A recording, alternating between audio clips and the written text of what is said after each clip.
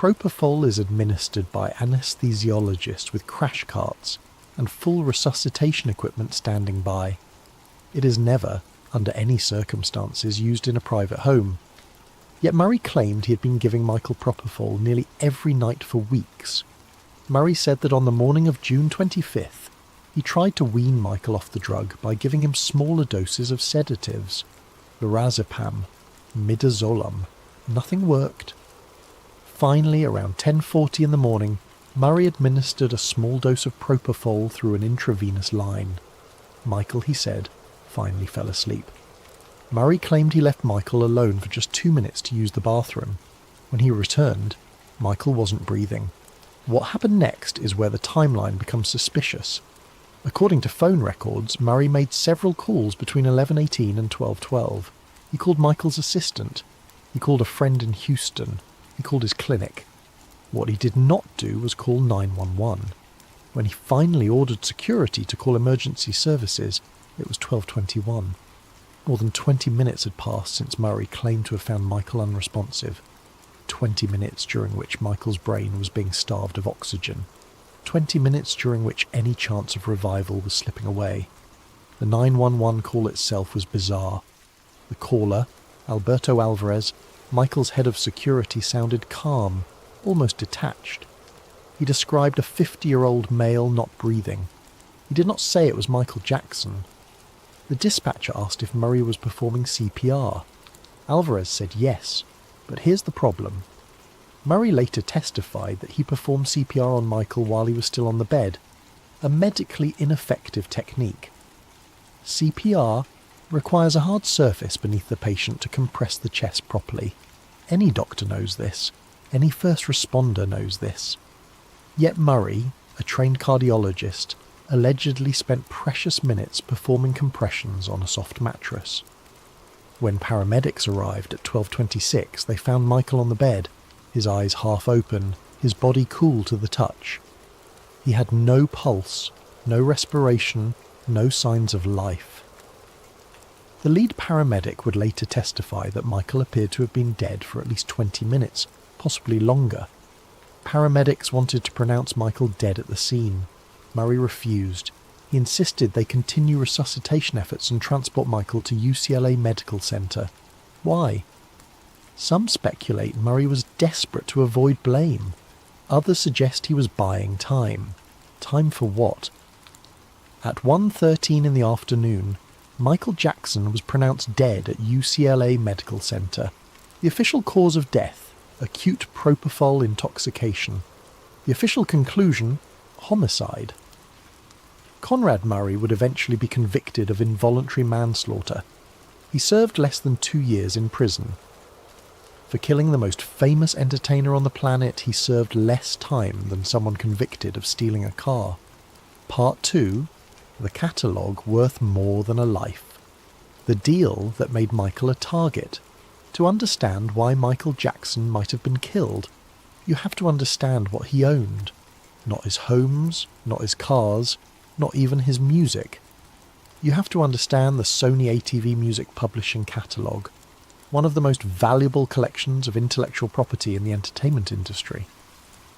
In 1985, Michael made one of the smartest business decisions of his career.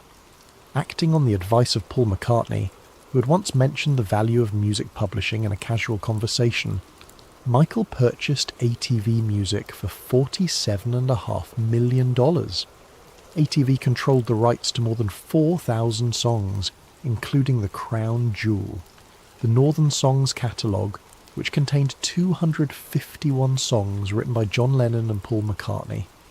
Michael Jackson, a black man from Gary, Indiana, now owned the Beatles. It was a move that shocked the music industry. Paul McCartney himself was furious, having tried to reclaim the catalogue years earlier only to be outbid. McCartney had casually mentioned to Michael years before that owning publishing rights was where the real money in music existed. Michael, always a shrewd businessman despite his public persona as a naive Peter Pan figure, took the advice to heart. When ATV Music went up for sale, Michael moved quickly and decisively.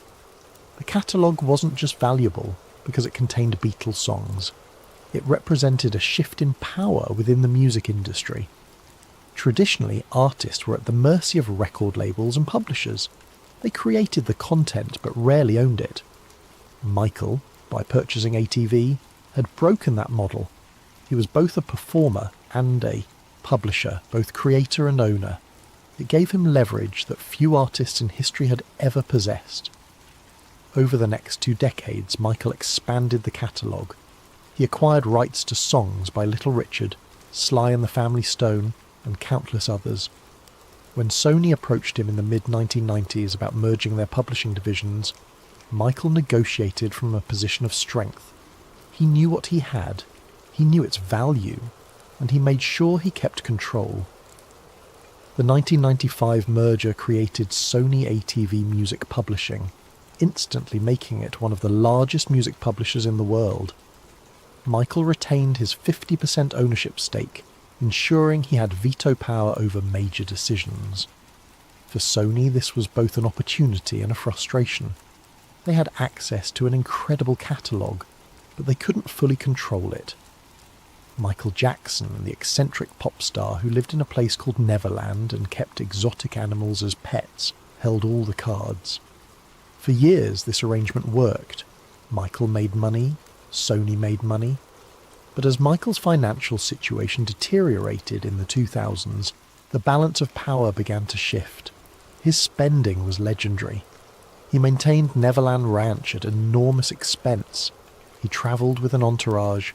He faced costly legal battles, including the devastating child molestation accusations that, while he was acquitted, destroyed his reputation and earning potential. By 2005, Michael was in serious financial trouble. He owed hundreds of millions of dollars to various creditors. His album sales had plummeted. He was no longer the unstoppable commercial force he'd been in the 1980s and 90s. He needed cash, and fast. The solution was to borrow against his most valuable asset, the Sony ATV catalogue. In 2006, Michael refinanced a massive loan, using his 50% stake as collateral. The loan gave him the cash he needed to survive, but it came with strings attached. If he defaulted, Sony could potentially claim his share of the catalogue. He had, in effect, bet everything on his ability to make a comeback. The purchase infuriated Paul McCartney, who had tried and failed to buy back the catalogue years earlier. It also made Michael one of the most powerful figures in the music industry. Every time a Beatles song was played on the radio, used in a commercial, or covered by another artist, Michael got paid. Every time someone wanted to license Yesterday or Let It Be, they had to go through him. By the mid-1990s, Michael's catalogue had grown even more valuable. In 1995, he merged ATV with Sony's music publishing division, creating Sony ATV. Under the deal, Michael retained 50% ownership. The partnership gave him access to even more songs, including hits by Elvis Presley, Bob Dylan and Eminem. By 2009, Sony ATV was worth well over $1 billion. Some estimates put it closer to $2 billion. Michael's 50% stake alone was worth hundreds of millions. But there was a problem. Michael needed cash. Despite his wealth on paper, Michael was drowning in debt. Years of extravagant spending, a shrinking income from album sales, and costly legal battles had left him financially overextended. In 2006, he refinanced a $300 million loan, using his share of Sony ATV as collateral. This put Sony in a powerful position.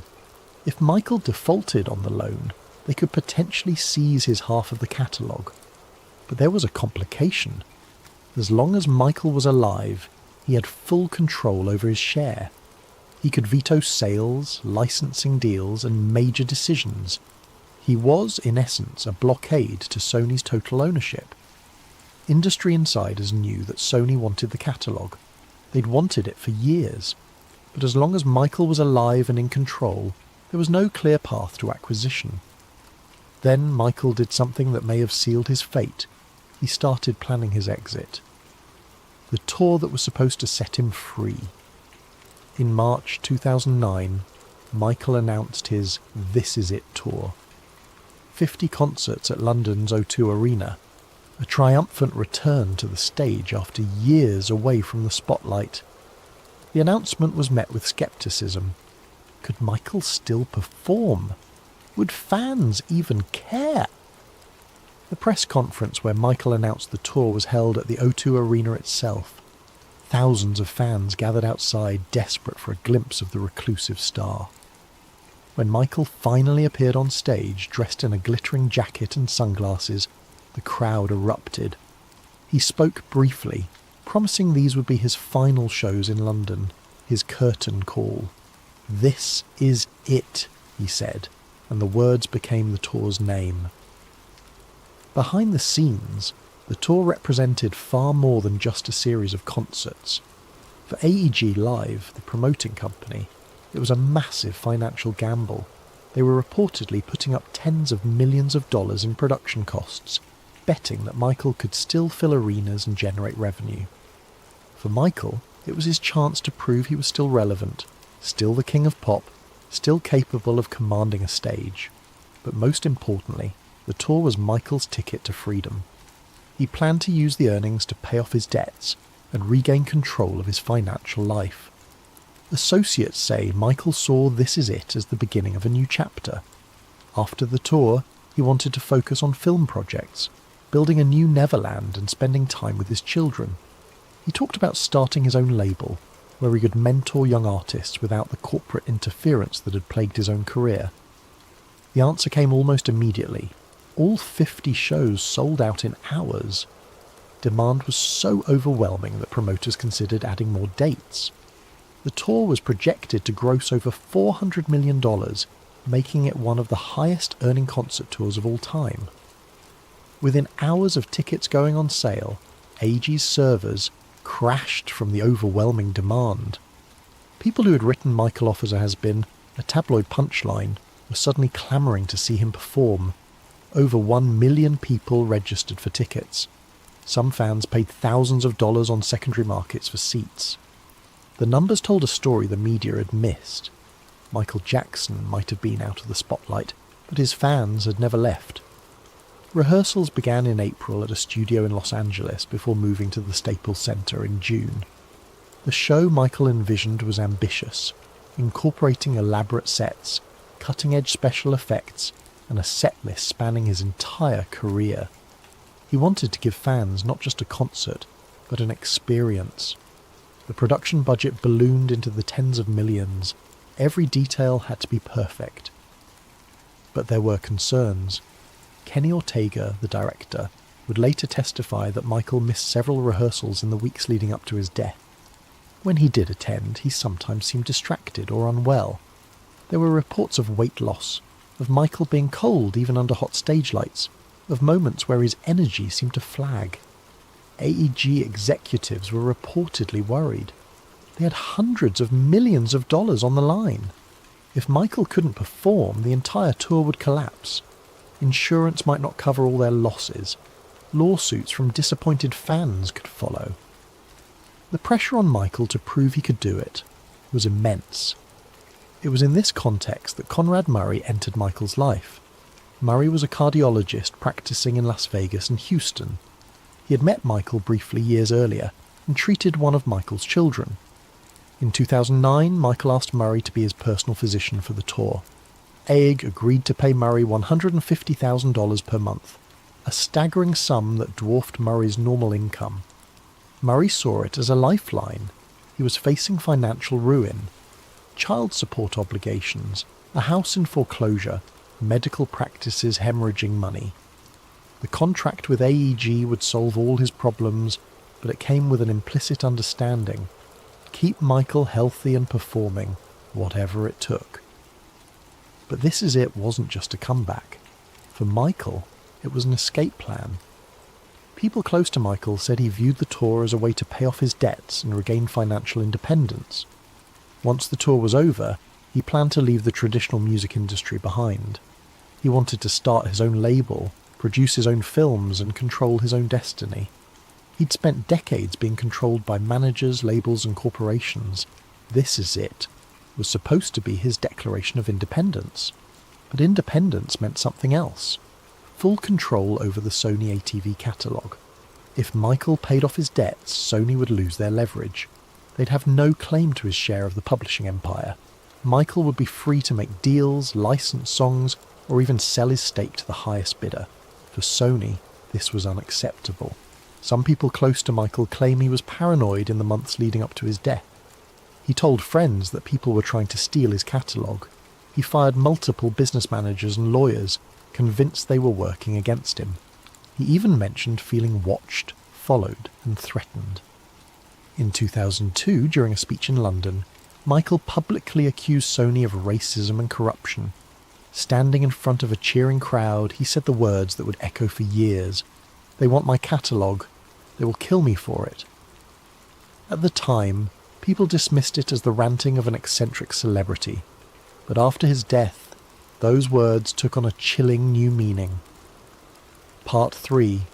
The warnings he left behind. The words no one wanted to hear. Michael Jackson was not shy about his fears. In interviews, private conversations, and public statements, he repeatedly voiced concerns that powerful people wanted him dead. The pattern began years before his death. In the late 1990s, after his first major conflict with Sony over album promotion, Michael started expressing concerns to people in his inner circle. He felt the label wasn't supporting his work the way they should. He felt they were deliberately sabotaging his career, and he believed they were doing it because they wanted to weaken his position in the Sony ATV partnership. These concerns intensified after the release of Invincible in 2001. Despite being a commercial success by most standards, selling millions of copies worldwide, Sony declared the album a disappointment. They pulled promotional support. They refused to release more singles. Michael was furious. He organised protests outside Sony headquarters in New York, holding signs that read "Sony kills music" and accusing the company of racism. It was during this period that Michael made his most explosive public accusation. In July 2002, he appeared at a rally in London, organised by Reverend Al Sharpton. The event was meant to highlight racial issues in the music industry. Michael took the stage and, to the shock of many observers, directly attacked Sony and its chairman, Tommy Mottola. He called Mottola a racist and devilish. He accused Sony of systematically undermining black artists. And then he said the words that would echo for years. The record companies really do conspire against the artists.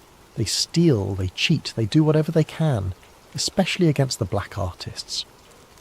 He paused, looked directly at the camera and added, "They want my catalogue.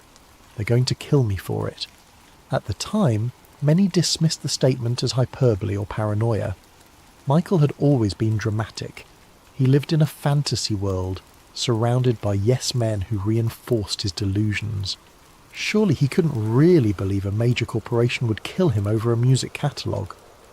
But Michael repeated the claim privately, over and over, to people he trusted. He told his spiritual advisor, Deepak Chopra, that he felt threatened. He told his former publicist that people were plotting against him. He told friends that when his time came it wouldn't be natural. "They'll make it look like an accident," he said, "or an overdose, but you'll know the truth." In a recorded phone call from 2003, Michael told a friend that people in the industry were conspiring against him. "They're trying to destroy me," he said. "They want everything I own. They'll make it look like an accident. They'll say I was sick, that I did it to myself, but I'm telling you, they're going to kill me." His family heard similar statements. Latoya Jackson, Michael's sister, would later tell reporters that Michael repeatedly said they're going to kill me for my catalogue. She said he feared being poisoned or injected with something that would stop his heart. In 2009, just months before his death, Michael had a conversation with his longtime friend and spiritual advisor Deepak Chopra. According to Chopra, Michael seemed afraid. He talked about feeling threatened and mentioned that people around him couldn't be trusted. Chopra later said he believed Michael knew he was in danger but felt powerless to stop it.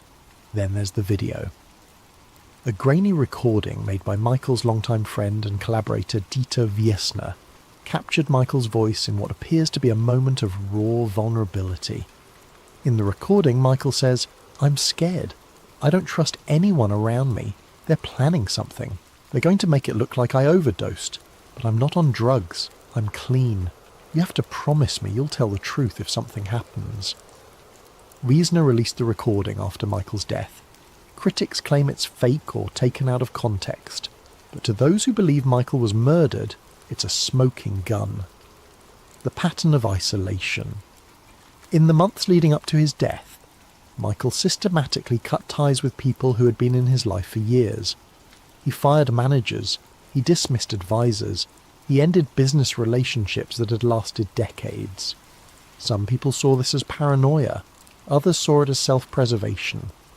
Michael told friends he didn't know who was working for him, and who was working against him.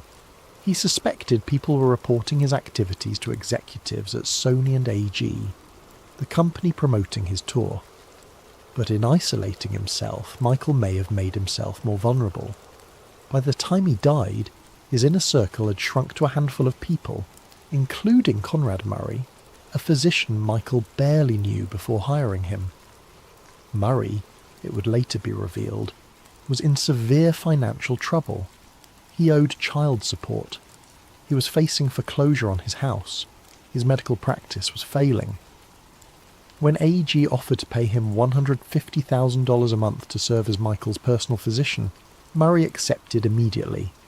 Critics of the conspiracy theory argue that Murray was simply an incompetent doctor who made fatal mistakes, but believers point to the financial incentive. A man desperate for money, installed in the home of the world's most valuable entertainer, with unsupervised access to lethal drugs. To them, it's not hard to imagine how such a situation could be exploited. Part 4. The suspicious timeline. The evidence that doesn't add up.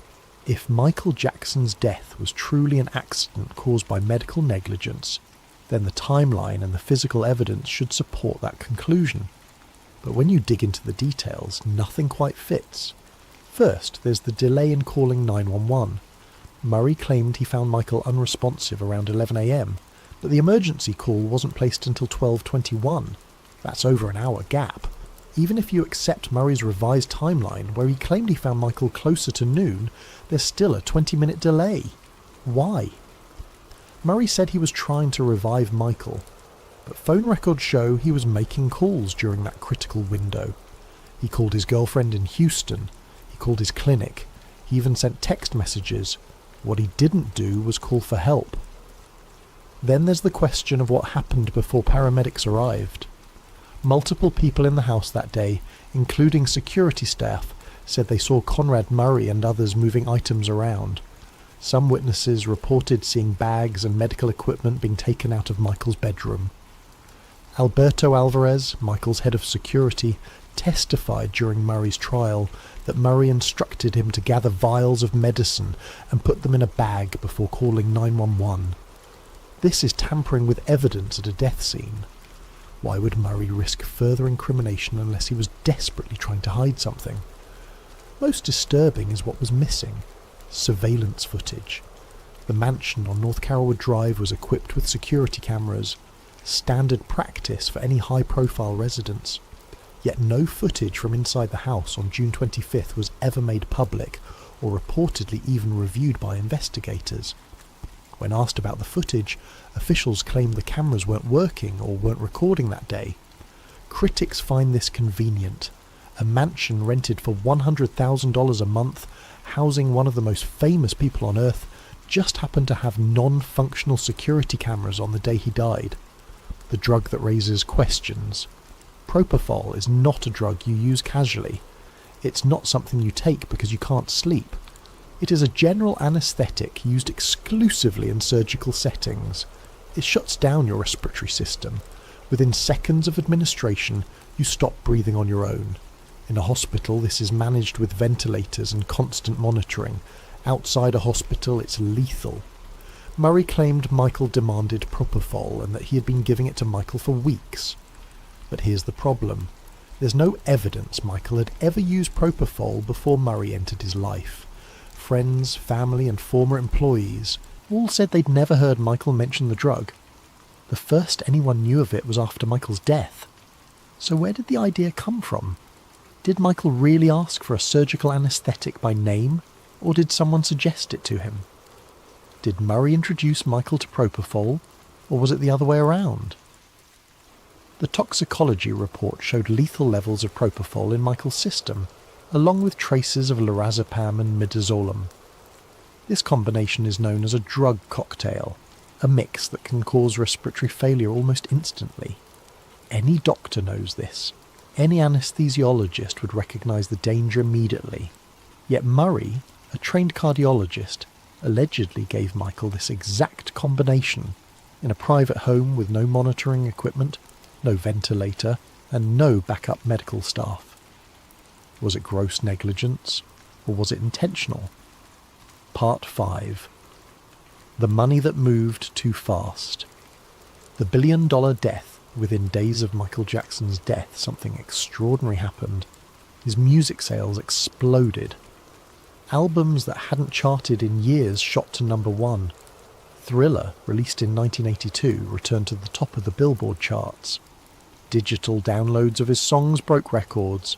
Streaming numbers reached unprecedented levels. The numbers were staggering. In the first week after his death, Michael's catalogue sold over 8 million tracks and 3 million albums in the United States alone. Worldwide, the figures were even more dramatic. Thriller alone sold over 100,000 copies in that first week, 27 years after its original release. It was a level of commercial success that living artists could only dream of achieving. Music wasn't the only revenue stream. Within days, merchandising deals were being negotiated.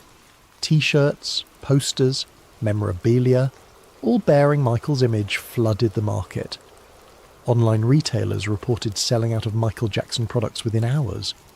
Auction houses prepared to sell items connected to Michael, knowing they would fetch premium prices from grieving fans desperate to own a piece of his legacy.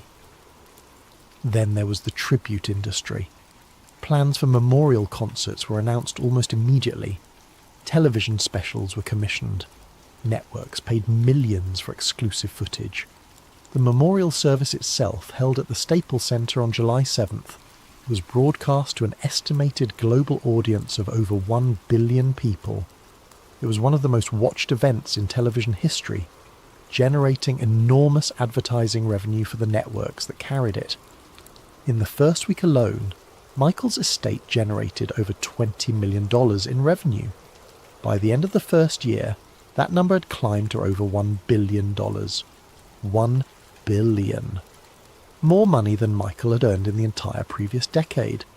The speed of these business deals raised his eyebrows among those who suspected foul play. Normally, when a major artist dies, there's a period of mourning before the business machine kicks into gear. Estates need time to organise, contracts need to be reviewed, legal issues need to be resolved. But in Michael's case, everything moved with startling efficiency. Part of this efficiency came from the fact that Michael's estate had executors already in place. John Branca, Michael's longtime entertainment lawyer, and John McClane, a music executive and family friend, had been named co-executors in Michael's will. When Michael died, they immediately took control of his business affairs. They had the authority to make deals, sign contracts, and manage the estate's assets. Interestingly, Michael had fired Branca just weeks before his death. Some family members claimed Michael didn't trust Branca and wanted him removed from any role in his affairs. But the will that named Branca as executor was dated 2002, and under California law it remained valid. When Michael died, Branca was back in control, whether Michael wanted him there or not. The Michael Jackson estate became one of the highest earning estates in entertainment history, rivaling Elvis Presley and outdoing almost every living artist. And the profits kept rolling in. Album sales, licensing deals, merchandising, tribute concerts, documentaries. Sony moved with remarkable speed. Within weeks of Michael's death, they announced a deal to release This Is It, a documentary film cobbled together from rehearsal footage. The film premiered in October 2009, just 4 months after Michael died. It grossed over $260 million worldwide. becoming the highest-earning concert documentary of all time. Sony didn't stop there. They released posthumous albums. They licensed Michael's music for commercials, video games, and Cirque du Soleil shows. They sold rights to projects Michael would have never approved while alive, and every deal generated millions. Critics of the conspiracy theory argue this is just business. A dead icon always generates renewed interest. But believers point to the speed and efficiency of the operation. Deals that normally take years to negotiate were completed in weeks. Projects that would have required Michael's approval were greenlit immediately. It was as if Sony had been waiting, prepared, ready to move the moment Michael was gone. The catalogue that finally changed hands. For years, Sony had wanted full control of the Sony ATV catalogue. For years, Michael Jackson stood in the way. But after his death, the obstacles began to crumble. In 2016, 7 years after Michael's death, Sony finally acquired the Michael Jackson estate's 50% stake in Sony ATV. The deal was valued at $750 million. Sony now owned the entire catalogue, every song, every licensing right, every dollar of future revenue. The estate's executors framed the sale as a smart business decision.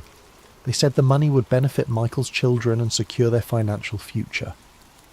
But critics point out that the sale happened far sooner than it would have if Michael had been alive. A living Michael Jackson had veto power over any major decision regarding the catalogue. He could block sales, renegotiate terms, or hold out for a better offer. He had time. He had leverage. But a dead Michael Jackson had none of those things. His estate, run by executors appointed before his death, operated under different rules. They had a fiduciary duty to maximise profits, even if it meant selling the very assets Michael had spent his life protecting. To believers in the conspiracy, this is the end game. Michael's death didn't just remove an obstacle, it accelerated a transfer of wealth and power that Michael had resisted for decades. Sony got exactly what they wanted, and all it cost was the life of the man who stood in their way. Part 6. The trial that answered nothing. The scapegoat. In November 2011, Conrad Murray stood trial for involuntary manslaughter. The prosecution argued that Murray's reckless administration of propofol caused Michael Jackson's death. The defence argued that Michael, desperate for sleep and addicted to prescription drugs, secretly self-administered a lethal dose while Murray was out of the room. The trial lasted 6 weeks.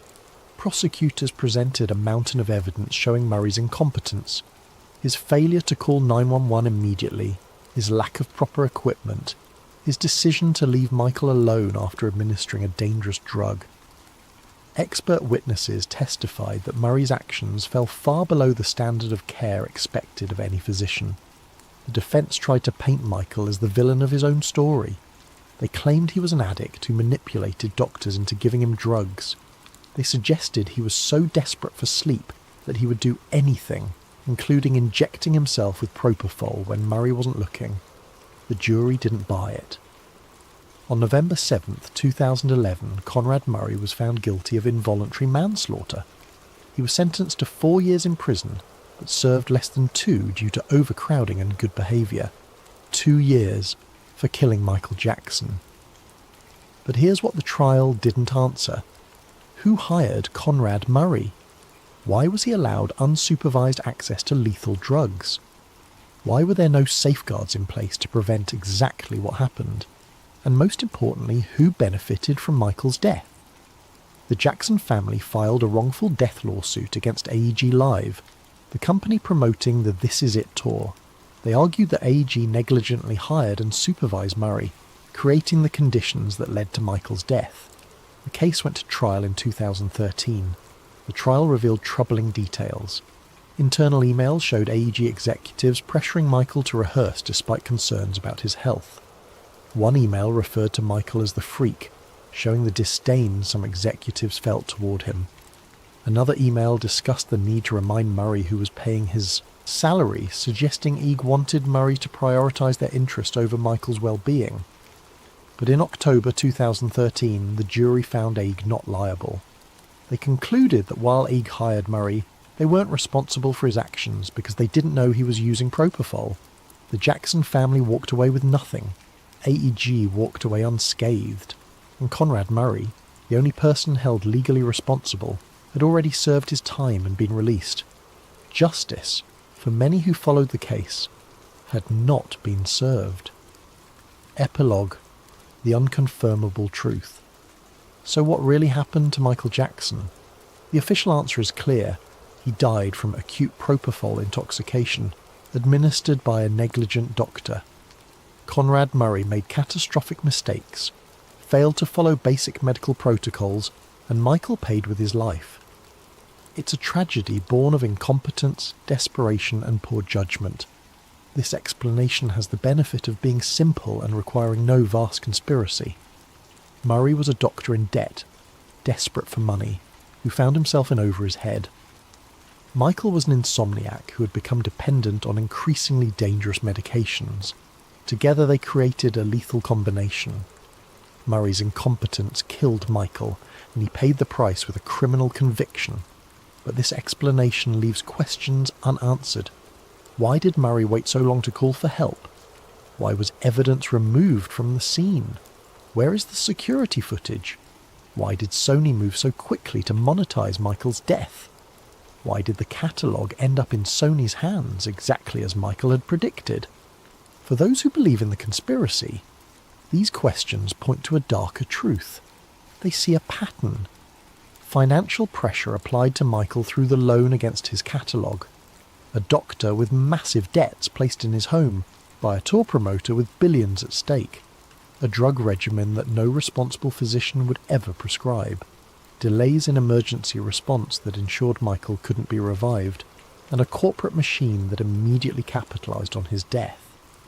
They point to Michael's own words, spoken years before his death, warning that this exact scenario would play out. They point to the fact that Michael's death solved problems for multiple powerful entities. Sony got a path to the catalogue, AG's tour insurance paid out, and the estate generated more money in 1 year than Michael had made in the previous 10. The conspiracy theory argues that Michael didn't need to be murdered in a traditional sense. No one needed to sneak into his room and inject him with poison. All that was needed was to create the conditions where his death became inevitable. Place a desperate, financially compromised doctor in his home. Ensure he has access to lethal drugs.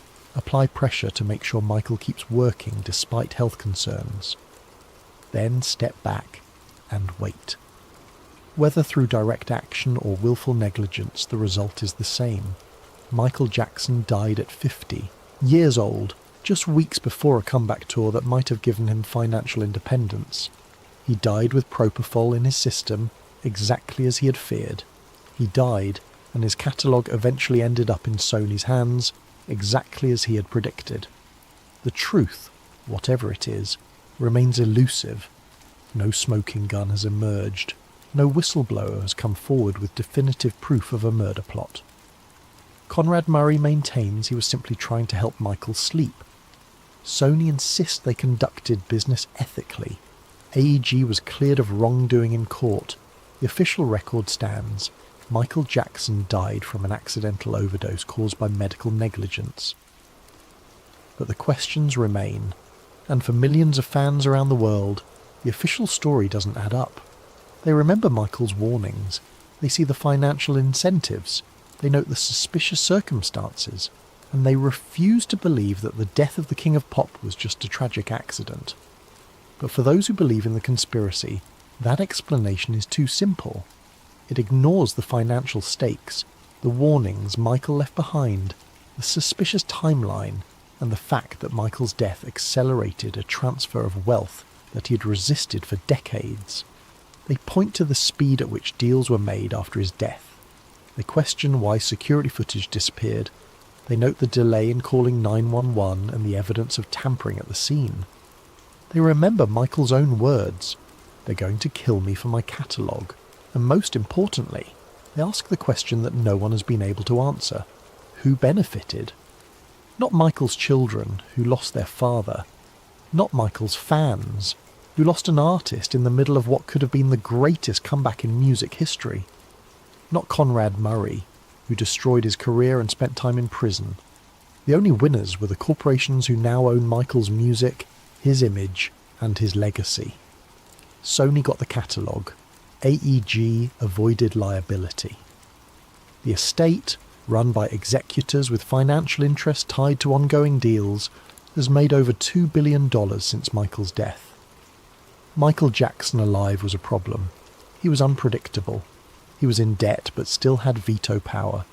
He was planning a comeback that might give him financial independence. He was, in the eyes of some, an obstacle. Michael Jackson dead was an asset. A profitable, controllable, endlessly marketable asset. Did someone orchestrate his death? Was Conrad Murray more than just an incompetent doctor? Were there people pulling strings behind the scenes, ensuring that Michael's final hours played out exactly as they needed to? We'll probably never know for certain. The truth, if it exists, is buried under layers of legal protections, corporate interests, and the convenient narrative of a troubled star who pushed his body too far. But one thing is undeniable. Michael Jackson warned us. He told anyone who would listen that they were coming for him. He said they would make it. Look like an accident. Like an overdose. He said they wanted his catalogue. And in the end, that's exactly what happened. The aftermath of Michael's death created ripples that extended far beyond the music industry. His children, Prince, Paris and Blanket, lost their father at young ages. They grew up in the spotlight, their grief and growth documented by tabloids and social media.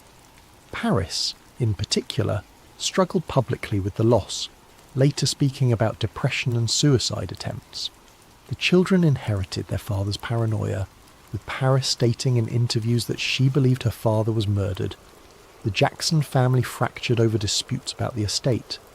Michael's mother, Catherine, challenged the will, arguing it should be invalid. She claimed the signatures were forged and that Michael had been in New York, not Los Angeles, on the date the will was supposedly signed. Her challenges were ultimately unsuccessful, but they revealed deep rifts within the family about who should control Michael's legacy. Some family members accused the estate executors of profiting excessively from their positions. Branca and McLean received percentages of the estate's earnings, meaning that as the estate generated billions, they became wealthy men themselves. Critics argued this created a perverse incentive. The executors benefited more from Michael's death than they ever would have from his life. They had every reason to maximise commercial exploitation of Michael's image and music, even if it meant approving projects Michael might have rejected. For the fans, Michael's death created a void that could never be filled. He had been more than an entertainer. He was a symbol, an icon, a figure who transcended music to become part of global culture. His death felt personal to millions who had never met him. They mourned not just the man, but what he represented. Artistic genius, childlike wonder, the belief that one person could change the world through music and dance. And for those who believe he was murdered, Michael's death became a rallying cry. They organised online, sharing theories and evidence. They pointed to inconsistencies in official accounts. They questioned motives and followed the money. Some became obsessed, seeing conspiracies everywhere.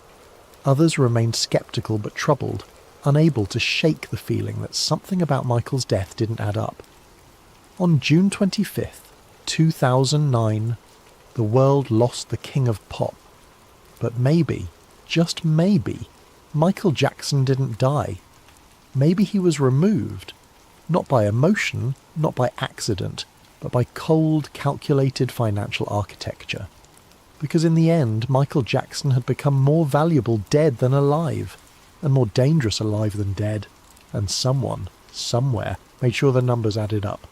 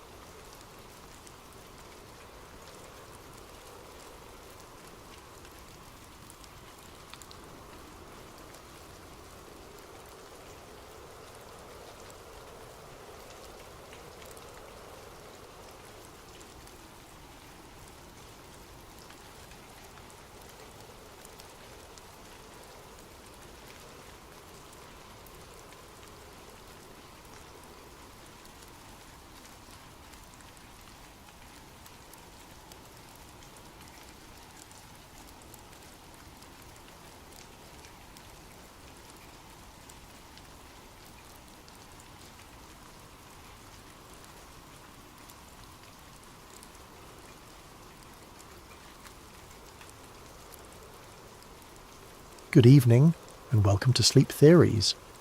Before we dive into tonight's story, I'm curious about you, our listeners.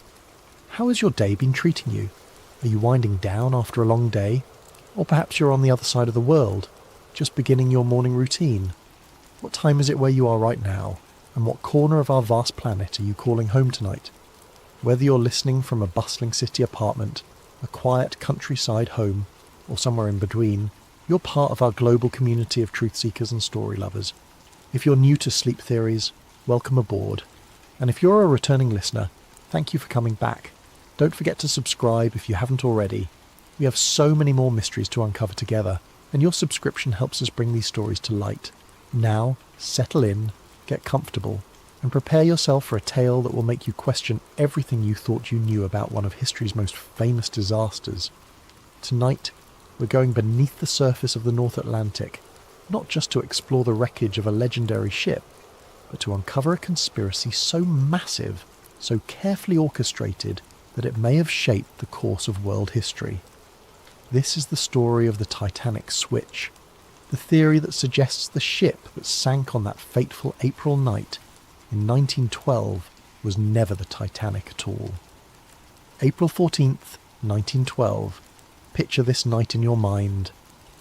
The North Atlantic stretches endlessly in every direction, a black mirror reflecting nothing but stars. There is no moon to illuminate the waters, leaving the ocean in an almost supernatural darkness. The temperature has dropped to just below freezing, and the sea is unusually calm, so still that veterans of these waters would later describe it as eerily unnatural. Cutting through this obsidian expanse is the largest moving object ever created by human hands. The RMS Titanic, all 882 feet of her, pushes through the water at nearly 23 knots.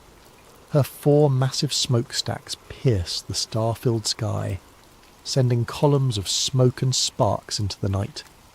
From her decks, the warm glow of electric light spills out onto the water, creating the only source of illumination for miles in any direction. Inside this floating palace, over 2,000 souls are living what many believe to be their final hours, though they don't know it yet. In the first-class dining saloon, passengers in evening wear are finishing their 10-course dinner, completely unaware that they are dining aboard what will become history's most famous maritime disaster. The ship's orchestra plays ragtime melodies that drift through the corridors, mixing with the sound of laughter, conversation, and the ever-present thrumming of the engines deep below. Captain Edward Smith stands on the bridge, a veteran of the seas with 40 years of experience behind him. This is meant to be his final voyage before retirement, a triumphant capstone to a distinguished career. He has commanded ships for the White Star Line for decades, earning the nickname Millionaire's Captain for his skill in handling the luxury vessels that carry the world's elite across the Atlantic. Tonight he commands not just any ship, but the crown jewel of the White Star Line fleet, the unsinkable Titanic. But at 11:39 p.m. ship's time, everything changes in an instant. Frederick Fleet, the lookout stationed in the crow's nest, spots something emerging from the darkness ahead. Without the aid of binoculars, which, mysteriously, are locked away and unavailable to the lookouts that night, he strains his eyes against the blackness. What he sees sends ice through his veins. A massive iceberg, dark and silent, looms directly in the ship's path. "Iceberg right ahead," Fleet shouts into the telephone that connects him to the bridge. First Officer William Murdoch receives the warning and immediately orders hard a starboard and full astern. The helmsman spins the wheel, and the engine room receives the telegraph signal to reverse engines. For 37 seconds, the fate of over 2,000 people hangs in the balance as the massive ship begins to turn. But it's too late.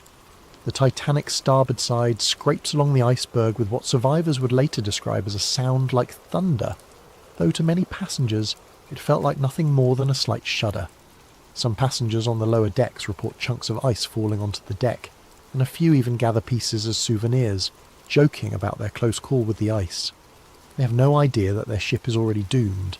Below the waterline, the iceberg has opened up the first 5 compartments of the ship's hull. The Titanic was designed to survive flooding in up to 4 compartments, but 5 is too many. Thomas Andrews, the ship's designer who is aboard for this maiden voyage, quickly calculates the mathematics of disaster. With 5 compartments flooding, the ship will inevitably sink by the bow, pulling the rest of the vessel down with her. "How long do we have?" Captain Smith asks Andrews. "An hour, 2 at most." And so begins one of the most studied, documented and debated disasters in human history. Over the next 2 hours and 40 minutes, the unsinkable ship will break apart and slip beneath the waves, taking with her over 1,500 souls. The survivors will tell stories of heroism and cowardice, of the band playing hymns as the ship tilted toward her grave, of the insufficient lifeboats and the icy water that killed most victims within minutes. This is the story we all know. This is the official narrative that has been told and retold for over a century. But what if everything we think we know about that night is wrong? What if the ship that struck the iceberg and sank in the North Atlantic was never the Titanic at all?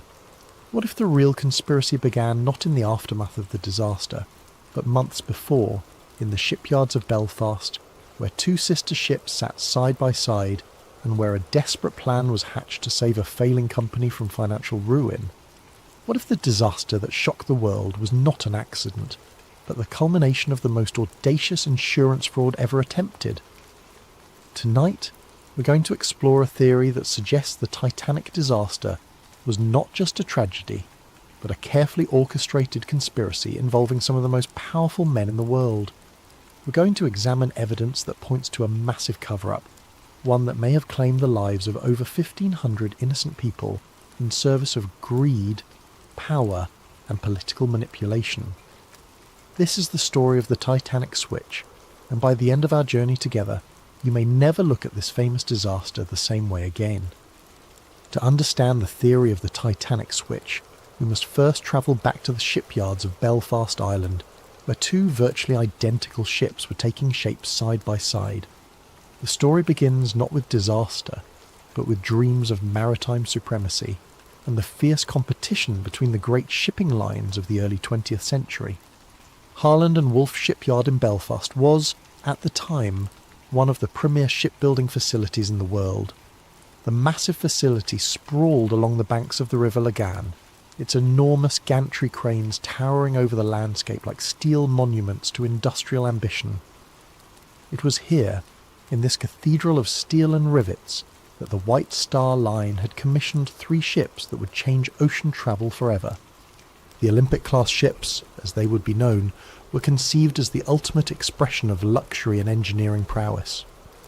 These were to be the largest, most opulent vessels ever built, designed to dominate the lucrative North Atlantic passenger route and crush the competition from rival shipping companies like Cunard Line. The first of these sister ships was the RMS Olympic, launched on October the 20th, 1910. She was a marvel of engineering, stretching 882 feet from bow to stern and weighing over 46,000 tons.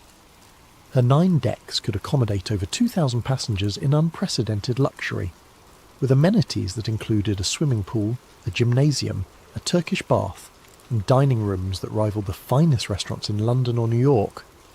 The Olympic was not just a ship. She was a floating city, a testament to British engineering and a symbol of the White Star Line's dominance of the seas. When she departed Southampton on her maiden voyage in June 1911, she carried with her the hopes and reputation of her builders. But less than 4 months after her maiden voyage, disaster struck. On September the 20th, 1911, the Olympic was departing Southampton when she collided with HMS Hawke, a Royal Navy cruiser. The impact was devastating. The Hawke's reinforced bow, designed to ram enemy vessels, punched a massive hole in the Olympic's starboard side, flooding 2 of her compartments and severely damaging her propeller shaft.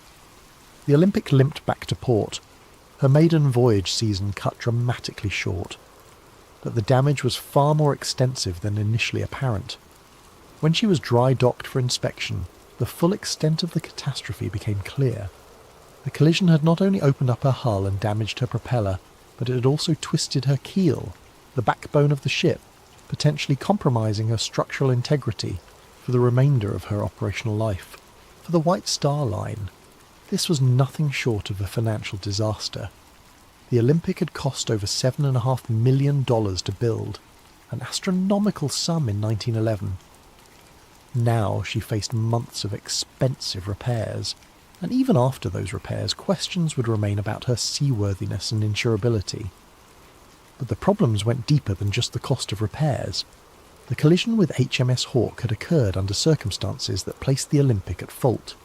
Captain Edward Smith, yes, the same Captain Smith who would later command the Titanic on her fatal voyage, had been in charge of the Olympic when the accident occurred.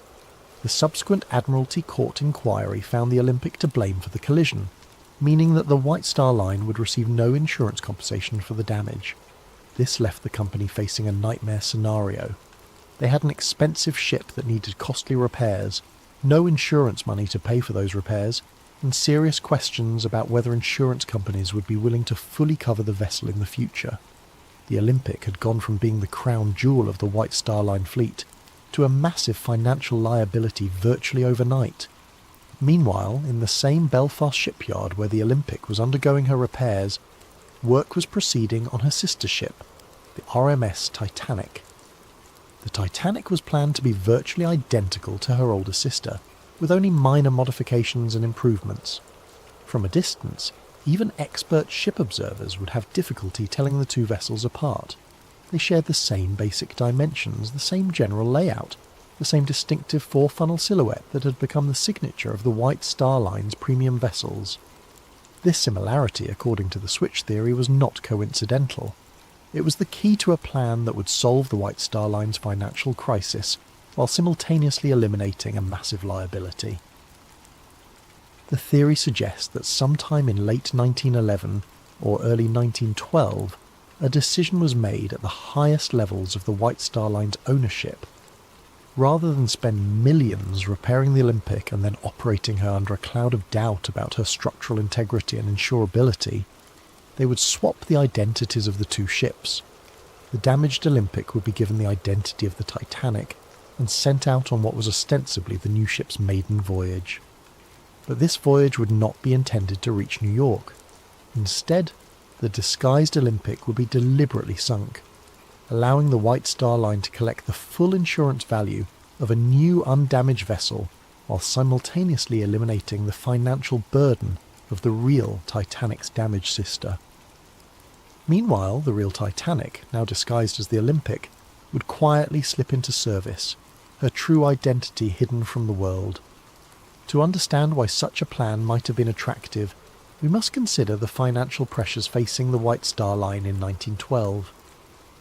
The company was owned by the International Mercantile Marine Company, a shipping trust controlled by American financier J.P. Morgan. Morgan had invested enormous sums in his shipping empire, but the business was facing increasing competition and declining profitability. The White Star Line needed the Titanic to be a success. They needed her to capture public imagination, dominate the headlines, and establish the company's supremacy on the North Atlantic route. But they also needed to resolve the Olympic problem before it bankrupted the entire operation. According to the switch theory, the solution was as elegant as it was terrible. Switch the ships, sink the damaged one while pretending it was the new one, collect the insurance money, and use the real new ship to rebuild the company's reputation and finances. The theory suggests that the work done on both ships during the winter of 1911 and 1912 was not routine maintenance and completion, but rather an elaborate process of swapping their identities. Features that differed between the ships would need to be altered. Documentation would need to be changed or destroyed.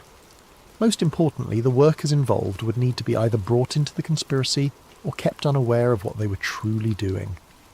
Harland and Wolff employed thousands of workers, and the shipyard was a maze of activity with multiple vessels under construction and repair simultaneously. In such an environment, it would be possible to make alterations to both ships without arousing suspicion, especially if the changes were explained as routine modifications or improvements. The workers who might notice discrepancies could be told they were simply upgrading the Olympic to match improvements made to the Titanic design, or vice versa. Only a handful of people at the very top of the hierarchy would need to know the true purpose of the work being done. But for such a plan to succeed, it would require more than just physical alterations to the ships. it would require careful planning of the disaster itself, ensuring that the right people were aboard and the right people were not, and that the sinking would occur in circumstances that would prevent too close an examination of the evidence. The switch theory suggests that every detail of the Titanic's maiden voyage was planned not to showcase a magnificent new ship, but to destroy an old damaged one while making it appear to be an accident. The passenger list, the route, the timing, even the crew assignments, all of these, according to the theory, were carefully orchestrated to serve the conspiracy. As we'll see, the evidence for this incredible claim goes far beyond simple speculation. There are photographs that seem to show differences between the ship that left Belfast and the ship that left Southampton.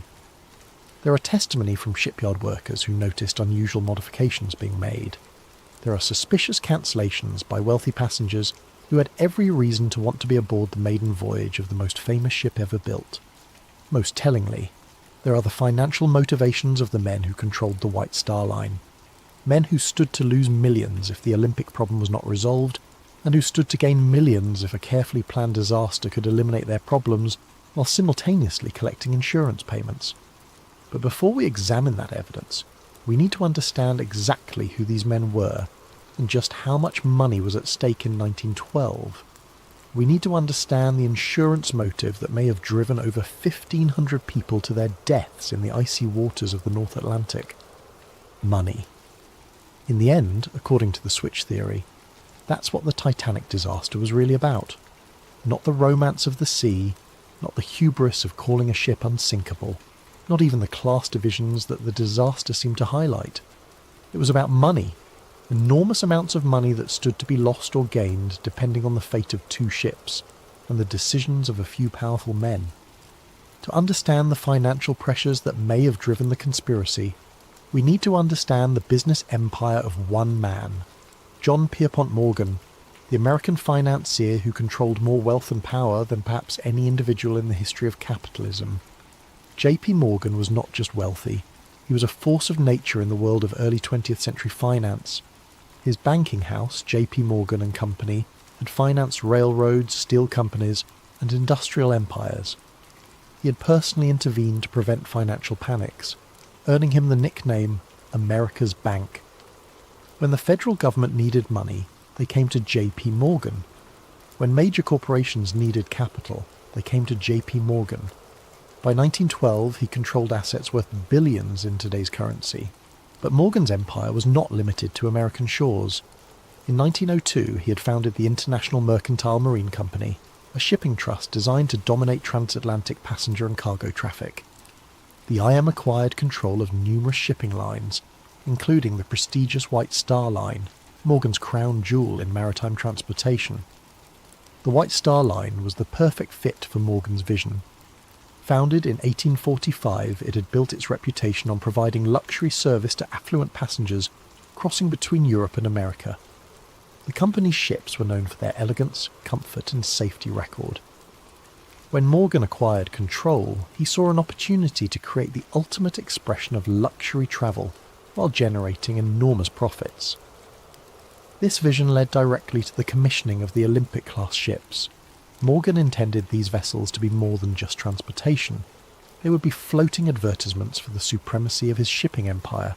The Olympic, Titanic, and the planned third sister ship Britannic would capture the public imagination and establish IMM as the unquestioned leader in North Atlantic travel. The financial investment was staggering. Each ship cost approximately $7.5 million to build, roughly $200 million in today's currency. The Olympic alone represented an investment larger than the annual budget of many small nations. For the three ships combined, Morgan was risking an amount of money that could have funded a small war. But the potential profits were equally enormous. The North Atlantic passenger route was one of the most lucrative transportation businesses in the world. Wealthy Americans travelling to Europe for business or pleasure were willing to pay premium prices for luxury accommodations. European aristocrats and businessmen crossing to America represented another steady stream of high-paying customers. Immigrants seeking new lives in America provided volume traffic that, while individually less profitable, generated substantial revenue in aggregate. Morgan calculated that the Olympic-class ships would not only dominate this market but expand it. By offering unprecedented luxury and reliability, he could charge premium prices while attracting new customers who had never before considered ocean travel. The ships would pay for themselves within a few years and then generate enormous profits for decades to come. This was the dream. The reality, as we've seen, was somewhat different. When the Olympic collided with HMS Hawke in September 1911, Morgan's carefully calculated investment began to unravel. The ship that was supposed to be generating revenue was instead sitting in dry dock, requiring expensive repairs. Worse, the legal finding that the Olympic was at fault for the collision meant that insurance would not cover the costs of those repairs. But the problems went beyond just the immediate cost of fixing the damage. The Olympic's accident raised serious questions about the ship's design and safety. If one of these supposedly superior vessels could be so easily damaged in a collision with a smaller ship, what did that say about their construction? More importantly for Morgan's business model, what did it say about their insurability? Insurance was critical to the economics of ship operation. No shipping company could afford to operate vessels worth millions of dollars without comprehensive insurance coverage. But insurance companies were in the business of managing risk, and a ship that had already demonstrated vulnerability might be difficult to insure at reasonable rates. The switch theory suggests that by late 1911, Morgan and his associates realized they faced a potential disaster that went far beyond the cost of repairing one ship. If insurance companies began to question the safety and reliability of the Olympic-class design, it could affect the insurability and profitability of the entire fleet. The Titanic, still under construction, might face higher insurance premiums or coverage limitations based on her sister ship's problems. Even worse, if the Olympic's structural damage was more extensive than initially apparent, the ship might prove to be uneconomical to operate even after repairs. A ship with a damaged keel might suffer from ongoing problems with stability, fuel efficiency, or structural integrity. She might require more frequent and expensive maintenance, reducing her profitability and potentially shortening her operational life. In this context, the switch theory proposes the idea of swapping the ship's identities became attractive, not just as a way to collect insurance money, but as a way to solve multiple problems simultaneously. By sinking the damaged Olympic while disguised as the Titanic, the conspiracy would eliminate the problematic vessel while collecting insurance payments based on the value of a new, undamaged ship. The insurance money would not only compensate for the Olympic's construction costs, but would also provide capital to complete the real Titanic and put her into profitable service. Meanwhile, the real Titanic, now operating under the Olympic's identity, would begin generating revenue immediately. Any questions about the Olympic's performance could be explained away as improvements made during her repair period. The beauty of the plan, from a financial standpoint, was that it transformed a major liability into a substantial asset. Instead of losing money on repairs and operating a damaged ship of questionable profitability, the conspiracy would collect full insurance value for a total loss, while simultaneously putting an undamaged vessel into service. But for such a plan to work, the insurance aspects would need to be carefully managed.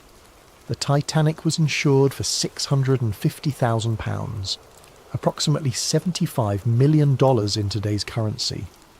This was a substantial amount, but it was less than the ship's actual construction cost, partly because insurance values were typically set below replacement cost to discourage fraudulent claims.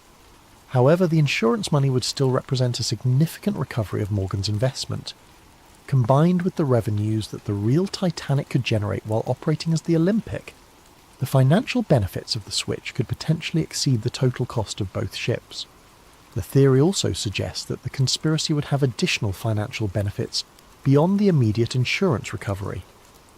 By eliminating the Olympic's problems, Morgan could proceed with his plans for the third sister ship, Britannic, without the cloud of questions about the class's design and safety. The successful maiden voyage of the Titanic would generate publicity and confidence that would benefit the entire White Star Line fleet. But perhaps most intriguingly, the switch theory proposes that the financial motive may have extended beyond simple insurance fraud. Some versions of the theory suggest that the disaster was timed to coincide with other events that would benefit Morgan's broader financial interests.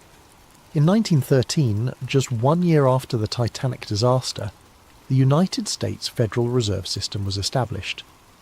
This new central banking system fundamentally changed how American finance operated, and J.P. Morgan was one of its strongest supporters.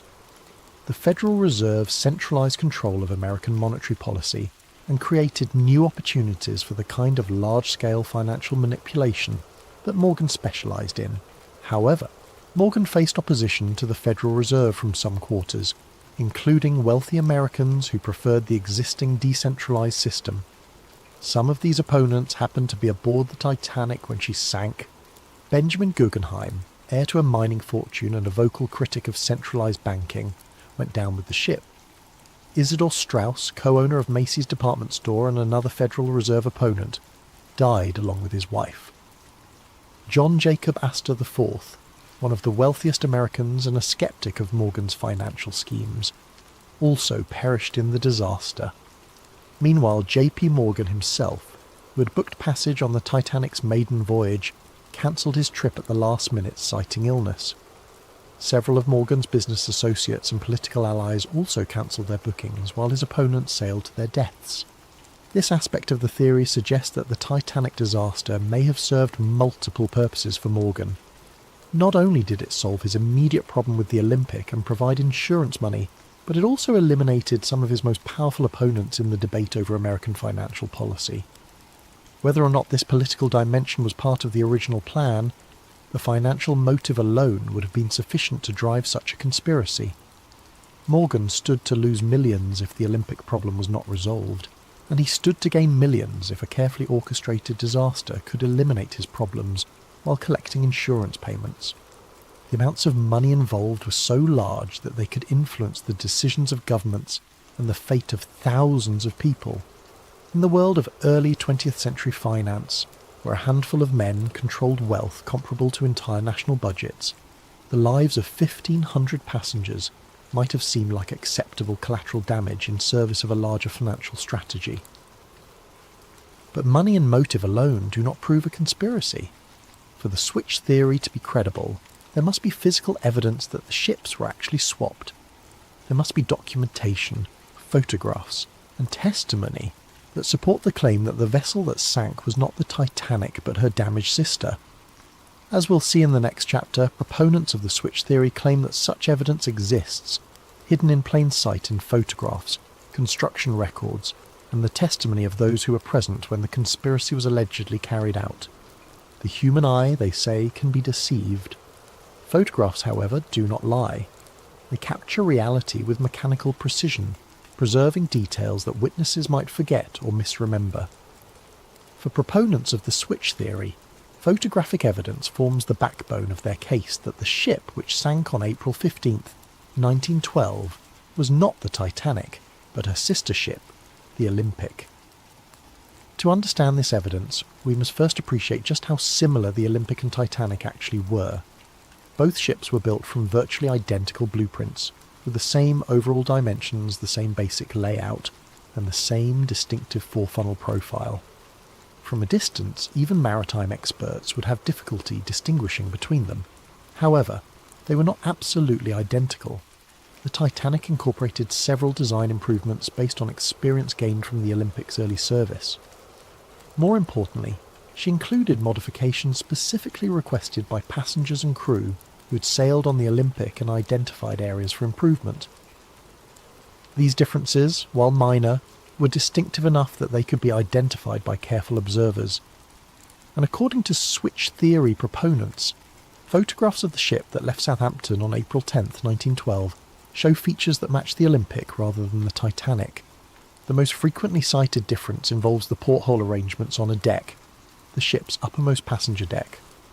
The original Titanic plans showed 16 portholes along the forward section of this deck. The Olympic, however, had been built with only 15 portholes in the same area. When the Olympic was being repaired after her collision with HMS Hawke, the damaged area included part of this porthole arrangement. Photographs taken of the Olympic during her repair period show workmen modifying the porthole configuration in this section.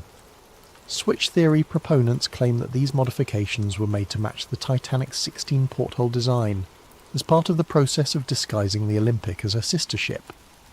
However, photographs of the ship that departed Southampton on the Titanic's supposed maiden voyage show only 15 portholes in the critical area, matching the Olympic's original configuration, rather than the Titanic's planned design. This discrepancy might seem minor, but it's precisely the kind of detail that would be difficult to alter quickly and completely. Changing porthole arrangements required cutting through the ship's steel hull and then reinforcing and refinishing the area. It was exactly the sort of modification that might be overlooked in a hasty effort to swap the ship's identities. Another frequently cited difference involves the arrangement of the ship's lifeboats. The Olympic and Titanic were built with slightly different davit systems, mechanical devices used to lower lifeboats into the water. The Titanic was designed with a newer, more efficient davit arrangement that allowed for quicker deployment of the boats. Photographs of the ship at Southampton show what appear to be the older style davits consistent with the Olympic's original configuration. Switch theory proponents argue that the newer davits planned for the Titanic were never installed because the ship that sailed was actually the disguised Olympic. This detail takes on additional significance when considered alongside survivor testimony about the difficulty experienced in launching lifeboats during the disaster. Several witnesses reported problems with the davit mechanisms, delays in getting boats into the water, and confusion about the operation of the launching equipment. If the ship was actually the Olympic with her old davit systems, such problems might explain some of the difficulties experienced during the evacuation. More controversial is evidence related to the ship's propeller systems. The Olympic suffered significant damage to her centre propeller shaft during the collision with HMS Hawke. Repairs to this system were complex and expensive, requiring removal and replacement of major components. Some switch theory proponents claim that rather than properly repairing the Olympic's propeller system, the damaged components were simply patched or temporarily fixed. They argue that the ship that sailed from Southampton had a compromised propulsion system that would have affected her handling and manoeuvrability. This claim is supported, they suggest, by testimony from passengers who noted that the ship seemed to vibrate unusually during the voyage, and by reports that the ship was not achieving her expected speed. If the Titanic was actually the Olympic with a damaged propeller system, these performance issues would be explained. Perhaps more significant than these technical details are the human testimonies from those who worked on the ships. Several workers at Harland and Wolff reported unusual activity during the winter months when both ships were in the shipyard together. James Fenton, a painter who worked on both vessels, later claimed that he noticed significant work being done to modify the Olympic during what was supposedly a routine repair period. According to Fenton, workers were making changes that seemed to go far beyond fixing collision damage. They were altering features of the ship that had nothing to do with the areas damaged in the Hawke incident. Fenton specifically mentioned work being done on the Olympic's passenger accommodations, including modifications to cabin layouts and public room configurations. He claimed that these changes seemed designed to make the Olympic more closely resemble the Titanic's interior arrangements. Even more intriguingly, Fenton reported that workers were instructed to swap various brass fittings and fixtures between the two ships. Nameplates, cabin numbers, and other identifying features were removed from both vessels and apparently switched. When Fenton asked supervisors about this work, he was told it was part of standardising equipment between the sister ships. Another shipyard worker, Robert Hichens, reported seeing unusual activity in the area where the ships' names were painted on their hulls. According to Hichens, the name plates and hull markings on both ships were removed and replaced during the repair period. He assumed this was routine maintenance, but later wondered whether something more significant was happening. Perhaps most compelling is testimony from John Halpin, a ship fitter who worked on both vessels. Halpin claimed that he was specifically assigned to work on swapping interior fittings between the Olympic and the ship under construction that was supposedly the Titanic. He was told that this was being done to upgrade the Olympic with improvements developed for her sister ship. However, Halpin noticed that the work seemed to go both ways. Features from the Olympic were also being installed on the other ship. When he questioned this, supervisors told him that they were standardising the designs to make maintenance and operation more efficient. Only years later, after the disaster, did Halpern begin to suspect that the work he'd been assigned might have been part of a larger deception. He realised that the extensive swapping of components between the ships could have been part of a process of switching their identities entirely. These worker testimonies are supported by documentary evidence from the shipyard. Harland and Wolff's work records from the winter of 1911 to 1912 show extensive modifications being made to both ships. While much of this work was clearly related to repairing the Olympic's collision damage, some entries describe tasks that seem unrelated to the repairs. For example, records show work being done on both ships' passenger cabin configurations, dining room layouts, and recreational facilities. This work is described in vague terms that make it difficult to determine exactly what was being done, but the volume of interior modification seems excessive for routine maintenance or repair work. More suspicious are gaps in the documentation. Several weeks' worth of work records are missing from the shipyard files, apparently lost or destroyed. The missing records cover precisely the period when the most extensive work was being done on both ships. Additionally, some surviving records contain unusual notations and corrections that suggest original entries were altered or replaced. Work orders that originally specified tasks for the Olympic appear to have been changed to specify the same work for the Titanic and vice versa. Switch theory proponents also point to photographic evidence from inside the ships. Comparison of interior photographs taken during construction with photographs taken aboard the ship that sailed from Southampton reveals several discrepancies. The most notable differences involve the first-class dining room and the grand staircase. The Olympic's dining room was originally designed with a specific pattern of decorative panels and light fixtures. The Titanic was planned to have an improved version of the same space, with subtle but distinctive differences in the decorative scheme. Photographs taken aboard the ship at Southampton show decorative features that match the Olympic's original design, rather than the improvements planned for the Titanic. Similarly, details of the grand staircase appear to match the Olympic's configuration, rather than the Titanic's planned modifications. These interior discrepancies are particularly significant because they would be difficult to fake or alter after the disaster. Unlike exterior features that might be changed by salvage operations or natural deterioration, interior photographs taken before the voyage provide a permanent record of the ship's actual configuration. However, the most dramatic physical evidence cited by switch theory proponents involves the ship's construction numbers. Every vessel built by Harland and Wolff was assigned a unique yard number that was stamped or engraved on various components throughout the ship. These numbers served as permanent identification that could not be easily altered or forged. The Olympic was assigned yard number 301. The Titanic was assigned yard number 3909. According to the theory, components with the Olympic's number should have been found on the wreck if it was actually the Titanic that sank. When the Titanic wreck was discovered in 1985, some of the recovered artifacts did indeed show construction numbers.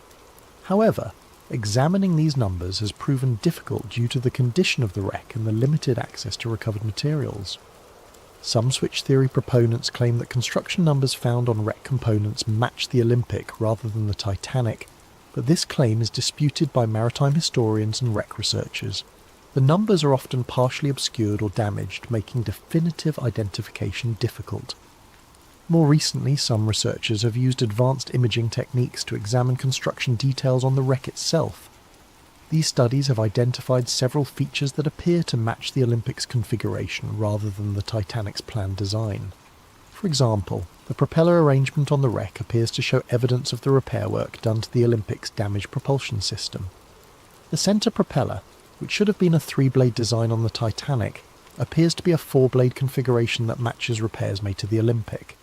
Similarly, hull plates in areas that should have been newly constructed for the Titanic show evidence of previous damage and repair that would be consistent with the Olympic's collision damage. However, these findings are highly technical and disputed by many experts. The condition of the wreck after more than a century on the ocean floor makes definitive identification of small details extremely difficult. Corrosion, collapse, and damage from the sinking itself have obscured many of the features that might provide conclusive evidence. The physical evidence for the switch theory remains controversial and disputed. While proponents point to numerous discrepancies between the ship that sailed and the ship that was supposed to sail, Skeptics argue that these differences can be explained by changes made during construction, errors in documentation, or misinterpretation of photographic evidence.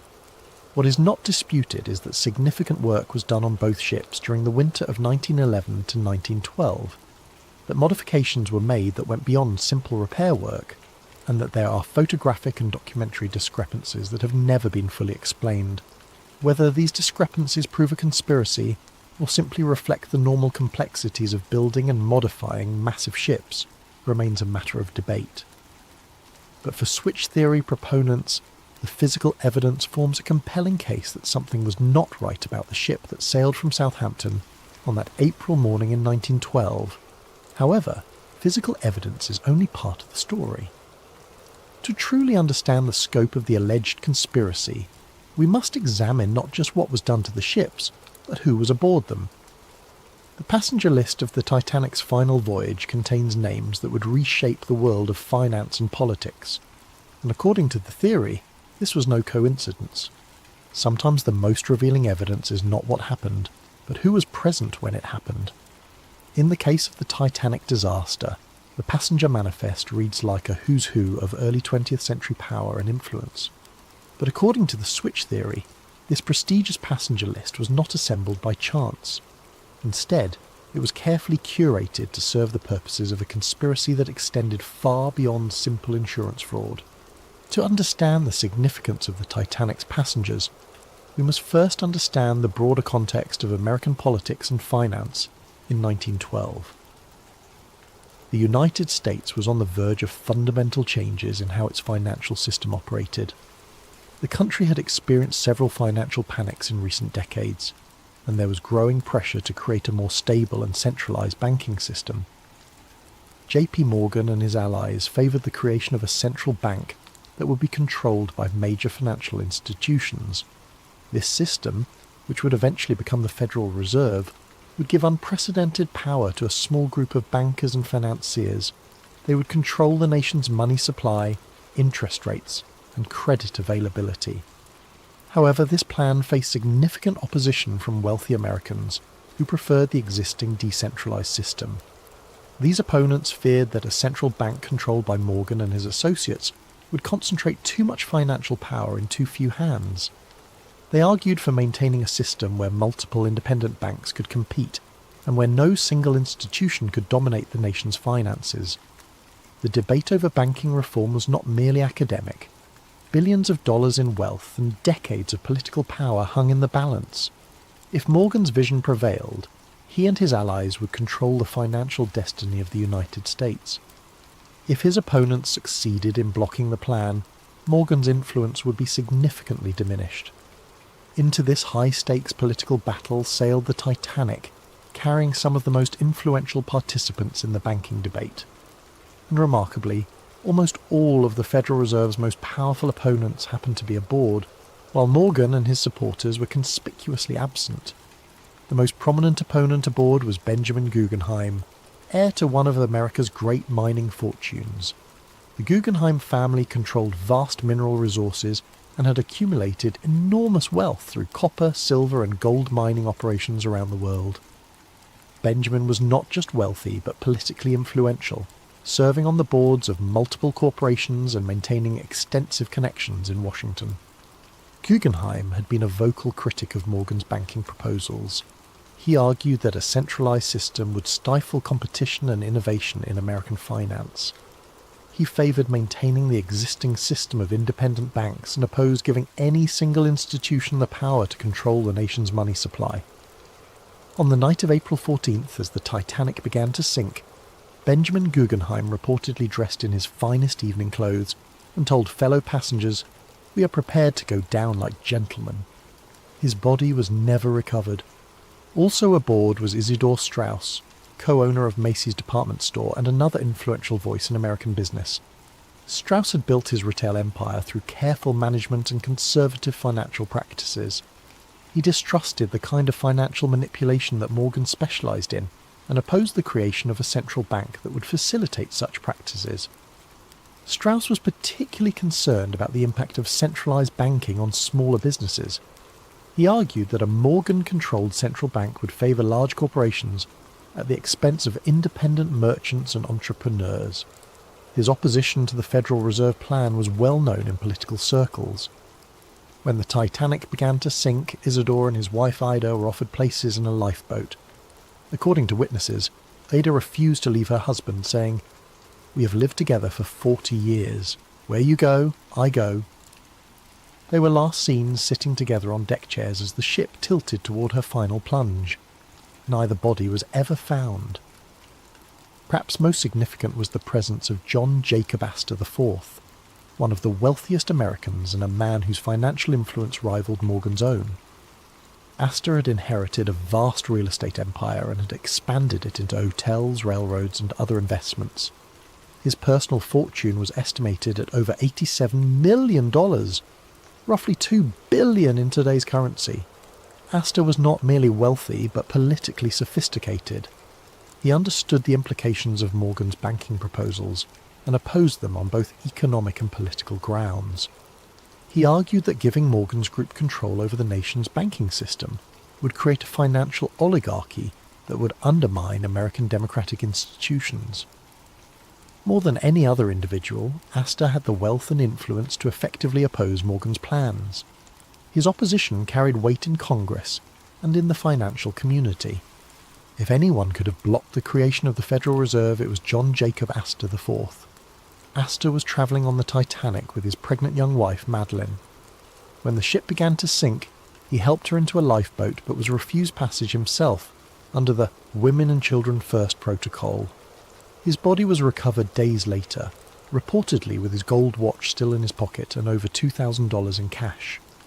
His death eliminated one of the most powerful obstacles to Morgan's banking ambitions. These three men, Guggenheim, Strauss and Astor, represented the core of wealthy American opposition to the Federal Reserve Plan. Their combined influence, both financial and political, posed a serious threat to Morgan's vision of centralized banking control. Their deaths removed major obstacles to the passage of Federal Reserve legislation.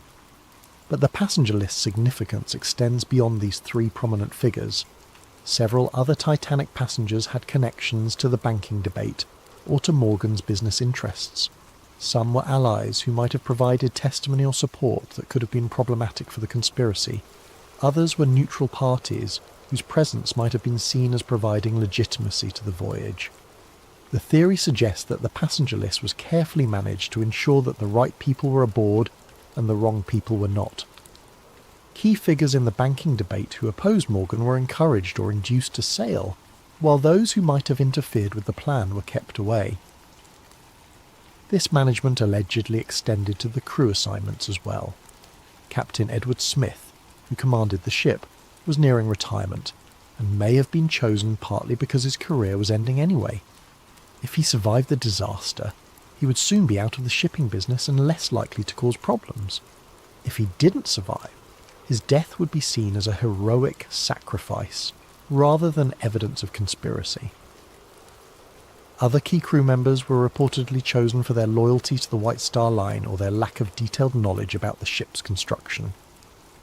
Engineers and officers who might have been able to identify discrepancies between the Olympic and Titanic were either not assigned to the voyage or were placed in positions where they would be unlikely to survive if something went wrong. Perhaps most tellingly, J.P. Morgan himself had originally booked passage on the Titanic's maiden voyage. As the owner of the shipping line and the man whose vision the voyage was meant to showcase, Morgan's presence would have been expected and appropriate. His cabin had been reserved, his passage confirmed, and his attendance at various social events planned. But at the last minute, Morgan cancelled his trip, citing illness.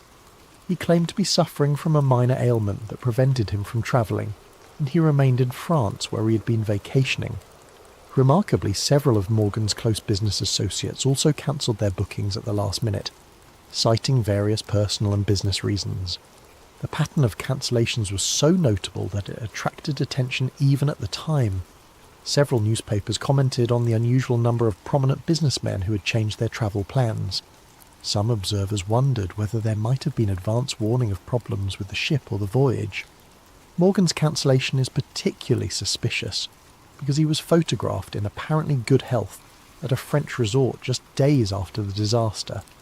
He showed no signs of the illness that had supposedly prevented him from travelling, and he resumed his normal activities immediately after learning of the Titanic's fate. Even more suspicious were the cancellations by Morgan's business partners. Henry Clay Frick, the steel magnate and longtime Morgan ally, had booked passage but cancelled, citing his wife's health. George Washington Vanderbilt II, another Morgan associate, also cancelled his booking at the last minute. Milton Hershey, the chocolate manufacturer who had business relationships with Morgan's interests, similarly changed his travel plans. The pattern suggests that Morgan and his inner circle knew something that the general passengers did not. Whether they had advanced knowledge of the planned disaster, or simply knew that the ship was not safe due to the identity switch, they took steps to avoid being aboard when the conspiracy was carried out. Meanwhile, Morgan's opponents in the banking debates sailed to their deaths, apparently unaware of the danger they faced. The convenient elimination of the Federal Reserve's most powerful critics cleared the way for the legislation that Morgan had been promoting. Indeed, the Federal Reserve Act was passed by Congress in December 1913, less than 2 years after the Titanic disaster. The legislation created the central banking system that Morgan had long advocated, giving him and his associates unprecedented control over American finance. The deaths of Astor, Guggenheim and Strauss had removed the most influential voices that might have prevented this outcome. Some versions of the switch theory go even further, suggesting that the passenger list was managed not just to eliminate political opponents, but also to provide witnesses who would support the official story of the disaster.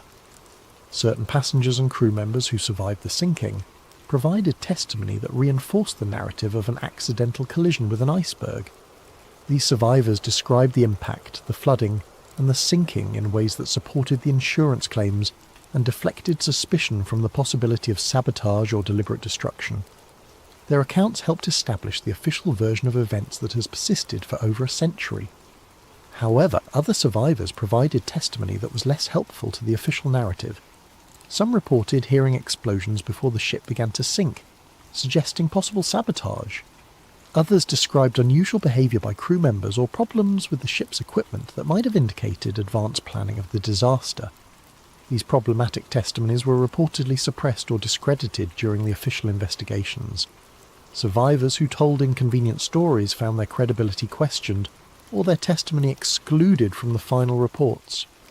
The investigation focused on technical questions about ship design and safety procedures rather than examining the possibility of deliberate destruction. The passenger list evidence is compelling but circumstantial.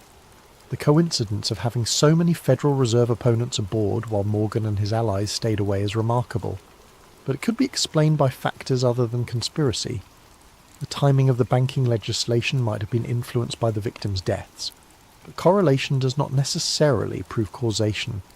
However, when combined with the physical evidence and the financial motives, the passenger list adds another layer to the case for the switch theory. The pattern of who was aboard and who wasn't suggests a level of planning and coordination that goes beyond simple insurance fraud. If the theory is correct, the Titanic disaster was not just about swapping damaged ships or collecting insurance money. It was about reshaping the American financial system and eliminating opposition to a plan that would concentrate enormous power in the hands of a few men. But such an ambitious conspiracy would require more than just manipulating passenger lists and switching ships. It would require control over the disaster itself, ensuring that the sinking occurred under circumstances that would support the official story while achieving the conspiracy's goals. As we'll see in the next chapter, proponents of the switch theory believe that every aspect of the sinking was carefully planned and executed. The final act of any great conspiracy must be the most carefully orchestrated. If the switch theory is correct, then the night of April 14th to 15th, 1912 represented not a tragic accident, but the culmination of months of planning designed to create the appearance of disaster while achieving very specific goals. Every detail of how the ship encountered the iceberg, how she sank, and how the rescue efforts unfolded would need to serve the larger purpose of the conspiracy. To understand how the sinking might have been deliberately orchestrated, we must first examine the unusual circumstances that made the disaster possible. The night of April 14th was characterised by conditions that maritime experts describe as extraordinarily rare and dangerous. The sea was unusually calm, so still that there were no waves breaking against icebergs to make them visible from a distance. The night was moonless, creating darkness so complete that lookouts had virtually no natural illumination to aid their watch. Most unusually, the atmosphere was clear and cold, creating temperature inversion conditions that could cause unusual optical effects, making distant objects appear closer or farther than they actually were. These conditions, while natural, were so unusual that many experienced sailors reported they had never encountered anything like them. Captain Smith himself, with 4 decades of experience on the North Atlantic, had never commanded a ship through such treacherous natural circumstances. But according to the switch theory, these conditions were not just unfortunate coincidences, they were anticipated and exploited by conspirators who had carefully planned the ship's route and timing to take advantage of known dangerous conditions. The theory suggests that the ship's course was deliberately set to take her through areas where icebergs were known to be present.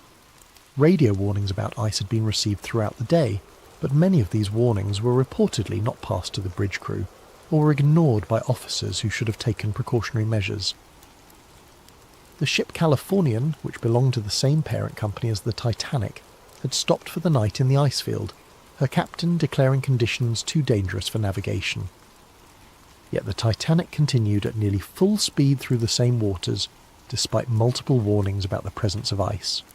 Switch theory proponents argue that this dangerous navigation was not the result of overconfidence or poor judgment, but rather deliberate policy designed to ensure that an accident would occur. The ship needed to encounter an iceberg in order to provide a plausible explanation for her sinking, and her officers were instructed to maintain course and speed despite the obvious dangers.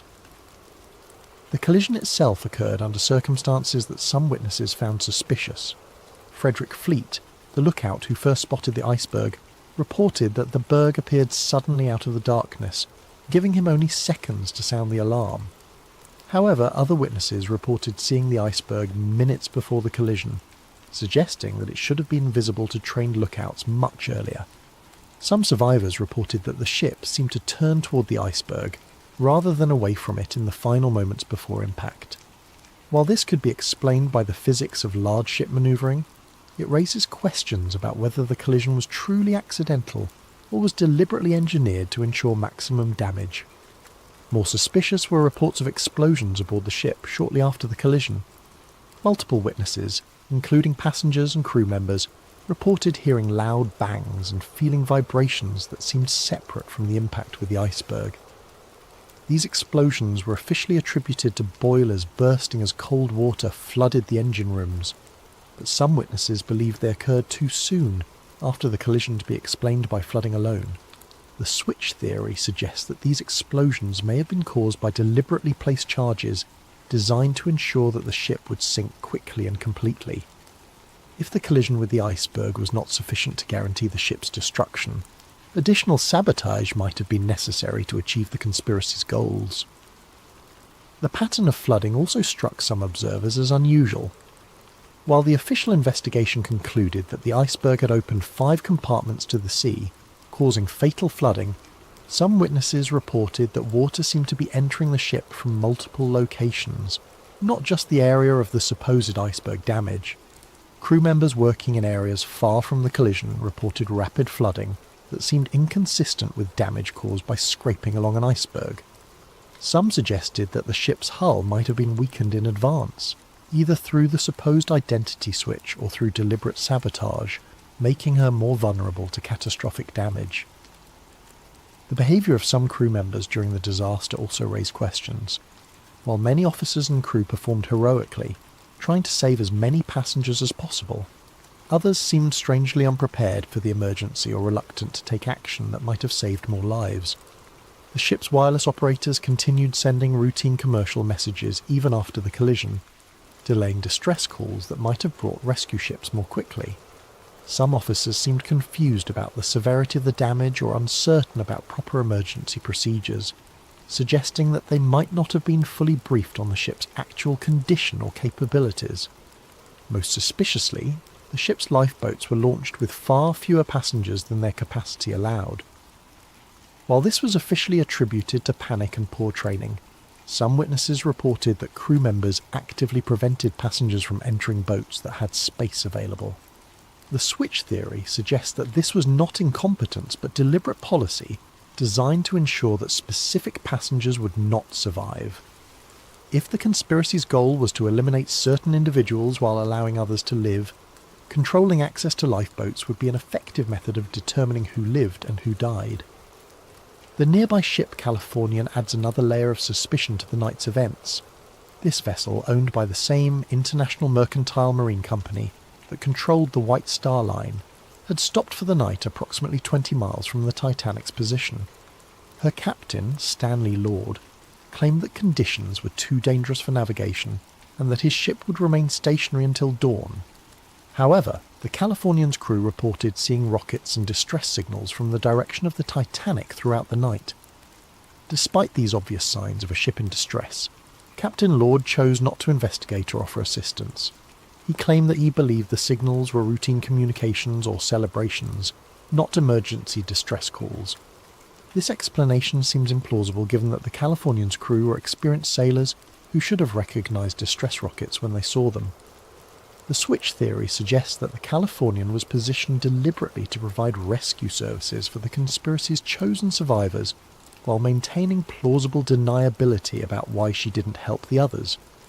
According to this theory, the Californian was meant to arrive at the scene early enough to rescue specific passengers, but late enough to allow the ship to sink and eliminate the unwanted victims.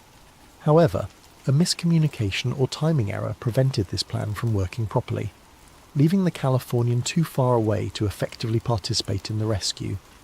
Instead, the rescue was carried out by the Carpathia, a ship belonging to a different company that responded to the Titanic's distress calls and arrived at the scene several hours after the sinking. The Carpathia's captain and crew were not part of the conspiracy and performed genuine rescue work, saving over 700 survivors. But the delay in rescue efforts, whether planned or accidental, ensured that the ship sank completely and that most of her passengers and crew died in the frigid waters. This served the conspiracy's purposes by eliminating witnesses who might have been able to identify discrepancies between the Olympic and Titanic, while also removing the political opponents whose deaths were part of the larger plan. The sinking itself was remarkably complete and thorough. Unlike many shipwrecks, which settle on the ocean floor largely intact, the Titanic broke apart as she sank, scattering debris over a wide area and making subsequent examination of the wreck extremely difficult. This destruction could have been the result of natural forces acting on a ship not designed to sink at such an angle, but it also served to obscure evidence that might have revealed the ship's true identity. The complete loss of the ship meant that investigators had to rely on survivor testimony and limited physical evidence to reconstruct what had happened. Since many of the most knowledgeable witnesses had died in the disaster, and since the survivors had been through a traumatic experience that might have affected their memories, establishing definitive facts about the sinking proved difficult. This uncertainty served the conspiracy's purposes by preventing too close an examination of the evidence. Questions about the ship's identity, the cause of the sinking, or the behaviour of the crew could be deflected by pointing to the lack of conclusive evidence and the confusion inherent in any major disaster. The official investigations that followed the disaster focused primarily on technical questions about ship design and safety procedures. While these investigations identified important problems with lifeboat capacity, crew training and emergency procedures, they did not seriously examine the possibility that the sinking had been deliberately caused. The British Board of Trade Inquiry and the US Senate investigation both concluded that the disaster was the result of excessive speed in dangerous conditions, combined with design flaws that made the ship vulnerable to the type of damage caused by the iceberg collision. These findings supported the official narrative of an accidental tragedy, while deflecting attention from possible evidence of conspiracy. However, some evidence presented to these investigations was inconsistent with the official conclusions. Witnesses testified about explosions, unusual flooding patterns, and crew behaviour that suggested advanced knowledge of the disaster. This testimony was generally dismissed or explained away, but it remained part of the official record for those who knew where to look for it. The investigations also revealed suspicious gaps in the documentary evidence. Ship logs, construction records, and other documents that might have provided definitive information about the vessel's identity or condition were missing or had been destroyed.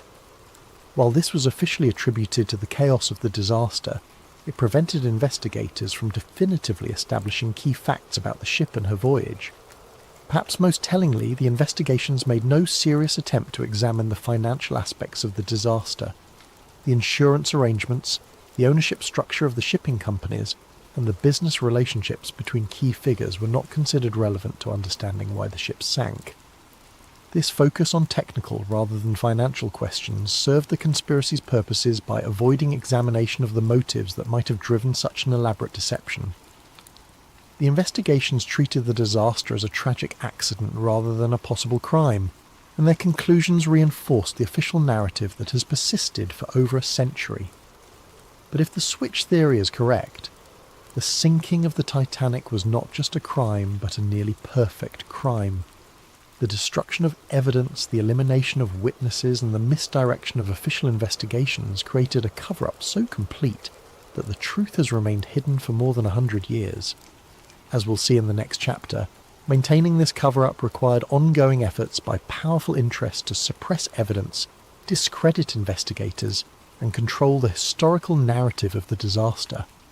In the aftermath of any major conspiracy, the cover-up often proves more challenging than the original crime. Evidence must be suppressed, witnesses must be silenced or discredited, and investigators must be misdirected away from uncomfortable truths. If the switch theory is correct, the years following the Titanic disaster saw one of the most comprehensive and successful cover-ups in modern history. The cover-up began almost immediately after news of the disaster reached shore. Within hours of the Carpathia's arrival in New York with the Titanic survivors, powerful interests were already working to control the narrative of what had happened and to prevent inconvenient questions from being asked. J.P. Morgan's representatives were among the first to arrive at the dock, not to provide comfort to survivors, but to begin the process of managing information. Survivors were reportedly approached by company officials and lawyers who offered assistance with travel arrangements, medical care and financial support. However, this assistance came with subtle but clear expectations about what survivors should and should not say about their experiences.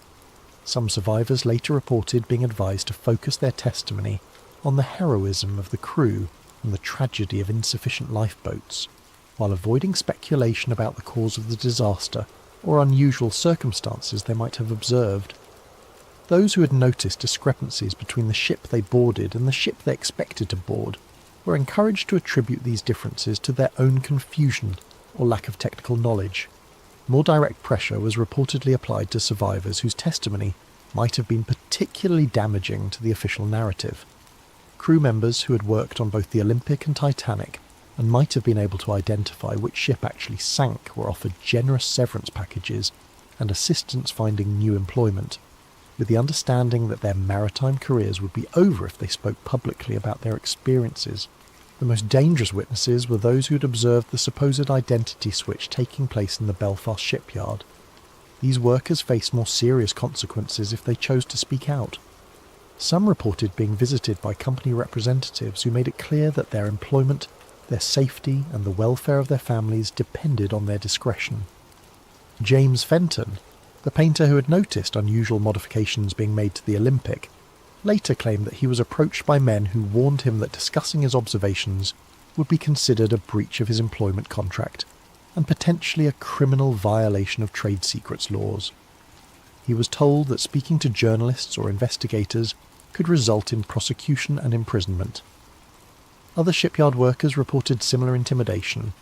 Some were offered money to relocate to distant cities where they would be less likely to encounter investigators or journalists.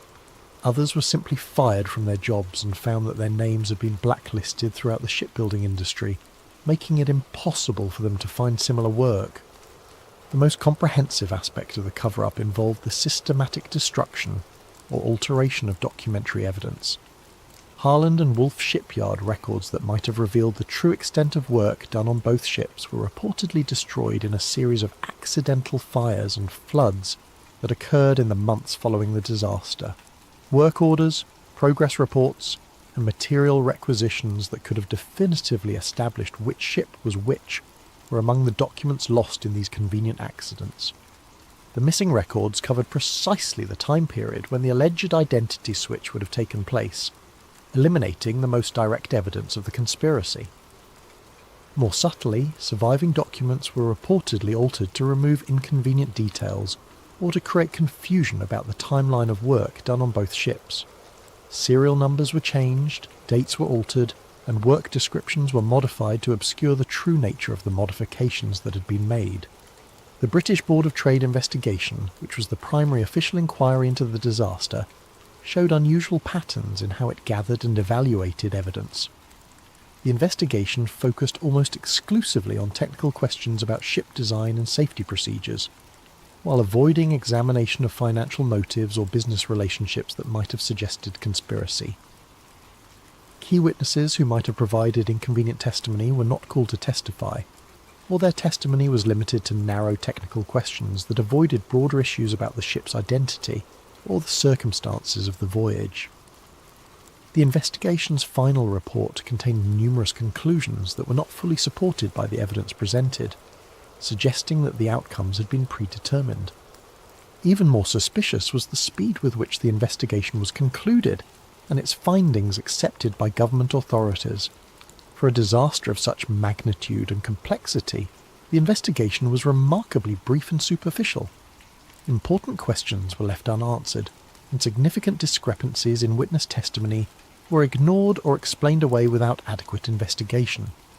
The US Senate investigation, led by Senator William Alden Smith, initially appeared more thorough and independent. Senator Smith was known for his skepticism of large corporations and his willingness to challenge powerful interests. His investigation called numerous witnesses and examined many aspects of the disaster that the British inquiry had ignored. However, as the investigation proceeded, it became apparent that Senator Smith was facing pressure from influential sources to limit the scope of his inquiry. Key witnesses were suddenly unavailable or changed their testimony between preliminary interviews and formal hearings. Documentary evidence that had been promised to the investigation failed to materialize or was found to be incomplete. Most tellingly, the investigation avoided examining the financial aspects of the disaster. Despite the enormous insurance claims involved and the clear financial benefits that accrued to certain parties, the investigation treated these as irrelevant side issues rather than potential motives for conspiracy. The final report of the Senate investigation contained strong criticisms of White Star Line safety procedures and British maritime regulations, but it concluded that the disaster was fundamentally accidental. Like the British inquiry, it avoided any suggestion that the sinking might have been deliberately caused, or that there might have been financial motives behind the tragedy.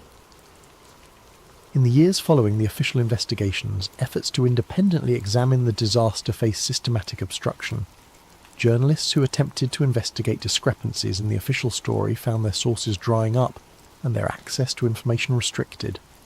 Maritime historians who raised questions about the disaster's circumstances found their work discredited or their employment threatened. Perhaps most remarkably, several independent investigators who had begun to uncover evidence supporting the switch theory died under suspicious circumstances. Some died in apparent accidents, others from sudden illnesses, and still others simply disappeared while pursuing their research. Robert Hitchens, the shipyard worker who had observed unusual activity around the ship's nameplates, died in a fall from scaffolding while working on another project less than a year after the disaster. The accident occurred despite Hitchens' reputation as an experienced and safety-conscious worker who had never before been injured on the job. John Halpern, the ship fitter who had worked on swapping components between the Olympic and Titanic, died of a sudden heart attack despite being relatively young and having no history of heart problems. His death occurred just days before he was scheduled to be interviewed by an American journalist who was investigating discrepancies in the official story. Several other shipyard workers who had knowledge of the construction process died in various accidents or from sudden illnesses in the years immediately following the disaster. While these deaths could be coincidental, the pattern suggests a systematic effort to eliminate witnesses who might have provided inconvenient testimony. The cover-up also extended to controlling the physical evidence from the disaster. When bodies were recovered from the ocean, they were processed through facilities controlled by White Star Line representatives. Personal effects were catalogued and returned to families, but items that might have provided clues about the ship's true identity were reportedly lost or misdirected. More significantly, efforts were made to prevent independent examination of the wreck site. In the early decades after the disaster, technology did not exist to reach the wreck on the ocean floor, but White Star Line and its successors took steps to ensure that when such technology became available, access to the wreck would be controlled. Legal claims were filed asserting ownership rights over the wreck and its contents. These claims were designed to prevent independent researchers from examining the evidence without permission from the companies that had controlled the ships. By controlling access to the wreck, these interests could ensure that any examination would be conducted under their supervision and that inconvenient findings could be suppressed. The most sophisticated aspect of the cover-up involved shaping the cultural memory of the disaster. Rather than simply suppressing evidence, the conspiracy's beneficiaries actively promoted a specific narrative about the Titanic that emphasized heroism, tragedy, and the lessons learned about maritime safety. Books, articles, and eventually films about the disaster focused on human interest stories, rather than technical questions about the ship's identity or the circumstances of the sinking. The narrative of the brave band playing hymns as the ship sank, of the noble sacrifice of men who gave their lives so that women and children could survive, and of the hubris of calling any ship unsinkable, became the dominant cultural memory of the disaster.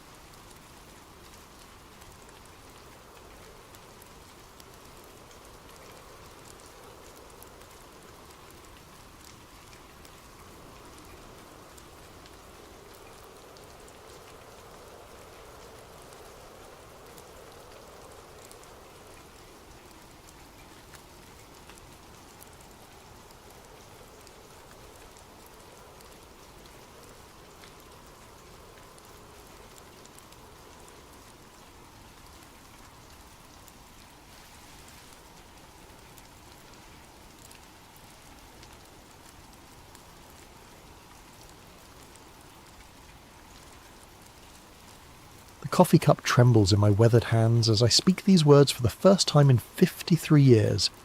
My name is Detective Raymond Kowalski, retired SFPD, and I'm dying. The doctors give me 3 months, maybe 4 if I'm lucky. But luck ran out for me the day I opened that damned Alcatraz file. They said Frank Morris and the Anglin brothers drowned in the frigid waters of San Francisco Bay on June 11th, 1962. The FBI closed the case. The warden slept easy. America's most infamous prison maintained its perfect record. But I found things I was never meant to see, things that made me understand why some truths are buried deeper than bodies. This is my confession. Not of crimes I committed, but of the crime I witnessed. The systematic erasure of 3 men who may have pulled off the impossible, only to disappear into something far worse than death.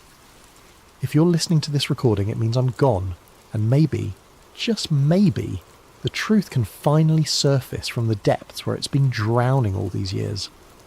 It was October 1968 when Lieutenant Carson dropped the manila folder on my desk like it was radioactive. 6 years had passed since the escape, and the case was supposedly closed, filed away with all the other solved mysteries that kept the bureaucrats sleeping soundly. "Formality, Kowalski," Carson said, not meeting my eyes. "Washington wants a final review of the Alcatraz evidence. Dot the I's, cross the T's, confirm what we already know. They're fish food at the bottom of the bay." I should have known something was wrong by the way he said it. Carson was a straight shooter, the kind of cop who looked you in the eye when he talked. But that day, he stared at the wall behind me like the words might crawl off it and bite him. The file was thinner than I expected for the most famous prison break in American history. Basic escape details, witness statements from guards, the makeshift raft materials found on Angel Island. Nothing I hadn't read in the newspapers. Too clean, too neat. "Why me?" I asked. Carson finally looked at me then, and I saw something in his eyes I'd never seen before. Fear. "Because you're thorough, maybe too thorough. They want this done right." He left me with those cryptic words and a growing certainty that this formality was anything but routine. I started with the obvious inconsistencies. The first was a car theft report from Marina District, filed 3 days after the escape. A 1959 Chevrolet, stolen from outside a boarding house. The owner, Mrs. Eleanor Hutchins, told police she saw 3 men walking away from the vehicle, heading toward the waterfront. When she called out to them, one turned and tipped his hat. "Polite as you please." "They had manners," she told the responding officer. "Real gentlemen. You don't expect that from criminals." The report was buried on page 47 of miscellaneous incident files. No follow-up, no investigation, no mention in the official Alcatraz case summary. Then there was the paddle, a crude wooden oar carved from driftwood, found by a fisherman near Richmond Bridge, 20 miles upriver from where the currents should have carried any debris. The fisherman, Miguel Santos, reported it to park rangers, who logged it as miscellaneous beach debris. No connection made to the escape, despite the timing and craftsmanship that clearly showed prison workshop techniques. But it was the witness statement that made my blood run cold. A night security guard at Fisherman's Wharf reported seeing 3 men in work clothes boarding a small fishing boat around 4 a.m. on June 12th. One of them had distinctive ears, prominent, almost pointed, just like John Anglin's mugshot description. The guard's statement was taken, filed, and apparently forgotten. When I tried to interview him, I learned he'd quit his job 2 weeks after the incident and moved back to Oregon. No forwarding address. "Don't dig too deep on this one, Ray," Carson warned me when I briefed him on my preliminary findings. "Some stones are better left unturned." That's when I knew I was onto something bigger than a prison break. The Anglin family farm in Ruskin, Florida felt like stepping into a different century. Spanish moss hung from ancient oaks, and the humid air carried the scent of orange blossoms and old secrets. Robert Anglin, the surviving brother, met me on the front porch with the wary eyes of a man who'd been expecting bad news for 6 years. "Federal agents been by here 4 times, he said without preamble, each time asking the same questions, getting the same answers. "My brother's drowned. That's what you want to hear, ain't it?" But his wife, Marie, had different ideas. After Robert went to tend the cattle, she pulled me aside in her kitchen, glancing nervously at the windows. "Christmas cards," she whispered, her voice barely audible above the ticking grandfather clock.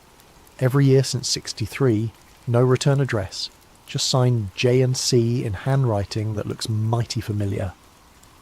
She showed me a shoebox filled with holiday cards, generic drugstore variety, postmarked from different cities: San Francisco, Los Angeles, Phoenix, Mexico City.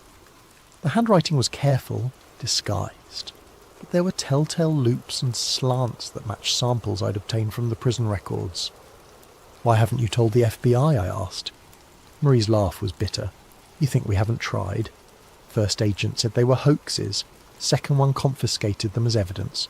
Third one threatened to charge us with obstruction if we kept spreading false hope. These here are copies I made before they took the originals." Photographs came out next. 3 pictures, slightly blurry, showing 2 men in work shirts standing outside what appeared to be a South American cantina. The faces were partially obscured by shadows and hat brims, but the bone structure, the posture, the way one man favoured his left leg, it all matched the Anglin brothers' physical profiles. Woman from church. Her daughter married a missionary. Sent these from Brazil in '65, Marie explained. Said these 2 Americans worked construction jobs, paid cash, kept to themselves, spoke English with Florida accents. I studied the photos with a magnifying glass. The man on the left had a distinctive scar on his forearm, a scar I remembered from Clarence Anglin's prison medical records, sustained in a workshop accident at Atlanta Federal Penitentiary. "FBI says they're look-alikes," Marie continued. "Coincidence, but a mother knows her son's detective. Even in shadows, even across oceans, those are my boys." The fear in her eyes wasn't the fear of grief or false hope. It was the fear of someone who knew more than she was saying, someone who'd been warned to keep quiet. As I left the farm that evening, I noticed a dark sedan parked down the country road, 2 figures visible in the front seats. When I drove past, they turned away, but not before I caught a glimpse of federal license plates. The Anglins were being watched. After 6 years, the dead men's family was still under surveillance. That night in my motel room, I spread out everything I'd gathered so far. The car theft, the paddle, the witness statements, the cards and photographs. Individually, they could be dismissed as coincidence or wishful thinking. Together, they painted a picture that made my hands shake as I wrote my preliminary report. Frank Morris and the Anglin brothers hadn't drowned in San Francisco Bay.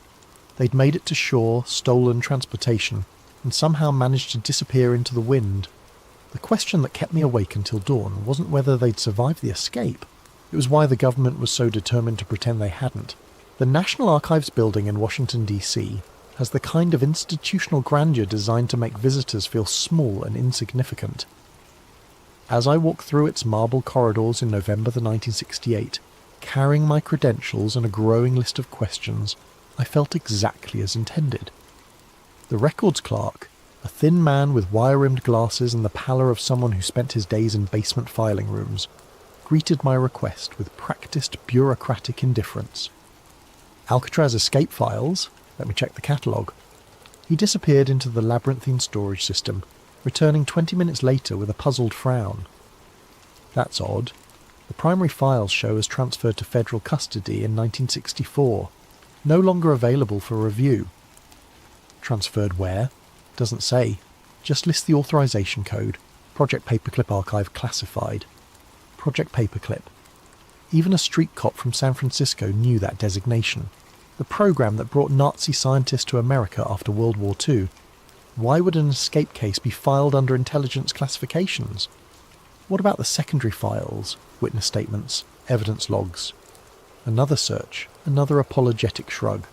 Also transferred, same authorization.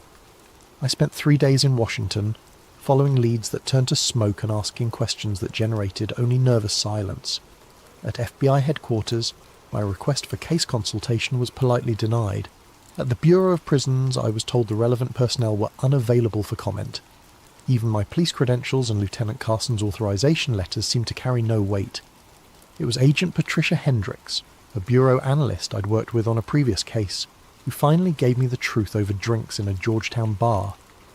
She waited until we were alone, until the other patrons had cleared out, until even the bartender was busy with inventory in the back room.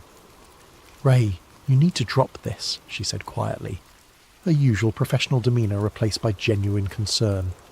"The Alcatraz case isn't cold. It's radioactive." What does that mean? Patricia glanced around the empty bar before continuing. Internal memo came down in 65. Any agent pursuing Alcatraz leads beyond the official drowning conclusion would be transferred to Alaska or worse. 3 agents have been quietly reassigned since then. Good agents, career agents, all because they asked too many questions about 3 supposedly dead men. Why? If they drowned like the report says, what's the threat? Her laugh was hollow. That's the million-dollar question, isn't it? All I know is that certain people in very high places want Frank Morris and the Anglin brothers to stay dead, and they're willing to destroy careers to keep it that way. She slid an envelope across the table. I couldn't get you the files, but I managed to copy some of the index pages before they were sealed. Names, dates, reference numbers. Maybe you can piece together what we're not supposed to know.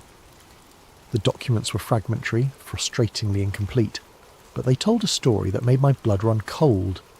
Cross-references to CIA front companies, mentions of asset recovery protocol, transfer authorization signed by officials whose names I recognized from the intelligence community. Most disturbing was a memo dated July 1962, just 1 month after the escape. Subjects may possess operational value. Recommend immediate field assessment rather than standard fugitive protocols. Operational value, not the language you'd use for bank robbers and car thieves. That night, in my Washington hotel room, I called Lieutenant Carson to report my findings. The conversation was brief and cryptic. "Ray, you need to come home. Now. I've got leads here, Lieutenant. Real leads. The leads will be there when you get back, if you get back. There are people asking questions about your questions, and those people have resources we don't. Come home." The line went dead. I packed quickly, checking the hallway twice before leaving my room. During the taxi ride to the airport, I noticed the same black sedan in my mirrors that had followed me from the archives building 3 days earlier. Back in San Francisco, Carson met me at the airport personally, something he'd never done before. His first words were a warning. "Your hotel room was searched yesterday. Professional job. Nothing taken, nothing damaged, but they wanted you to know they'd been there." As we drove through the city, he filled me in on developments from my end. Miguel Santos, the fisherman who found the paddle, died in a car accident outside Portland last week. Single vehicle collision on a straight road, clear weather, and Mrs. Hutchins, the lady who saw the car theft, moved to Phoenix, left no forwarding address. Her old neighbours say federal agents visited her the day before she left. The pattern was becoming clear. Anyone connected to evidence contradicting the official narrative was disappearing, voluntarily or otherwise. The Alcatraz case wasn't just closed, it was being actively suppressed by people with resources and authority I couldn't match. "What do I do, Lieutenant?" Carson pulled over and turned to face me. In 30 years of police work, I'd never seen him look so serious. "You write a report confirming the drowning theory. You file it properly. You forget everything you've learned, and you pray that's enough to keep you breathing." But I couldn't forget. The faces in those photographs. The fear in Mary Anglin's eyes. The systematic elimination of evidence and witnesses. Somewhere out there, the truth was buried so deep that powerful people were willing to destroy lives to keep it hidden. The question was whether I was brave enough, or stupid enough, to keep digging. Tony the Fish Marconi wasn't the kind of informant you'd find in a police procedural manual. A small-time smuggler with ties to both San Francisco's waterfront and various federal agencies that preferred not to be named, Tony survived by knowing when to talk and when to disappear. When he agreed to meet me at a dive bar in North Beach, I knew the information would be worth the risk. "You're playing with fire, detective," he said, stirring his whiskey with a nicotine-stained finger. "The Alcatraz thing? That ain't just a prison break, that's connected to some heavy government business." "What kind of business?" Tony glanced around the dim bar, noting the exits, the other patrons, the bartender's attention. Old habits from a life lived in the shadows. "You ever hear of something called the Prometheus Group?" I shook my head. "Private contractors, black budget operations, the kind of people who make problems disappear for Uncle Sam. Word on the street is they were running recruitment out of the Bay Area in the early 60s, looking for specific types, intelligent, adaptable, morally flexible, men who'd already proven they could operate outside the law." The implications hit me like a physical blow. You're saying Morris and the Anglins were recruited? I'm saying Morris had an IQ of 133 and a talent for planning that impressed even the prison psychologists. The Anglin brothers were mechanical geniuses who could improvise solutions from scrap metal and determination. During the Cold War, those were valuable skills. Tony drained his whiskey and signalled for another. Think about it. 3 men plan the perfect escape from America's most secure prison. They disappear without a trace, despite the biggest manhunt in federal history. Either they're criminal masterminds beyond anything we've seen, or they had help. Professional help. What kind of help? The kind that comes with new identities, transportation, and assignments in places where questions aren't asked. South America was crawling with intelligence operations in the 60s. Cuba, Chile, Brazil. All potential flashpoints that needed experienced operators who couldn't be traced back to Washington. The theory was insane, but it explained the evidence I'd uncovered.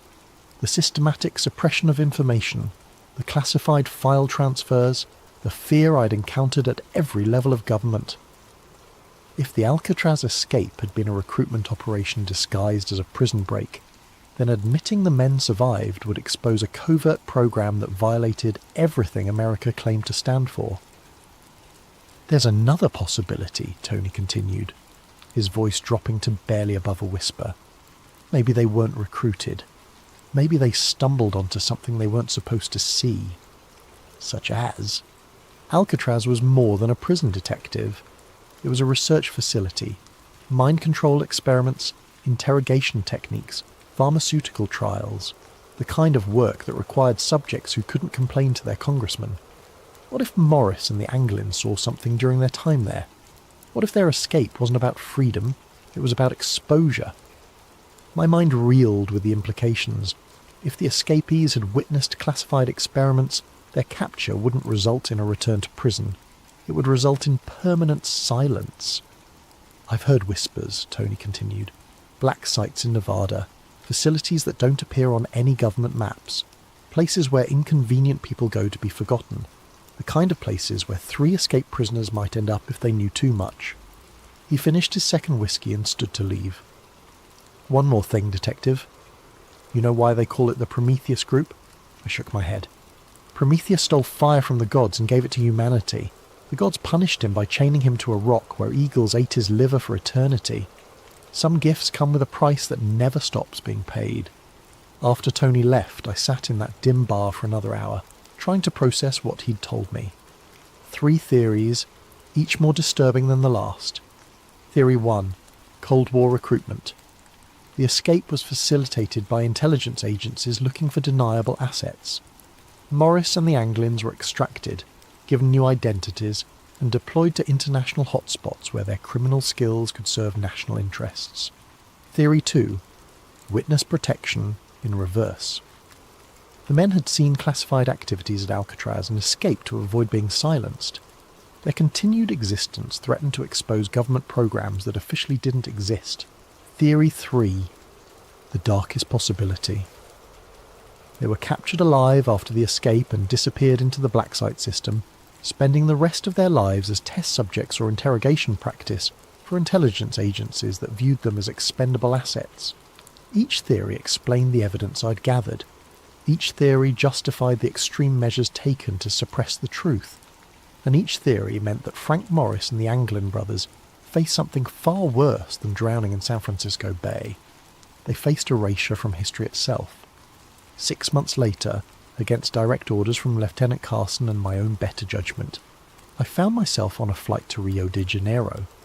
The lead had come through Tony Marconi's network, a bartender in Ipanema who claimed to remember 2 American men matching the Anglin's description, regulars at his establishment from 1971 to 1978.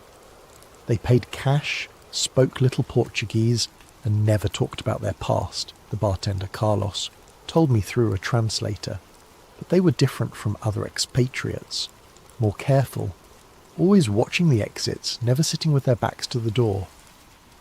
The description matched surveillance training, the kind of operational security taught to intelligence assets.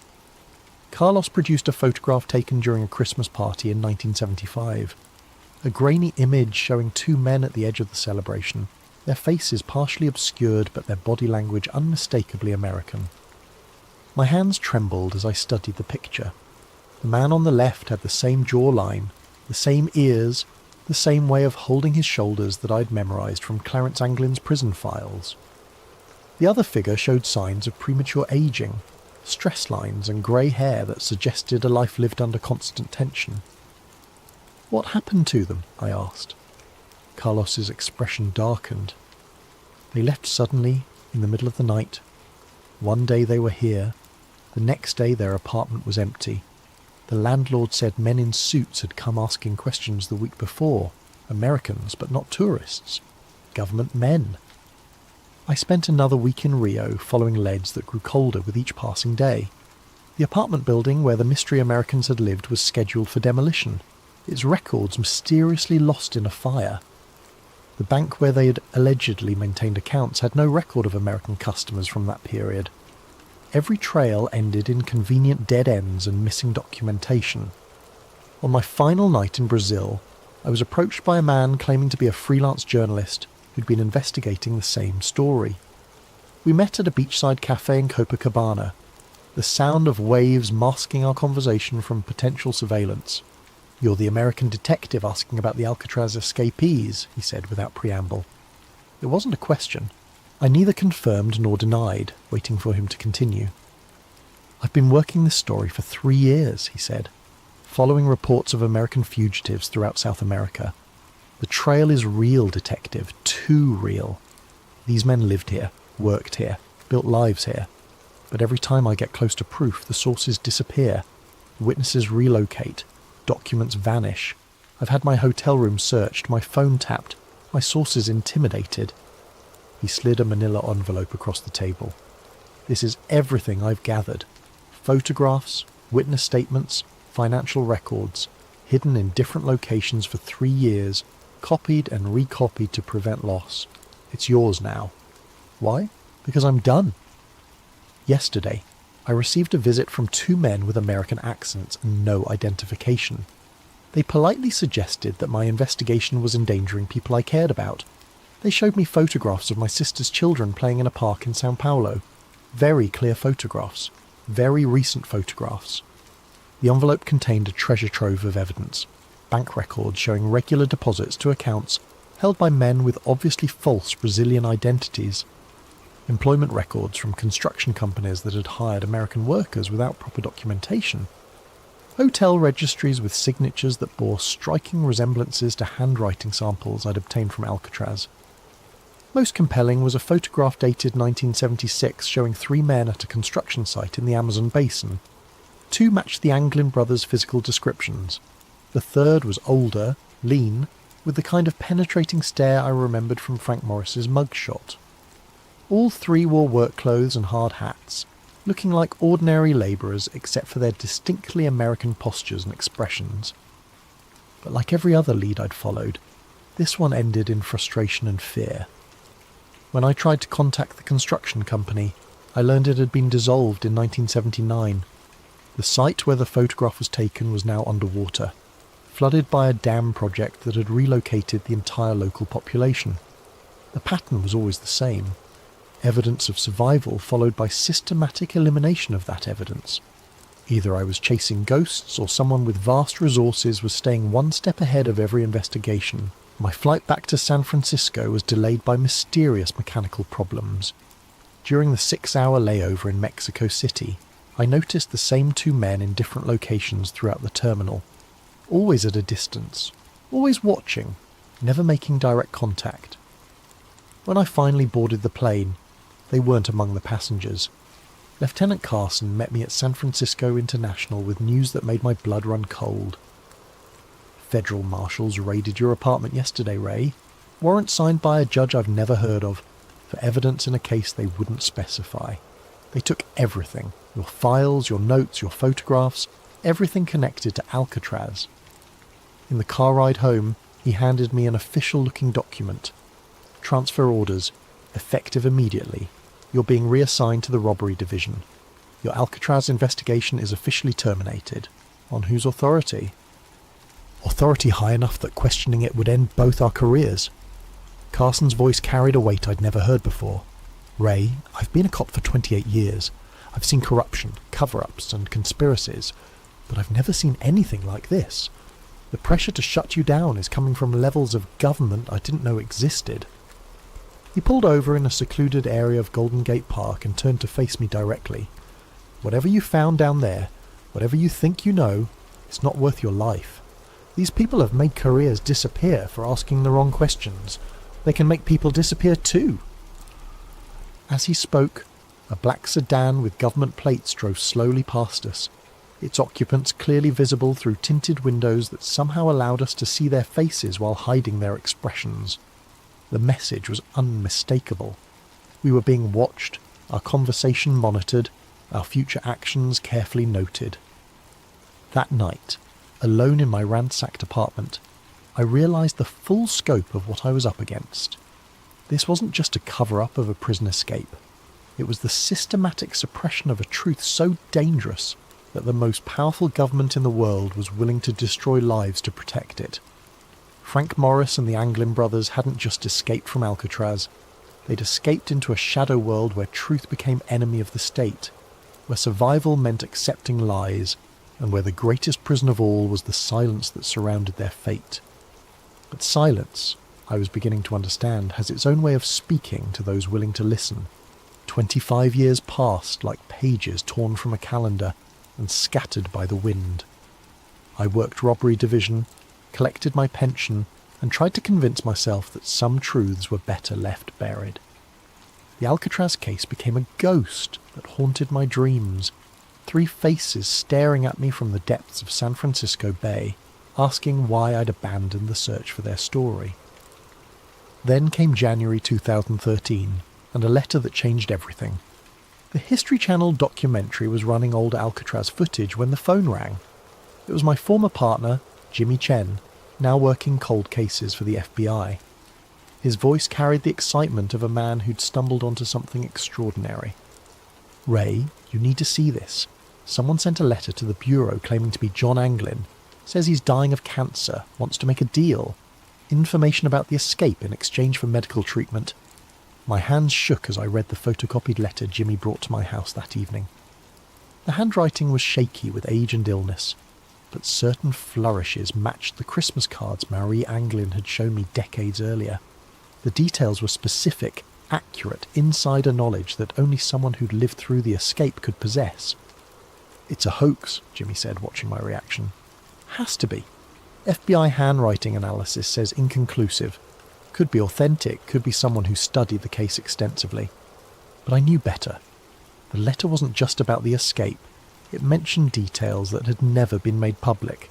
References to guard rotation patterns that were classified. Descriptions of cell modifications that weren't in any official report. Knowledge that could only come from someone who'd been there, who'd lived through those final months of preparation. "There's more," Jimmy continued. "The letter mentions a meeting place, coordinates in the Bay Area, where supposedly Frank Morris left something hidden before the escape. Information that was too dangerous to carry. The writer claims it's still there, waiting for someone brave enough to look." The coordinates led to a section of Angel Island State Park, near the spot where the makeshift raft materials had been found 51 years earlier. Against every instinct for self-preservation I'd developed, I found myself hiking those trails the following weekend, searching for something I couldn't name. It was hidden in a cave that didn't appear on any park maps, sealed behind rocks that looked natural but showed tool marks when examined closely. A waterproof container, military surplus from the 1960s, containing documents that made my blood run cold. Guard schedules from Alcatraz, annotated with personal notes about corruption and smuggling operations. Photographs of prison officials meeting with men in expensive suits who didn't appear in any government directories. Financial records showing payments from offshore accounts to wardens and guards who lived far beyond their official salaries. Most damning was a handwritten journal in Frank Morris's distinctive script, documenting what he'd witnessed during his time at Alcatraz. The prison wasn't just housing criminals, it was housing witnesses to government activities that violated constitutional protections. Political prisoners who'd been disappeared from the mainland. Foreign nationals being held without diplomatic notification. test subjects for psychological experiments that would later be revealed as part of the MKUltra program. The final entry, dated 2 days before the escape, was prophetic in its certainty. We're not breaking out to be free, we're breaking out to stay alive. What we know, what we've seen, makes us more dangerous to them than any criminal they've ever housed. If we stay, we disappear quietly. If we escape and get caught, we disappear loudly. Our only chance is to vanish completely and hope the truth survives us. The documents explained everything. The official insistence on the drowning theory, the suppression of evidence, the systematic elimination of witnesses. The Alcatraz escape wasn't a crime to be solved. It was a national security incident to be contained. Morris and the Anglins hadn't just witnessed classified activities. They documented them, created a record of government crimes that could destroy careers and topple administrations. Their escape was both an act of desperation and a gamble that someday someone would be brave enough to tell their story. Reading those pages in the dim light of that hidden cave, I finally understood the true scope of the self-destruction paradox. The very actions taken to hide the truth had preserved it. The efforts to silence witnesses had created evidence. The attempts to erase history had documented it in detail. But understanding the truth and proving it were different challenges entirely. The men who'd orchestrated the cover-up were dead or retired, their crimes protected by classification systems and institutional amnesia. The witnesses were gone, scattered or silenced by 5 decades of systematic intimidation. Yet the letter kept haunting me. Someone claiming to be John Anglin, dying and desperate, reaching out across 50 years of silence to offer one final revelation.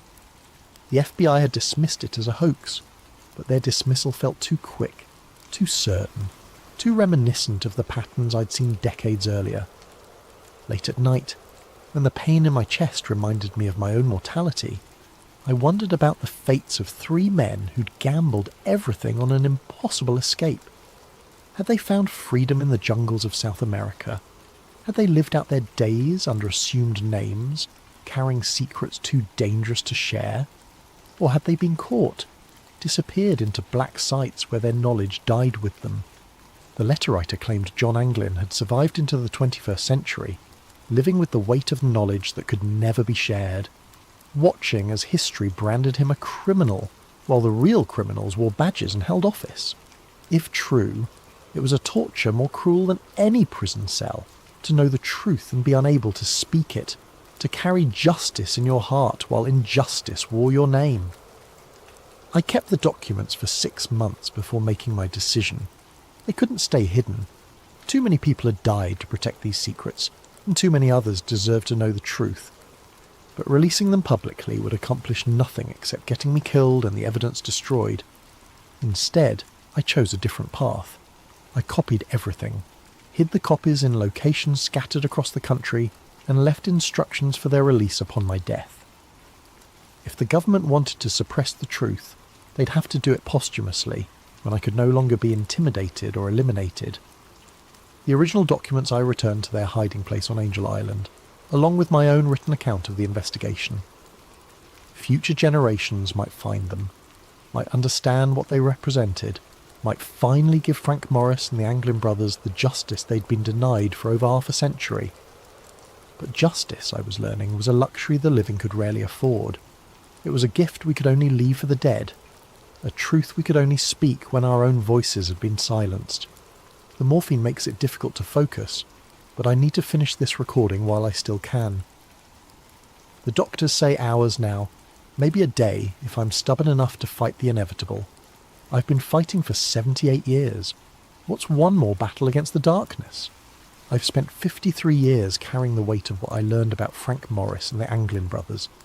53 years of waking up in cold sweats, wondering if today would be the day federal agents knocked on my door with a permanent solution to my inconvenient knowledge. 53 years of looking over my shoulder, checking my rearview mirror, and jumping at unexpected phone calls. The truth is a heavy burden when you're carrying it alone. I don't know if Frank Morris and the Anglin brothers lived out their days in Brazilian freedom, sipping caipirinhas on Ipanema Beach and laughing at the federal agents who'd spent decades searching for their corpses. I don't know if they died namelessly in some government facility, their final words lost in soundproof rooms designed to swallow screams. But I do know this with absolute certainty. They didn't drown in San Francisco Bay on June 11th, 1962. The evidence was always there for anyone brave enough to look past the official narrative. The car theft, the witness statements, the photographs from South America, the Christmas cards signed with familiar initials, each piece individually dismissed as coincidence or hoax, but collectively forming a picture of survival that powerful people needed to deny. The government's insistence on the drowning theory wasn't about maintaining Alcatraz's reputation or protecting prison security. It was about hiding activities that violated every principle America claimed to represent. The research programs, the intelligence operations, the systematic elimination of witnesses, all of it justified by national security classifications that turned constitutional protections into classified waste paper. Morris and the Anglins weren't just criminals who pulled off the perfect escape. They were inconvenient witnesses to state-sanctioned crimes, men whose continued existence threatened to expose a shadow government that operated beyond law, beyond oversight, beyond accountability. Their escape became their crime, their knowledge became their death sentence, their survival became a national security threat that required decades of cover-ups, intimidation, and murder to contain. I've left evidence of everything I'd discovered, hidden in multiple locations protected by legal arrangements that will trigger automatic release upon my death. Some truths are too important to die with the men who discover them. The morphine is winning now, and the room is getting darker.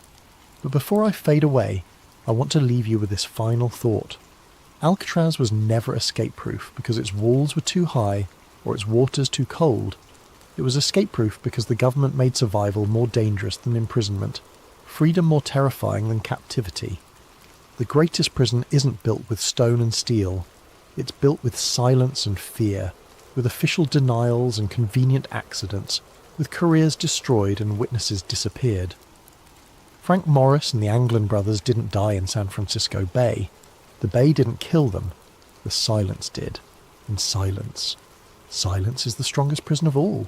But even silence eventually comes to an end. Recording ends with the sound of steady breathing that gradually grows fainter, until only the mechanical hum of hospital equipment remains. Found among Detective Raymond Kowalski's personal effects, along with detailed instructions for the release of sealed documents and recordings. To whoever finds this recording and follows the trail I've left behind, my name was Detective Raymond Kowalski, badge number 2847, San Francisco Police Department. I died on December 20th, 2021, at 3:17 a.m., alone except for the ghosts of 3 men whose story I spent a lifetime trying to tell. If you're reading this, it means the legal mechanisms I put in place have been triggered. Safety deposit boxes in 7 different states will have been opened. Law offices in 4 different cities will have released sealed documents. Digital files stored in multiple secure locations will have been automatically transmitted to journalists, historians, and government oversight committees. I've spent 53 years preparing for this moment, the moment when my voice could finally break the silence that has protected one of the greatest cover-ups in American history. The documents you now have access to represent only a fraction of what was hidden. For every piece of evidence I managed to preserve, dozens more were destroyed by people who understood that truth was their greatest enemy. But what remains is enough. Enough to prove that Frank Morris and the Anglin brothers survived their escape from Alcatraz. Enough to demonstrate the systematic suppression of evidence by multiple government agencies. Enough to show that the official narrative was a carefully constructed lie designed to protect state secrets more valuable than human lives. I need you to understand something. The men who orchestrated this cover-up weren't comic book villains twirling their mustaches in shadowy rooms. They were patriots in their own minds. They believed that protecting classified operations was more important than acknowledging 3 escaped prisoners. They convinced themselves that national security justified any level of deception, any amount of witness intimidation, any degree of evidence suppression. They were wrong. In a democracy, truth cannot be classified indefinitely. Justice cannot be postponed forever. The families of Frank Morris and the Anglin brothers deserve to know their fates. The American people deserved to know what their government did in their name. History deserved an accurate record, not a convenient fiction. I've carried this burden alone because I was afraid of losing my pension, my reputation, my life, afraid of being dismissed as a conspiracy theorist or a disgruntled cop, afraid that speaking the truth would accomplish nothing except getting me killed. But fear, I've learned, is just another form of prison, and like Alcatraz itself, it's only escape-proof as long as you believe the walls are stronger than your determination to break free. To the families of Frank Morris and the Anglin brothers, your loved ones were not the criminals history has made them out to be. They were witnesses to government crimes who paid the ultimate price for their knowledge. Whether they found freedom in South America or died in government custody, they deserved better than 50 years of official denial and systematic character assassination. To the government officials who will undoubtedly attempt to discredit these revelations, your time is over. The men who created this cover-up are dead.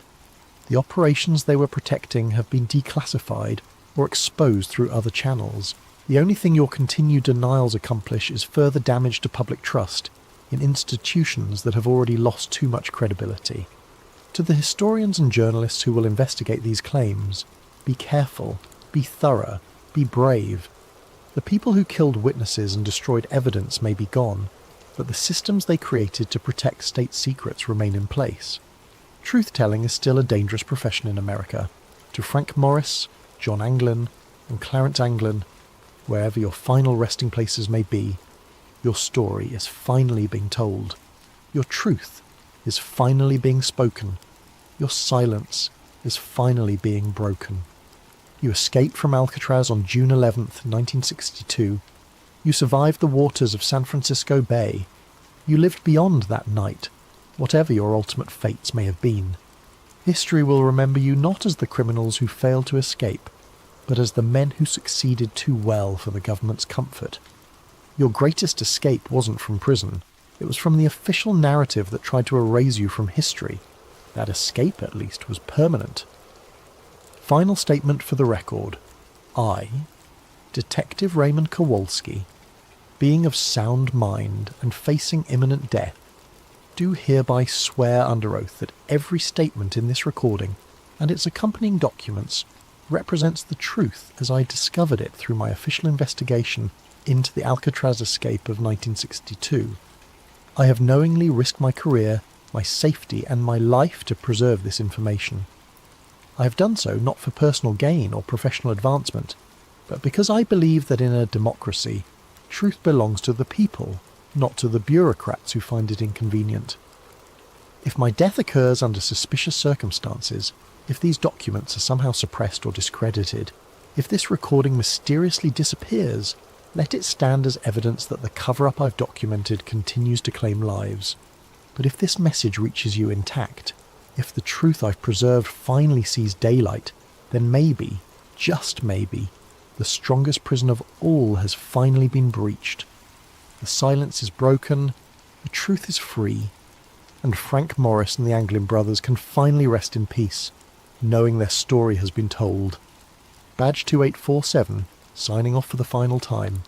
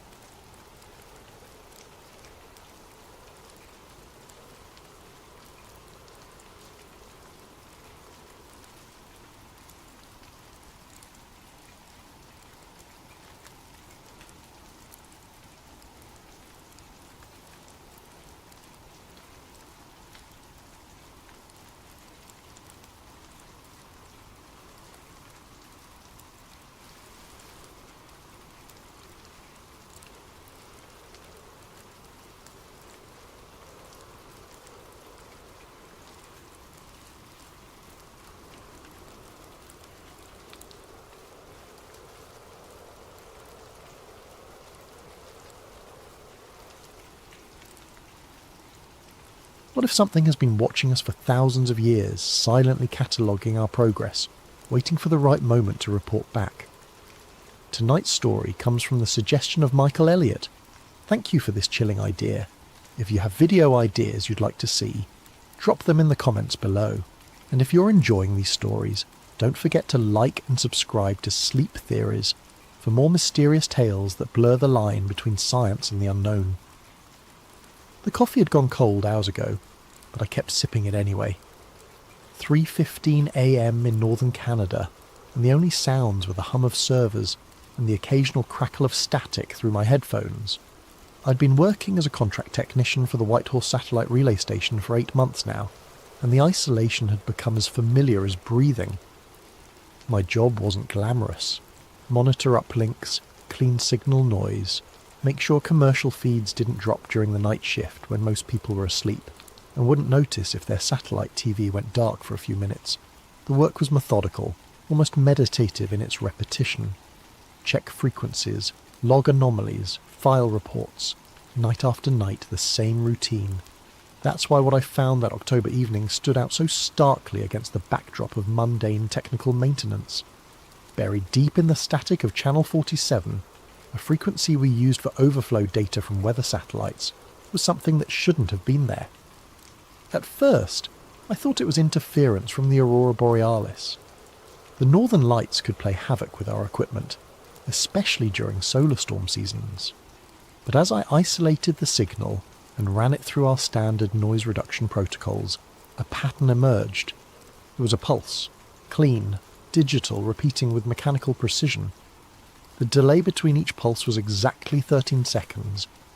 I checked our satellite logs, cross-referencing every known orbital object that could be transmitting on that frequency.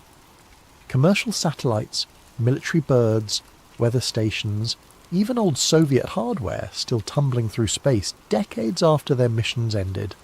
Nothing matched. The signal was coming from something that, according to our database, didn't exist. I printed out the frequency analysis and spectrum charts, my hands trembling slightly as the papers emerged from the laser printer. In 8 months of night shifts, I'd logged dozens of anomalies. Solar interference, atmospheric distortion, equipment malfunctions. But this was different. This was structured, intentional. As I stared at the printout, one thought kept circling through my mind. If this signal wasn't coming from any known satellite, then what was transmitting it?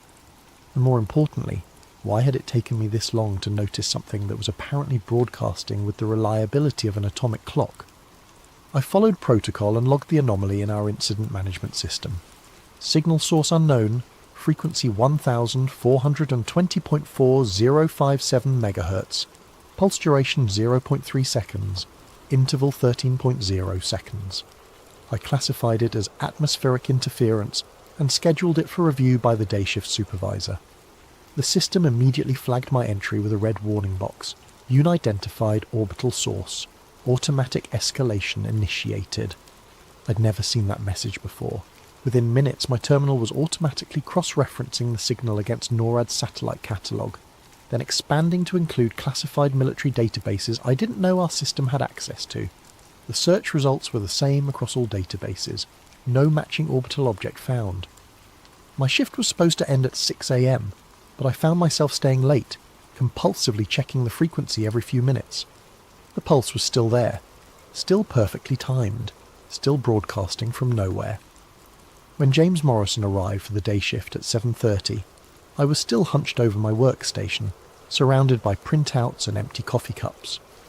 James had been working satellite communications since before I was born, a grizzled veteran who'd seen everything from Cold War spy satellites to modern GPS constellations. "You look like hell, Martinez," he said, settling into his chair with a grunt. "What kept you here so long?"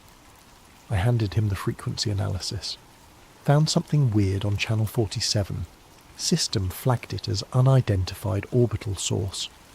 James studied the printouts, his weathered face growing increasingly tense. After several minutes of silence, he looked up at me with an expression I couldn't quite read. "Tom," he said quietly, "I need you to listen to me very carefully. You're going to delete this log entry. You're going to classify this as equipment malfunction, and you're not going to mention it to anyone else. But the signal is clean, James. This isn't equipment malfunction. Something is actually broadcasting. I said delete it. His voice carried a finality that made my stomach drop. Trust me on this one, kid. Some anomalies are better left unreported. You log something like this, and you'll invite the wrong kind of attention, the kind that ends careers. That night, I couldn't sleep. I kept thinking about the signal, the mechanical precision of those 13-second intervals, and I kept thinking about James's reaction, the way his face had gone pale when he saw the orbital trajectory calculations. When I returned to the station for my next shift 2 nights later, I checked channel 47 immediately.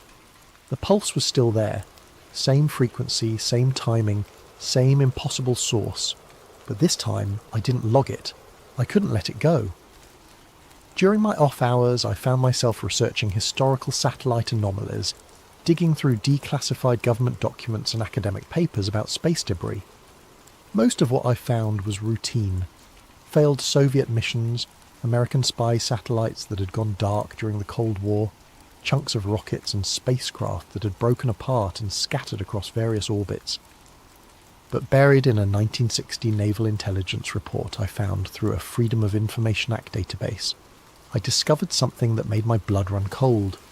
The document was heavily redacted, whole paragraphs blacked out with thick marker, but what remained was enough to confirm that I wasn't the first person to detect an unidentifiable signal from space. Classified, Eyes Only Naval Intelligence Division.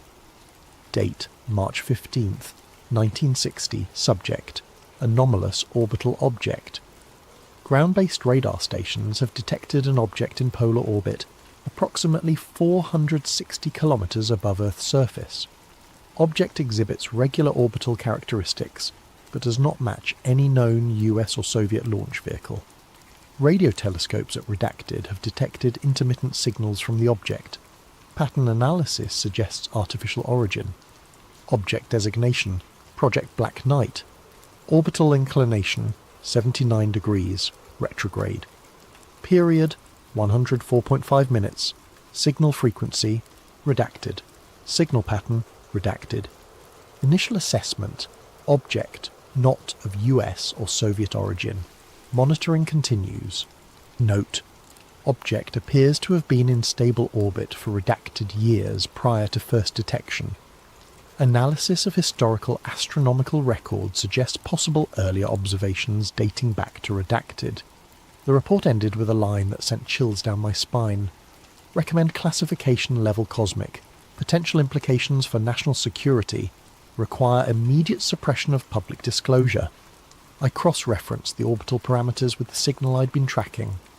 The math was complex, but after accounting for decades of orbital decay and gravitational perturbation, the numbers were close enough to be significant. Project Black Knight wasn't just a Cold War curiosity. If the naval intelligence report was accurate, something had been in polar orbit since before humans had the technology to put anything in space, and it was still there. My research led me down increasingly dark rabbit holes. I spent hours on conspiracy forums, amateur astronomy websites, and declassified document archives. Most of what I found was obvious nonsense. Blurry photos of weather balloons, misidentified aircraft, the usual collection of hoaxes and misunderstandings that populate the fringes of the internet. But occasionally I'd stumble across something that felt different, more credible, more disturbing. The breakthrough came from an unexpected source. My cousin Marcus, who worked as a data recovery specialist for NASA contractors. We'd grown up together in Ontario, and he was one of the few family members who knew about my work at the satellite station. During a family gathering in Toronto, I mentioned my research into historical space anomalies, carefully avoiding any specifics about what I'd been tracking. Marcus listened with growing interest, occasionally asking technical questions about orbital mechanics and signal analysis. "You know," he said as we walked along Lake Ontario after dinner, "I might have something that would interest you. Ever heard of the STS-88 mission?" I shook my head. Space Shuttle Endeavour, December 1998. First assembly mission for the International Space Station. NASA released hundreds of photos from that mission, including some shots of what they claimed was space debris, some kind of thermal blanket that had broken away from a previous mission. Marcus pulled out his phone and showed me one of the official NASA images. A dark, angular object tumbling slowly against the star field, clearly artificial but shapeless, like a piece of torn metal sheeting. Here's the thing, Marcus continued. I was doing data recovery on some corrupted drives from that era. NASA had a lot of storage problems in the late 90s, and I found additional images from STS-88 that never made it into the official archive. He swiped to another photo and my breath caught in my throat. Unlike the official images, this one showed the object in sharp detail. It wasn't tumbling, it wasn't shapeless, it was stationary relative to Earth, maintaining a fixed orientation with geometric precision. The object was clearly artificial, with angular surfaces and what appeared to be antenna arrays or sensor pods extending from its main body. But what made my hands start shaking was the object's orbit. Based on the Earth's curvature visible in the background and the angle of the sun, I could estimate the altitude and inclination. The numbers matched the 1960 Naval Intelligence Report exactly. Holy shit, I whispered. The file name is interesting too, Marcus said.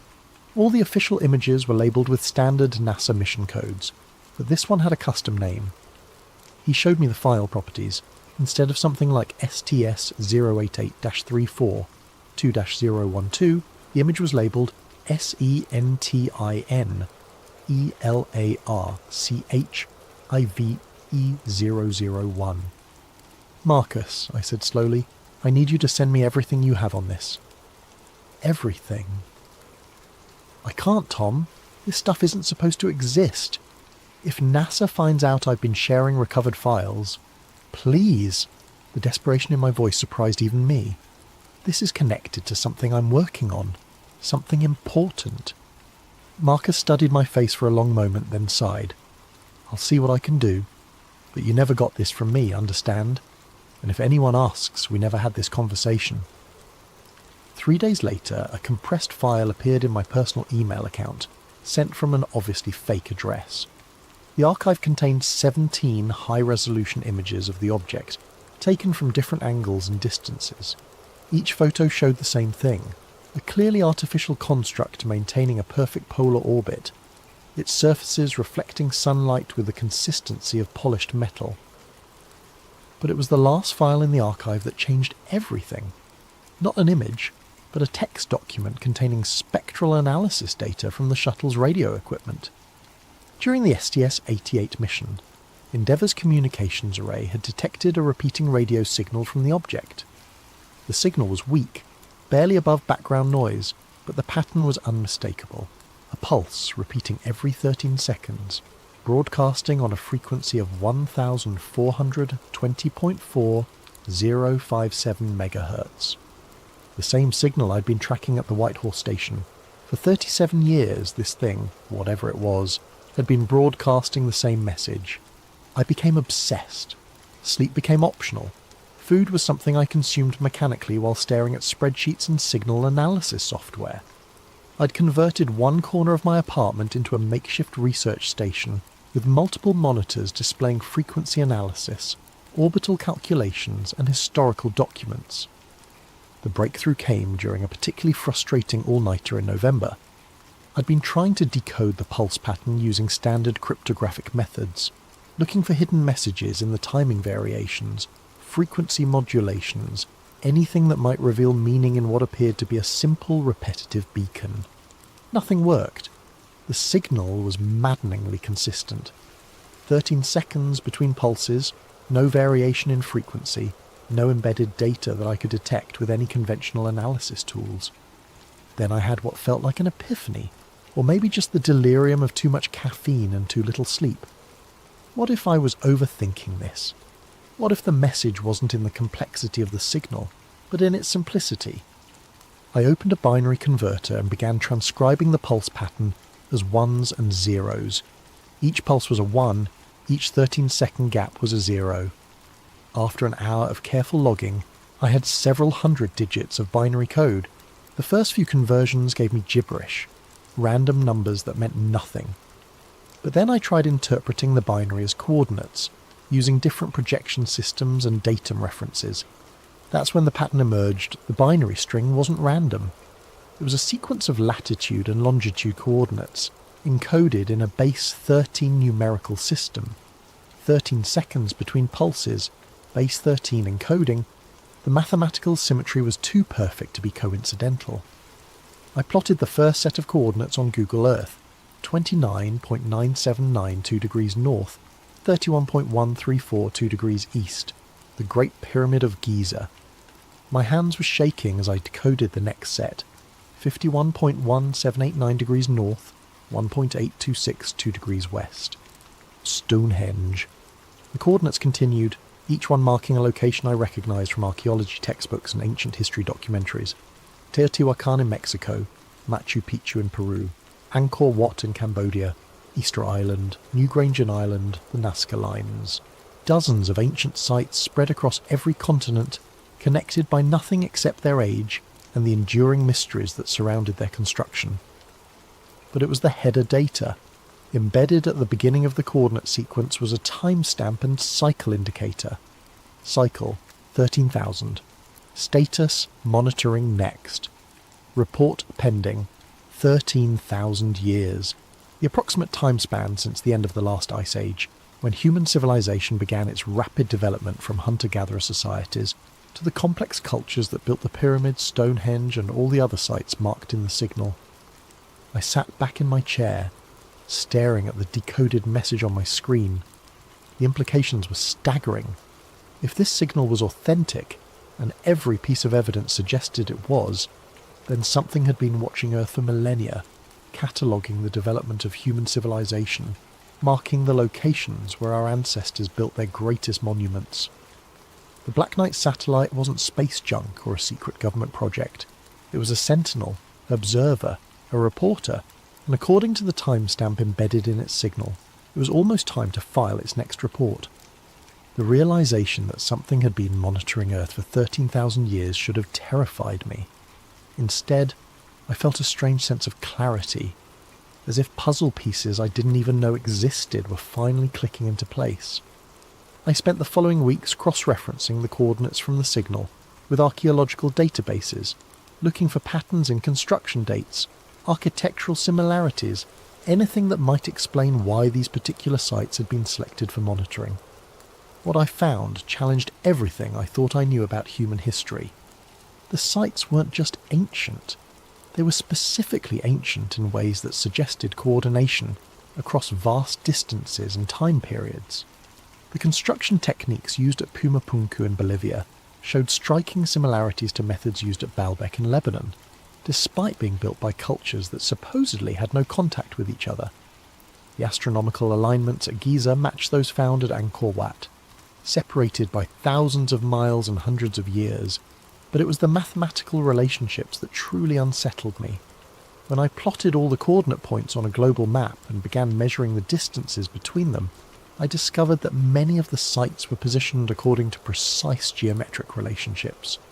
The distances formed triangles, pentagons, and complex polygons, with measurements that were exact multiples of fundamental mathematical constants. It was as if the entire planet had been surveyed by a single intelligence, with monitoring stations established according to a master plan that spanned continents and millennia. I began researching historical accounts of unexplained phenomena at these locations. What I found was a consistent pattern of reports across different cultures and time periods, describing strange lights in the sky, unusual atmospheric disturbances, and in some cases direct observations of metallic objects hovering above the ancient monuments. A medieval chronicle from Salisbury described a star that moved against the heavens, appearing above Stonehenge during the winter solstice of 1244. Mayan codices contained references to the eye that watches from the void in connection with observations at Chichen Itza.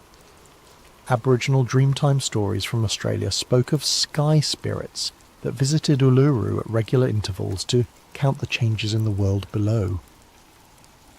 The accounts were separated by thousands of years and thousands of miles, recorded by cultures that had no knowledge of each other's existence, but the descriptions were remarkably consistent. periodic appearances of artificial objects in the sky, always in connection with the ancient sites, always described as watching or observing rather than interacting. As December approached, I found myself checking the signal obsessively. The pulse pattern remained unchanged, but I'd begun to notice subtle variations in signal strength that seemed to correlate with the satellite's position relative to specific coordinate points. When the Black Knight passed over the Giza complex, the signal strengthened. When it crossed above Stonehenge, the pulse became more defined, cleaner. It was conducting active scans. Then, on December 21st, the winter solstice, everything changed. I was monitoring channel 47 during my regular shift when the 13-second pulse pattern suddenly stopped. For 17 minutes, there was nothing but empty static. I thought I'd lost the signal, that decades of consistent transmission had finally come to an end. Then it returned, but different. The pulse timing had changed from 13 seconds to 12.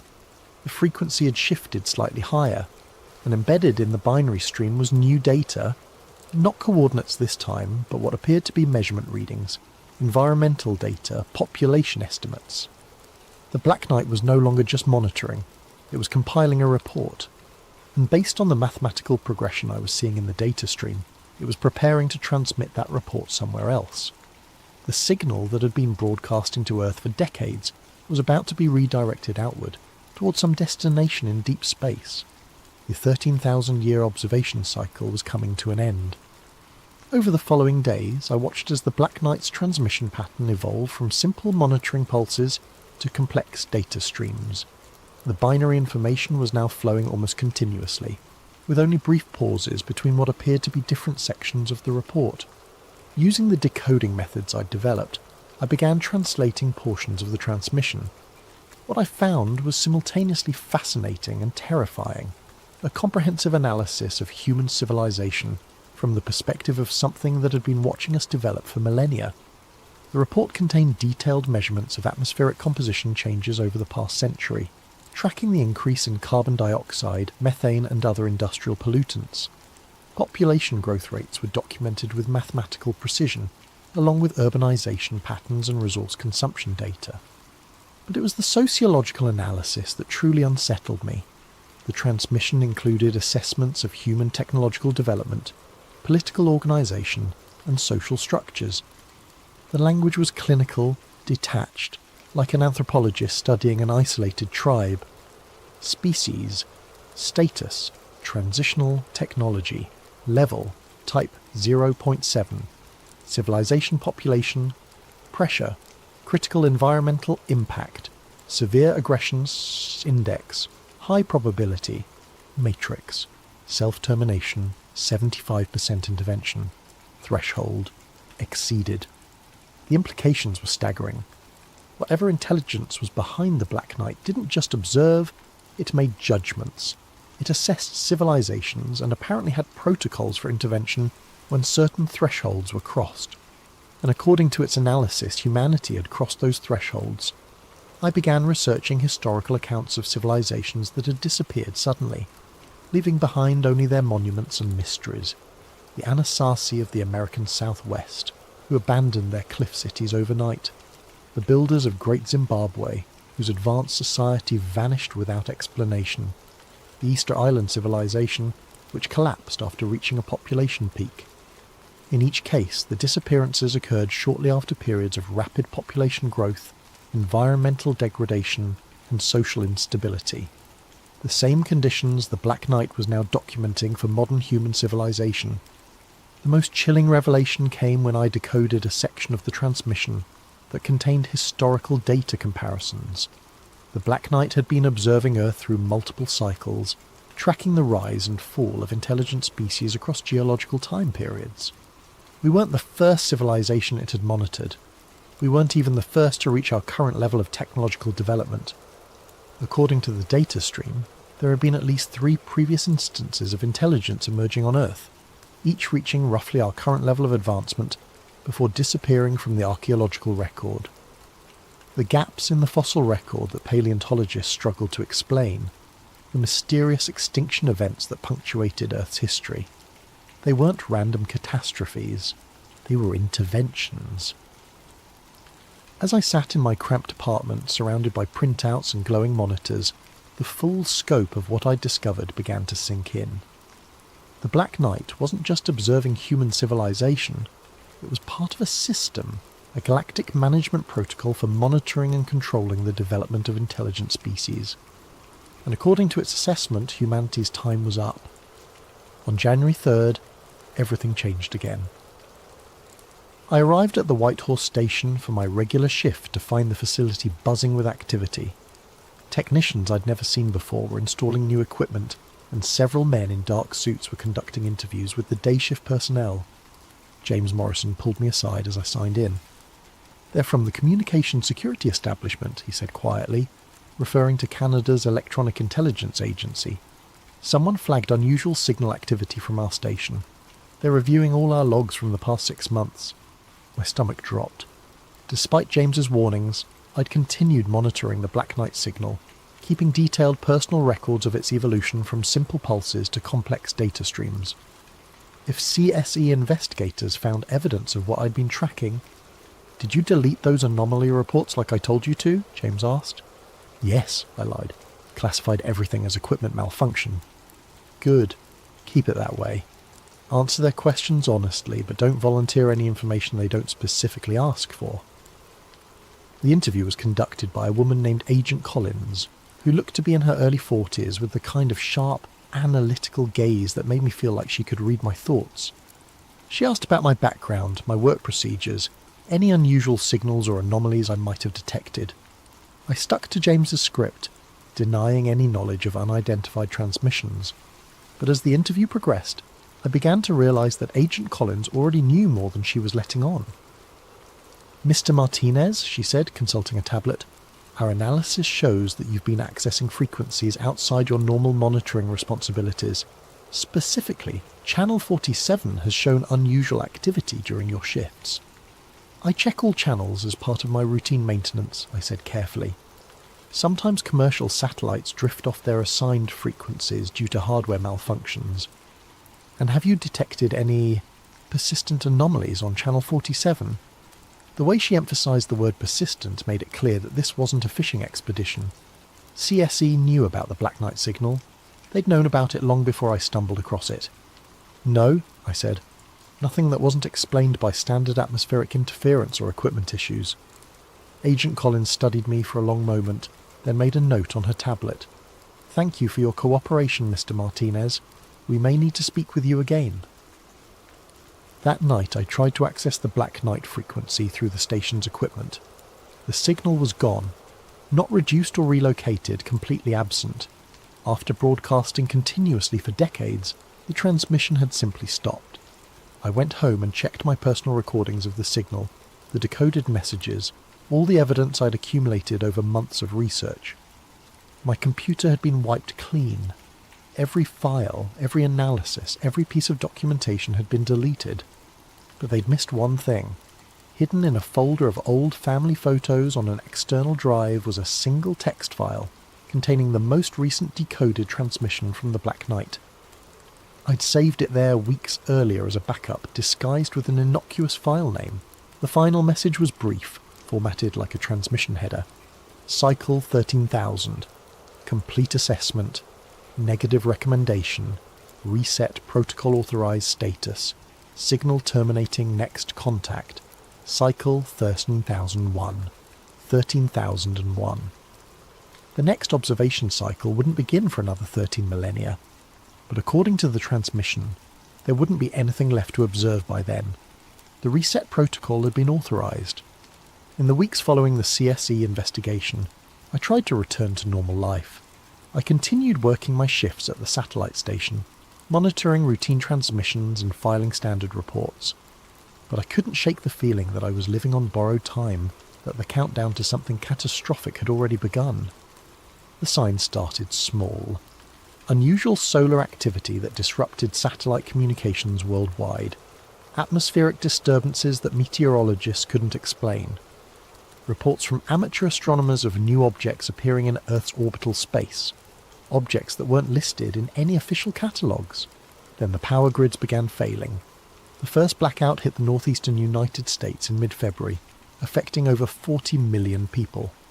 Utility companies blamed equipment failures and cyber attacks, but the pattern of grid collapses suggested something more systematic. Power substations were failing in a sequence that followed major population centres, spreading outward from urban areas like ripples from a stone dropped in water. By March, the blackouts had spread across North America and into Europe. Transportation systems ground to a halt as traffic control networks failed. Communication satellites went dark. The internet, humanity's nervous system, began fragmenting as server farms lost power, and fibre optic cables were mysteriously severed. I watched the collapse unfold from the relative isolation of the Whitehall station, one of the few facilities that remained operational due to its hardened infrastructure and independent power systems. But even our equipment was showing signs of stress. Signal noise was increasing daily, and we were detecting electromagnetic anomalies that our instruments couldn't properly analyse. Then I saw them during a clear night in late March. I was conducting routine maintenance on our satellite dishes when movement in the sky caught my attention. At first, I thought they were aircraft, dark shapes silhouetted against the stars, moving with the steady purpose of commercial airliners. But their flight patterns were wrong. They moved in perfect formation, accelerating and decelerating in ways that defied conventional physics. And they were completely silent, casting shadows against the aurora borealis without producing any engine noise or exhaust signatures. I counted at least 20 objects, all roughly cylindrical in shape, arranged in a geometric pattern that reminded me of the coordinate relationships I'd discovered in the Black Knight transmission. They maintained their formation for almost an hour before accelerating upward and disappearing into the night sky. The next morning brought reports of similar sightings from around the world.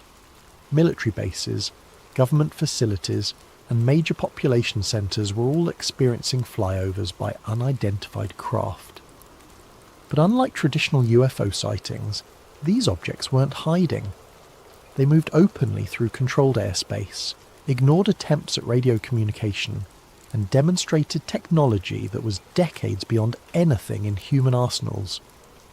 The governments of the world responded predictably. Emergency sessions of the United Nations, military mobilizations, attempts to establish communication with the unknown visitors. But it was already too late for diplomacy. The intervention had begun. The end came not with explosions or invasions, but with a systematic dismantling of the infrastructure that supported modern civilization. Over the course of 6 weeks, humanity's technological achievements simply stopped working. Power grids failed permanently, their control systems corrupted by signals that technicians couldn't trace or repair. Satellites tumbled out of orbit, their electronics fried by precisely targeted electromagnetic pulses. Transportation networks collapsed as traffic control systems, GPS networks, and communication relays went dark simultaneously. But the most devastating attack came through our information systems. Every computer network connected to the internet experienced simultaneous cascade failures. Not viruses or malware, but complete hardware corruption that rendered electronic devices inert. Decades of digital records, scientific databases, cultural archives, all of it vanished in a matter of hours. Humanity's collective memory was being systematically erased. From my position at the Whitehall station, I watched civilization crumble with the detached fascination of an anthropologist observing the collapse of an ant colony. Our isolated facility continued operating on emergency power, but we were cut off from the outside world, reduced to monitoring radio frequencies that carried increasingly desperate communications from military units, government officials, and civilian groups trying to coordinate response efforts. The pattern became clear within days. This wasn't random destruction. It was selective elimination of human technological capability while leaving the natural environment intact. Cities were losing power and communications, but forests remained untouched. Industrial facilities were shutting down, but agricultural areas showed no signs of interference. It was a reset protocol, exactly as the Black Knight transmission had indicated. Human civilization was being systematically returned to a pre-technological state, wiped clean like a computer hard drive being prepared for a fresh installation. The cylindrical craft I'd observed became a common sight, appearing over major population centres and conducting what appeared to be systematic surveys. Occasionally they would deploy smaller objects that descended into urban areas before returning to the mother ships. Witnesses described these smaller craft as conducting detailed scans of infrastructure, mapping systems, documenting the extent of human technology before methodically disabling it. No weapons were used, no violence was reported. The intervention was conducted with the clinical efficiency of pest control specialists eliminating an infestation. By April, the collapse was complete. Modern civilization had been reduced to scattered groups of survivors trying to maintain basic subsistence without electricity, motorized transportation, or electronic communication. The population centers that had housed billions of people were becoming uninhabitable as water treatment systems failed, food distribution networks collapsed, and medical facilities lost the ability to maintain life support equipment. The reset was working exactly as designed. I remained at the White Horse Station until the emergency generators finally ran out of fuel in mid-May. By then, most of my colleagues had left to find their families or join survivor communities that were forming in rural areas. The Canadian government had ceased to exist in any meaningful sense, and emergency services had collapsed along with the rest of the technological infrastructure. But I stayed, compulsively monitoring the radio frequencies for any sign that the Black Knight satellite was still active. On my final night at the station, powered by the last few hours of battery backup, I detected a weak signal on channel 47. It wasn't the familiar 13-second pulse pattern. This was a new transmission, a brief status update broadcast once every hour. Reset protocol, 97% complete population, reduction within parameters, environmental restoration, initiated monitoring, reduced schedule, status, cycle 13001 preparation, 97% complete. Humanity's technological civilization had been almost entirely eliminated, reduced to scattered pockets of survivors who would need generations to rebuild even basic industrial capability. The population that had numbered nearly 8 billion was rapidly declining as urban areas became uninhabitable and medical infrastructure ceased to function. But some would survive. The transmission indicated that complete extinction wasn't the goal, just reduction to sustainable levels and elimination of technological capability. The survivors would eventually rebuild, develop agriculture, establish new settlements. In a few thousand years they might even rediscover metallurgy and basic machines. And when they did, the Black Knight would be waiting, watching, counting down the years until the next assessment cycle. I left the station on foot, carrying only basic supplies and the handwritten notes I'd managed to preserve from my research.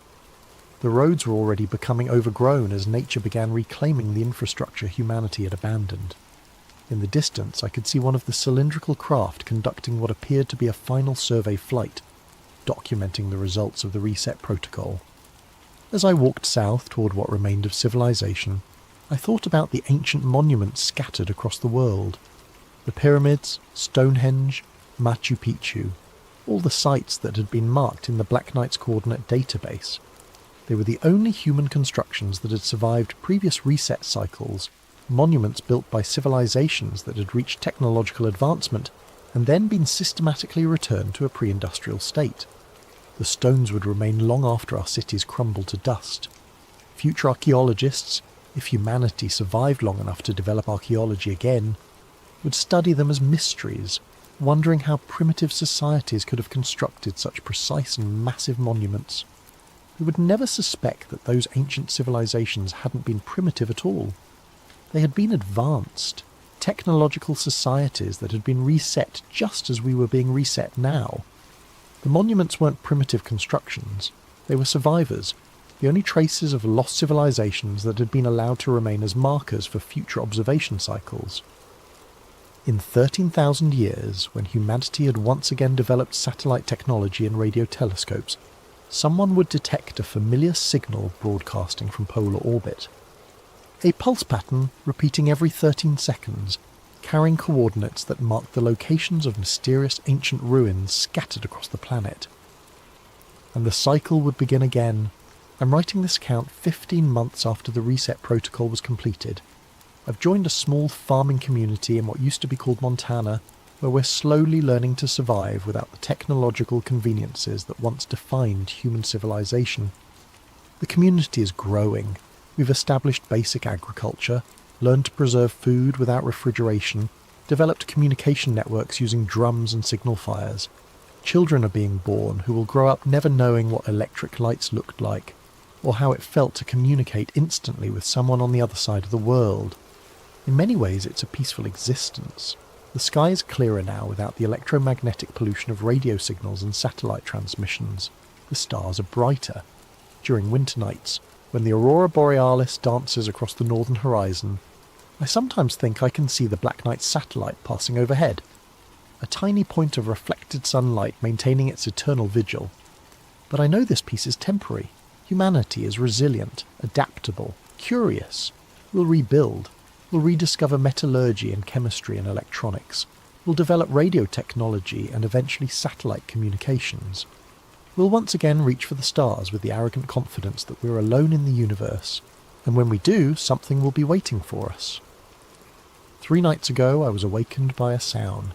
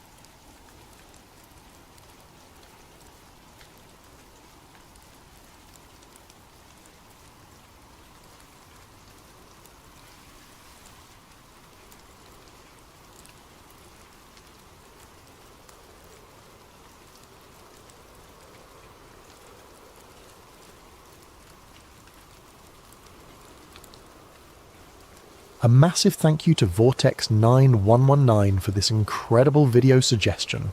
If you have story ideas you'd like to see brought to life, drop them in the comments below. And if you're enjoying these immersive tales, don't forget to like and subscribe to Sleep Theories for more stories that blur the line between mystery and reality.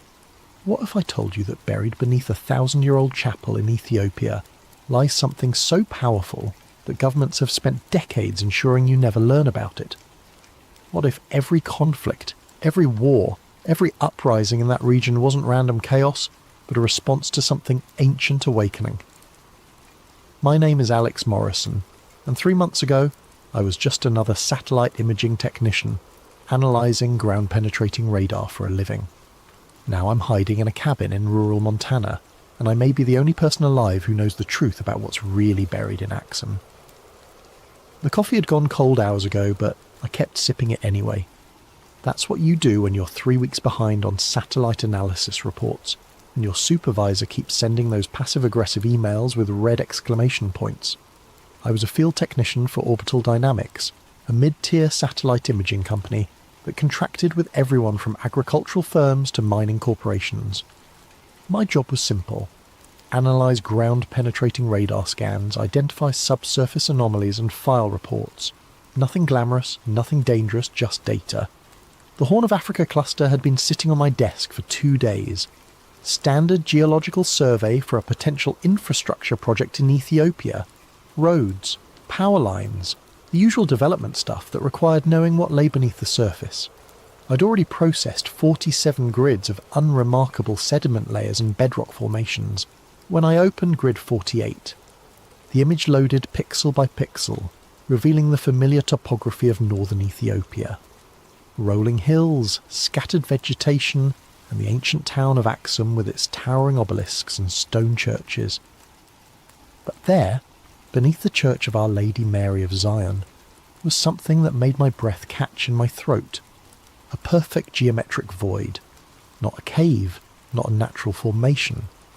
The radar signature showed clean, straight edges forming a rectangular shape, approximately 4 feet long, 2.5 feet wide, and 2.5 feet deep. The dimensions were so precise they could have been cut with industrial equipment, yet the surrounding rock layers indicated this void had existed for centuries, possibly millennia. I pulled up the analysis protocols on my second monitor. Standard procedure for unexplained anomalies was clear. Mark as geological inconsistency or data corruption, and move on. The company didn't pay us to solve mysteries, just to identify potential construction hazards. But those dimensions nagged at me. 4 feet by 2.5 feet by 2.5 feet. I'd heard those measurements before, in some half-remembered history class or documentary. Something biblical. I saved the image to my personal drive before marking the official report as data corruption. Recommend resurvey. My supervisor would approve it without a second glance, and the client would order new scans of the area that would somehow never quite capture that same perfect void again. As I prepared to move on to the next grid, I noticed something else in the metadata. The thermal overlay showed heat signatures throughout the scan area, solar absorption on the surface, geothermal activity deeper down, all normal patterns, except for the void. The void was 3 degrees warmer than the surrounding rock despite being completely enclosed. Dead objects don't generate heat. I stared at the screen until my eyes burned, but no amount of analysis could explain what I was looking at. Finally, I closed the file and went home, but the image followed me. Those perfect dimensions, that impossible heat signature, the way it sat directly beneath one of Christianity's most sacred sites. 4 feet by 2.5 feet by 2.5 feet. The traditional dimensions of the Ark of the Covenant. That night, I dreamed of golden cherubim with wings spread wide, and a voice that spoke from between them with the sound of rushing water. In the dream, I was standing in a stone chamber, lit by a light that cast no shadows, reaching toward a box that hummed with power. The moment my fingers touched the gold, I woke with a gasp, my heart hammering against my ribs. It was just a dream, I told myself. Just my imagination running wild after a long day staring at radar scans. But when I checked my phone, I found I'd been unconsciously searching for information about Axum, about the Church of Our Lady Mary of Zion, about ancient artifacts hidden beneath holy ground. The next morning I couldn't focus on anything else. I pulled up the scan again, studying every pixel, every thermal gradient, every impossible detail of that buried void. This wasn't data corruption. This was something real, something significant, something that had been deliberately hidden from the world. Something that was waiting. 3 weeks later, I was on a plane to Ethiopia. I'd convinced my supervisor that the Axum anomaly required ground truthing, a field verification to ensure our radar systems were functioning correctly. The company approved the trip because it sounded technical and responsible, not because I'd spent every spare moment researching the legend of the Ark's journey from Jerusalem to Ethiopia. According to tradition, the Queen of Sheba took the Ark back to Ethiopia after her visit to King Solomon. Her son, Menelik I, founded the Ethiopian Empire and established Axum as its capital. For 3,000 years, Ethiopian Orthodox Christians had claimed the true Ark of the Covenant rested in the Church of Our Lady Mary of Zion, guarded by a single monk who could never leave the sacred precinct. Tourist nonsense, I'd always assumed. Every culture claimed to have some piece of biblical history hidden in their backyard. But now I had radar evidence of something buried exactly where the legend said it would be. Something that matched the Ark's traditional dimensions and somehow generated heat despite being entombed in solid rock. I landed in Addis Ababa on a Tuesday morning and caught a domestic flight to Axum the same day. The town was smaller than I'd expected, a collection of low buildings scattered around the famous obelisk park, and the twin churches that claim to house the world's greatest religious relic. Tourists wandered between the ancient stone monuments, taking selfies with 3,000-year-old carved pillars, while guides recited well-practiced speeches about Queen Sheba and King Solomon. I hired a local guide named Dawit, a middle-aged man with intelligent eyes and careful English who specialised in the historical sites. We spent the first day touring the obelisk park and the ruins of ancient palaces, but I was really just getting a feel for the area, trying to match the topography to my radar scans. "Tomorrow we visit the churches," Dawit said as we walked back to my hotel. "The old church and the new church. Very sacred places." "Can tourists go inside both churches?" I asked, trying to sound casual. "The new church, yes. Beautiful paintings, ancient books, many treasures. But the old church..." He paused, glancing around as if checking for eavesdroppers. "The old church is different. Only priests allowed inside, and the guardian." "The guardian? One monk, chosen for life. He watches over the..." Dawit lowered his voice. "Over what is kept there. He can never leave the church grounds. Never. He stays until he dies, then another is chosen." We'd reached my hotel, but I wasn't ready to end the conversation. "What exactly is he guarding?" Dawit looked uncomfortable. "Christians say it is the Tablet, the Ark of Moses. Others say it is just tradition, just stories. But I have lived in Axum all my life, and I tell you this, the guardian is real. I have seen him walking in the church courtyard at night, always alone, always watching. What does he look like? Old, but not in years. Old in ... Dawit struggled for the word. Old in soul. Like a man who has seen too much, carries too much weight. His eyes..." He shuddered. "I do not like to look at his eyes." That night I lay in bed studying satellite photos of the church complex on my laptop. The Church of Our Lady Mary of Zion was actually two buildings. A newer church built in the 1960s where tourists and worshippers could visit, and a smaller, older chapel that supposedly housed the Ark. The older building sat directly above the void I detected in the radar scan. According to everything I'd read, no outsider had been permitted inside the chapel in centuries. The Ethiopian Orthodox Church maintained absolute secrecy about what was housed there, allowing only the guardian and select high-ranking clergy to enter. Even the country's government respected the restriction, treating the chapel as sovereign territory beyond their jurisdiction. But tomorrow, I'd at least be able to see the building from the outside, maybe get close enough to take some thermal readings with the handheld scanner I'd brought. It wasn't much, but it might help me understand what was generating that heat signature 12 feet below ground. The next morning, Dawit led me through Axum's narrow streets toward the church complex. We passed market stalls selling coffee and spices, elderly women spinning cotton on wooden wheels, children playing soccer with a ball made of rags. Normal life in a normal town that happened to claim possession of humanity's most powerful religious artifact. The Church of Our Lady Mary of Zion compound was surrounded by a high stone wall with an ornate gate.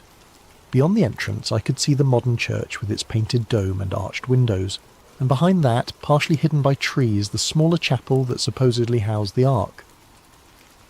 "We can tour the new church," Dawit explained as we approached the gate. "Beautiful interior, many ancient paintings and manuscripts, but the chapel behind it..." He pointed to the smaller building. "That is forbidden." We passed through the gate into a courtyard filled with pilgrims and tourists. The modern church was indeed impressive, with colourful frescoes covering every wall and elaborate religious artefacts displayed in glass cases. But I found myself constantly glancing toward the windows that faced the restricted chapel, trying to catch a glimpse of the building that sat above my mysterious void. After an hour of dutifully admiring religious art, I excused myself to use the restroom, then slipped outside into the courtyard. The restricted chapel was maybe 50 yards away, separated from the public area by a low fence and some carefully placed shrubs. I walked casually in that direction, pulling out my phone as if taking pictures of the church architecture. The chapel was older than the main building, constructed from rough stone blocks that had been weathered smooth by centuries of highland rain. Small, narrow windows pierced the walls at regular intervals, but they were too high and too dark to see inside. The building's footprint was roughly 30 feet by 40 feet, large enough to house a small congregation, or to contain something that required a significant amount of protective space.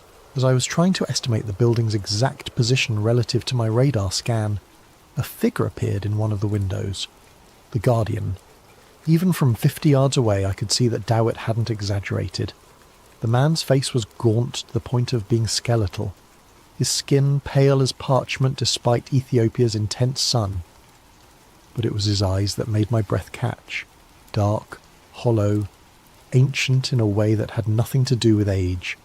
Eyes that had seen something no human should see, carried some weight that was slowly crushing the life out of him. For a long moment we stared at each other across the courtyard. Then the Guardian raised one thin hand and made a clear gesture.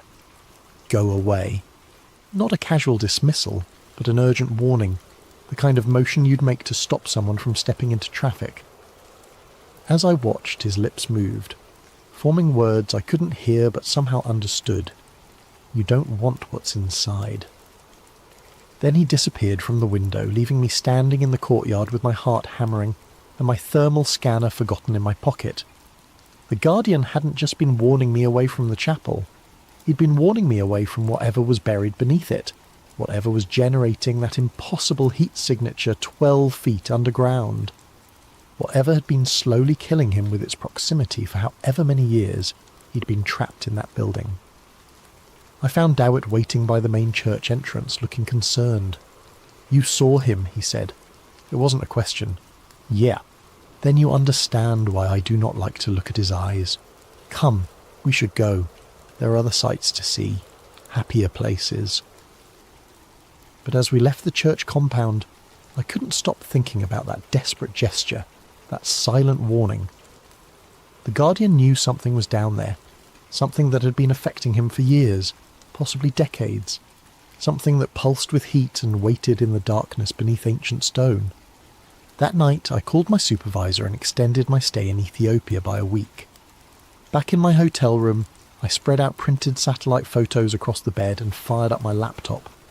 The thermal scanner I'd brought was designed for surface readings, useless for penetrating 12 feet of stone and earth, but I had access to something better.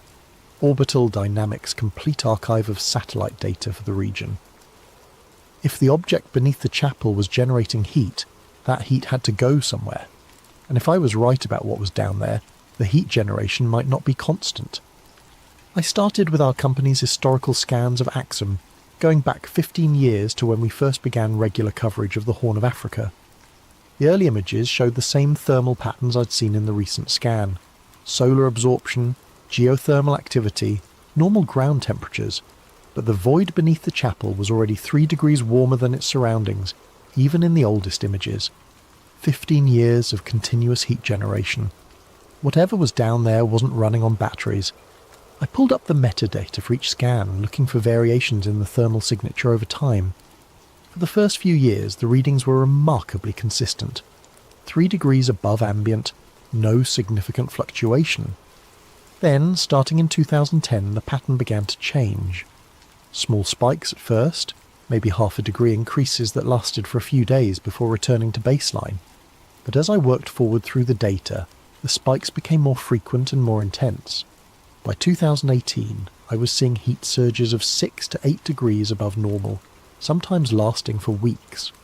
The most recent scan, the one that had started this whole investigation, showed the highest readings yet. Nearly 12 degrees above the surrounding rock temperature, sustained over the 3-day period when the satellite had passed over the region. I sat back, staring at the data visualization on my screen. The heat signature wasn't just evidence that something was buried beneath the chapel. It was evidence that something was becoming more active, more powerful, more awake. But what could cause those kinds of fluctuations? I needed to correlate the thermal spikes with external events, see if there was a pattern I was missing.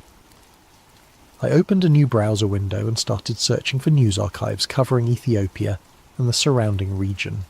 Wars, natural disasters, political upheavals, anything that might correspond to the dates when the thermal readings spiked. The first major heat spike had occurred in September 2010. I cross-referenced the date and found coverage of renewed fighting in South Sudan, just a few hundred miles from Axum. Border clashes, civilian casualties, the usual litany of African conflict. The heat signature had jumped to 6 degrees above normal and stayed there for 2 weeks. December 2014, another spike, this one lasting almost a month. I found reports of protests in Ethiopia's Oromia region that had turned violent, with government forces killing dozens of demonstrators. The thermal readings had peaked at 8 degrees above normal.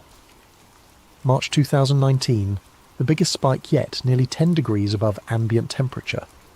Major fighting had erupted between Ethiopia and Eritrea along their shared border, the worst violence in years between the two countries. Thousands of troops mobilised, artillery exchanges, threats of full-scale war. The pattern was undeniable. Every time conflict erupted in the region, the object beneath the chapel became more active. Not just reactive, but almost anticipatory. Some of the thermal spikes had begun days or even weeks before the first news reports of violence.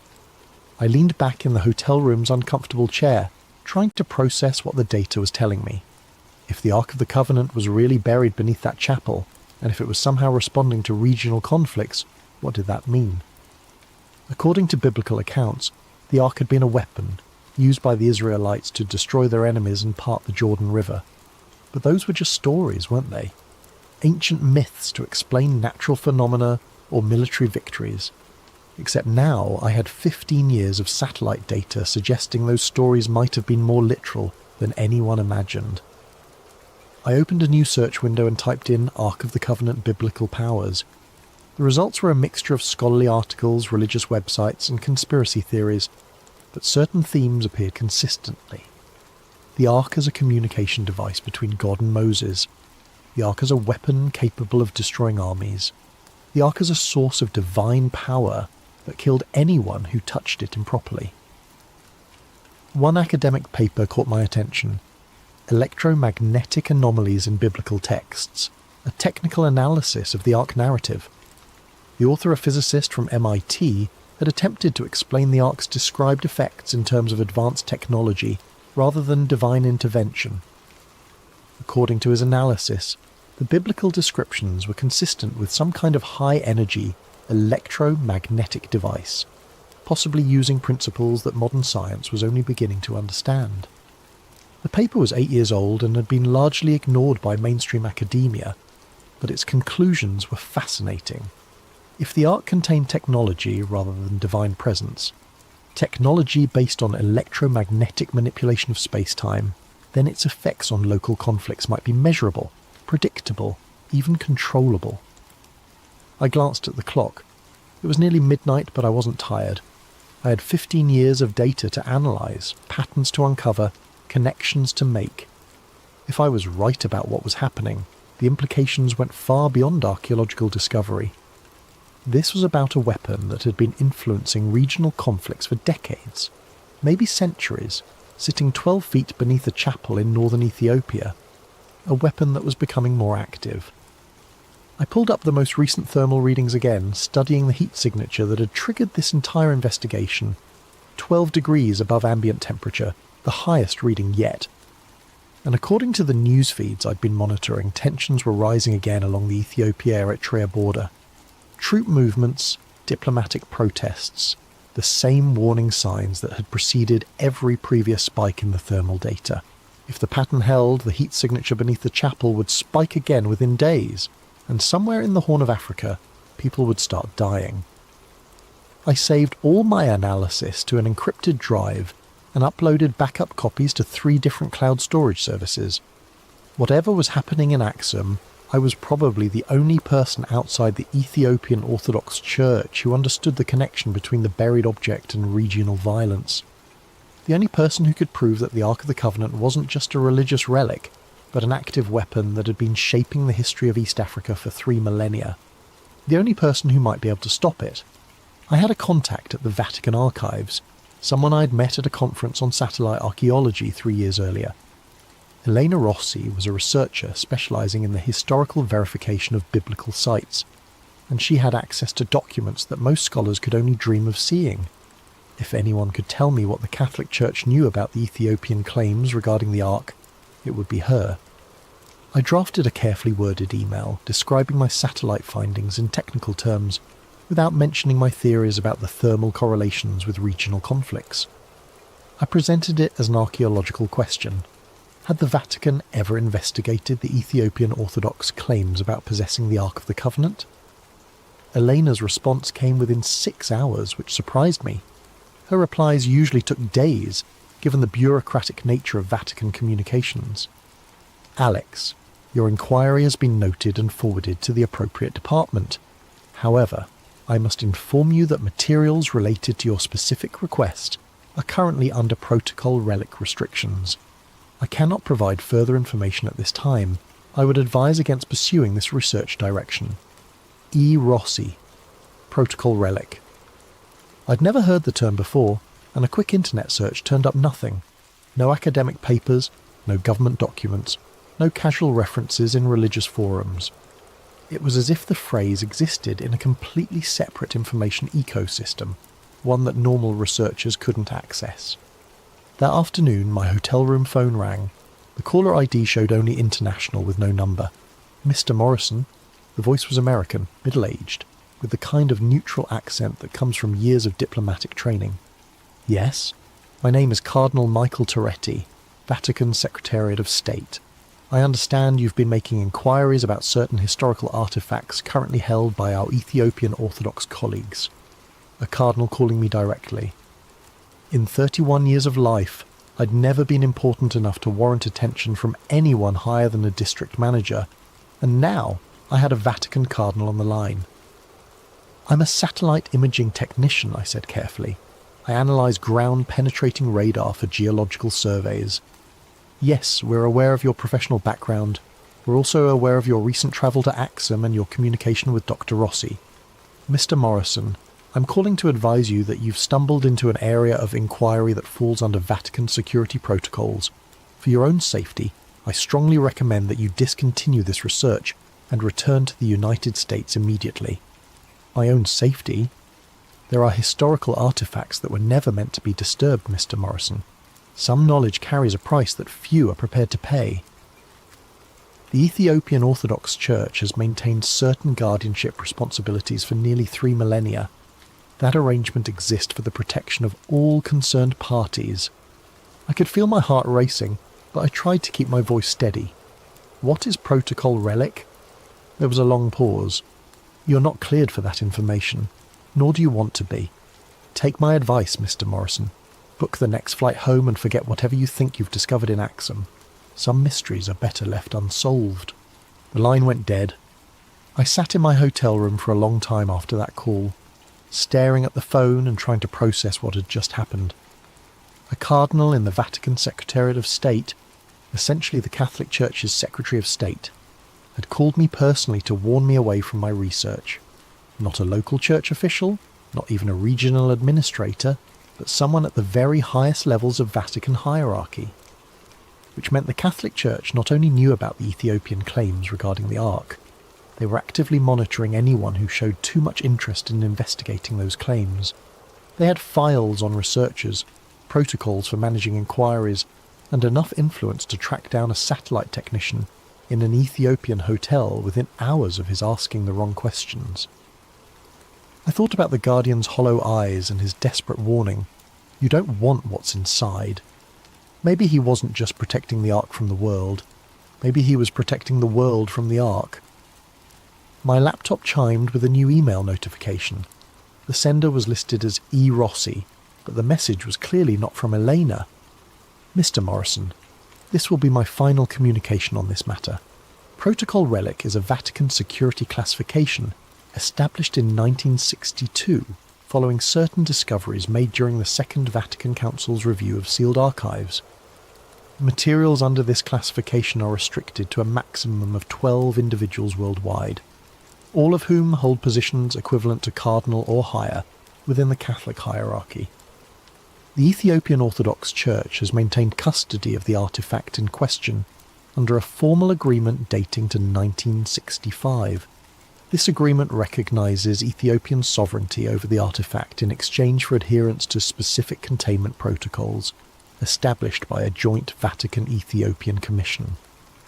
These protocols exist because the artefact exhibits properties that pose significant risks to regional stability when improperly handled or exposed. The Guardian tradition is not merely ceremonial, it serves a crucial containment function that has prevented numerous potential catastrophes over the past several decades. Your thermal analysis data has been reviewed by our technical staff. We are aware of the correlations you have identified. We are also aware of the artefact's increasing activity levels over the past 5 years. A joint Vatican-Ethiopian assessment team is currently evaluating options for enhanced containment measures. This communication will self-delete in 60 seconds. Do not attempt to copy or save this message. Return to the United States immediately and discontinue all research related to this matter.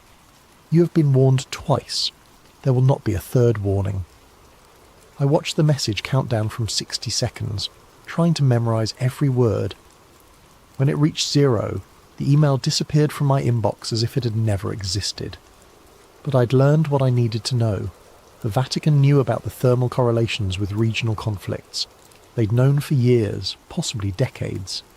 And they were worried enough about increasing activity levels to consider enhanced containment measures. The Ark of the Covenant was real, it was buried beneath the chapel in Axum, and it was becoming more dangerous. I needed to get that thermal data to someone who could do something about it. Someone outside the Vatican's sphere of influence. But first, I needed to understand exactly what I was dealing with. I opened my laptop and began typing up a detailed summary of everything I'd discovered. The satellite data, the thermal correlations with regional conflicts, the Vatican security protocols, the Guardian's warning. If something happened to me, I wanted there to be a record of what I'd found. Outside my hotel window, the ancient obelisks of Axum stood silhouetted against the Ethiopian night sky. Monuments to a civilization that had claimed to possess God's greatest gift to humanity. 12 feet below, a simple stone chapel. Something waited in the darkness, growing stronger, growing more active, preparing for something that would make the regional conflicts of the past 15 years look like minor skirmishes. And I was probably the only person outside the Vatican and the Ethiopian Orthodox Church who understood what was coming. The next morning, I made a decision that would change everything. Instead of booking a flight home like the Vatican had demanded, I drove the rental car to a cybercafe in Addis Ababa and uploaded a carefully edited version of my satellite data to Reddit. I chose the r/conspiracy subreddit because I knew it would get attention without being taken seriously by any official monitoring systems. The post was titled "Weird Thermal Anomaly Under Ethiopian Church. Anyone know what this could be?" I included 3 of the clearer thermal images showing the heat signature beneath the Church of Our Lady Mary of Zion, along with GPS coordinates and a brief description of the geometric void. I deliberately left out any mention of the Ark, the Vatican communications, or the correlations with regional conflicts. To casual readers, it would look like a curious geological anomaly discovered by a satellite technician who was genuinely puzzled by what he'd found. The post got 17 comments in the first hour. Most were jokes about ancient aliens or government cover-ups, but a few showed genuine technical interest. One user with apparent geology credentials suggested underground geothermal activity. Another pointed out that the heat signature was too localized and too geometric to be natural. I was reading through the comments when my laptop screen went black. Not a normal shutdown or crash, but an instantaneous cut-off as if someone had yanked the power cord. Except the laptop was running on battery power and the charging light was still on. The screen stayed black for maybe 10 seconds, then flickered back to life showing the Windows startup sequence. When the system finished rebooting, my Reddit post was gone. Not deleted with a moderator message, not removed for violating community guidelines, but completely absent as if it had never existed. My browser history showed no record of visiting Reddit. The thermal images I'd uploaded weren't in my recent files folder. Someone had remotely accessed my laptop and scrubbed all evidence of the post, while leaving everything else untouched.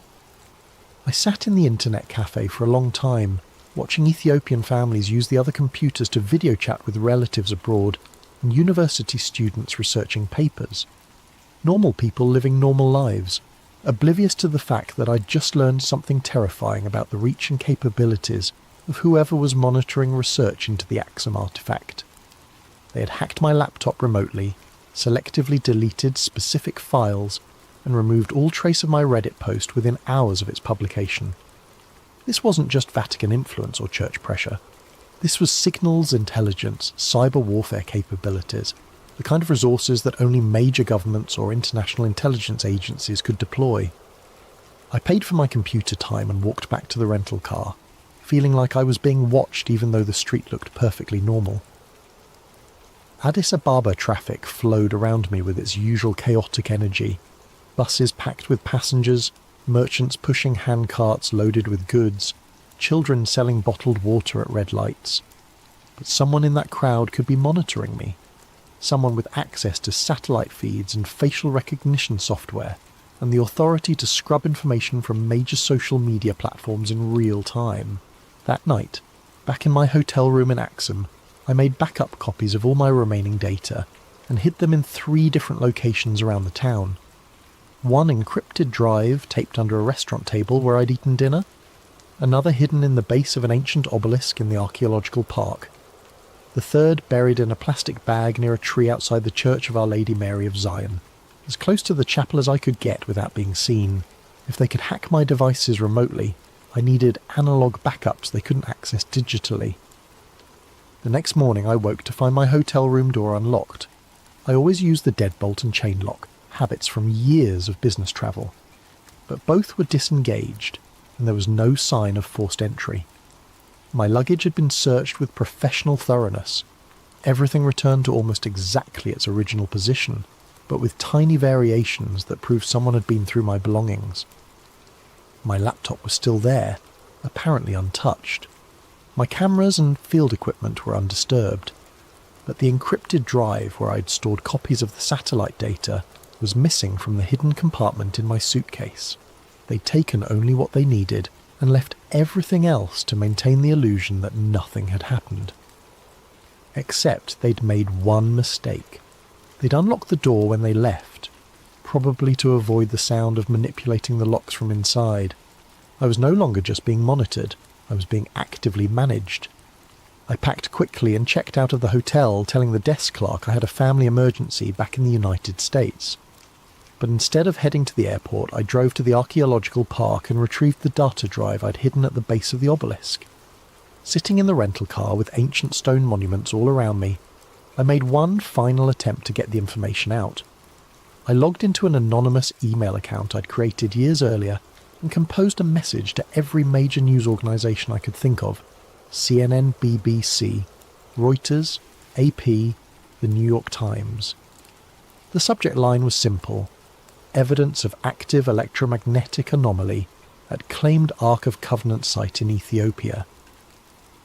In the body of the message I laid out everything: the satellite thermal data, the correlations with regional conflicts, the Vatican's protocol relic warnings, the cyber intrusion and hotel room search.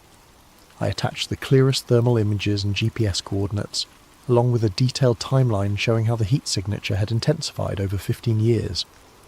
I hit send and watched the message appear in my outbox, then immediately start moving to the sent folder. Except it never arrived. I tried again with a different email service, then a third. Same result every time. The messages showed as sent from my end, but never reached their destinations. Someone was intercepting my communications at the internet service provider level, identifying and blocking any transmission that contained my satellite data or references to the Axum thermal anomaly.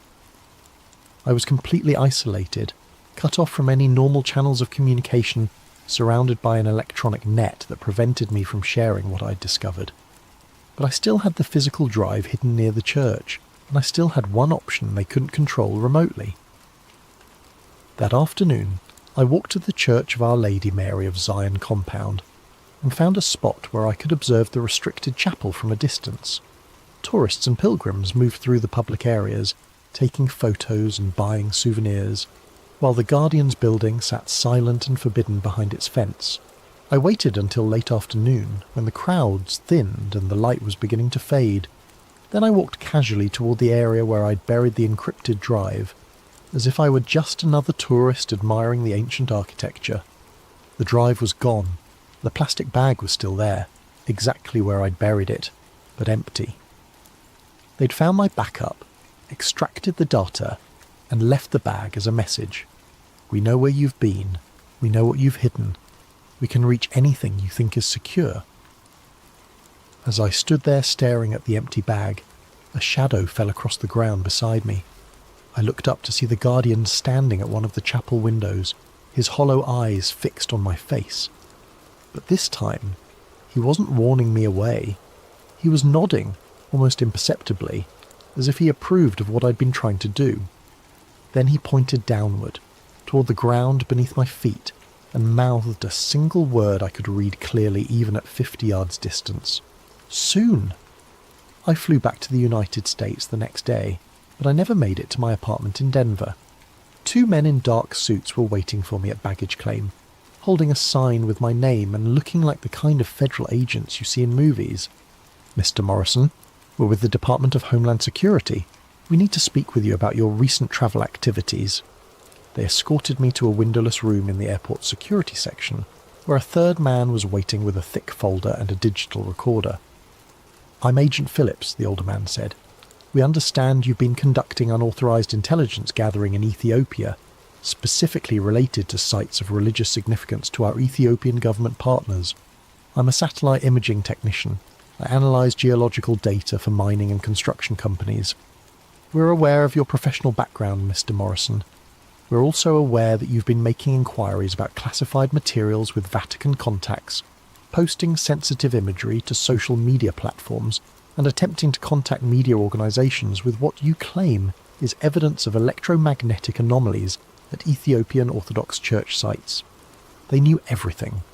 Not just my activities in Ethiopia, but my attempts to share the data, my communications with Elena Rossi, even my failed Reddit post. The thermal imagery you captured falls under the jurisdiction of several international agreements regarding the protection of cultural and religious sites," Phillips continued. "Specifically, it relates to a joint Vatican-Ethiopian cultural preservation protocol that supersedes normal academic or journalistic access. Cultural preservation protocol?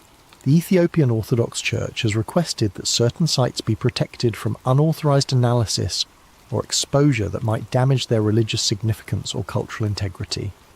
The Vatican has agreed to help enforce these protections as part of ongoing interfaith cooperation initiatives. It was a lie, of course. They weren't protecting cultural sites. They were suppressing evidence of something that posed a much more serious threat. But I was sitting in a windowless room at the Denver airport with 3 federal agents, and my laptop had already demonstrated that normal channels of communication were compromised. "We're prepared to offer you a choice, Mr. Morrison," Phillips said. "You can sign a non-disclosure agreement regarding your recent research activities, accept reassignment to a different geographical focus area within your company, and continue your career with no further complications. Or we can discuss this matter with your employer, your security clearance sponsors, and potentially with federal prosecutors who take a very dim view of unauthorized intelligence activities in sensitive foreign locations." I stared at the folder on the table between us, thinking about the Guardian's hollow eyes and his final gesture toward the ground beneath the chapel. Thinking about 15 years of thermal data showing an ancient weapon growing stronger, more active, more dangerous. What happens if I sign? You return to your normal work assignments. You avoid any further research related to Ethiopian archaeological sites. You don't discuss your recent findings with colleagues, media contacts, or internet forums. In exchange, we ensure that your employer receives a positive assessment of your professionalism and discretion during this culturally sensitive assignment. And if I don't sign? Phillips opened the folder and showed me the first page. It was a letter from Orbital Dynamics Human Resources Department, dated that morning, informing me that my employment had been terminated due to misuse of company resources for unauthorized personal research projects. "Your security clearance will be revoked," he continued. "Your access to government contracting databases will be permanently blocked, and we'll be sharing our assessment of your activities with other satellite imaging companies geological survey firms, and any future employers who request background information. They were offering to destroy my career or let me pretend none of this had ever happened. But either way, the information I'd gathered would never reach anyone who could act on it. I thought about Cardinal Toretti's warning on the phone. Some knowledge carries a price that few are prepared to pay. Maybe this was the price. Professional destruction, isolation, the slow erasure of everything I'd worked to build over the past decade. I need time to think about it. You have until we finish processing your luggage, 20 minutes, maybe 30. 20 minutes to decide whether to sacrifice my career for information that no one would believe, no one could verify, and no one was allowed to investigate. I signed the non-disclosure agreement. They released me 2 hours later with a stern warning about the consequences of violating federal agreements, and a business card with a phone number I could call if I ever felt tempted to discuss my Ethiopian research with anyone. But they made one crucial mistake. They assumed I was the only person who had access to the satellite data. That night in my apartment in Denver, I opened my laptop and logged into Orbital Dynamics employee portal. My access had been suspended, as expected, but the system showed I was still listed as being on authorized leave for another 3 days. Someone had delayed updating my termination in the central database. I used those 3 days to access everything I could reach. Not just my own analysis files, but the complete archive of satellite coverage for the Horn of Africa going back to the company's founding. If the thermal anomaly beneath the Axum Chapel was increasing in intensity, there might be other sites showing similar patterns, other locations where ancient artifacts were responding to modern conflicts. What I found was worse than I'd imagined. The Ark wasn't unique, it was part of a network. Thermal anomalies appeared at 17 different locations across the Middle East and North Africa, all buried beneath religious sites, all generating heat signatures that correlated with regional violence. A geometric void beneath the Dome of the Rock in Jerusalem. Another under the Great Mosque of Mecca. Heat sources beneath Christian monasteries in Syria, Coptic churches in Egypt, ancient temples in Iraq. Every major conflict of the past 2 decades, the Iraq War, the Syrian Civil War, the Arab Spring, the ongoing violence in Yemen and Libya, correlated with intensified thermal activity at multiple sites, as if the artifacts were communicating with each other, coordinating their responses to human warfare. I copied everything I could access onto encrypted drives and mailed them to safety deposit boxes in 3 different states. Then I submitted my resignation from Orbital Dynamics, citing personal reasons, and disappeared. For 3 weeks I lived in cheap motels and paid for everything with cash, moving from city to city while I tried to figure out what to do with what I'd learned. The thermal network wasn't just evidence of ancient technology, it was evidence of an active weapons system that had been influencing human conflict for millennia. A weapons system that was becoming more coordinated, more responsive, more powerful. On a Tuesday morning in Salt Lake City, my phone rang. The caller ID showed Elena Rossi. "Alex, thank God. I've been trying to reach you for weeks." "Elena, I thought you were under Vatican restrictions." "I'm calling from a secure line. Listen carefully. Something has happened. The Ethiopian government has sealed off the entire Axum region. No flights in or out, no ground access, complete media blackout. They're claiming it's a military exercise, but my sources inside the Ethiopian Orthodox Church say it's something else." "What kind of something else?" "The Guardian is dead, Alex. He died 3 days ago. And when they went to choose his replacement, they found the chapel empty. Whatever was buried beneath the church, it's gone." I felt the blood drain from my face. Gone how? No one knows. The Ethiopian military is conducting a grid search of the entire region, but there's no sign of forced entry, no evidence of excavation, no indication that anyone broke into the chapel. The artifact simply left. That's impossible. Satellite thermal imaging shows massive energy spikes at 17 locations across the Middle East and North Africa, all occurring within a 6-hour window starting with the Guardian's death. The Vatican has activated something called the Omega Protocol, and they're requesting immediate assistance from the United States, Russia, and China. The Omega Protocol. I'd never heard the term before, but I could guess what it meant. The final contingency, the last resort when all other containment measures had failed. Eleanor, where are you calling from? I'm at a monastery in Switzerland. The Vatican has evacuated all protocol relic personnel to secure locations. They're expecting the worst. What's the worst? According to the sealed archives, the last time the artefacts were fully active was during the Crusades. The entire geopolitical structure of 3 continents collapsed within a century. Empires fell, entire populations migrated, technological development stalled for 500 years. I thought about the thermal data I'd collected, the correlations between artifact activity and regional violence. If the Ark and its companion devices were no longer contained, no longer isolated in buried chambers beneath ancient churches, what would happen to the world? Alex, are you still there? Yeah. Eleanor, I need you to do something. I'm going to send you coordinates for safety deposit boxes in Phoenix, Dallas, and Atlanta. Inside each box is a complete archive of satellite data showing the thermal network. If something happens to me, make sure that information reaches someone who can act on it. What are you going to do? I'm going to find the Ark. The line went dead. That afternoon I bought a plane ticket to Ethiopia under a false name, using identity documents I'd acquired during my weeks of hiding. If the Ethiopian government had sealed off the Axum region, I'd have to find another way in, but I was probably the only person outside government and religious authorities who understood the scope of what was happening. The only person who might be able to track down a 3,000-year-old weapon that had just escaped from its prison and was preparing to reshape human civilization. I'm writing this from a cabin in the mountains of western Montana, 6 months after the Axum incident. The official story is that a localized seismic event damaged several ancient structures in northern Ethiopia, requiring temporary military restrictions while archaeological assessment teams evaluate the cultural heritage impact. The real story is that 17 ancient weapons have vanished from their containment sites across 3 continents, leaving behind nothing but empty chambers and the withered corpses of their guardians. The thermal network I discovered through satellite analysis was just the visible symptom of something much older and more complex.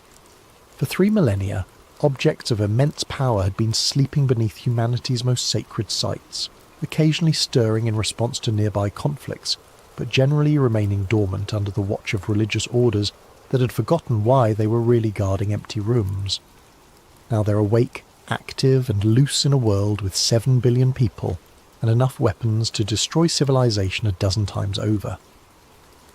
Elena kept her promise and distributed copies of my satellite archive to researchers at major universities, intelligence agencies, and international organizations. Most dismissed the data as elaborate hoax or misinterpreted sensor readings. A few took it seriously enough to begin their own investigations, only to discover that every relevant database had been scrubbed.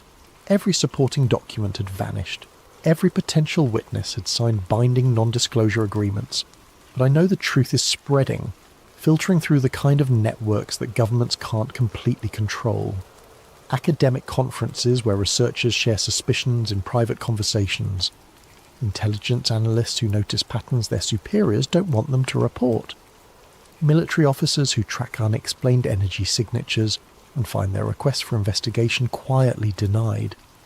The world is changing, and most people don't realize it yet. Regional conflicts that should burn out quickly are intensifying instead. Ancient ethnic tensions are flaring into violence across Africa and the Middle East. Political movements that seemed stable are fracturing along religious lines. The artifacts aren't causing the conflicts. Humans are perfectly capable of finding reasons to fight each other, but they're amplifying existing tensions, feeding on the emotional energy of warfare and using that power to grow stronger, more coordinated, more influential. I've been tracking their movements through news reports, social media posts, and amateur satellite imagery, shared on forums that haven't been scrubbed yet. Heat signatures appearing in conflict zones days before major battles. Unexplained electromagnetic anomalies detected near military bases. Reports of ancient artifacts being discovered by various armed groups, then quickly disappearing again. They're not random. They're following a pattern, positioning themselves to influence key events, preparing for something bigger than individual regional conflicts. Last week I received an encrypted message through a routing system so complex I couldn't trace its origin. The text was simple. The covenant was not meant for one people or one place. It was meant for all people, all places when the time was ready. The time is now ready. Choose wisely. Choose wisely, as if I have a choice in whatever's coming. But maybe that's the point. Maybe the real power of these artifacts isn't their ability to influence events, but their ability to force people to make choices they wouldn't otherwise have to make. The Guardian at Axum spent decades watching over something that was slowly killing him, but he chose to stay, chose to maintain the containment protocols, chose to warn me away from dangers I didn't understand. Now it's my turn to choose. I could destroy this account, burn the remaining evidence, disappear completely into a life where none of this ever happened. Or I can keep tracking the artifacts, documenting their movements, building a record of what's really happening as the world stumbles towards some kind of transformation it doesn't see coming. The cabin where I'm staying sits on 40 acres of isolated mountain forest, far from cities and conflict zones, and the electromagnetic networks that seem to attract the artifact's attention. But even here, on clear nights, I can see strange lights moving across the sky. Not aircraft, not satellites, but something else entirely, following patterns that suggest intelligence and purpose. They're out there, 17 pieces of ancient technology that were designed to reshape civilizations, and they're working together now, coordinating their efforts, preparing for something that will make the fall of empires look like minor historical footnotes. I have 3 more encrypted drives hidden in various locations around the country, each containing copies of everything I've learned about the thermal network and the artifact sites. If you're reading this, it means something happened to me, and Elena Rossi or one of the other researchers I contacted managed to get this information published despite whatever security measures are in place to prevent it. Don't dismiss this as conspiracy theory or elaborate fiction. Check the satellite data yourself if you have access. Look for thermal anomalies beneath major religious sites. Track the correlations between unexplained energy signatures and regional conflicts. Pay attention to news reports of ancient artifacts being discovered and then quickly classified or removed by authorities. The pattern is there if you know how to look for it. The Ark of the Covenant was never lost. It was never just sitting passively in some forgotten chamber, waiting to be discovered by archaeologists or treasure hunters. It was sleeping, along with its companion devices, under the protection of guardians who understood that some powers are too dangerous for humanity to wield. Now it's awake, and it's not alone, and it's preparing to fulfill whatever purpose it was originally designed for 3,000 years ago. The only question is whether we'll be ready for what comes next. I hope this account reaches people who can do something with the information, people with resources and influence, and the courage to investigate what most would rather ignore. But even if it doesn't, even if this becomes just another conspiracy theory lost in the noise of the internet, at least there will be a record of what one satellite technician discovered when he looked too closely at the wrong thermal signature. The Ark Protocol is active, the Covenant has been renewed, and somewhere in the darkness between the ancient and the modern, 17 pieces of divine technology are preparing to reshape the world according to plans that were set in motion before human civilization began. Choose wisely. Alex Morrison, December 2024. A special thank you to Sincerely Something Strange for this video suggestion. If you have ideas for future stories, please leave them in the comments below. And don't forget to like and subscribe to Sleep Theories if you enjoy these atmospheric tales that blur the line between reality and nightmare. The sky over Lake Michigan stretched endlessly before me, painted in shades of amber and crimson as the sun began its descent toward the horizon. From my position in the cockpit of the Cessna 172, the lake looked deceptively peaceful, a vast mirror reflecting the dying light. I was Marcus Drew, Senior Avionics Technician for Midwest Aviation Systems, testing new navigation equipment on what should have been a routine evening flight. That's when it started. The compass needle began trembling, then spinning wildly. The altimeter jumped from 3,500 feet to 2,100, then back up to 4,200. Every instrument on the panel was going haywire while the engine continued running smoothly. I reached for the radio. Chicago approach. November 7-4 Alpha Mike. I'm experiencing complete instrument failure. Static filled the headset. Pure, harsh static with an almost rhythmic quality that resonated in my chest like a physical presence. Then, complete silence. No engine noise, no wind, nothing. That's when I looked down and saw the lights. Beneath the dark water, geometric patterns pulsed with sickly green luminescence. Perfect hexagons arranged in groups of 7, forming triangular clusters that rotated slowly around central nodes. The display covered miles of lake bottom moving with clear intelligence and purpose. As suddenly as it began, everything stopped. The engine roar returned, instruments flickered back to life, and the radio crackled with Chicago Approach's concerned voice. November 7-4 Alpha Mike. We've lost your transponder signal. What's your status? According to my perception, the incident had lasted maybe 2 minutes, but air traffic control told me I'd been missing from radar for 9 minutes. When I landed at Midway, my supervisor was waiting with questions I couldn't answer and a timeline that didn't match my memory. The official report was bland. Temporary instrument malfunction due to unknown electromagnetic interference. But I knew what I'd seen beneath the water wasn't natural. Those lights, those patterns, they were too precise, too purposeful, and I couldn't stop thinking about the 7 missing minutes. 3 weeks of sleepless nights drove me to the FAA's incident database. If similar events had happened before, there would be records. What I found chilled me to the bone. 17 separate incidents in 5 years, all in the same area of Lake Michigan.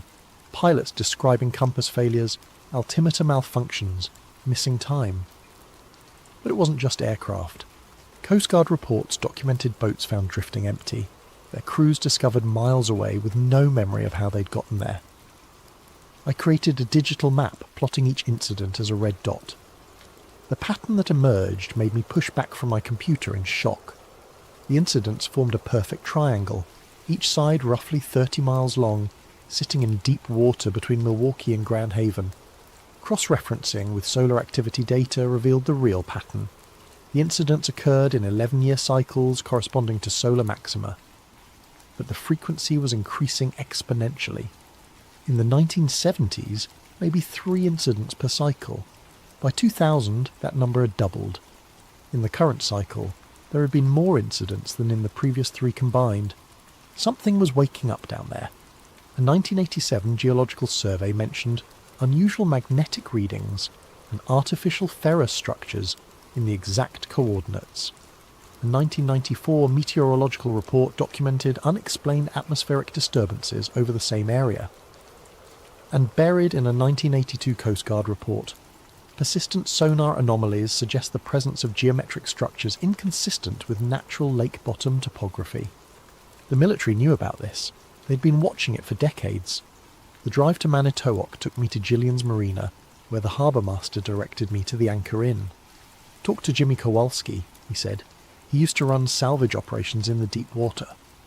I found Jimmy at the end of the bar, a weathered man in his 50s with the steady eyes of someone who'd spent decades reading wind and water.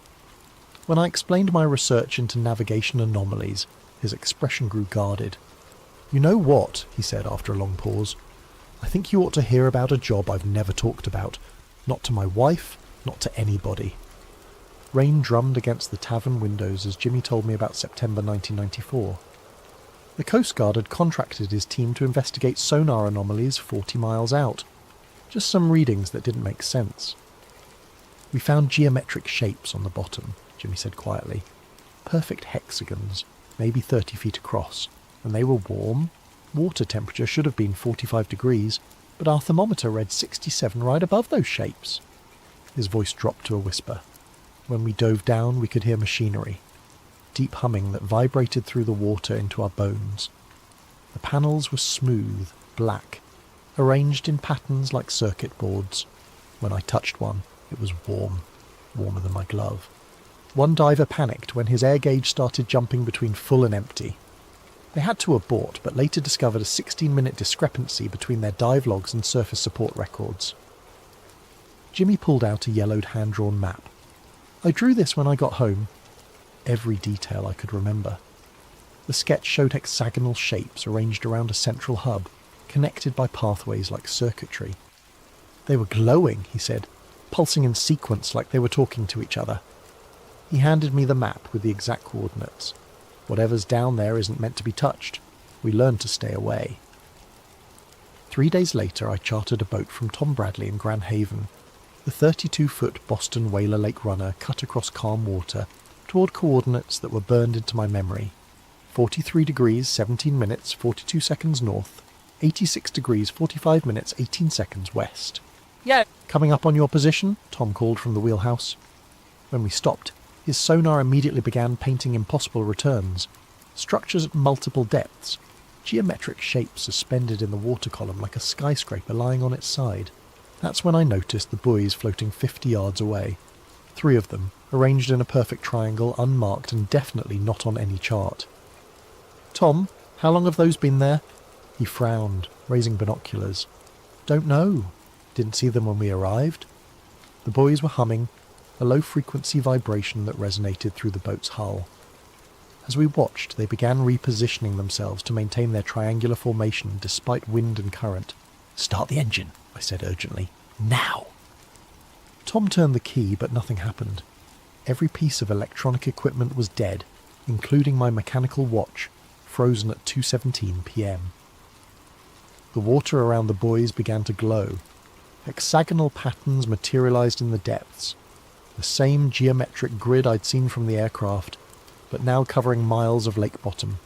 Each hexagon pulsed with its own rhythm while remaining synchronized with the whole. Then the water became absolutely still. Not calm, still. No waves, no current, as if we'd entered some kind of stasis field. Something was rising from the depths, a massive structure, angular and clearly artificial, ascending toward us without displacing so much as a drop of water. It stopped about 30 feet down, hovering there like it was suspended by invisible cables. The humming reached a crescendo that I felt in my chest cavity. Every compass on the boat spun wildly. My video camera recorded nothing but static. Then everything stopped. The structure vanished. The buoys disappeared. Normal motion returned to the water, and Tom's engine coughed to life. My watch showed 2:17 p.m., the same time it had stopped, but Tom's working chronometer read 4:43 p.m. We'd lost 2.5 hours with no memory of what had happened. Back at the marina, Tom seemed genuinely confused about the missing time.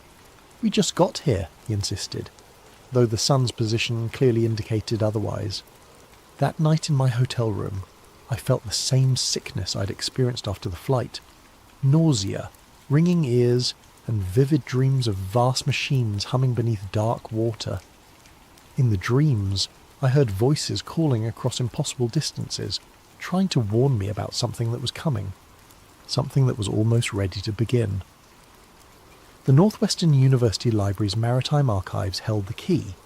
Using my FAA credentials, I gained access to boxes of documents that hadn't been touched in years. Navy research files, Coast Guard reports, materials from private salvage companies.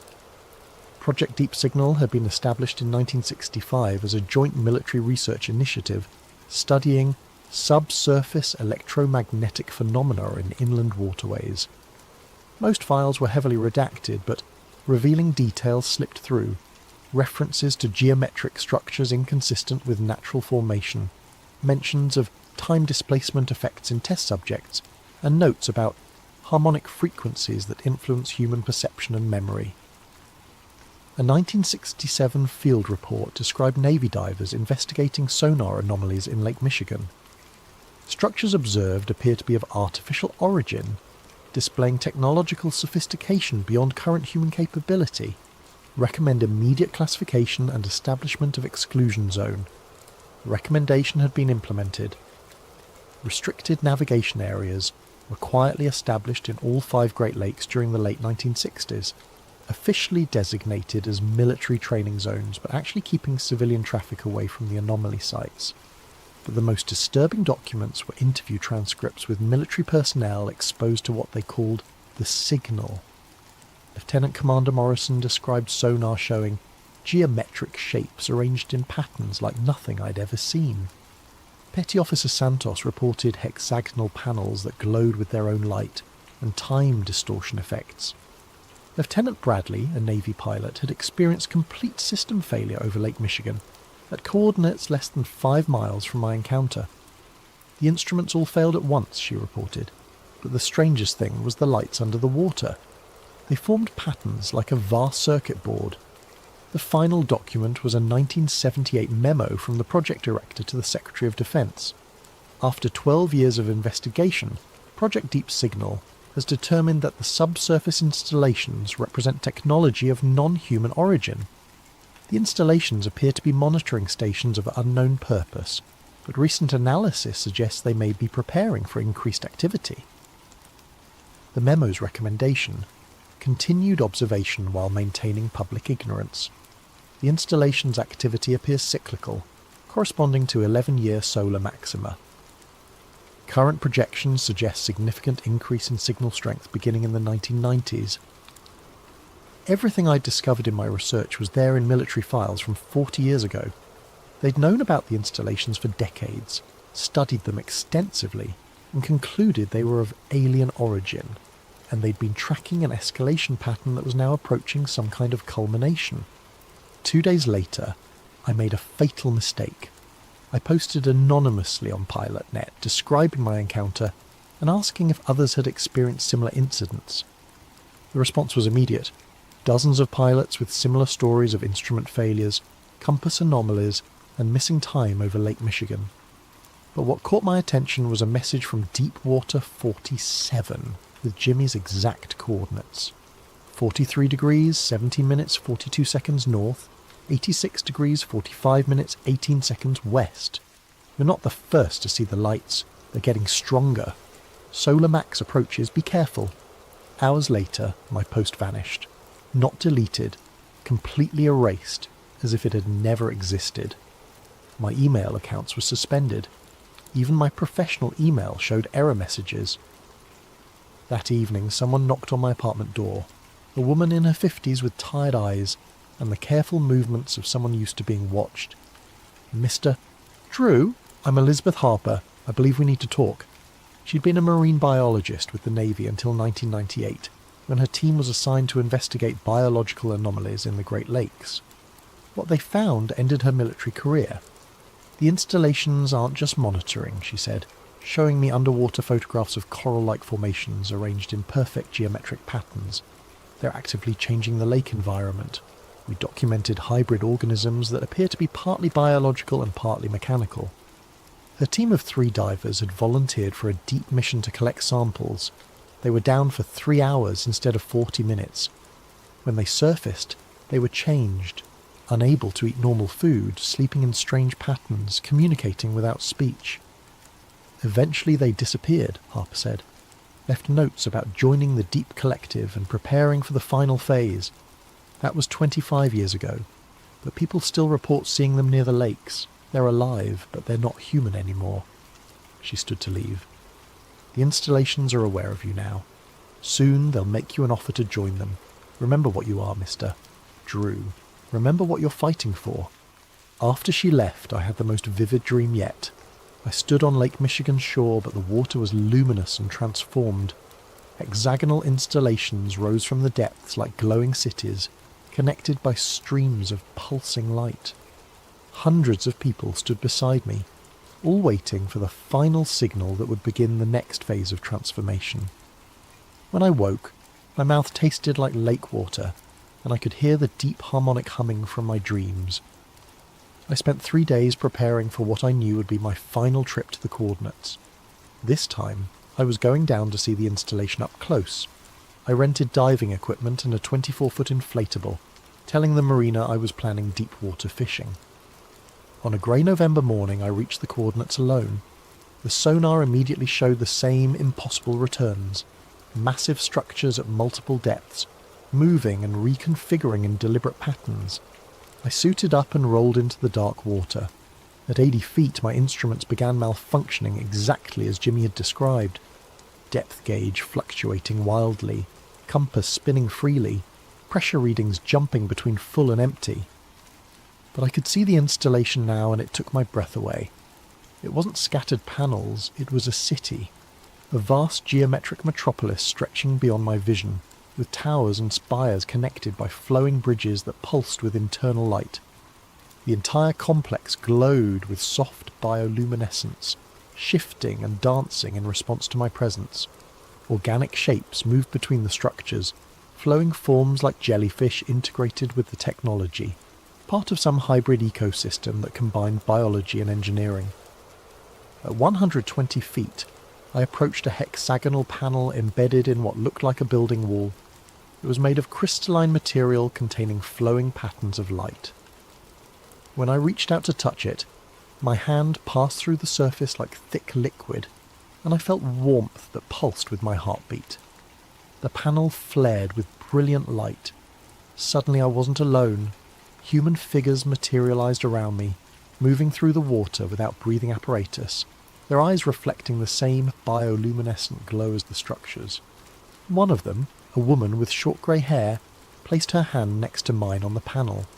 Her voice spoke inside my head without words. "You see now. You understand what we're building." Images flooded my mind, complete sensory experiences showing the installation's true purpose.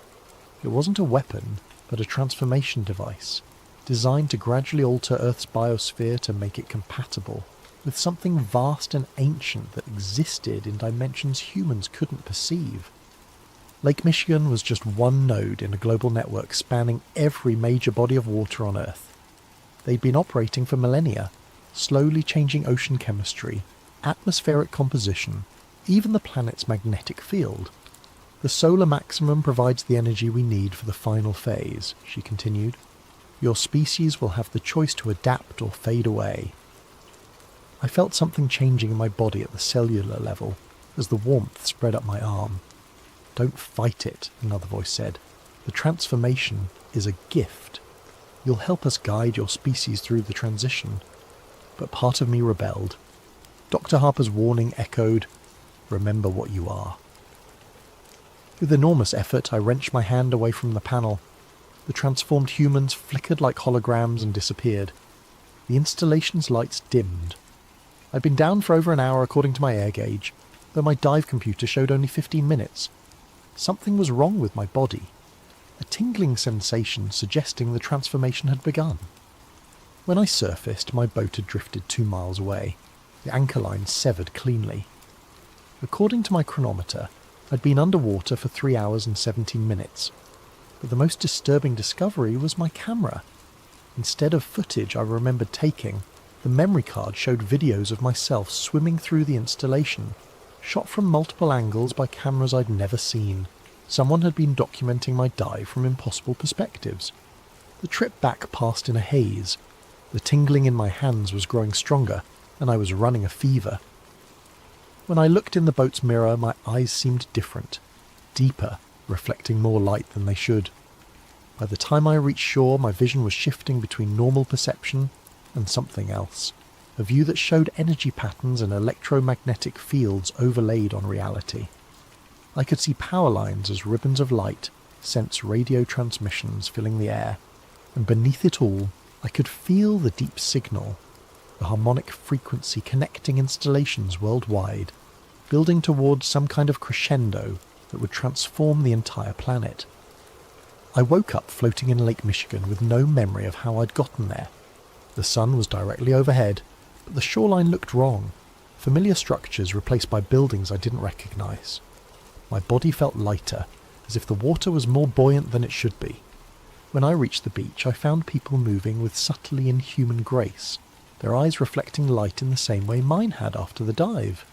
They were all transformed, all part of the network. "Welcome back," one of them said, a woman in her 30s with patterns of light moving beneath her skin. "You've been transitioning for 37 days. The process is nearly complete." 37 days. According to my memory, I'd returned from the dive yesterday. "What year is it?" I asked. 2053, she replied. "You're not in the same time you left." The installation moved you forward to show you what's coming. I looked around the beach again, seeing details I'd missed. The structures weren't buildings, they were living organisms that breathed and pulsed with internal rhythms. The sand showed circuit patterns connecting everything into a vast network.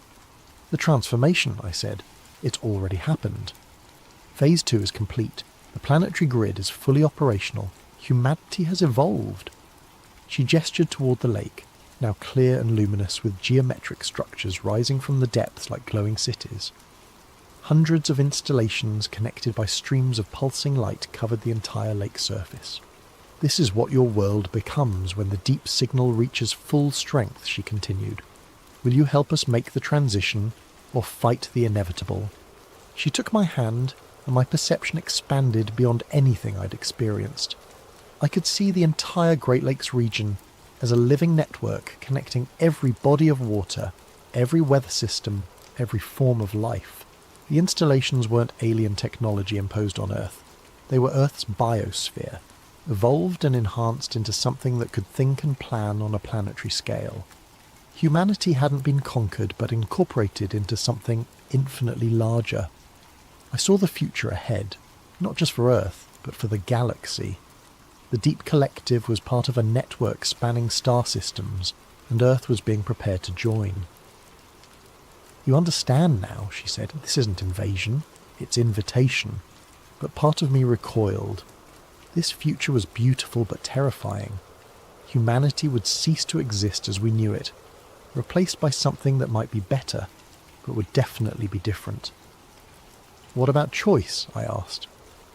"There are always holdouts. People who cling to old patterns are accommodated, given reservations while the world moves forward." "Reservations?" The word sent a chill through me. "I want to go back." "Back to what?" "A world destroying its environment while billions live in poverty. A civilization heading for ecological collapse." She showed me images of my own time, pollution, conflict, the slow disaster of climate change. Compared to this transformed world, my era looked primitive and self-destructive. But it was still my world. "Please, I need to warn people, give them choice." She studied me with luminous eyes, then nodded. "The installation can return you, but the transformation has begun in your body. You'll carry part of the collective whether you want to or not." She led me to the water's edge, where a crystalline tower rose from the depths. "Remember," she said as I waded into the glowing water, "time is circular. What you've seen is both future and past, inevitable and changeable. The choice your species makes will determine which version becomes real." The transformed world faded like a dream as the installation carried me back through time. When I finally broke through to consciousness in my apartment, my computer showed a document I didn't remember writing, time-stamped from the future I'd just left. I had work to do.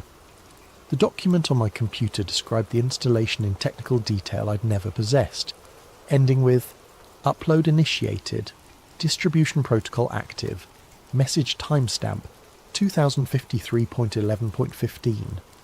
I looked in the mirror and saw the changes were obvious now. My eyes held faint luminescence, and patterns of light moved beneath my skin. When I concentrated, I could perceive electromagnetic fields as clearly as visible light. The apartment building was alive with electronic activity, but beneath it all I sensed something deeper. A network connecting every major body of water on Earth, pulsing with information on a scale that dwarfed human civilization. Dr. Harper called within hours. "Your transformation is accelerating. The installation has marked you as priority recruit. You have maybe 12 hours before it becomes irreversible." 2 hours later, I met her and 3 other partially transformed people at Navy Pier. She led us to a research vessel equipped with sensors I didn't recognize. "The installation network has been active for decades," she explained as we motored toward my coordinates. "But their activity has increased exponentially since the solar maximum began. They're actively implementing changes to lake ecosystems that will serve as foundation for planetary transformation." Her sonar readings revealed the true scope, a complex stretching from Chicago to Mackinac Island, encompassing thousands of square miles. Similar networks existed in all 5 Great Lakes connected by deep channels. "But the most disturbing development is surface infrastructure," she said. Where I'd encountered mysterious buoys, visible structures now dotted the water, platforms and towers rising like an offshore city. Beautiful, but clearly designed for operations beyond current human technology. "They're no longer hiding," Harper said. "Phase 2 has begun." The water around the installation was different, clearer, more luminous, chemically altered at the molecular level. Hybrid organisms moved through it in coordinated patterns, part biological and part technological. The organisms are spreading, she continued. We've detected them in all 5 Great Lakes, and preliminary reports suggest they're appearing worldwide. Based on current expansion rates, we estimate 18 to 24 months before the transformation reaches critical mass.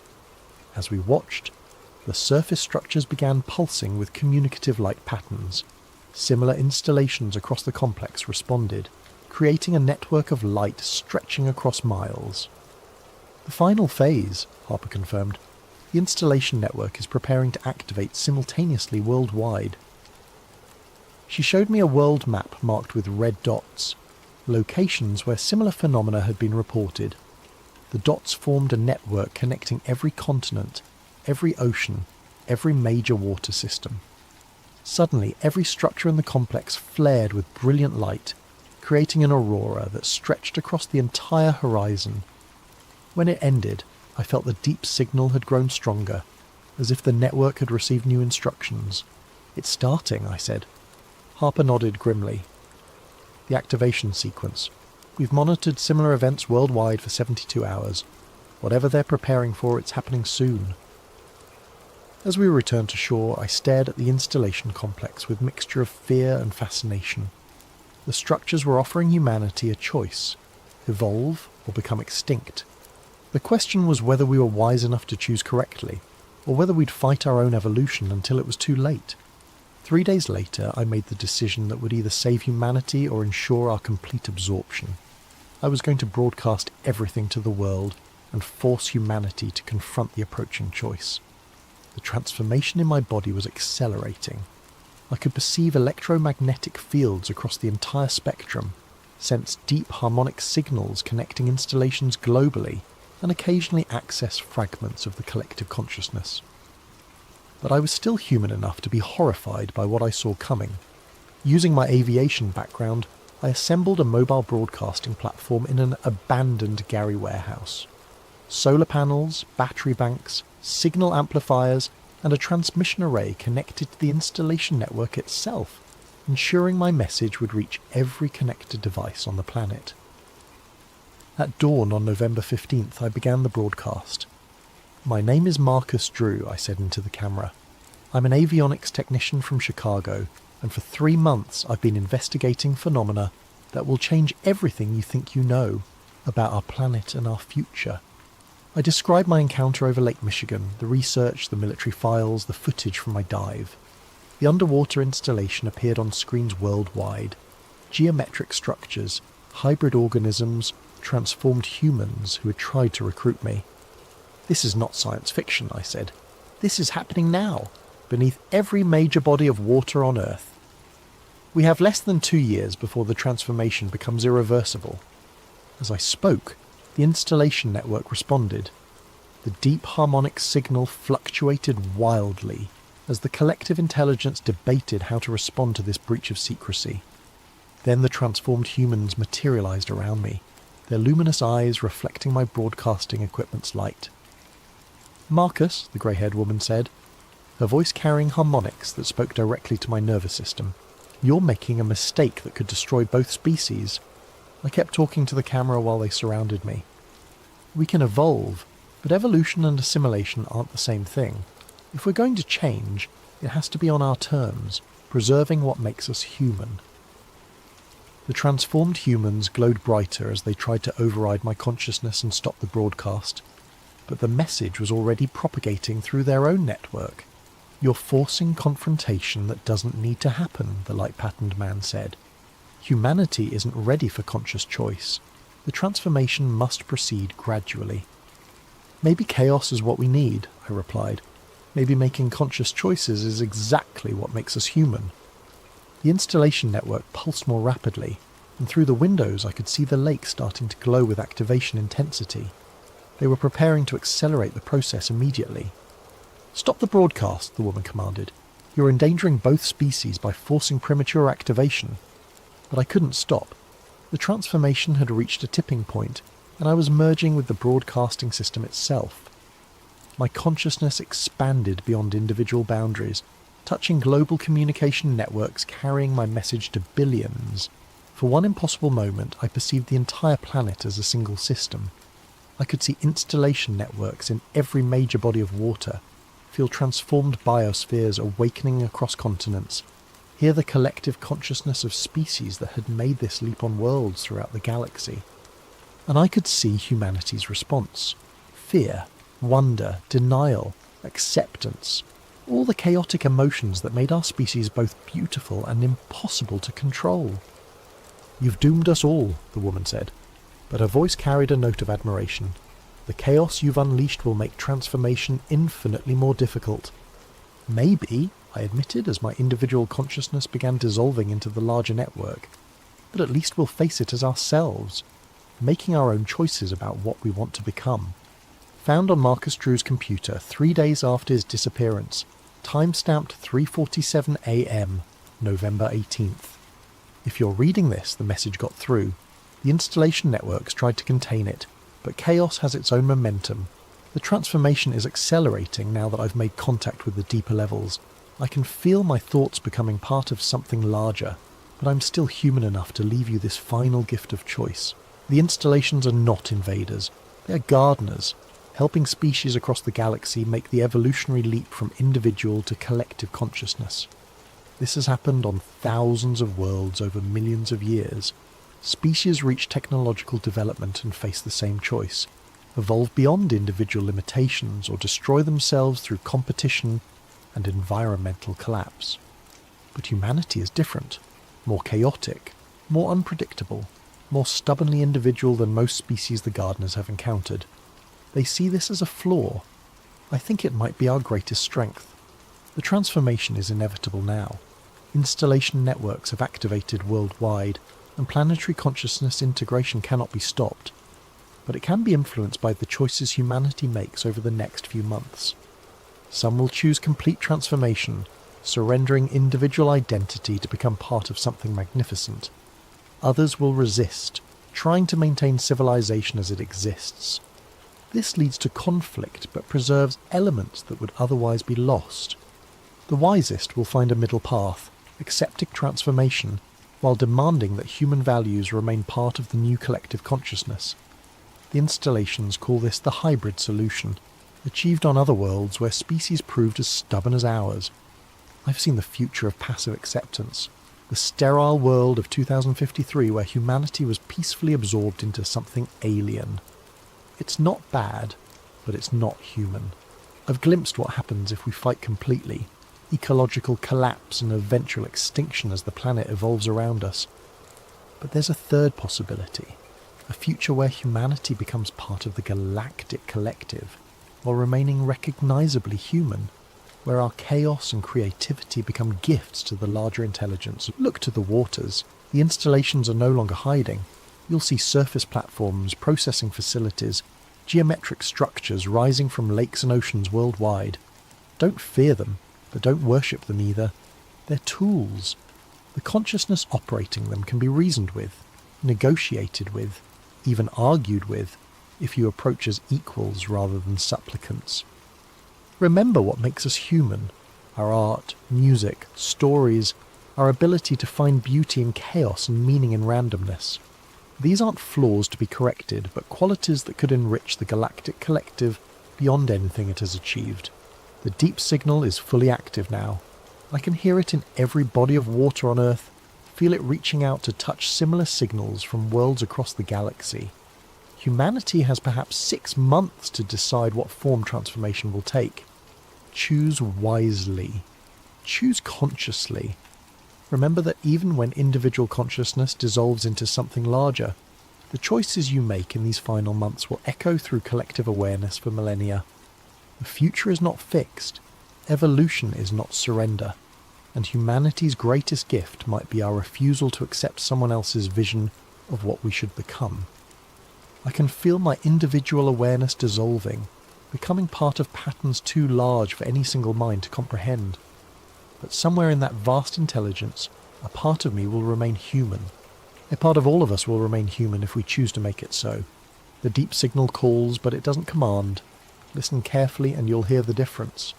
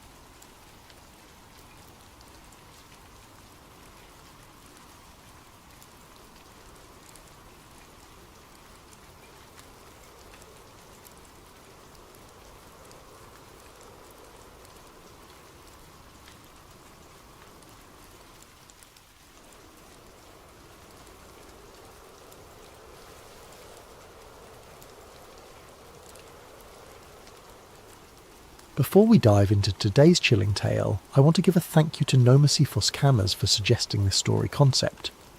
Your ideas help make sleep theories what it is today. If you have your own story suggestions, please leave them in the comments below. I read every single one. And if you enjoy these stories, don't forget to like and subscribe to Sleep Theories for more spine-tingling content that will keep you up at night. What lies beyond the forbidden line in Antarctica? Some boundaries exist for reasons we're never meant to understand. My name doesn't matter anymore. What matters is what I saw beneath the ice, and why they'll never let me tell anyone about it. I used to be somebody in the mountaineering world. Spent 15 years conquering peaks that most people only see in documentaries. The Andes, the Himalayas, places where the air gets so thin you can taste death with every breath. I had sponsors, magazine covers, speaking engagements. Then came the incident on Everest. 3 climbers died because of a decision I made, and suddenly my name became poison in the climbing community. That's how I ended up in a dingy office in Christchurch, New Zealand, staring at a contract from Meridian Logistics. They needed an experienced mountaineer to guide a survey team in Antarctica. Weather station installations, they said. Scientific equipment placement. Nothing dangerous, nothing complicated. Just use my expertise to keep their people alive in one of the most hostile environments on Earth. The money was good. Too good for what they claimed was simple work, but I was broke, blacklisted, and running out of options. I signed the papers without reading the fine print. I should have read the fine print. 3 days later, I was on a cargo plane headed for the bottom of the world, watching the last traces of civilization disappear beneath a blanket of endless white. The other passengers were quiet, professional types who avoided eye contact and spoke in whispers. Government contractors, maybe. Or worse. We landed at McMurdo Base as the Antarctic summer was beginning to fade. Even in the relatively warm season, the cold hit me like a physical blow when the cargo doors opened. But it wasn't just the temperature that made me shiver, it was the silence. Antarctica doesn't just lack sound, it devours it. Every word, every footstep, every breath gets swallowed by the infinite white void. Commander Hayes met me at the landing strip. He was a weathered man in his 50s, with a kind of permanent squint that comes from decades of staring at snow. His handshake was firm but brief, as if he didn't want to waste time on pleasantries. "You're our mountain expert," he said, leading me toward a cluster of prefab buildings. "Your job is simple. Keep the science team alive while they do their work. We go out in 2 days." "What kind of scientific work?" I asked. Hayes paused mid-step. "Weather stations. Climate monitoring. Standard stuff." It wasn't the answer that bothered me. It was the way he delivered it, like he was reciting lines from a script. But I kept my mouth shut. I was being paid to guide, not to ask questions. That evening I sat in the mess hall picking at a plate of reconstituted beef stew and listening to the conversations around me. Most of it was typical base chatter, complaints about the food, speculation about weather patterns, gossip about personnel rotations. But then I caught something that made my blood run cold. 2 officers sat at a table near the wall, speaking in low voices. I couldn't make out most of their conversation, but one phrase came through crystal clear. Another team didn't come back, not a single trace. I turned to look at them, but they were already standing, clearing their trays. As they walked past my table, one of them glanced at me with an expression I couldn't read. Warning? Pity? Fear? Later that night, lying in my narrow bunk, I stared at the ceiling and tried to convince myself I'd misheard. Teams went missing in Antarctica all the time. Equipment failures, weather emergencies, simple human error in an environment that forgave nothing. It didn't have to mean anything sinister. But sleep didn't come easily, and when it did, I dreamed of endless white horizons and voices calling from beneath the ice. The next morning, Hayes briefed the team in a conference room that smelled like coffee and diesel fuel. There were 6 of us total. Hayes as team leader, myself as mountain guide, 2 scientists named Martinez and Volkov, a communications specialist called Jackson, and a supply coordinator named Thompson. Hayes spread a map across the table, marking our route with a red pen. "We'll be travelling roughly 200 kilometres southeast of here," he said. "The terrain is mostly flat ice sheets, but there are some crevasse fields we'll need to navigate carefully." He drew a thick black line across the map. This is longitude 164 degrees east. Under no circumstances does anyone cross this line. For safety and treaty compliance, this is absolutely forbidden territory. What's past the line? Martinez asked. She was a young woman with intelligent eyes and the kind of pale complexion that suggested she spent most of her time in laboratories. Nothing that concerns us, Hayes replied curtly. Our job is to establish monitoring stations along this route. He tapped several points on the map. 3 locations, 2 days at each site. Simple installation work. But as I studied the map, something nagged at me. The forbidden line didn't follow any natural geographical feature. No mountain ridge, no obvious hazard zone. It was perfectly straight, as if drawn by bureaucrats in an office thousands of miles away. And beyond it, the map showed nothing but blank white space. Questions? Hayes asked, already beginning to fold the map. I almost spoke up, almost asked about the missing team I'd overheard mentioned, but something in Hayes's expression warned me off. This wasn't a man who welcomed curiosity. No questions, I said. The others shook their heads as well. Good! We leave at 0600 tomorrow, get some sleep. But sleep was the last thing on my mind as I walked back to my quarters. I couldn't shake the feeling that we were being sent out there for reasons that had nothing to do with weather stations, and that some of us weren't expected to come back. The convoy that left McMurdo Base the next morning looked more military than scientific. 3 tracked vehicles loaded with enough supplies for 2 weeks, plus emergency rations that could stretch to a month if needed. Hayes drove the lead vehicle, with Martinez and Volkov handling the scientific equipment. Thompson and Jackson took the supply vehicle in the middle, while I brought up the rear in the 3rd transport, alone with my thoughts and a growing sense of unease.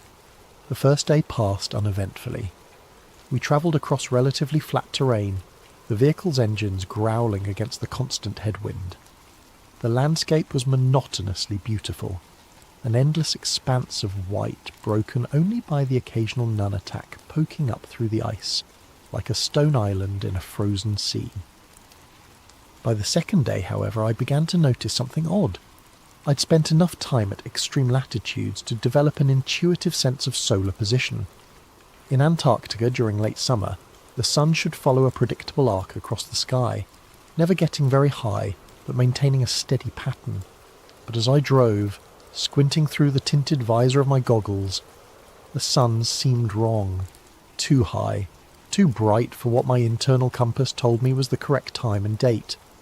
I tried to dismiss it as disorientation from the long journey and the strange sleep patterns that came with Antarctic life. But when we stopped for our midday break, I casually asked Martinez if she'd noticed anything unusual about the light. She looked up from her instruments, frowning. Actually, yes. The angle seems off for our latitude and the time of year. I was wondering if there might be some kind of atmospheric refraction effect. Could be, I said, but her confirmation made my stomach tighten. The 3rd day brought a new concern. I'd been checking my compass regularly out of habit, using the magnetic bearing to verify our GPS heading. But as the day progressed, the needle began to drift. Slowly at first, then more dramatically. By afternoon, it was pointing almost 30 degrees off from where magnetic north should be. GPS could malfunction. Electronic equipment could fail in extreme cold. But a mechanical compass was about as reliable as navigation got, unless something was interfering with the Earth's magnetic field itself. "Hayes," I called over the radio. "Are you seeing any compass anomalies?"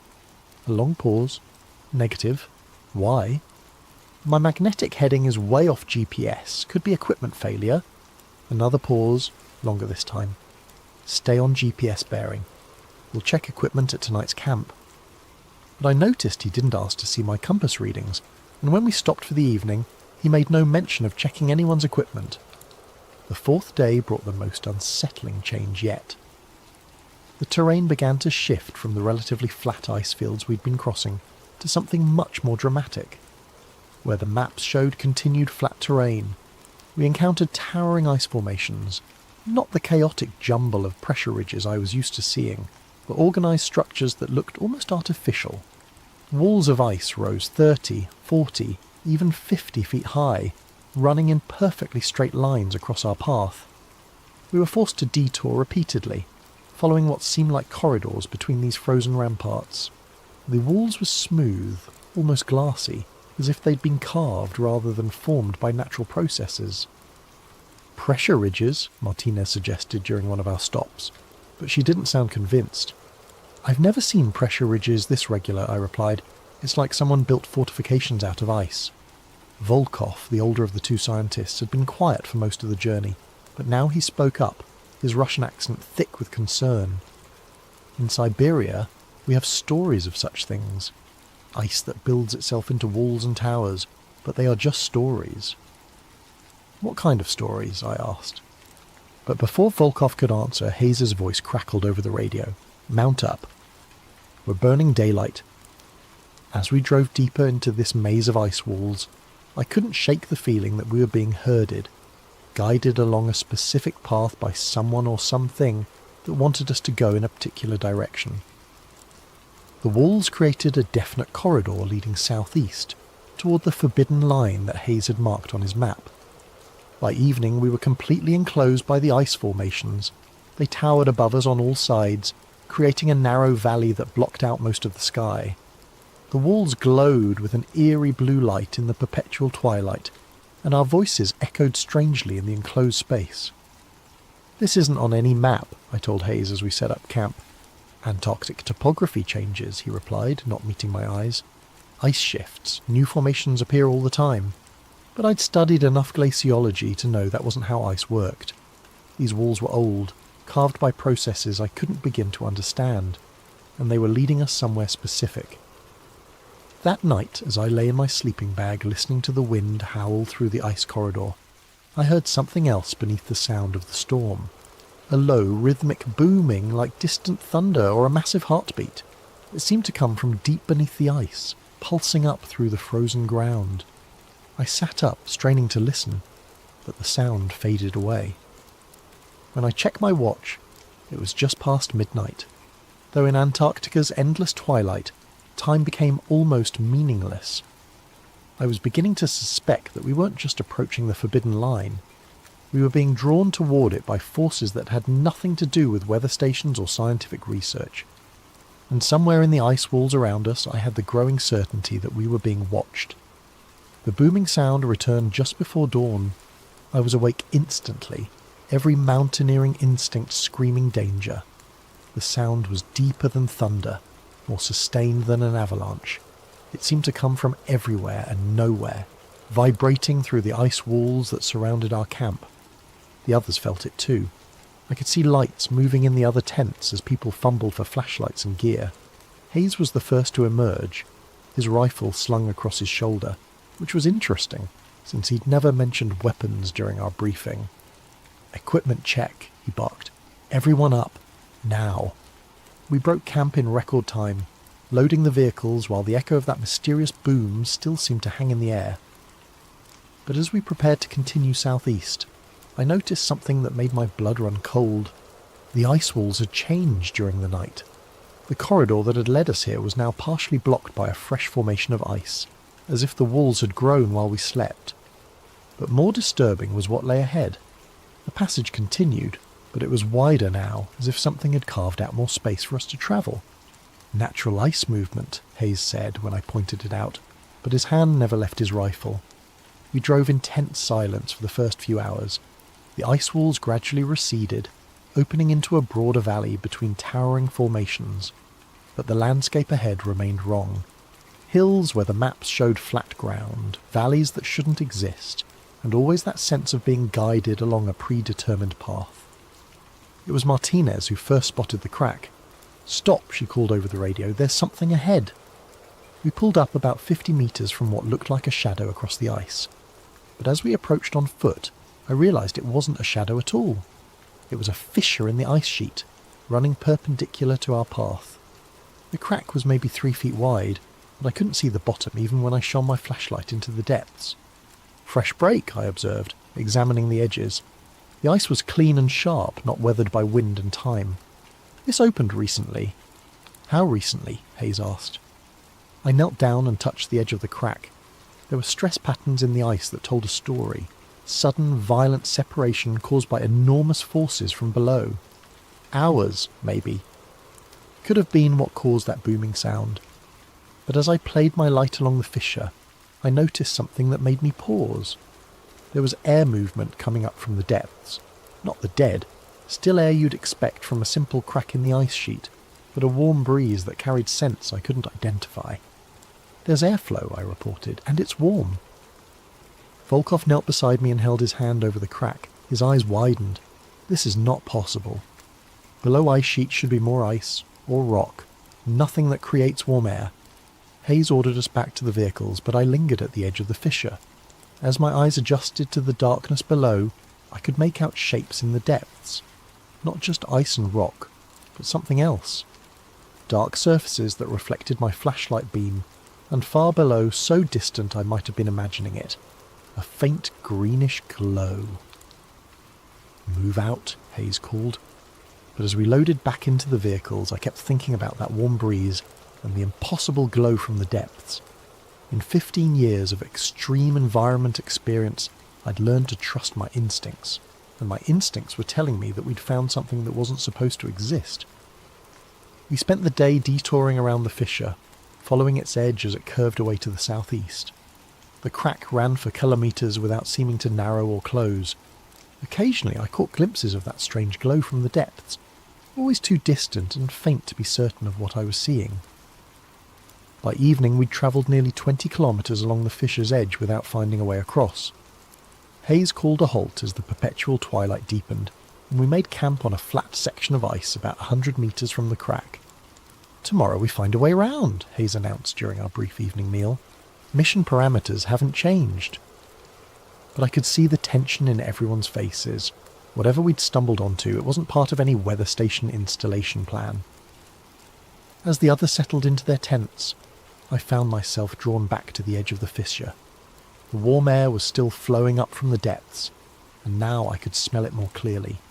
Not the sterile cold of Antarctic air, but something organic, almost alive, like moss and earth and growing things, impossible as that seemed. I was about to return to my tent when I heard voices, not from our camp, from below. I dropped to my belly and crawled to the very edge of the crack, listening intently. At first I thought it might be echoes from our own group, sound bouncing strangely off the ice walls. But the voices were too distant, too muffled, and they had a cadence that didn't match any language I recognised. As I strained to listen, a gust of warm air brought up something else, the scent of wood smoke and cooking food.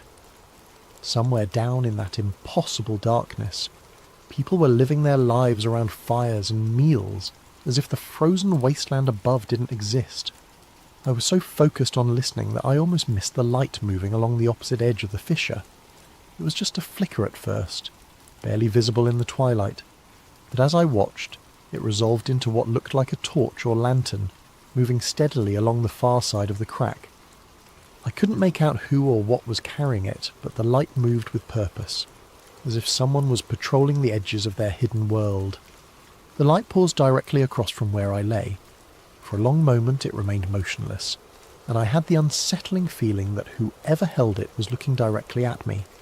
Then it began to move again, disappearing into the darkness. I crawled back from the edge and returned to my tent, but sleep was impossible. Every time I closed my eyes I saw that distant light, and wondered what kind of people could survive in the depths beneath Antarctica's ice sheet. And more importantly, what they might do if they discovered we were up here, listening to their voices and watching their movements in the dark. I woke to the sound of arguing.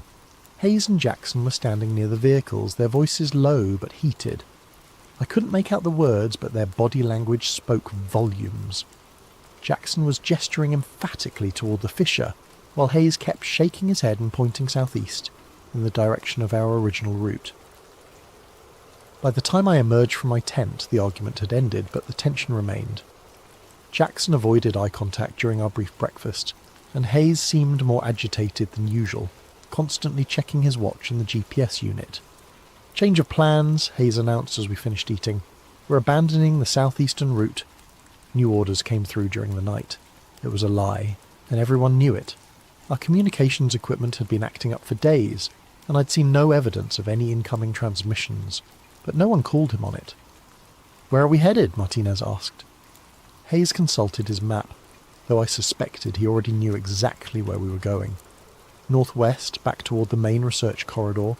We'll establish monitoring stations along a modified route. Northwest would take us away from the fissure and whatever lay beneath it. Away from the warm air and distant voices and impossible green glow. Part of me felt relieved. Mountaineering had taught me when to retreat from dangerous situations. But another part, the part that had driven me to climb the world's most dangerous peaks, rebelled against walking away from the greatest mystery I'd ever encountered. We packed up camp efficiently, but I noticed that Jackson and Thompson were moving more slowly than usual, finding excuses to linger near the edge of the fissure. They'd heard the voices too, or seen the lights, or simply sensed that we were on the verge of discovering something extraordinary. As we loaded the vehicles, Thompson approached me. He was a quiet man in his 40s, with the weathered hands of someone who'd spent his career handling gear in extreme conditions. "You've been listening," he said quietly. "Down there. What did you hear?" I glanced around to make sure Hayes wasn't in earshot. People. Living people. Down in that crack. Thompson nodded grimly. "Jackson thinks so too. We've been talking about it." "Talking about what?" "About what happens if we just drive away and pretend we'd never found this place." He looked toward the fissure, where the warm air was still rising in visible columns in the cold morning air. How do we live with ourselves knowing we found something like this and just left? It was a question I'd been asking myself all night. But before I could answer, Hayes was shouting for everyone to mount up. We drove northwest for 3 hours, putting the fissure behind us. But the landscape remained wrong. Too many hills, too many valleys, ice formations that shouldn't exist according to any map. It was as if we'd crossed into a different version of Antarctica, one where the normal rules of geography no longer applied. During our midday stop, Hayes spread out his map and began marking locations for the monitoring stations. But I could see that his hands were shaking slightly, and his eyes kept drifting back toward the southeast where we'd left the fissure behind. "First station here," he said, pointing to a spot on the map that looked identical to every other spot. "We'll establish base camp and begin installation tomorrow." But Jackson wasn't looking at the map. He was staring back the way we'd come, where a thin column of warm air was still visible on the horizon like a distant smoke signal. "We need to go back," he said suddenly. Hayes looked up sharply. "What?" "That fissure. Whatever's down there, as we can't just ignore it. This could be the discovery of the century." "Our job is weather stations," Hayes replied, but there was something in his voice that suggested he was trying to convince himself as much as Jackson. "Our job is supposed to be weather stations," Thompson added quietly, "but we all know this mission was never about weather stations." The silence that followed was deafening. Hayes stared at the two men, and I could see him weighing his options. He had authority, but authority only worked when people were willing to follow, and it was becoming clear that his team was having second thoughts about abandoning the greatest mystery any of us had ever encountered. "The mission parameters are non-negotiable," Hayes said finally. "Then maybe it's time to renegotiate," Jackson replied. That evening, as Hayes set up our camp in another anonymous stretch of ice, Thompson approached me again. This time Martinez was with him. "We're going back," Thompson said without preamble. "Tonight. You're the mountain expert. We need your help." "Hayes won't authorize it," I pointed out. "Hayes doesn't need to know," Martinez said. "We slip out after he's asleep, rappel down into that fissure, and see what's really down there. A few hours, that's all. By morning, we're back here and no one's the wiser." It was insane. Rappelling into an unknown crack in the ice, in the middle of Antarctic night, without proper backup or communication with base camp. Every rule of safe expedition practice said to walk away, but I thought about those distant voices and the impossible warmth rising from the depths. I thought about 15 years of climbing mountains because they were there, of pushing into places where humans weren't meant to go. "What about equipment?" I asked. Thompson smiled grimly. "Already taken care of. Ropes, harnesses, lights, emergency supplies, everything we need for a basic reconnaissance. If Hayes finds out..." "Let us worry about Hayes," Martinez said. "Are you in?" I looked back toward the southeast, where that column of warm air was still faintly visible against the starless sky. In all my years of extreme exploration, I'd never walked away from a mystery this big, and if I did walk away now, I knew I'd spend the rest of my life wondering what we'd left behind in that crack in the ice. "I'm in," I said. 3 hours later, while Hayes and Volkov slept in their tents, 3 figures slipped away from camp and began the long trek back toward the fissure.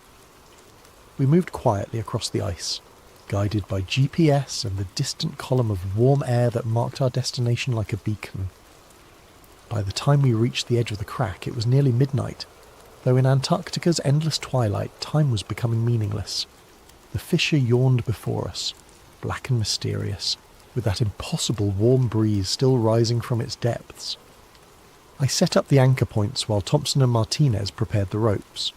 My hands shook slightly as I tested the hardware, not from cold, but from the magnitude of what we were about to do. We were about to descend into a place that shouldn't exist to meet people who shouldn't be there. "Last chance to change your minds," I said as I clipped into my harness. Neither of them hesitated. "Let's go see what's down there," Thompson said. And with that, we stepped over the edge and began our descent into the impossible. The descent took longer than expected. What had looked like a simple crack from the surface revealed itself to be a complex system of interconnected fissures and chambers. The walls were smooth ice for the first 30 metres, but as we rappelled deeper, the ice gave way to exposed rock, dark stone that looked nothing like the typical Antarctic geology I was familiar with. The warm air grew stronger as we descended, carrying with it scents that shouldn't exist in this frozen wasteland. I caught hints of vegetation, wood smoke, and something else. Something organic and alive that made the hair on the back of my neck stand up. "How far down do you think this goes?" Martinez whispered, her voice echoing strangely off the walls. "GPS shows we're about 60 metres below surface level," I replied, checking my instruments. "But the acoustic properties suggest the chamber system extends much deeper."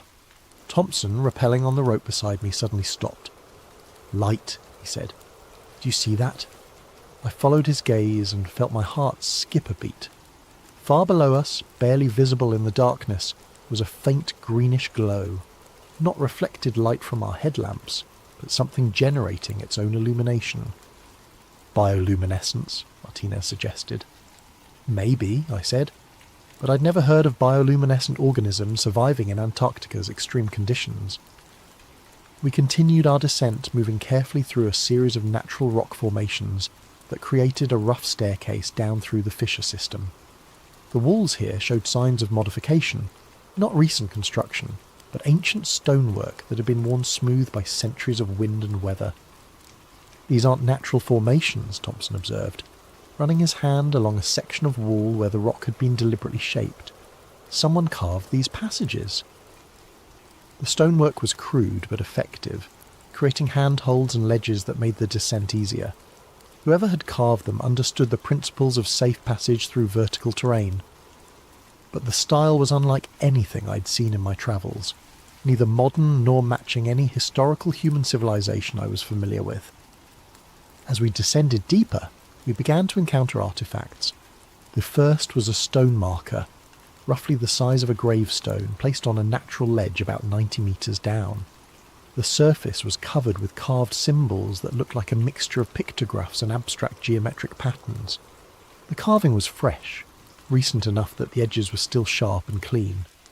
"Can you read any of this?" I asked Martinez, who had some background in archaeology. She studied the symbols carefully, running her fingers over the carved lines. "It's not like any writing system I've encountered. But see this symbol here?" She pointed to a recurring mark that looked like a stylized mountain peak. "It appears multiple times. Could be a warning, or maybe a territorial marker." We photographed the stone thoroughly before continuing down. The next artifacts appeared about 20 metres deeper, tools fashioned from bone and metal, cached in natural shelters carved into the rock walls. The bone was worked smooth and polished, while the metal pieces showed signs of sophisticated forging techniques. "The metalwork is impressive," Thompson noted, examining a knife blade that gleamed despite what must have been years of exposure to the elements. "This isn't primitive technology." But it was the footprints that truly shook us. We found them preserved in a patch of softer sediment that had accumulated on a wider ledge, about 120 metres down. At first glance they looked almost human, bipedal, with what appeared to be 5 toes. but the proportions were wrong. Too long, too wide, with claw marks that suggested the owners walked on the balls of their feet, rather than flat-footed like humans. "How big would you estimate the creature that made these?" Martinez asked, kneeling beside the clearest print. I placed my boot next to the largest track for comparison. The print was nearly half again as large as my size 11 hiking boot, and significantly wider. "Big," I said, "and recent. These couldn't have been here more than a few days." The implications were staggering. We were looking at evidence of large, intelligent bipedal creatures living in a hidden ecosystem beneath Antarctica's ice sheet. Creatures that made tools, carved stone markers, and established settlements in places humans had never explored. As we continued deeper, following the warm air currents that grew stronger with every metre of descent, we began to hear sounds from below. Not the distant voices I detected from the surface, but closer, more immediate sounds. The creak of ropes or leather, the scrape of tools against stone, and underneath it all a low harmonic humming that seemed to come from multiple sources. "They know we're here," Thompson whispered. He was right. The sounds had a quality of alertness, of activity stirred by our presence. Whatever lived in these depths was aware of our descent and was responding to it. At 150 metres down, we reached a wider chamber where multiple fissures converged. The green glow was stronger here, emanating from phosphorescent moss, or lichen, that covered much of the rock surfaces. The air was noticeably warmer, perhaps 50 degrees Fahrenheit, an impossible temperature for this latitude and depth. But it was what we saw across the chamber that made us all freeze in place. 3 more stone markers, much larger than the first, arranged in a deliberate triangle around what appeared to be a sleeping area. Furs and woven materials were spread on the ground, with the remnants of a recent fire still glowing faintly in a circle of carefully arranged stones. Tools and implements hung from carved hooks on the walls, and dried meat or fish was suspended from the ceiling in neat rows. Someone lived here, not visited occasionally, but actually made this impossible place their home. "My God," Martinez breathed, "it's a dwelling!" As we examined the living space more closely, I became aware of another sound. Not the random noise we'd been hearing, but something more organised. Musical, almost, with a rhythmic pattern that suggested communication. Horn calls echoing up from deeper in the fissure system. Long, haunting notes that seemed to carry messages between unseen listeners in the darkness below. "They're signalling," I realised, warning each other that we're here. The horn calls continued for several minutes, creating a complex pattern of long and short notes that felt like a conversation between distant speakers. Then, gradually, they faded into silence. But the silence was worse than the noise. It had the quality of held breath, of predators waiting in the darkness for prey to make a wrong move. "We should go back," Martinez whispered. Part of me agreed. We'd found evidence of a hidden civilization, documented proof of intelligent life in one of Earth's most remote places. That was enough for any expedition. But another part of me, the part that had driven me to attempt impossible climbs in the world's deadliest mountains, wanted to continue. We were on the verge of the greatest discovery in human history. How could we turn back now? "A little further," I said, "just to see what's below this chamber." Thompson nodded agreement, but Martinez looked uncertain. 15 more minutes, I promised. "If we don't find anything significant, we turn around." It was a promise I would come to regret, because what we found in those next 15 minutes would change everything and ensure that none of us would ever be the same again. The passage beyond the inhabited chamber led through a series of natural archways carved from the living rock. The phosphorescent moss grew thicker here, providing enough light for us to see without our headlamps. The air continued to warm as we descended, and I could hear the sound of running water somewhere in the darkness ahead. "Underground river," Thompson observed. "That would explain the ecosystem down here. Geothermal activity providing heat, fresh water, maybe even mineral deposits that support plant life." But the scientific explanations felt inadequate as we rounded a bend in the passage and saw what lay ahead. The fissure system opened into a vast underground valley, so large that our lights couldn't reach the far walls. The ceiling disappeared into darkness above us, supported by natural columns of stone that had been carved and decorated with the same symbolic patterns we'd seen on the markers. But it was the floor of the valley that took our breath away. It was covered in a carpet of the moss and low-growing plants, creating a miniature ecosystem that glowed with soft bioluminescent light. A river wound through the centre of the valley, its banks lined with what looked like cultivated gardens, and scattered throughout this impossible landscape were structures, not crude shelters, but sophisticated dwellings that showed evidence of advanced construction techniques. "This is incredible," Martinez whispered. "How is any of this possible?" "The temperature down here must be nearly 70 degrees. "Geothermal vents," I said, pointing to columns of steam rising from various points around the valley. "The whole area must sit on top of an active volcanic system. That would provide heat, fresh water from melted ice, and mineral-rich soil for agriculture." But even as I offered the scientific explanation, I knew we were looking at something far more complex than a simple geothermal oasis. The level of organisation, the sophisticated architecture, the evidence of a stable civilization, this wasn't just a survival community. This was a thriving society that had existed hidden beneath the ice for God knows how long. We made our way down into the valley, moving carefully through the cultivated areas. The plants were species I didn't recognise, adapted for low-light conditions but obviously providing food and materials for the inhabitants. Some looked like root vegetables, others resembled grains or fruits. All of them showed signs of careful cultivation and selective breeding. The dwellings were even more impressive up close.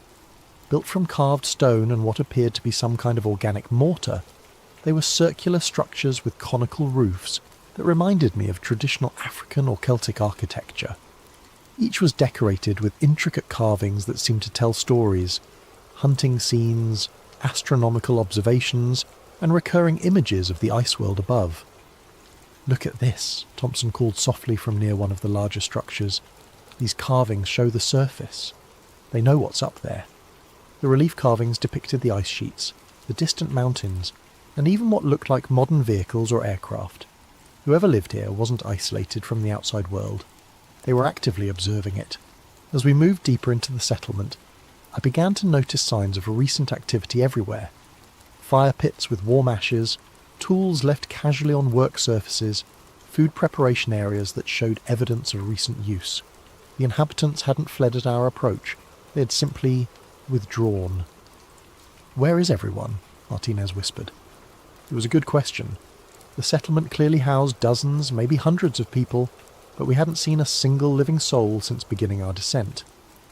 The horn calls we'd heard earlier had gone silent, replaced by an oppressive quiet that felt like the hush before a storm. We were examining a particularly elaborate dwelling near the centre of the settlement when Thompson grabbed my arm. "Movement!" he hissed. "On the ridge!"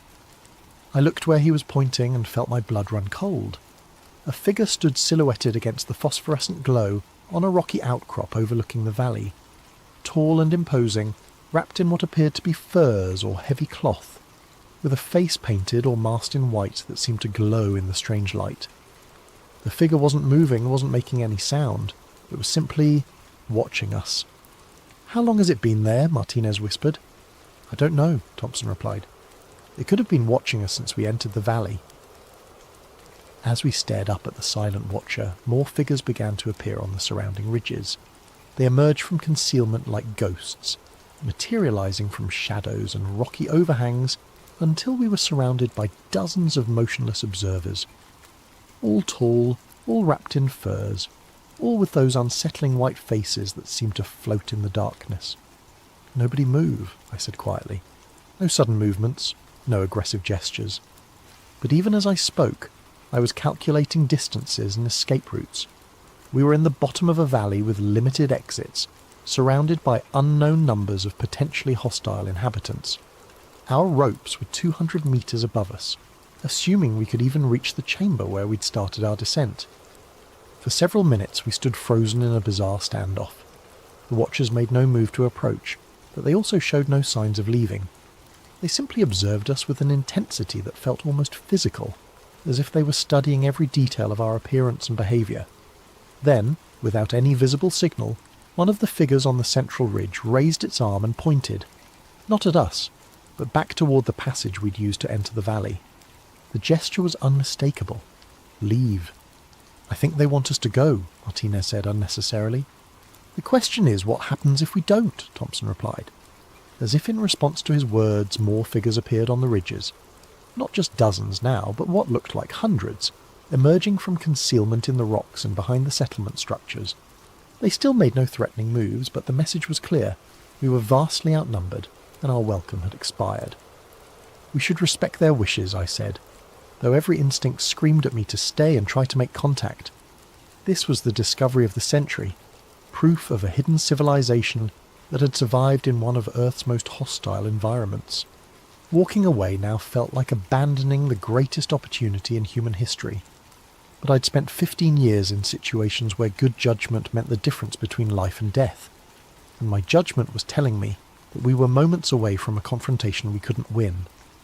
"Back to the passage," I said, slowly, no threatening moves. We began to retreat, moving carefully through the settlement with hundreds of silent watchers tracking our every step. The figures on the ridges remained motionless, but I could sense movement in our peripheral vision, more inhabitants emerging from the structures around us, following our progress through their hidden world. As we reached the passage that led back to the upper chambers, I risked one look back at the settlement.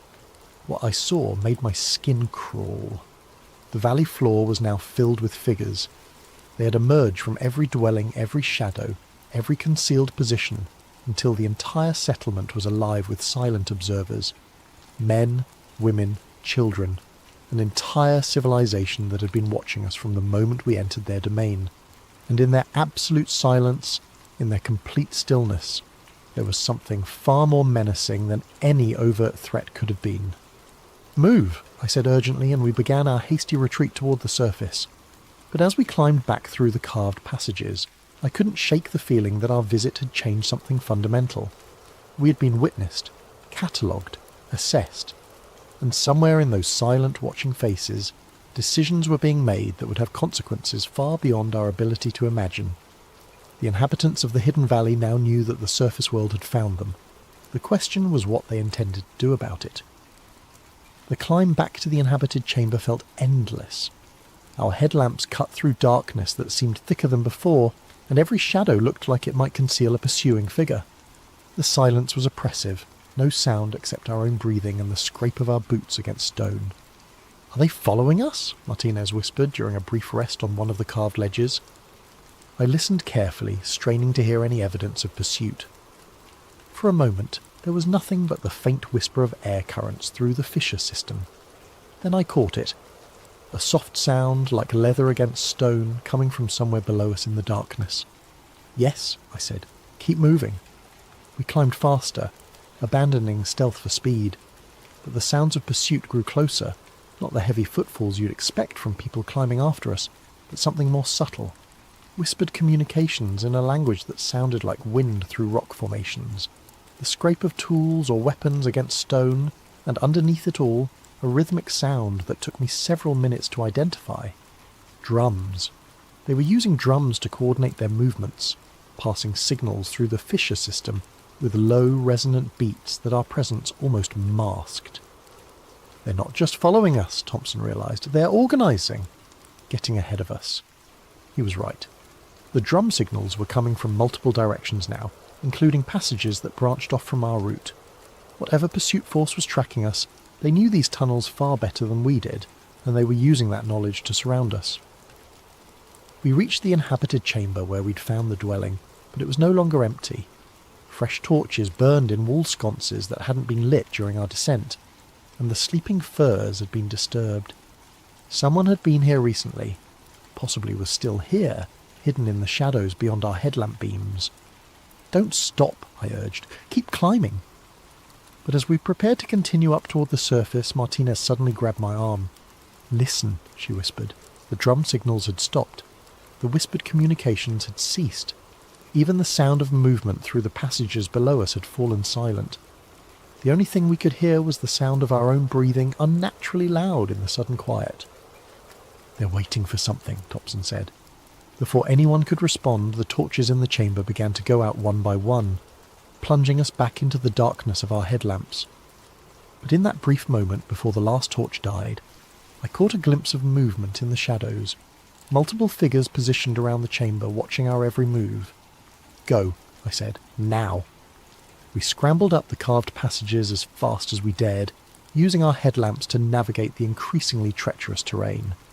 Behind us, I could hear the sound of movement resuming, not hurried but purposeful. Our pursuers weren't panicking or rushing to catch us. They were herding us, driving us towards some predetermined destination. The realization hit me like a physical blow. We weren't escaping. We were being guided. The inhabitants of the valley had let us discover their settlement, had allowed us to retreat, and were now directing our route back to the surface. But why? As we climbed higher, approaching the point where we'd cached our rappelling equipment, I began to understand. The warm air currents that had drawn us into the fissure system were still flowing, but they'd changed direction. Instead of rising from the depths, they now seemed to be flowing horizontally, as if being artificially directed through the passage system.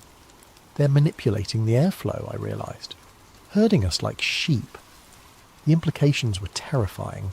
If the inhabitants could control air currents throughout the fissure system, they possessed technology far more sophisticated than their primitive-appearing tools and dwellings suggested. We weren't dealing with a simple, isolated community.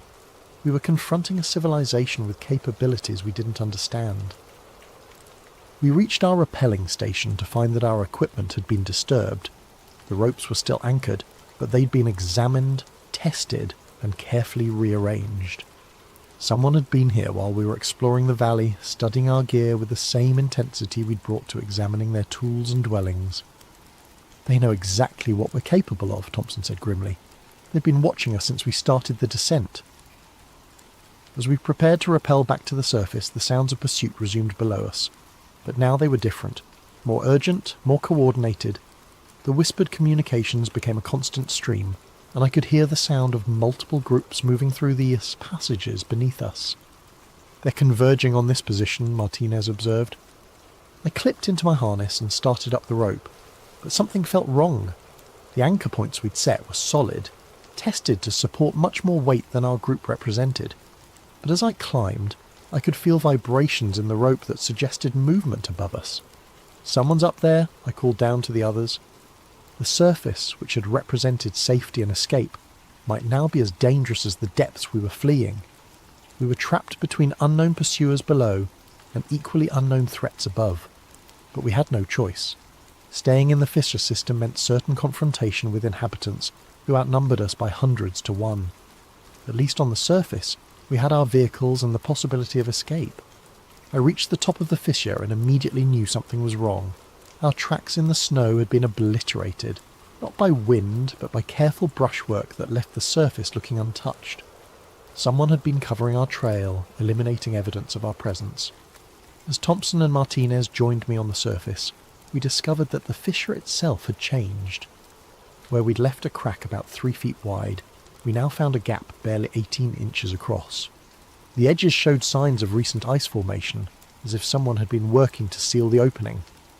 "They're trying to close it," Martinez whispered, "hiding the entrance." But even as she spoke, we could see that the sealing work was incomplete. The fissure was narrower but still passable, and the warm air still flowed up from the depths. Whatever forces were at work below, they weren't finished with the surface world yet. As we gathered our gear and prepared to make our way back to base camp, I caught sight of movement on the horizon. Dark shapes against the white ice, too regular to be natural formations. They were moving in our direction but too distant to make out details. "Company," Thompson said, following my gaze.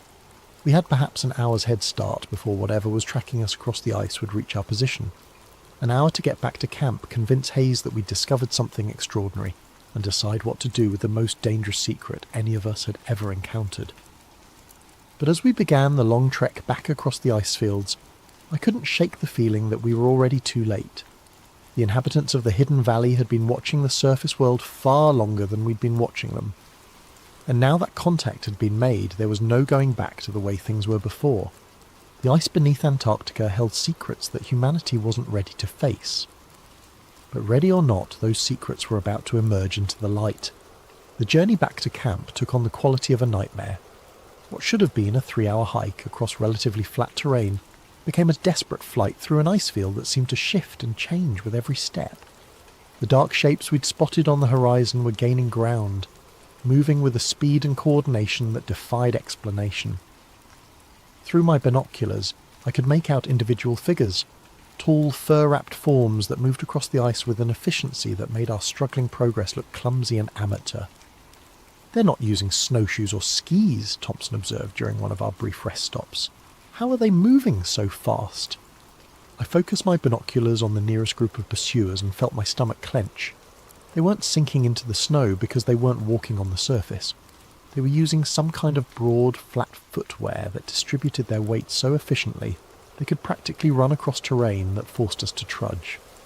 "Indigenous snow travel technology," I said. "Probably been perfected over centuries." But even as I offered the explanation, I knew it was inadequate. The speed and coordination of our pursuers suggested capabilities that went far beyond advanced snowshoes. They were moving like a military unit, with scouts ranging ahead and flankers maintaining precise formations.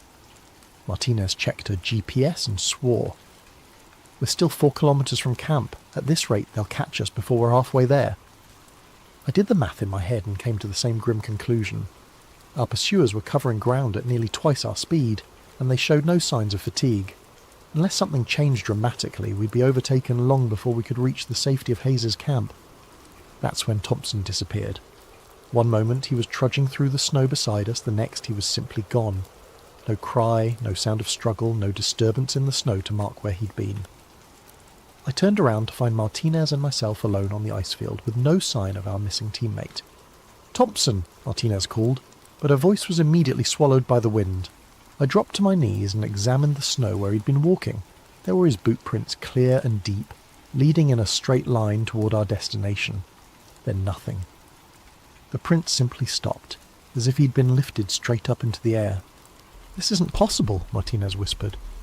But I was already scanning the surrounding terrain for any explanation. Crevasse? No, the snow showed no signs of collapse. Sinkhole? Not in this type of ice formation.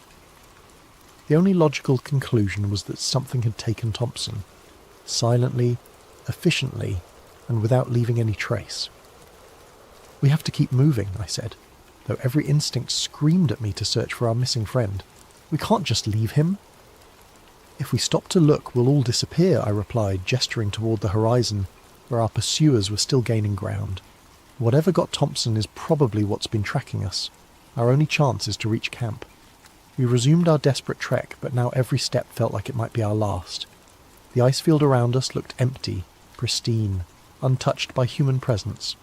But I knew that was an illusion.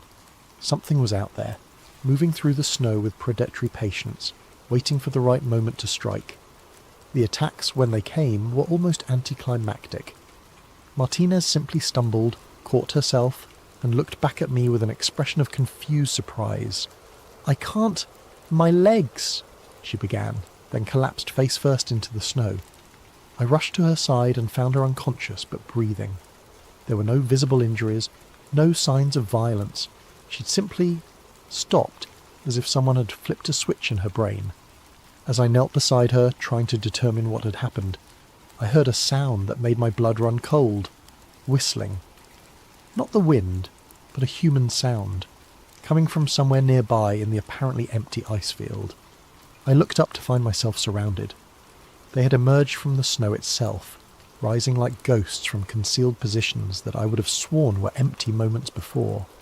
Tall figures wrapped in white furs that perfectly matched the surrounding terrain, with faces painted or masked in patterns that made them nearly invisible against the ice and shadow.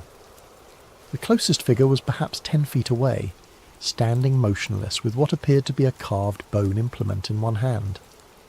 Others were positioned in a rough circle around me, equally still, equally silent. They had been hunting us with the patience of apex predators, waiting for the perfect moment to make their move. I raised my hands slowly, making no sudden movements. In my years of extreme environment travel, I'd encountered isolated communities before. Most were suspicious of outsiders, but could be reasoned with if you showed proper respect. But these weren't curious locals wondering about strangers in their territory. These were soldiers, disciplined and organised, who had been tracking us with military precision. And the implement in the nearest figure's hand wasn't a tool, it was a weapon. The whistling sound came again, and I realised it was a form of communication, The figures around me were coordinating their movements with the same kind of tactical precision I'd seen in special forces operations. "We mean no harm," I said, though I doubted they understood English. "We're leaving. Going back to our camp." The nearest figure tilted its head slightly, studying me with an intensity that was almost physical. Then it raised the bone implement and pointed, not at me, but toward Martinez's unconscious form. The message was clear. She was coming with them. "No," I said, moving to stand protectively over Martinez. "She stays with me." The figure's response was swift and decisive. It made a sharp gesture, and something struck me in the neck. Not painful, but startling. I reached up to find a small dart made from carved bone and what felt like organic fibres. The world began to blur at the edges. My vision narrowed, and my legs felt like they were made of water. The last thing I saw before consciousness fled was the figures lifting Martinez and carrying her away across the ice, moving with the same impossible speed that had allowed them to track us across the frozen wasteland.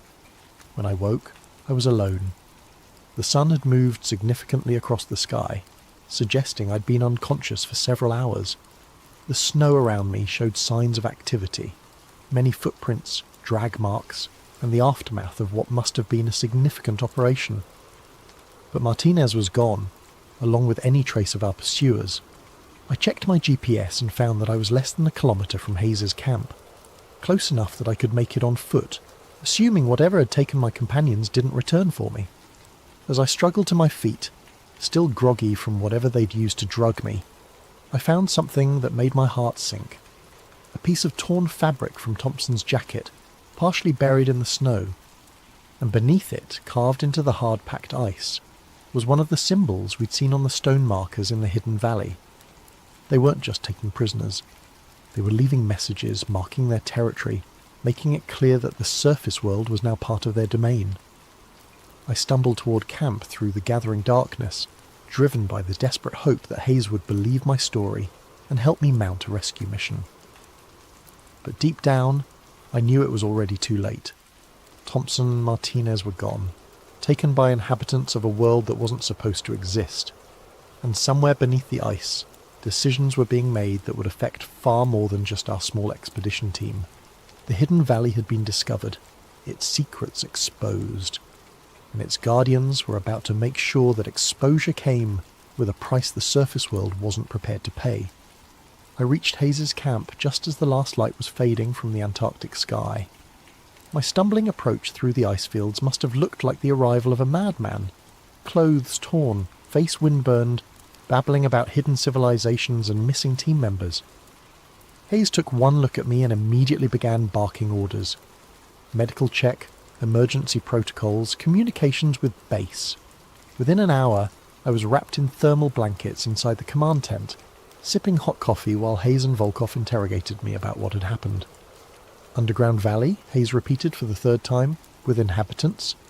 "Hundreds of them," I insisted, to maybe thousands. "They have dwellings, agriculture, sophisticated technology, and they took Thompson and Martinez." Volkov exchanged a look with Hayes that I didn't like. "Altitude sickness can cause hallucinations," he said carefully, "combined with hypothermia, exhaustion." "I'm not hallucinating," I snapped. "Check the GPS logs. Look at the photographs Martinez took. There's evidence." But when we checked Martinez's camera, the memory card was missing. My GPS unit showed our route to the fissure and back, but the waypoints I'd marked for significant discoveries had been erased. Even the torn piece of Thompson's jacket that I'd brought back as proof had somehow disappeared from my pack. "Where are Thompson and Martinez?" Hayes asked. "I told you. They were taken by the inhabitants of the valley." "What inhabitants?" "You're the only person who's seen these alleged people." The interrogation continued for hours, but it was clear that Hayes had already made up his mind. As far as he was concerned, I'd suffered some kind of breakdown during a solo reconnaissance mission, and Thompson and Martinez had died in a crevice fall or equipment failure. "The official report will list them as lost during scientific operations," Hayes said finally. "Weather-related accident. You'll be evacuated to McMurdo for medical evaluation and debriefing." "You have to send a search team back to that fissure," I pleaded. "They might still be alive." "There will be no further operations in that area," Hayes replied with finality. "Mission orders are clear." I was flown back to McMurdo Base the next morning, sedated against my protests. The debriefing there was even more intensive, with psychologists and medical personnel who seemed more interested in my mental state than in the extraordinary discovery I was trying to report. Within a week, I was on a transport plane back to Christchurch, officially diagnosed with severe stress reaction and altitude-induced psychosis. My contract with Meridian Logistics was terminated, my security clearance revoked, and a comprehensive non-disclosure agreement placed before me with the clear understanding that signing it was the only alternative to permanent institutionalization. I signed, but signing the papers didn't erase what I'd seen, and it didn't bring Thompson and Martinez back. For months afterward, I tried to find someone who would listen, someone who would investigate. I contacted researchers, journalists, government officials. The response was always the same: polite skepticism followed by suggestions that I seek continued psychiatric care. The official record shows that Thompson and Martinez died in a crevasse accident during routine scientific operations. Their bodies were never recovered, which isn't unusual in Antarctic conditions. The weather station mission was completed by replacement personnel, and Meridian Logistics moved on to other contracts. I tried to move on too. Got a job guiding mountain climbing expeditions in the Rockies, far from anything that reminded me of ice and snow. Tried to convince myself that maybe the psychologists were right, that the stress and isolation had caused me to imagine things that couldn't possibly exist. Then the package arrived. It was waiting on my doorstep one evening 6 months after my return from Antarctica, wrapped in what looked like sealskin and tied with sinew.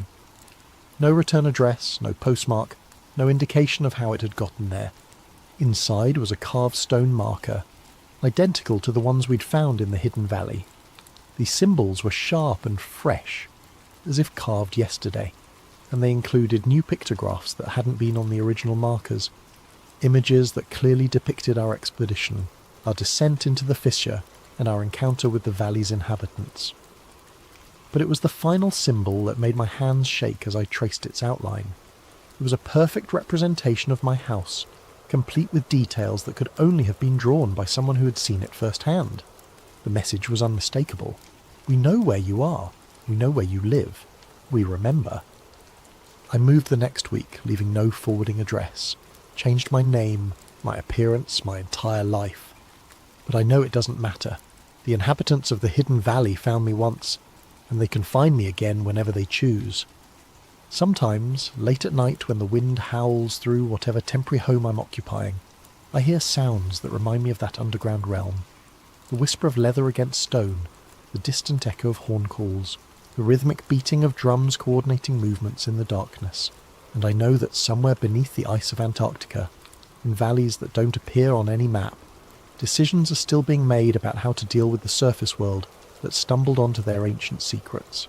Thompson and Martinez are still down there, assuming they're still alive. Maybe prisoners, maybe something worse, and the inhabitants of that hidden realm are still watching, still waiting, still planning. The Antarctic Treaty declares the continent a place of peace and scientific cooperation, protected from military activity and territorial claims. The treaties only work when all parties agree to their terms, and there are inhabitants of Antarctica who were never consulted, never invited to participate in humanity's grand plans for their frozen continent. Whatever is beyond the wall doesn't want us there, but it knows where we live, and someday I fear it's going to come calling.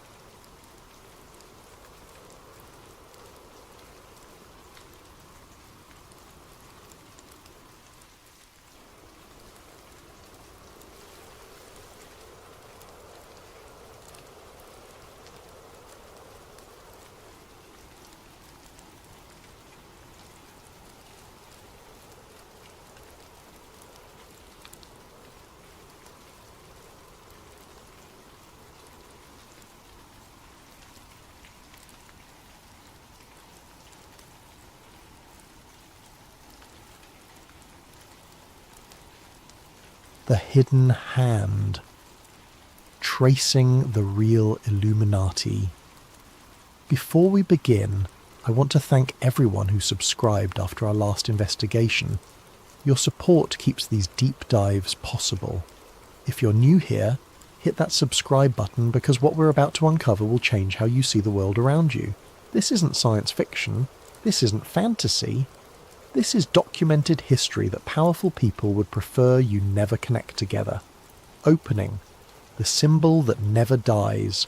Pull a dollar bill from your wallet, look at the back, there it is, staring back at you from above an unfinished pyramid. The all-seeing eye, the eye of providence they call it in textbooks. But why does this same symbol appear on currency used by millions of Americans every single day? Why does it hover over the words announcing a new order of the ages? This isn't the only place you'll find it. Turn on any major award ceremony, and you'll see celebrities covering one eye in photographs, forming pyramids with their hands, wearing jewellery emblazoned with this ancient emblem. Walk into corporate headquarters around the world, and variations of this symbol adorn their logos. Attend a United Nations assembly, and the architectural choices echo the same geometric patterns, the same visual language of hierarchy and observation. For centuries, this single symbol has haunted the margins of history. Governments deny its significance. Mainstream historians dismiss the connections as coincidence. But what if the Illuminati never vanished into the dustbin of history? What if it simply adapted, evolved, and became something far more sophisticated than a gathering of men in robes? What if the secret society succeeded so completely that we don't recognise we're living inside its creation? Tonight, we trace the bloodline of power from an 18th century Bavarian classroom to the digital surveillance grid that monitors your every click. This is the story of how a banned secret society became the invisible architecture of modern civilization. Act 1. The Birth of the Order. The date is May 1st, 1776. While American colonists are months away from declaring independence across the Atlantic, something equally revolutionary is beginning in a university town in Bavaria. The location is Ingolstadt, a city in what we now know as Germany, though back then it existed as part of the Holy Roman Empire's fragmented landscape of principalities and church-controlled territories. Adam Weishaupt, a 30-year-old law professor, sits in a candlelit room with 5 trusted colleagues. These aren't common men, they're philosophers, intellectuals, freethinkers, who've grown frustrated with the suffocating power of the Catholic Church and the brutal monarchies that rule through divine right. Weishaupt has been planning this moment for years, ever since he was appointed to a chair of canon law that had been held by Jesuits for decades. He's seen firsthand how religious orders operate, in secrecy, wielding influence through networks of loyalty rather than public decree. Now he intends to create something similar, but aimed at the opposite goal. He calls it the Order of the Illuminati. The name comes from the Latin word for enlightened, but it means something specific in this context. These men believe that humanity can be freed from superstition, from the manipulation of churches and kings, from the ignorance that keeps populations obedient and afraid. They believe that reason, science and philosophy should guide civilization, not religious dogma or inherited aristocracy. They believe in the perfectibility of human society through knowledge. Their stated mission sounds almost noble when you read it in the historical records: to free humanity from superstition, to end the tyranny of monarchies, to liberate minds from religious control. But there's something else embedded in their founding documents, something that becomes clear when you read between the lines. They don't just want to educate the masses, they want to guide them. They want to become, in their own words, the invisible hand that steers civilization toward enlightenment. The structure Weishaupt creates is brilliant in its simplicity and terrifying in its implications. The order uses a system of degrees, or levels, similar to Freemasonry, which already exists as a powerful network across Europe. New members start at the bottom, knowing only what they need to know.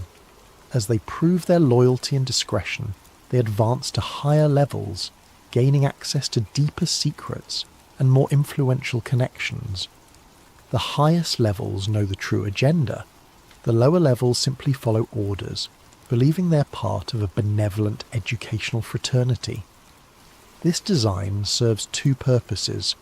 First, if the organisation is exposed, the lower level members can honestly say they know nothing about any conspiracy because they genuinely don't. Second, it allows the order to operate through proxy, using enthusiastic recruits to advance goals they don't fully understand. It's a model that intelligence agencies would later perfect in the 20th century. Within 10 years, the Illuminati accomplishes something remarkable. They successfully infiltrate Masonic lodges across Europe, essentially hijacking an existing secret network and bending it toward their purposes. They attract powerful members, not just intellectuals now, but bankers, military officers, and aristocrats who see opportunity in this new philosophy.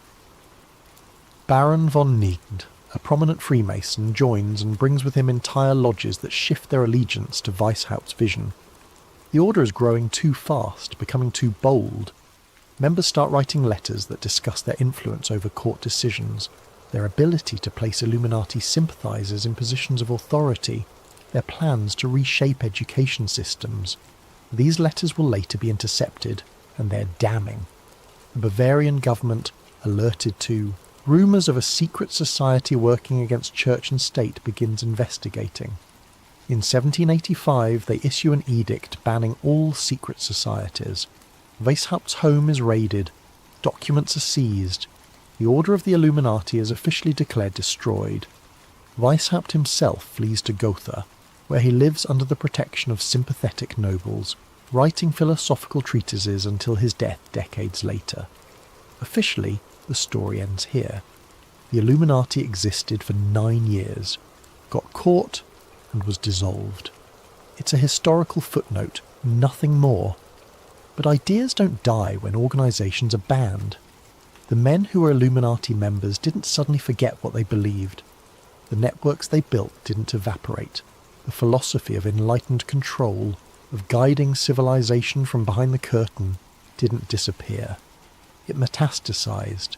It went underground, not as a single organisation, but as a methodology, a way of thinking about power that would resurface again and again under different names, in different countries, across different centuries. The Illuminati died in 1785.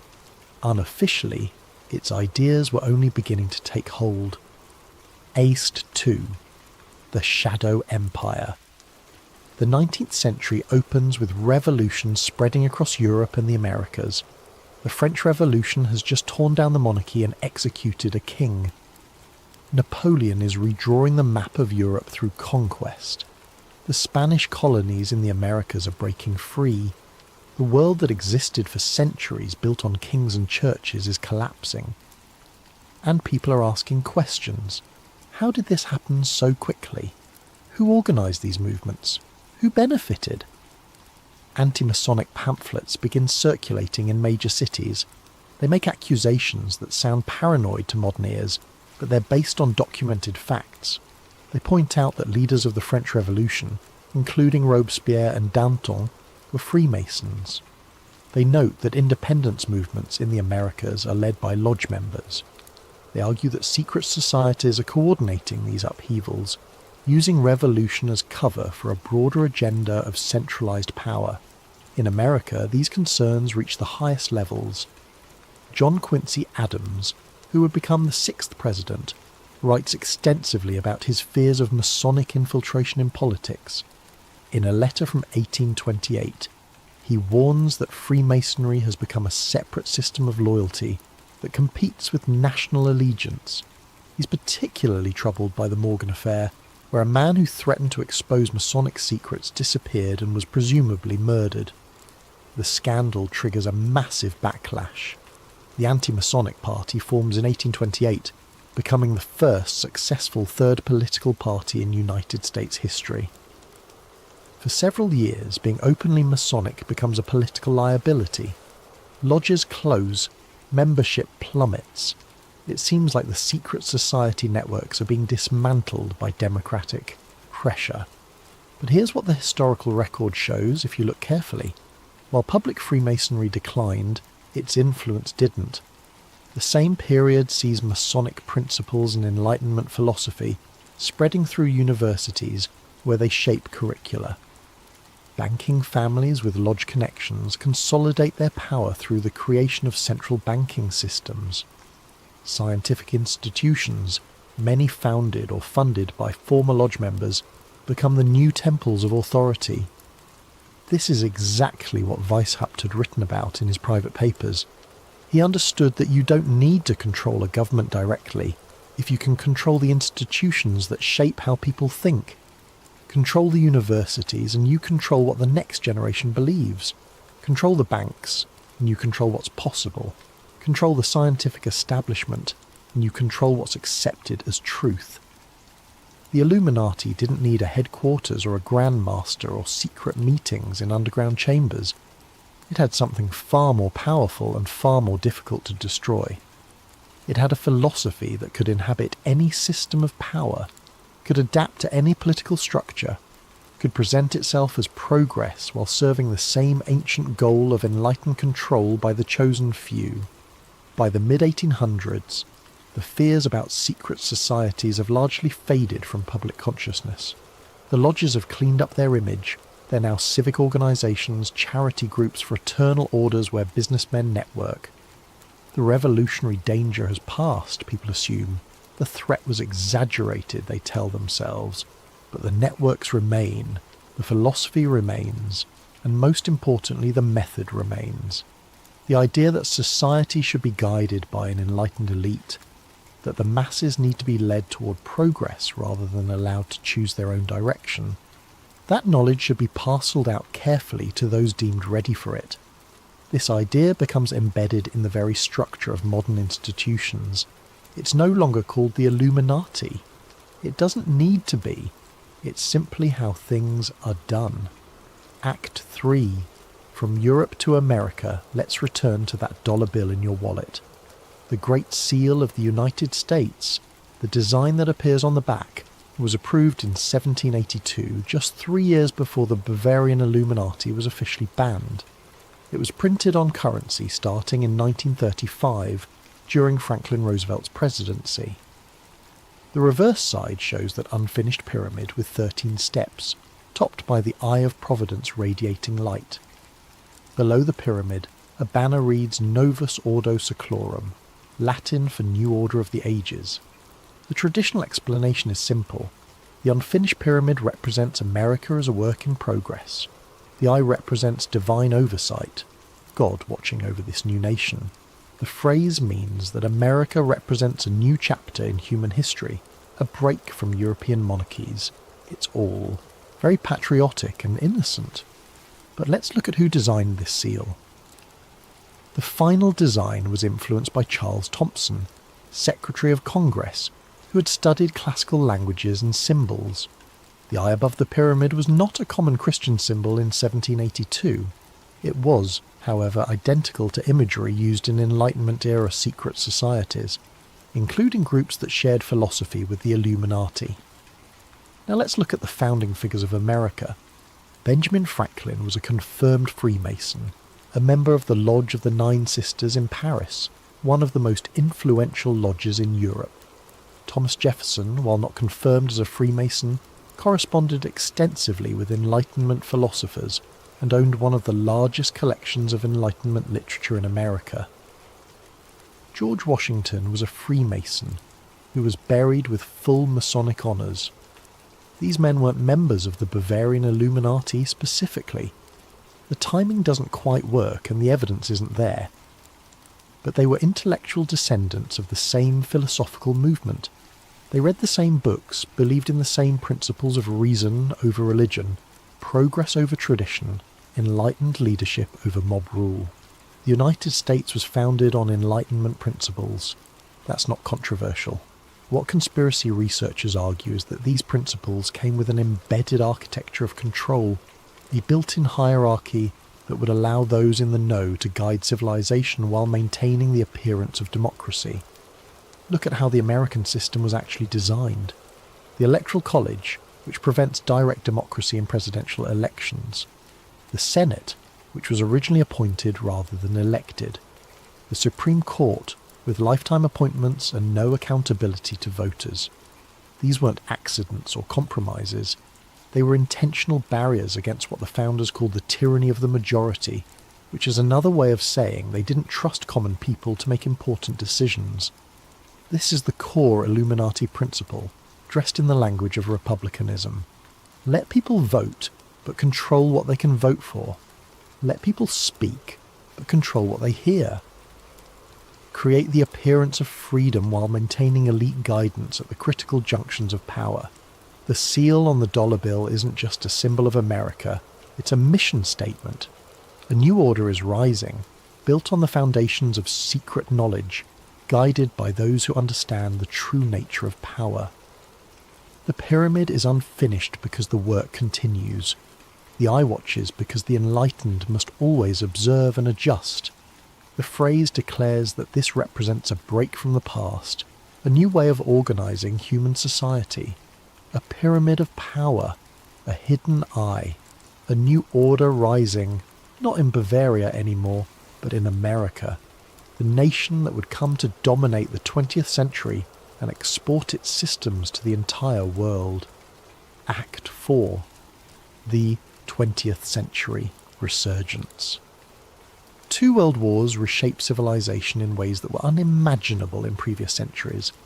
Empires that existed for hundreds of years collapse in a matter of years. Tens of millions die. The survivors wake up to a world where the old structures of power, the monarchies and colonial systems and religious authorities no longer function. Into this vacuum step new institutions with a new promise. Instead of competing nations causing war, we'll have international cooperation ensuring peace. Instead of economic chaos, we'll have coordinated financial systems. Instead of ignorance and nationalism, we'll have global education and shared values. The League of Nations forms after World War I. It fails, but the idea doesn't die. After World War II, the United Nations rises in its place, this time with real power, real funding, and a permanent home in New York City. Around the same time, the Bretton Woods Conference in 1944 creates the International Monetary Fund and the World Bank, institutions that will shape global economics for the rest of the century. Each of these organisations represents a concentration of authority. Instead of hundreds of nations making independent decisions, now there are forums where a smaller number of representatives can coordinate action. Instead of thousands of banks operating independently, now there are central systems that can influence all of them. This is exactly how a hidden elite would manage global control, according to declassified documents from the Office of Strategic Services, the predecessors to the CIA. These memos, released decades later through Freedom of Information Act requests, reference supranational influence networks and the importance of creating institutions that operate above national sovereignty. The language is bureaucratic, but the meaning is clear. The people designing the post-war world understood that direct control of governments is inefficient and unstable. It's better to create systems that governments must operate within, systems that appear neutral but are actually designed to produce specific outcomes. By the 1970s, this process accelerates. David Rockefeller, whose family name appears repeatedly in conspiracy theories for good reason, establishes the Trilateral Commission in 1973 with Zbigniew Brzezinski, who would become National Security Advisor under President Carter. The stated purpose is to foster cooperation between North America, Europe and Japan. The unstated purpose, according to critics, is to create a private forum where the most powerful people in the world can coordinate policy without public oversight. Around the same time, though it started earlier in 1954, the Bilderberg Group holds annual conferences that bring together world leaders, CEOs of the largest corporations, heads of major banks and selected intellectuals. These meetings happen at luxury hotels in different countries each year. No press is allowed, no transcripts are released, no minutes are published. Attendees are told not to discuss what happens inside. The official explanation is that this secrecy allows for frank discussion without grandstanding. People can speak honestly if they know it won't be quoted in tomorrow's newspapers. It's like Davos or any other international conference, they say, just networking at a high level. But here's what makes conspiracy researchers pay attention. First, the attendee list reads like a directory of global power. Second, the same names appear at Bilderberg, the Trilateral Commission, the Council on Foreign Relations, the World Economic Forum, and the boards of the most influential banks and corporations. Third, decisions that are discussed at these meetings often become policy a few months or years later, suggesting that what happens in these rooms isn't just talk, it's coordination. They call it coordination, others call it control. The question that no one in authority will answer directly is control by whom, and for what purpose. Act 5. The Modern Network. The 1990s bring a transformation in how power operates. The Soviet Union collapses, ending the Cold War and leaving America as the sole superpower. Global finance, enabled by new technology, begins to move trillions of dollars across borders at the speed of light. Mass media consolidates into a handful of corporations that own most of what people see and hear. The internet emerges, promising democratic access to information, but quickly being shaped by the same forces that controlled previous technologies. This is when conspiracy theories about the Illuminati explode into popular culture. Books like Behold a Pale Horse and The New World Order become underground bestsellers. Radio shows dedicated to exposing secret societies gain millions of listeners. The internet allows researchers to share documents, connect patterns, and build a collective case that something systematic is happening behind the official story. What they notice are recurring overlaps in membership between the organisations we've discussed.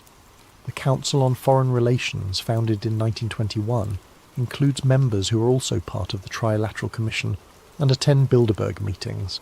These same individuals sit on the boards of major banks like Goldman Sachs and JP Morgan Chase.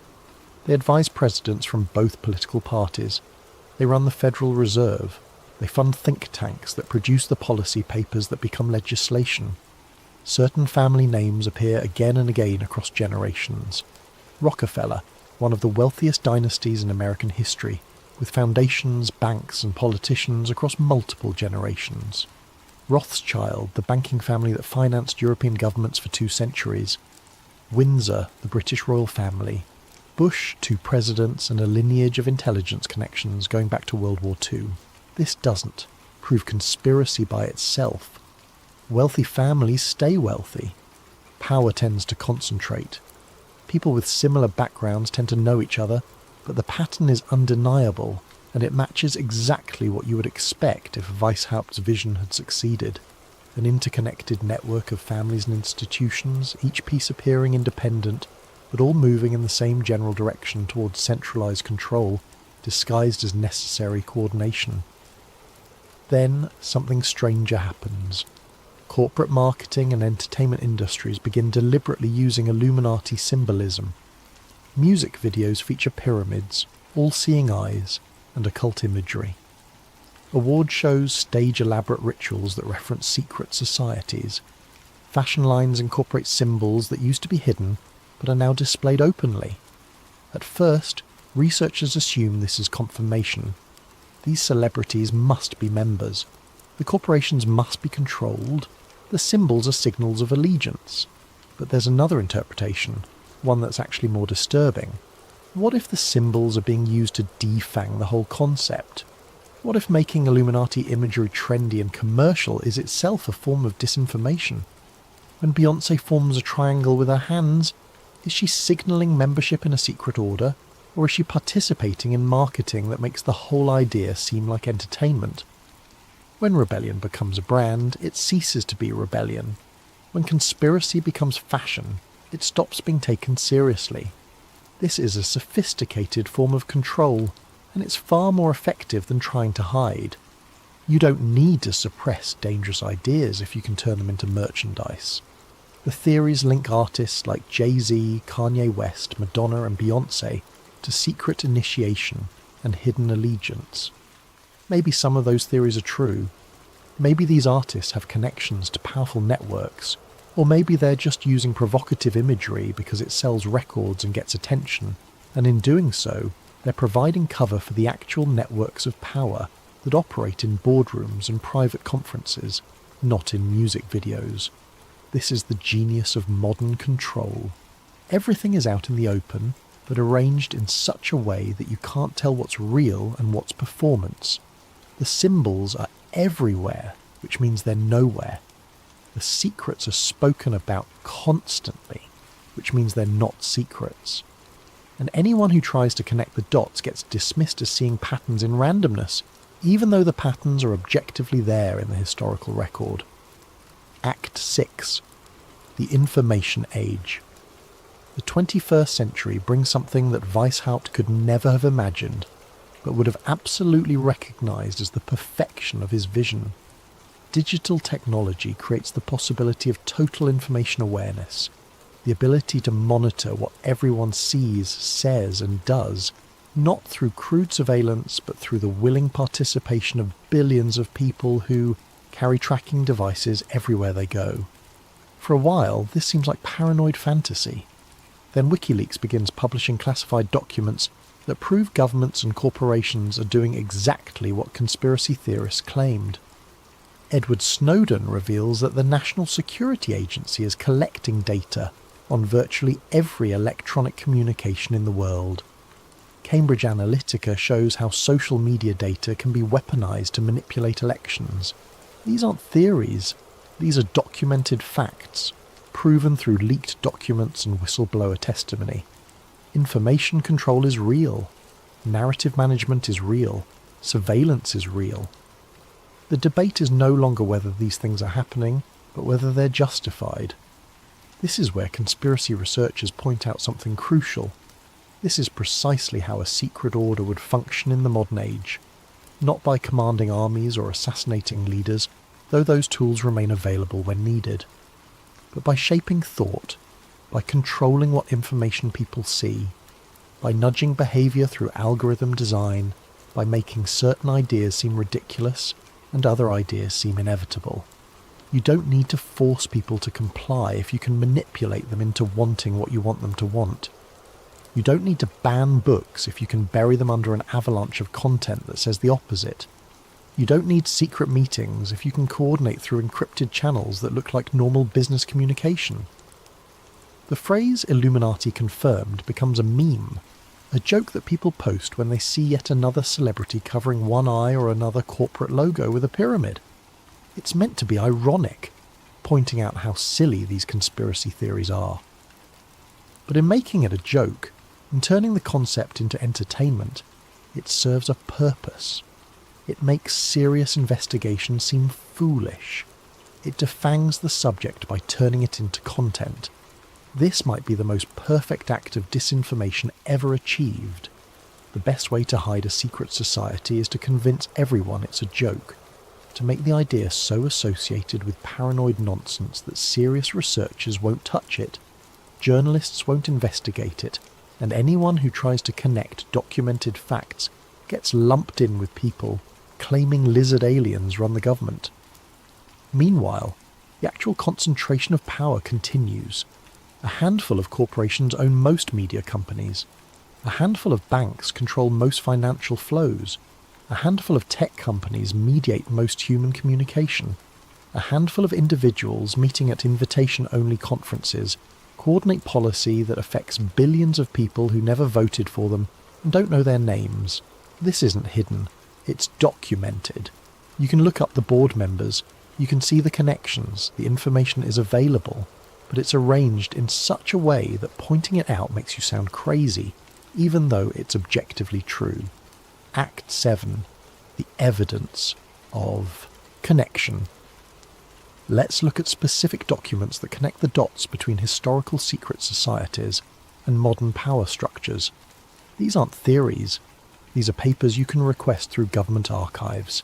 Declassified correspondence between Alan Dulles, who directed the CIA during the Cold War, and Prince Bernhard of the Netherlands, who founded the Bilderberg Group, shows discussions about post-war cultural steering. The phrase appears multiple times. Cultural steering, not military control or economic policy, but the deliberate shaping of what people think and believe. Files released through Freedom of Information Act requests reveal that intelligence agencies funded art movements, music festivals, magazines, and academic programs through front organisations. The Congress for Cultural Freedom, funded by the CIA, sponsored abstract expressionist art because it was seen as promoting individualism against Soviet collectivism.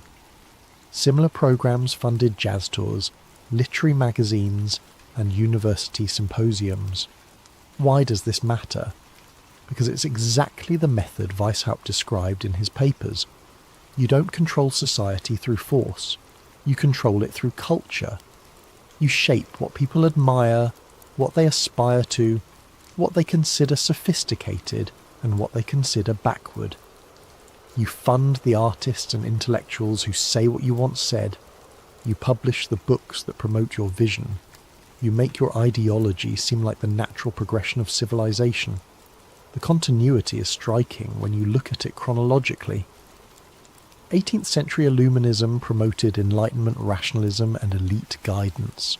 20th century secret diplomacy promoted international institutions and coordinated policy. 21st century digital governance promotes algorithmic management and data-driven decision-making. Different vocabulary, different tools, same underlying principle. Humanity needs to be guided by those who know better. Democracy is fine for local matters, but the big decisions require expertise that most people don't have. Freedom is important, but it must be balanced against order. Transparency is a nice idea, but some things must remain secret for the greater good. You can find this argument made explicitly in documents from the Trilateral Commission, particularly in The Crisis of Democracy, a report from 1975 that argues democratic governments are becoming ungovernable because people have too many demands and not enough deference to authority. The solution proposed is not more democracy, but better management of expectations, which is a polite way of saying manipulation of what people think they want. This is the smoking gun that conspiracy researchers point to. Not a confession of being the Illuminati, not a secret handshake caught on camera, but a consistent philosophical thread running from Weishaupt's banned society to the most powerful institutions of the modern world. The belief that society must be managed by an elite who understand the big picture while the masses are kept comfortable but controlled. Maybe there's no underground cabal signing contracts in candlelight. Maybe there's no Grand Master issuing orders from a hidden temple. Maybe the Illuminati doesn't need a headquarters or a ritual or a membership card. Maybe it's succeeded so completely that we're living inside it, and we call it civilization. EXT8, the convergence theory. This is where we need to step back and look at the bigger pattern. Conspiracy researchers have developed what they call the convergence theory, which attempts to explain how the Illuminati evolved from a specific organisation into a networked ideology. Phase 1 was the Enlightenment-era roots, intellectual elitism disguised as humanism, the belief that reason and science, guided by the educated few, should replace religion and tradition. This wasn't inherently sinister. Many Enlightenment thinkers genuinely believed they were liberating humanity. But embedded in this liberation was a hierarchy, a priesthood of the rational that would replace the priesthood of the church. Phase 2 was banking and industrial consolidation. The 19th century saw wealth concentrate into family dynasties that funded governments, built railroads, and controlled resources. The Rothschilds financed European wars. The Rockefellers monopolized oil. The Morgans dominated finance. These families intermarried, sat on each other's boards, and coordinated their interests. They didn't call themselves the Illuminati, but they functioned as a network of mutual advantage that transcended national boundaries. Phase 3 was cultural hegemony in the 20th century. Control shifted from raw economic power to something more sophisticated, the management of what people think and feel. This was achieved through mass media, education systems and entertainment industries that all promoted similar values, celebrated similar heroes, and presented the existing power structure as natural and inevitable, rather than constructed and maintained. Phase 4 is technocratic governance in the 21st century. Control now operates through algorithms, through data analysis, through platforms that mediate human interaction. Google decides what information you find. Facebook decides what news you see. Amazon decides what products you encounter. These decisions are made by code, written by engineers, guided by executives who attend the same conferences and share the same worldview. The torch passed from philosophers to bankers, from bankers to media moguls, from media moguls to tech CEOs. Different people, different industries, different centuries. But the same pursuit of organised control over human civilization, the same belief that the enlightened few must guide the ignorant many, the same methodology of influence that operates behind the facade of freedom. This is why the conspiracy is so difficult to prove or disprove. There's no single organisation to expose. There's no membership list to leak. There's no headquarters to raid. It's a convergence of interests, a shared world view among people who benefit from the current arrangement of power and have the means to perpetuate it. When you reach this level of analysis, the question of whether the Illuminati exists becomes almost meaningless. The specific organisation from 1776 to 1785 definitely existed, and was definitely shut down. But the philosophy didn't die, it adapted, it spread. It became the default operating system of modern power. Asti 9, the invisible government. In 2010, Julian Assange, during an interview about WikiLeaks and government secrecy, quoted a phrase from Edward Bernays, the father of modern propaganda and nephew of Sigmund Freud. Bernays wrote in his book Propaganda, published in 1928, and this is a direct quote that appears in the book: "Those who manipulate the unseen mechanism of society constitute an invisible government which is the true ruling power." Bernays wasn't a conspiracy theorist. He was an advisor to presidents and corporations. He helped engineer the overthrow of the Guatemalan government for the United Fruit Company.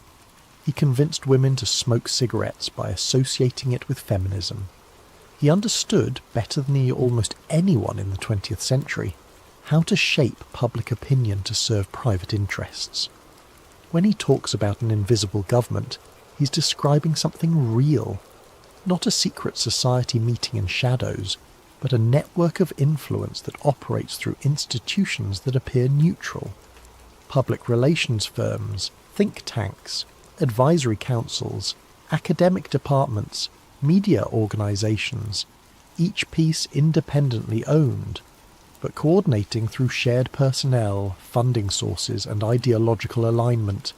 This is the government that doesn't appear on ballot papers. The government that persists regardless of which party wins elections.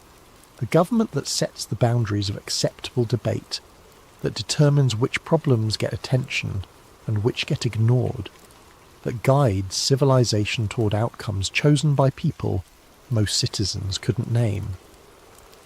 The phrase New World Order, which has become synonymous with conspiracy theories, was actually popularized by President George H.W. Bush in a speech to Congress on September 11, 1991, exactly 10 years before the date that would become infamous for different reasons. He spoke about the opportunity to build a new world order, a world where the rule of law supplants the rule of the jungle, where nations recognize the shared responsibility for freedom and justice. It sounds noble, but listen to what he's actually saying.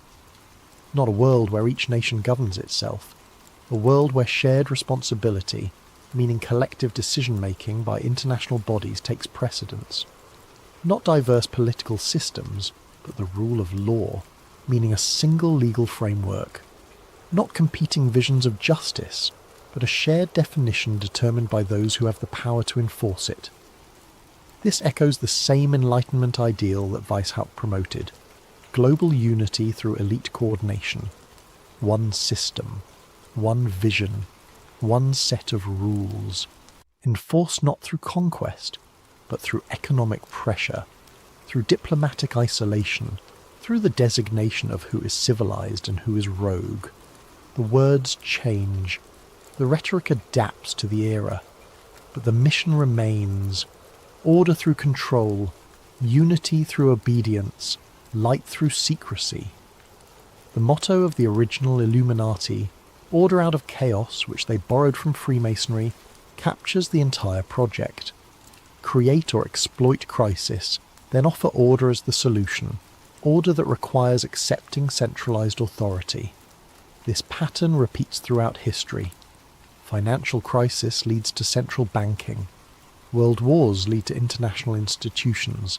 Terrorism leads to surveillance states. Pandemic leads to digital tracking. Each crisis expands the power of coordinating bodies at the expense of local autonomy and individual privacy. Each crisis is presented as unique and demanding unprecedented response, and each response moves in the same direction, toward fewer people making decisions that affect more people. Aced 10. The conclusion. So let's return to the original question. Does the Illuminati exist? Mainstream historians will tell you no. The Bavarian Illuminati was dissolved in 1785. It had 9 years of existence. It was a historical footnote. Everything that came after is conspiracy theory, pattern recognition run amok, the human tendency to see intention in coincidence. Conspiracy researchers will tell you yes, but not in the way most people imagine. The Illuminati succeeded in its goal of creating a rational world led by an enlightened few. It didn't conquer civilization through force. It became civilization by making its principles seem like progress. Both answers are partially correct and entirely misleading. The useful question isn't whether a specific organization exists, but whether power operates the way Weishaupt envisioned. And on that question, the evidence is overwhelming. Every major institution of global governance follows the model of concentrated authority justified as expertise. The International Monetary Fund and World Bank make economic policy that affects billions, but are accountable to a few dozen member nations weighted by wealth.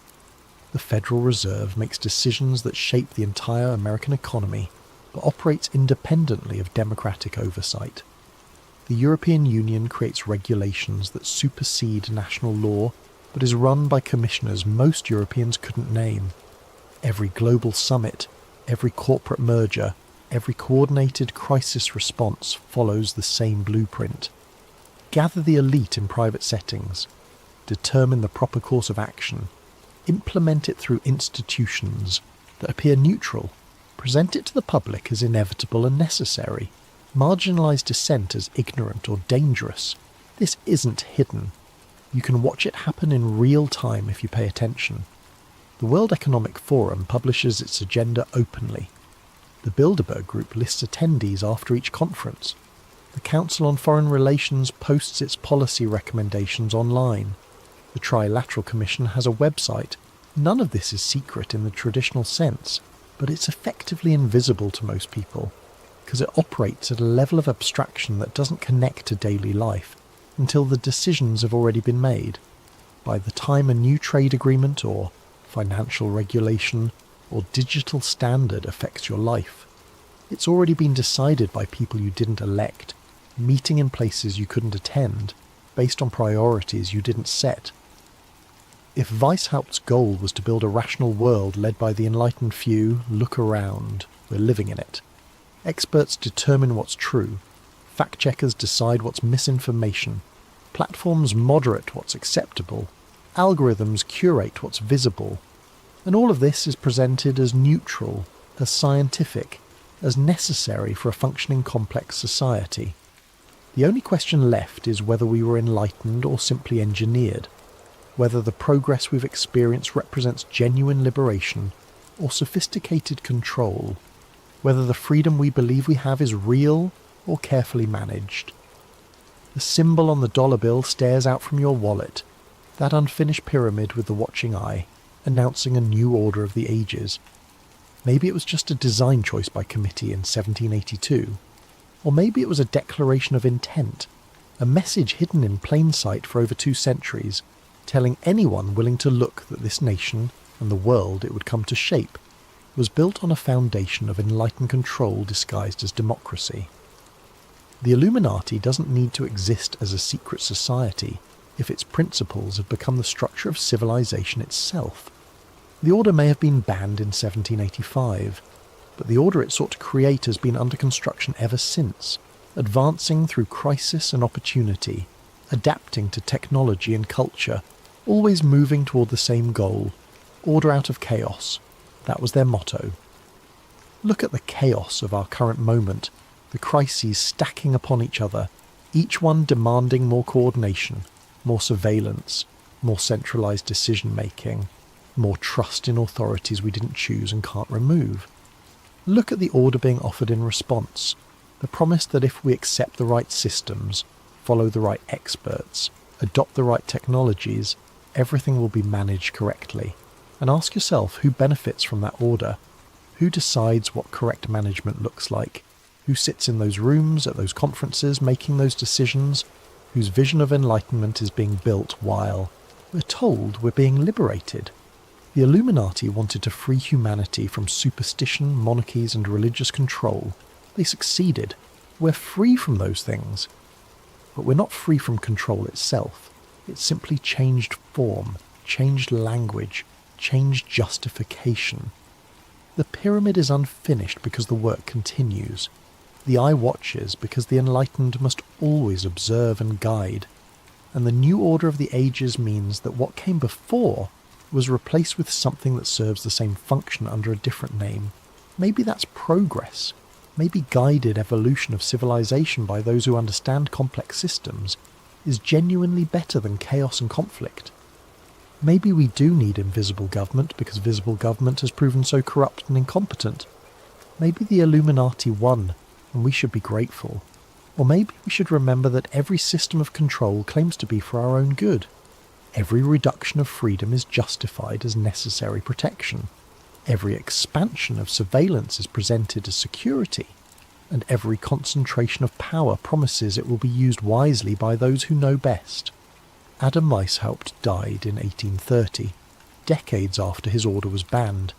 He never saw the world wars or the United Nations or the internet.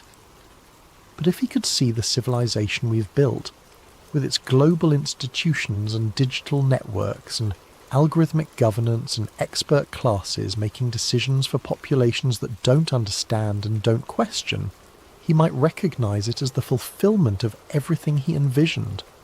We are living in the illuminated age. The question is whether we're the ones who are enlightened, or just the ones being studied under the light. Thank you for watching this investigation. If you found this information valuable, subscribe to support more deep dives into the hidden architecture of power.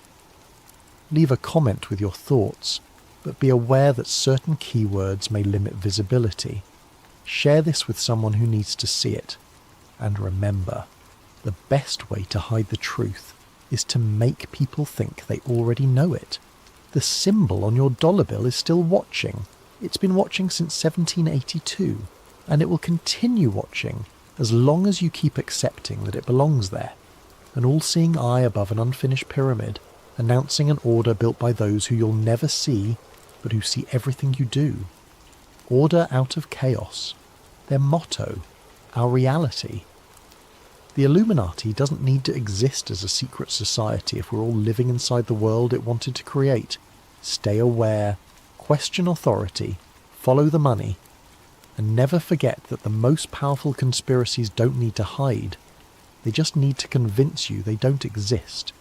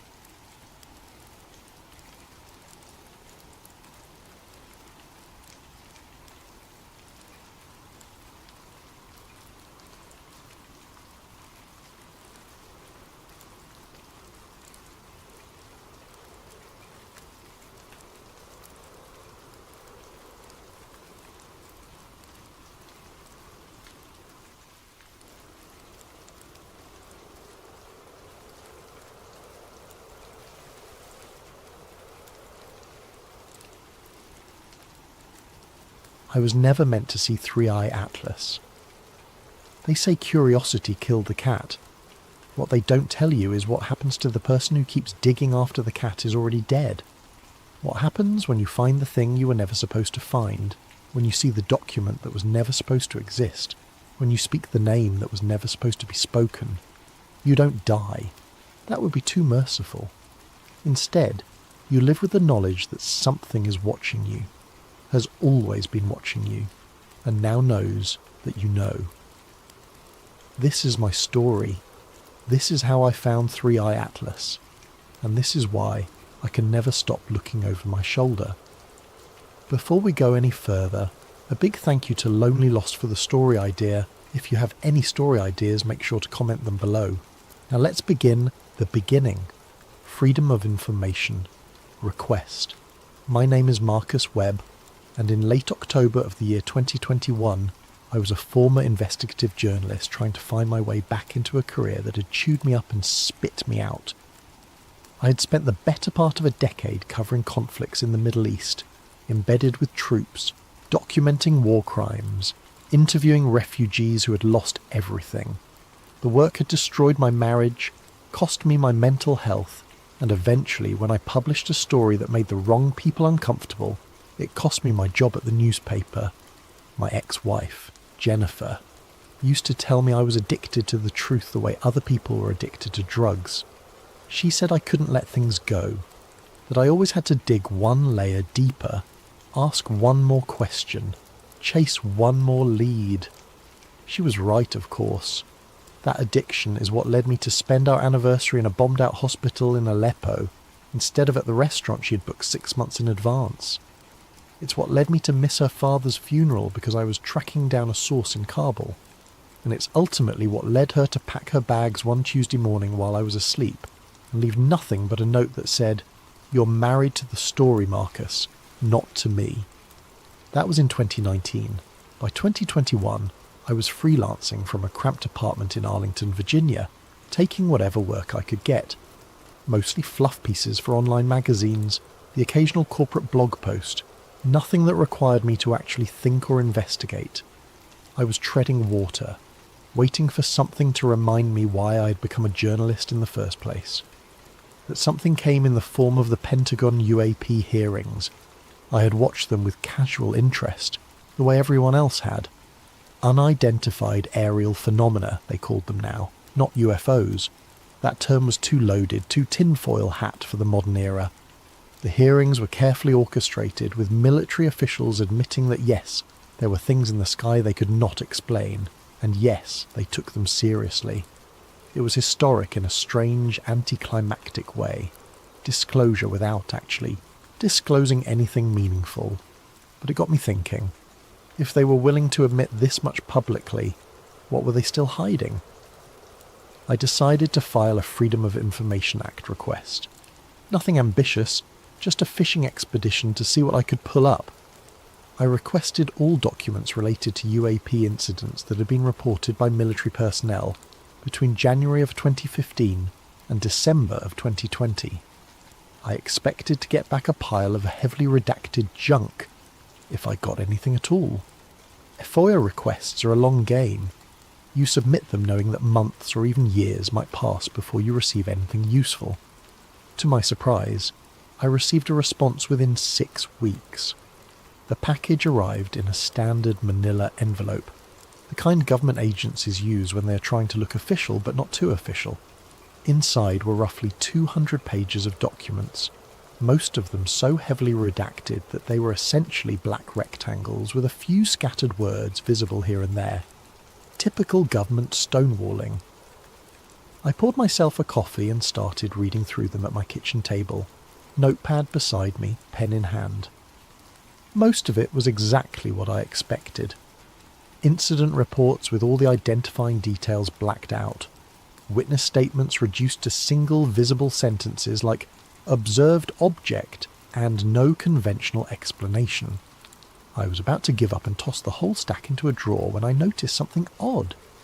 Every 5th or 6th page had a small stamp in the upper right corner, barely visible beneath the redaction marks. I held the page up to the light and squinted. It read, 3I Atlas, clearance restricted. I flipped through the stack again, this time looking specifically for that stamp.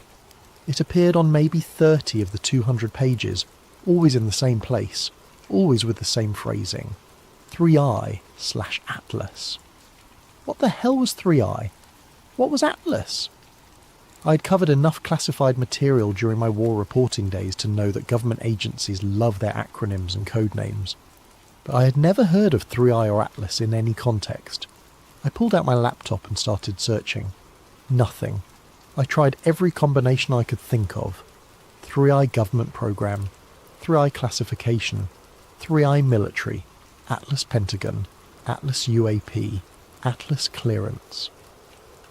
Every search came back empty or pointed me toward unrelated programs.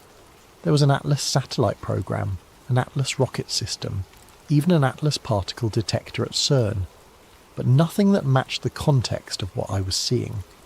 Frustrated, I returned to the documents and kept reading.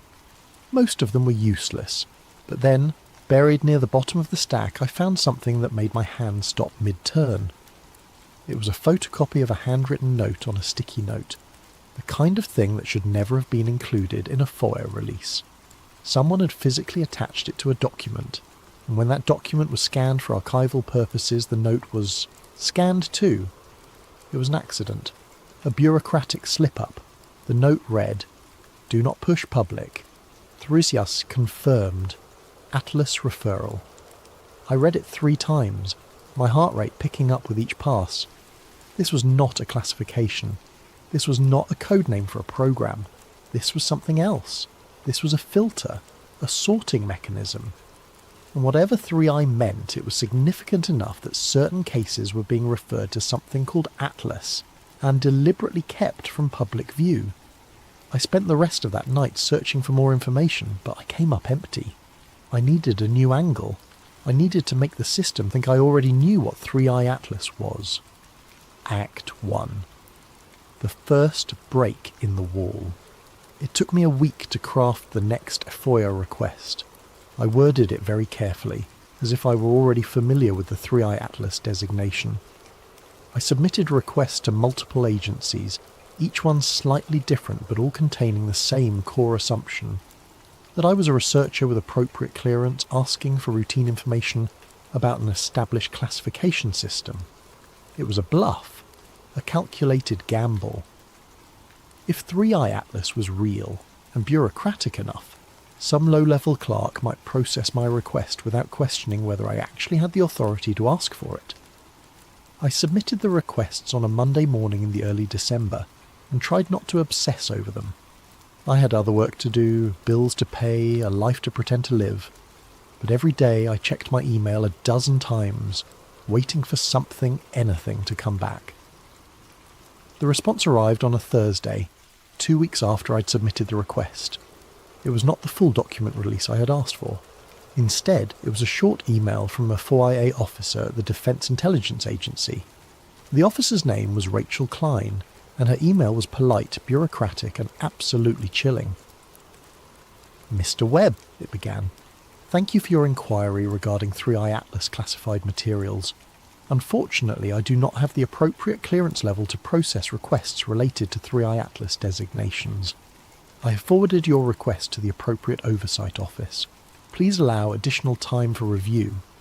I stared at the screen, reading and rereading those 2 sentences.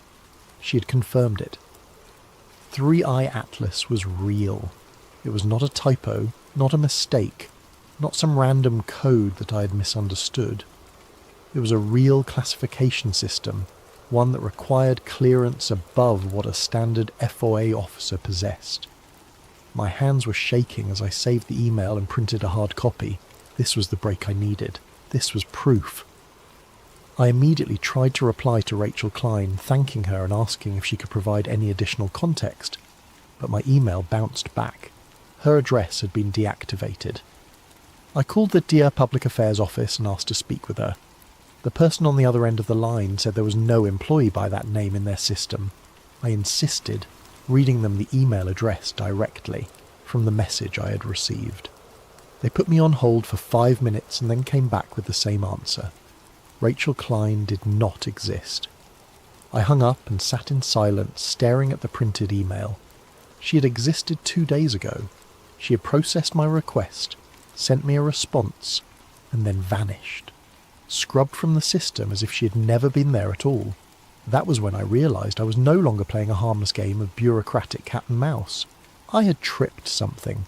I had asked the wrong question to the wrong person, and now someone, somewhere, was paying attention.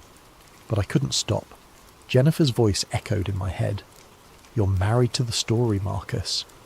She was right then, and she would be right now. I had to know. Eked 2. Breaching the system. I needed help. I needed someone who understood how the intelligence community worked. Someone who could tell me whether I was being paranoid or whether I'd actually stumbled onto something dangerous. I scrolled through my old contacts, people I had worked with during my war reporting days. Most of them had moved on, taken jobs in the private sector or retired from the field altogether. But there was one name I kept coming back to, Lieutenant Commander James Ortiz, formerly of Naval Intelligence, now working as a consultant for a defence contractor in Maryland. I had met Ortiz during an embed in Afghanistan back in 2017. He was smart, cautious, and deeply cynical about the way the military handled classified information. We had stayed in touch over the years, exchanging the occasional email, meeting for coffee when we were both in the same city. He was one of the few people I trusted to tell me the truth, even if that truth was something I did not want to hear. But there was something else about Ortiz, something I had never told anyone. During that embed, we had witnessed something together. It was 3 a.m, and we were stationed at a forward operating base in Helmand province. I had stepped outside the command tent to get some air, and Ortiz was there, smoking a cigarette and staring at the sky. And then we both saw it. A light, moving in patterns that made no physical sense. Sharp 90-degree turns at impossible speeds. Complete stops mid-flight, hovering for several seconds. Then acceleration that should have generated sonic booms but produced no sound at all. We watched it for maybe 5 minutes before it simply vanished. We never spoke about it. Not that night, not the next day, not ever. It was an unspoken agreement, the kind of thing you pretend didn't happen because acknowledging it would mean confronting something your brain isn't equipped to process. But now I needed to break that silence. I sent him an encrypted message through a secure app we had used before, asking if we could meet in person. He responded within an hour. Tomorrow, usual place. Come alone. The usual place was a diner in Bethesda, a kind of anonymous chain, restaurant where nobody paid attention to anybody else. I arrived early, ordered coffee and waited. Ortiz walked in exactly on time, wearing jeans and a flannel shirt, looking like any other middle-aged guy grabbing lunch. But I could see the tension in his shoulders, the way his eyes swept the room before he sat down. He was scared. He slid into the booth across from me and did not waste time with pleasantries. "What have you gotten yourself into, Marcus?" I pulled out the printed email from Rachel Klein and slid it across the table. He read it, his expression unreadable, and then looked up at me. "Where did you get this?" "FOIA request. I asked about 3i Atlas. 2 days later, the officer who responded to me vanished from the system." Ortiz folded the paper and handed it back to me. He looked around the diner, checking to see if anyone was paying attention, and then leaned in close. "You need to stop. I need to understand what this is. No, Marcus, you need to stop right now. Walk away from this and never mention it again." I leaned forward, matching his intensity. "James, Afghanistan, 2017, 3 a.m, you remember." His face went pale. For a moment I thought he might get up and walk out. But instead he closed his eyes and let out a long, shaky breath. "I knew you were going to bring that up eventually," he said quietly. "I've been waiting for this conversation for 5 years. Then you know I can't walk away. Not now." He was silent for a long moment, staring down at his hands. When he finally spoke, his voice was barely above a whisper. "If you ever see 3i on a document, it means the object was intelligent. maneuvering with intent and aware of being observed. It is not a project. It is a designation. It means the thing you saw was not just flying. It was thinking. The words hit me like a punch to the gut. So what we saw that night would have been flagged as 3i, yes. And they know. The military, the government. They know these things are intelligent. The government knows a lot of things it does not tell you. 3i is not something they talk about publicly. Because once you admit that something out there is intelligent and aware, you have to start answering very uncomfortable questions. Questions like, what does it want? Why is it here? And what happens if it decides to stop playing nice? What about Atlas? Ortiz shook his head. I do not know what Atlas is. I have heard the name, but only in passing. It is above my clearance. Way above. But I can tell you this. If something gets flagged as 3i and referred to Atlas, it means someone very high up decided the case needed special handling. It means the public will never hear about it. James, I need to know more. I need to understand why they're hiding this. He reached across the table and grabbed my wrist, his grip tight enough to hurt. Listen to me very carefully. After that night in Afghanistan, I was debriefed. 3 men in the civilian clothes showed up at the base the next morning and pulled me into a room. They asked me what I saw. I told them the truth. And then they showed me photographs. Photographs of what? Of people. Dozens of them. People who had reported similar sightings. People who had asked too many questions. People who had tried to go public. And next to each photograph was a date. The date they died. The date they disappeared. Or the date they recanted their story and were never heard from again. His hand was trembling now. They didn't threaten me, Marcus. They didn't have to. They just showed me those photographs and said, this is what happens to people who cannot let things go. Then they walked out, and I never saw them again. But I got the message. Are you telling me they kill people over this? I am telling you that people who dig into 3i have a very bad habit of experiencing sudden accidents, mental breakdowns, or complete reversals where they claim they made everything up. I'm telling you that Rachel Klein is probably fine, probably reassigned to some other department under a different name, but she will never work in F4A again. And I am telling you that if you keep digging, you will end up in one of those photographs. I pulled my hand back, my mind racing. What if I told you I can't stop? What if I told you that this is the first thing in 2 years that has made me feel alive, that has reminded me why I became a journalist in the first place? Ortiz stared at me, and for a moment I saw something in his eyes that looked almost like pity. Then I would say, your ex-wife was right about you.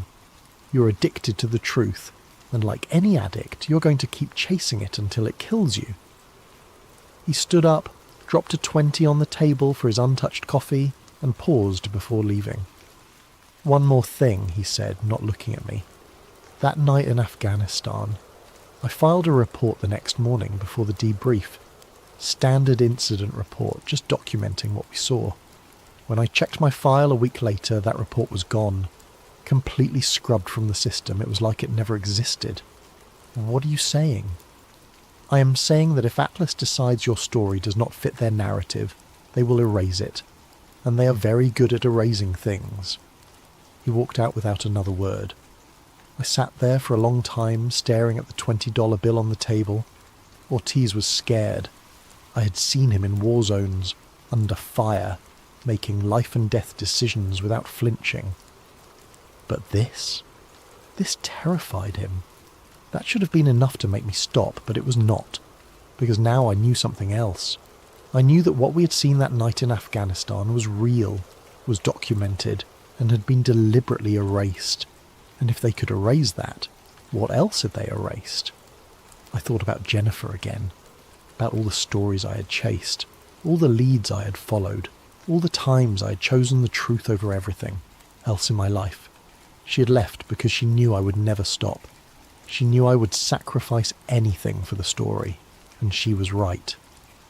Act 3. The breakthrough and the trap. Over the next month, I became obsessed. I set up alerts for any mention of 3i or Atlas in leaked documents, declassified files, anything I could find. I joined obscure forums where former intelligence officers traded stories under pseudonyms. I read everything I could about UAP incidents, looking for patterns, looking for cases that might have been flagged as 3i. But I also started thinking about Los Angeles, about September 9th, 2016, about the night I had been there.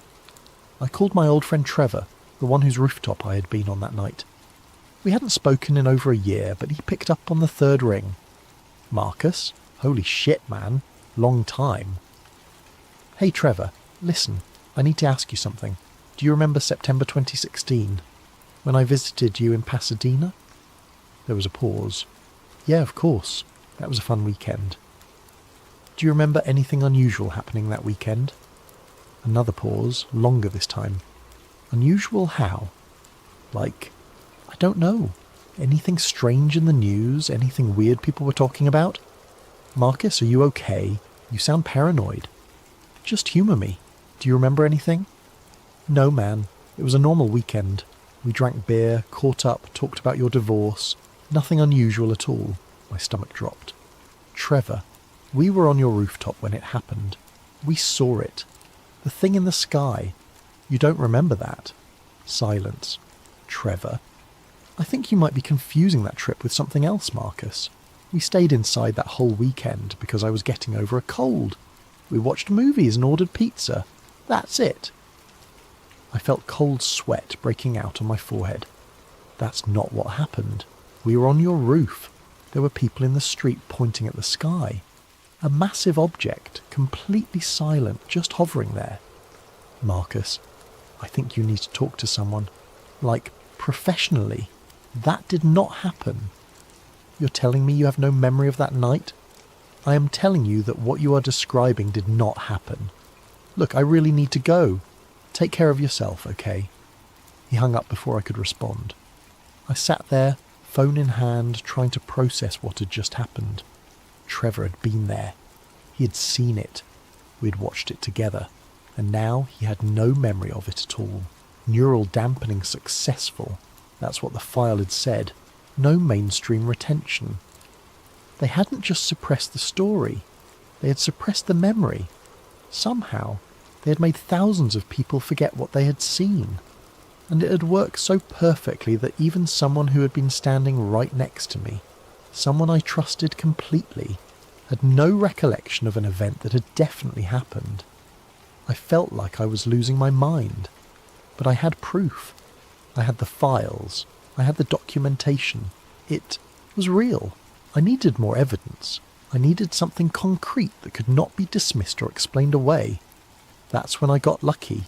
Or unlucky, depending on how you look at it. A friend of a friend, someone who worked as an IT contractor for a defence subcontractor, mentioned in passing that one of the databases he maintained had been breached in a ransomware attack. The breach had been contained, but not before a partial mirror of the database had been copied and leaked online. The leak was small, technical, and of no interest to most people, but he thought I might find it interesting. He sent me a link to a file-sharing site where the leaked data had been posted.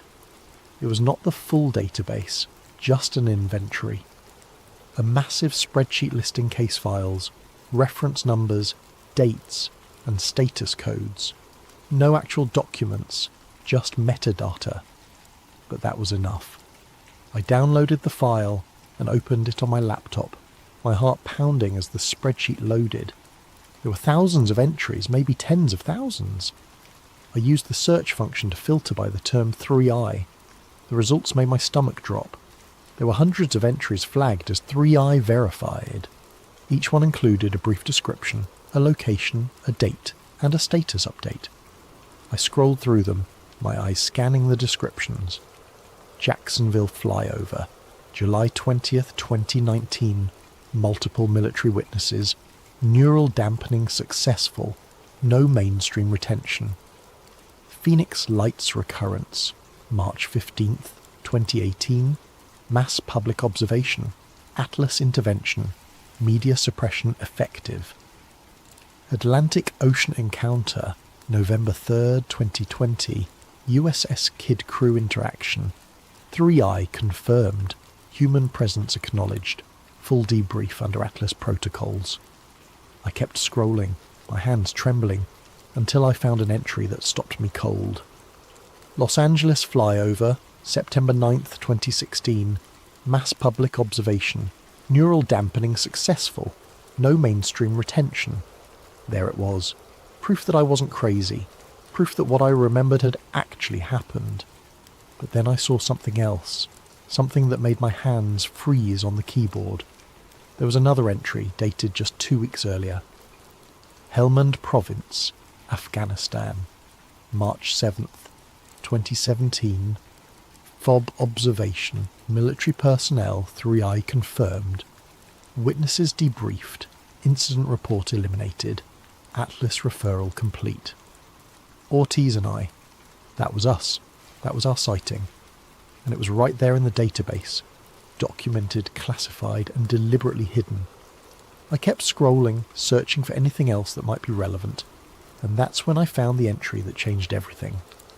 Arlington, Virginia, December 21st, 2021. Residential observation, single witness, 3I potential. Subject M. Webb. Monitoring initiated. I stared at the screen, reading and rereading the entry. December 21st. That was yesterday. They weren't just watching the sky. They were watching me. And according to this file, something had been observed in Arlington. Near my apartment. Something potentially classified as 3I. I hadn't seen anything. Not yesterday, not any day recently. But according to this file, something had been there. Something intelligent and aware. And it had been watching me. My hands were shaking so badly I could barely type. I searched my own name in the database. 3 more entries appeared. Subject M. Webb. FOIA request intercepted. 3I Atlas terminology detected. Monitoring escalated. Subject M. Webb. Contact with J. Ortiz confirmed. Both parties under observation. Atlas protocols engaged. Subject M. Webb. Database access detected. Immediate intervention required. Neural dampening candidate. The last entry was dated today. Time-stamped 2 hours ago. Neural dampening candidate.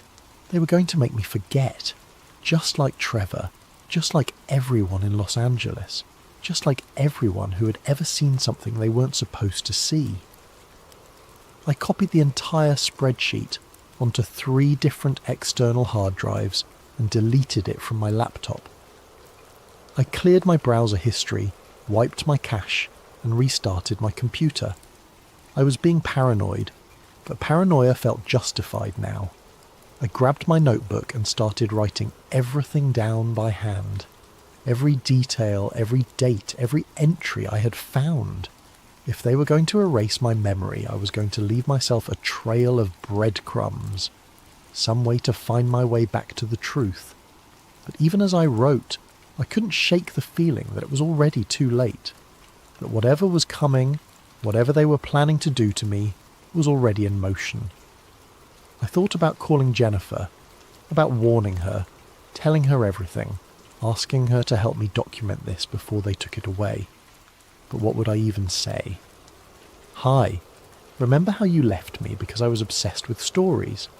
Well, I found one that might actually get me killed or mind-wiped, and I need you to be my backup memory. She would think I had finally snapped. Maybe I had. That night I could not sleep. I kept thinking about that entry. Arlington, Virginia, residential observation, single witness. Something had been there, near my apartment watching me. Something intelligent and aware. And I had not even seen it. Or had I? I tried to remember the previous day, December 21st. I'd woken up late, worked on a freelance article about electric vehicles, ordered takeout for dinner. A completely normal, forgettable day. Except there had been a moment around dusk. I had been sitting at my desk when I felt an overwhelming urge to look out the window. Not just a casual glance, but a physical compulsion, like someone was calling my name. I'd stood up, walked to the window and looked outside. Nothing. Just the parking lot, the street, the row of buildings across the way. Everything normal. but I had stood there for several minutes staring, feeling like something was wrong, feeling like something was watching me, and then the feeling had passed, and I had gone back to work and forgotten about it completely. Until now, what if something had been there? What if I had seen it, but somehow failed to consciously register it?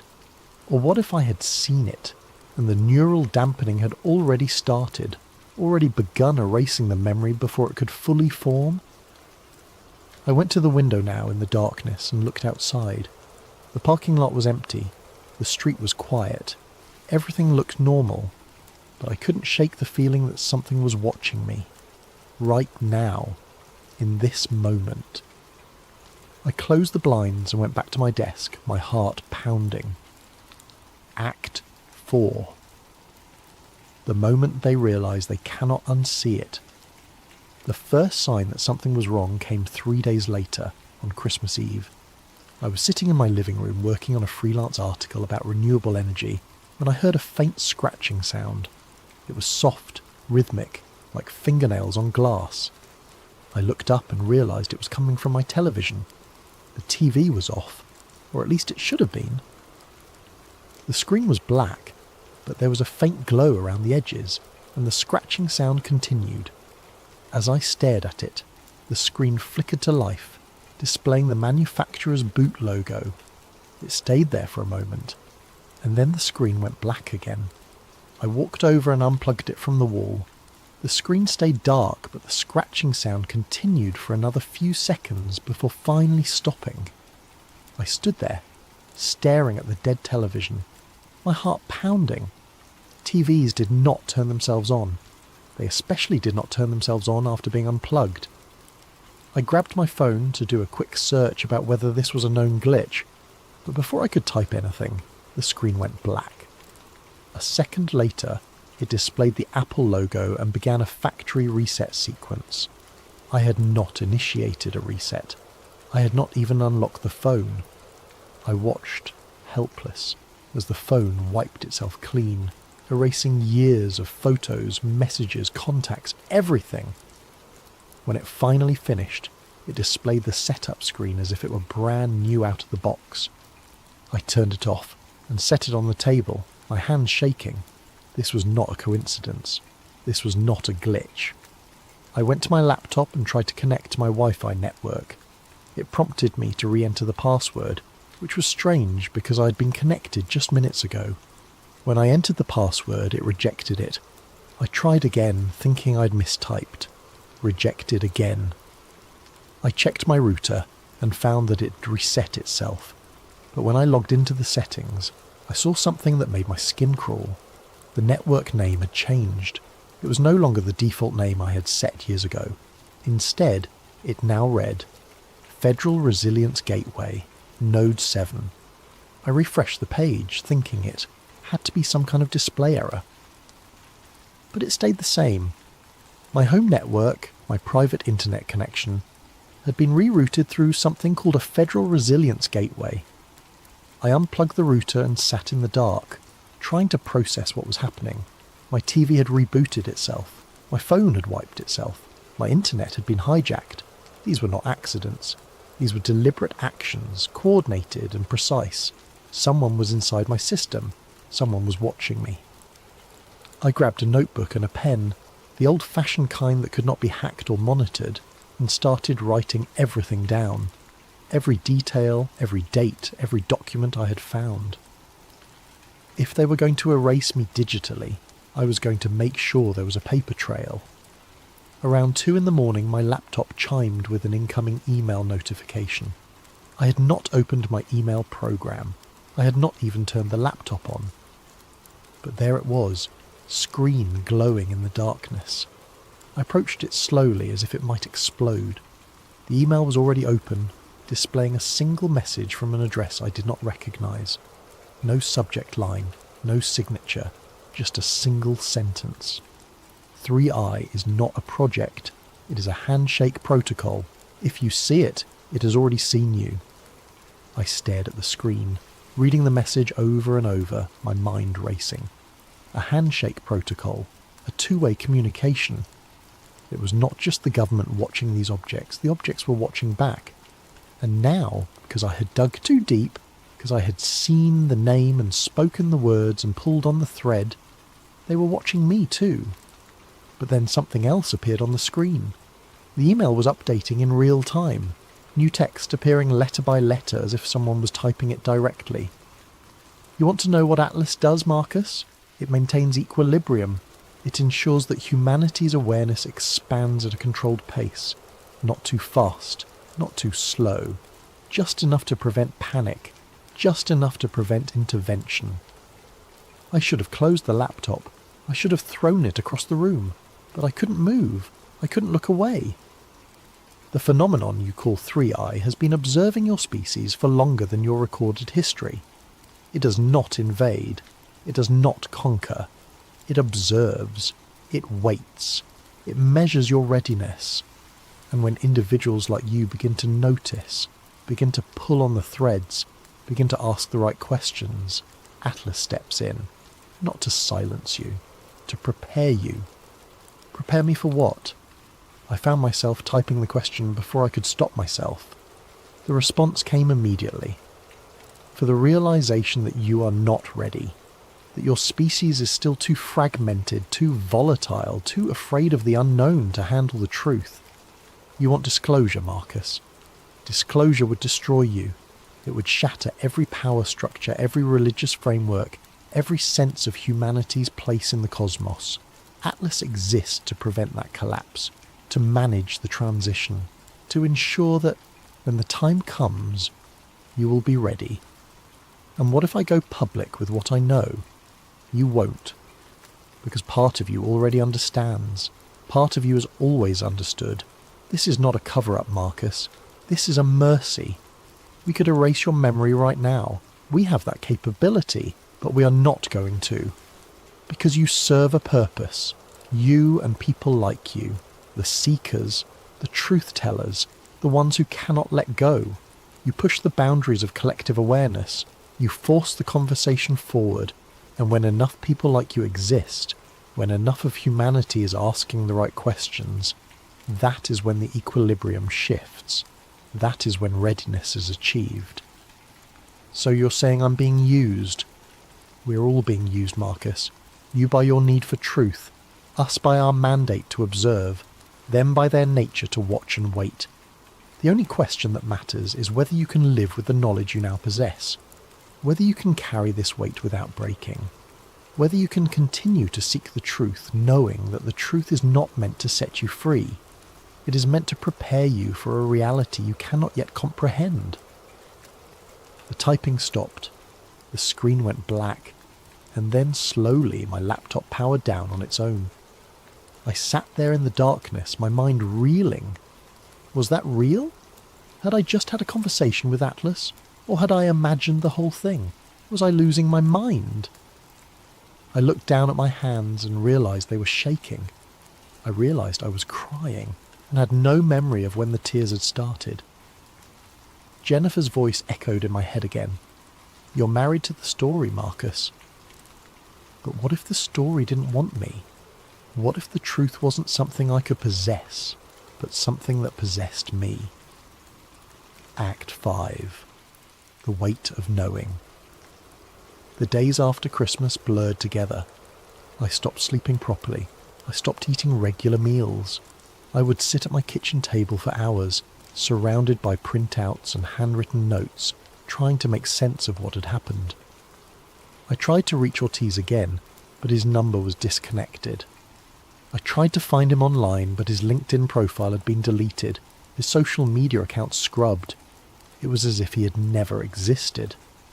I thought about going to the media, about taking everything I had to a major news outlet. But every time I tried to organise the material, I realised how insane it all sounded. A stamp on classified documents, a vanished FOIA officer, an email conversation with an AI or entity claiming to be Atlas, a database entry about me being monitored. Without Trevor's corroboration of the Los Angeles event, without Ortiz to verify the Afghanistan sighting, without Rachel Klein to confirm the email she sent, I had nothing. Just the word of a disgraced journalist with a history of obsessive behaviour and a failed marriage. They had been right. I couldn't go public because no one would believe me. But I also couldn't stop. I spent every day searching for new information, new connections, new pieces of the puzzle, and slowly, carefully, I began to find them. There were others, hidden in the corners of the internet, posting under pseudonyms, sharing fragments of stories that matched my own. A former Air Force technician who claimed to have seen the 3CI designation on radar logs before they were classified. A retired CIA analyst who mentioned Atlas in a podcast interview before the episode was mysteriously pulled offline. A physicist who published a paper about mass memory suppression technology before recanting the entire thing and checking himself into a psychiatric facility. The pattern was clear. People found pieces of the truth, tried to share it, and then either disappeared, recanted, or were dismissed as mentally unstable. I was next. I knew that. The only question was which path I would take. One night in mid-January I was jolted awake by a sound outside my window. Not the scratching this time, something else. A low, resonant hum that seemed to vibrate through my entire body. I got up and went to the window, my heart pounding. I opened the blinds slowly, expecting to see nothing like always. But this time, there was something there. A light. Not in the sky, but right outside my building. Hovering maybe 20 feet off the ground, perfectly still. It was not bright enough to illuminate the parking lot, but I could see it clearly. A sphere of pale blue light, about the size of a car, with a surface that seemed to ripple like water. I watched it for what felt like hours, but was probably only minutes. And as I watched, I felt something. A presence. An awareness. It was looking at me. Not with eyes, not with senses, but with something else. Something I had no words for. I was not afraid. I should have been terrified, but instead I felt a strange sense of calm, of recognition, as if this moment had always been inevitable. And then, without warning, the light vanished. Not gradually, not by flying away. It simply ceased to exist, like someone had flipped a switch. I stood at the window for a long time after that, waiting for it to return, but it did not. The next morning I checked my notebook.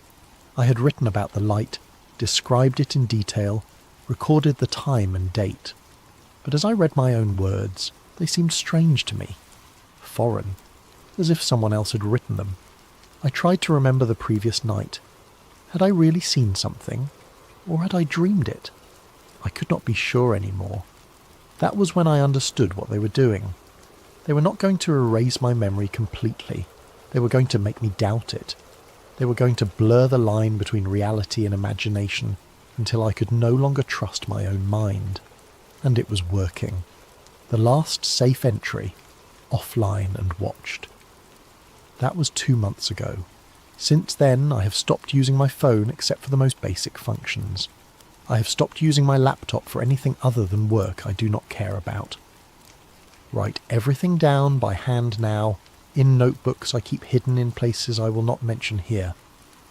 I do not know if this document will ever be read by anyone other than me. I do not know if sharing this story will make any difference. But I need to write it down, if only to prove to myself that it happened, that I am not losing my mind. Atlas is not watching the sky. It is watching the people who notice what is in the sky. There are others like me. I know this because I have found traces of them online, in deleted forum posts and archived blog entries that vanish as quickly as they appear. People who ask the wrong questions, people who see the stamp, people who speak the name. Some of them stop posting. Some of them recant, claiming they made it all up, that they were confused or mistaken. Some of them simply disappear. I do not think they kill us. That would be too obvious, too messy. I think they do something worse. They discredit us. They isolate us. They make it so that even if we scream the truth from the rooftops, no one will believe us. And maybe that is the point. Maybe the greatest cover-up is not hiding the truth. Maybe it is hiding the truth in plain sight and making sure that anyone who sees it is dismissed as a lunatic. I still do not know what 3i really means. Not fully. I do not know what Atlas does with the cases it collects. I do not know what the objects want or why they're here or what it means that they are intelligent and aware. But I know one thing with absolute certainty. They see us. They have always seen us. And now that I have seen them, they see me too. I think about Jennifer sometimes, about what she said before she left. You're married to the story, Marcus. She was right. But what she did not understand, what I did not understand until now, is that some stories marry you back. Some truths, once you find them, never let you go. I am writing this in a coffee shop on the outskirts of Richmond, Virginia, using a public computer that I will never use again. I will print this out, store it somewhere safe, and hope that someday someone else will find it. Someone who is asking the same questions I asked. Someone who sees the same stamp I saw. If that person is you, I have only one piece of advice, and it is not what you think. Do not stop. Yes, it is dangerous. Yes, it will cost you. Yes, you might end up like me, isolated and paranoid and unable to tell the difference between reality and manipulation. But if you stop, if you walk away, if you let the fear win, then they have succeeded. Then the truth stays buried, and the equilibrium they talk about remains unchanged. We are the ones who push the boundaries of collective awareness. We are the ones who force the conversation forward. And maybe, just maybe, if enough of us keep digging, keep questioning, keep refusing to forget, we will reach that critical mass they talked about, that moment when humanity is finally ready. I do not know what happens after that. I do not know if disclosure will save us or destroy us, but I know that we deserve to find out. We deserve to know the truth about what is sharing this planet, this solar system, this universe with us. Even if that truth changes everything, the scratching has started again. I can hear it through the noise of the coffee shop, faint but persistent. It is coming from the computer screen in front of me. I need to finish this now. If you are reading this, know that it is real. All of it. The stamp, the files, the objects that think and watch and know. Atlas is not a myth. It is not a conspiracy theory. It is real, and it is still running, still sorting, still deciding which truths the public is allowed to know and which truths must be buried. And if you ever see that stamp, if you ever find a document marked 3i, you will have a choice to make. You can walk away, forget what you saw, live your life in comfortable ignorance, or you can do what I did. You can pull on the thread and see where it leads, but know this, the thread pulls back. I am logging off now. I'm going to print this, walk out of this coffee shop, and disappear for a while. Maybe I will resurface in a few months. Maybe I will not. But if I do not, if I vanish the way Rachel Klein vanished, if my name gets scrubbed from every system and every record, then let this document be proof that I was here, that I saw the truth, and that I tried to share it. My name is Marcus Webb. I was an investigative journalist. I found something I was never meant to find. I saw something I was never meant to see. And now it has found me. The last thing I want to say is this. I do not regret it. Despite everything, despite the fear and the paranoia and the isolation, I do not regret digging. Because for the first time in years, I feel like I am doing what I was meant to do. I am uncovering the truth. I am asking the questions that need to be asked. Jennifer was right. I am married to the story. But maybe that is not a flaw. Maybe that is exactly what the world needs. People who cannot let go. People who keep digging even when they are told to stop. People who see the truth and refuse to look away. We are the seekers, the truth tellers, the ones who push the boundaries. And maybe, just maybe, we are the ones who will change everything.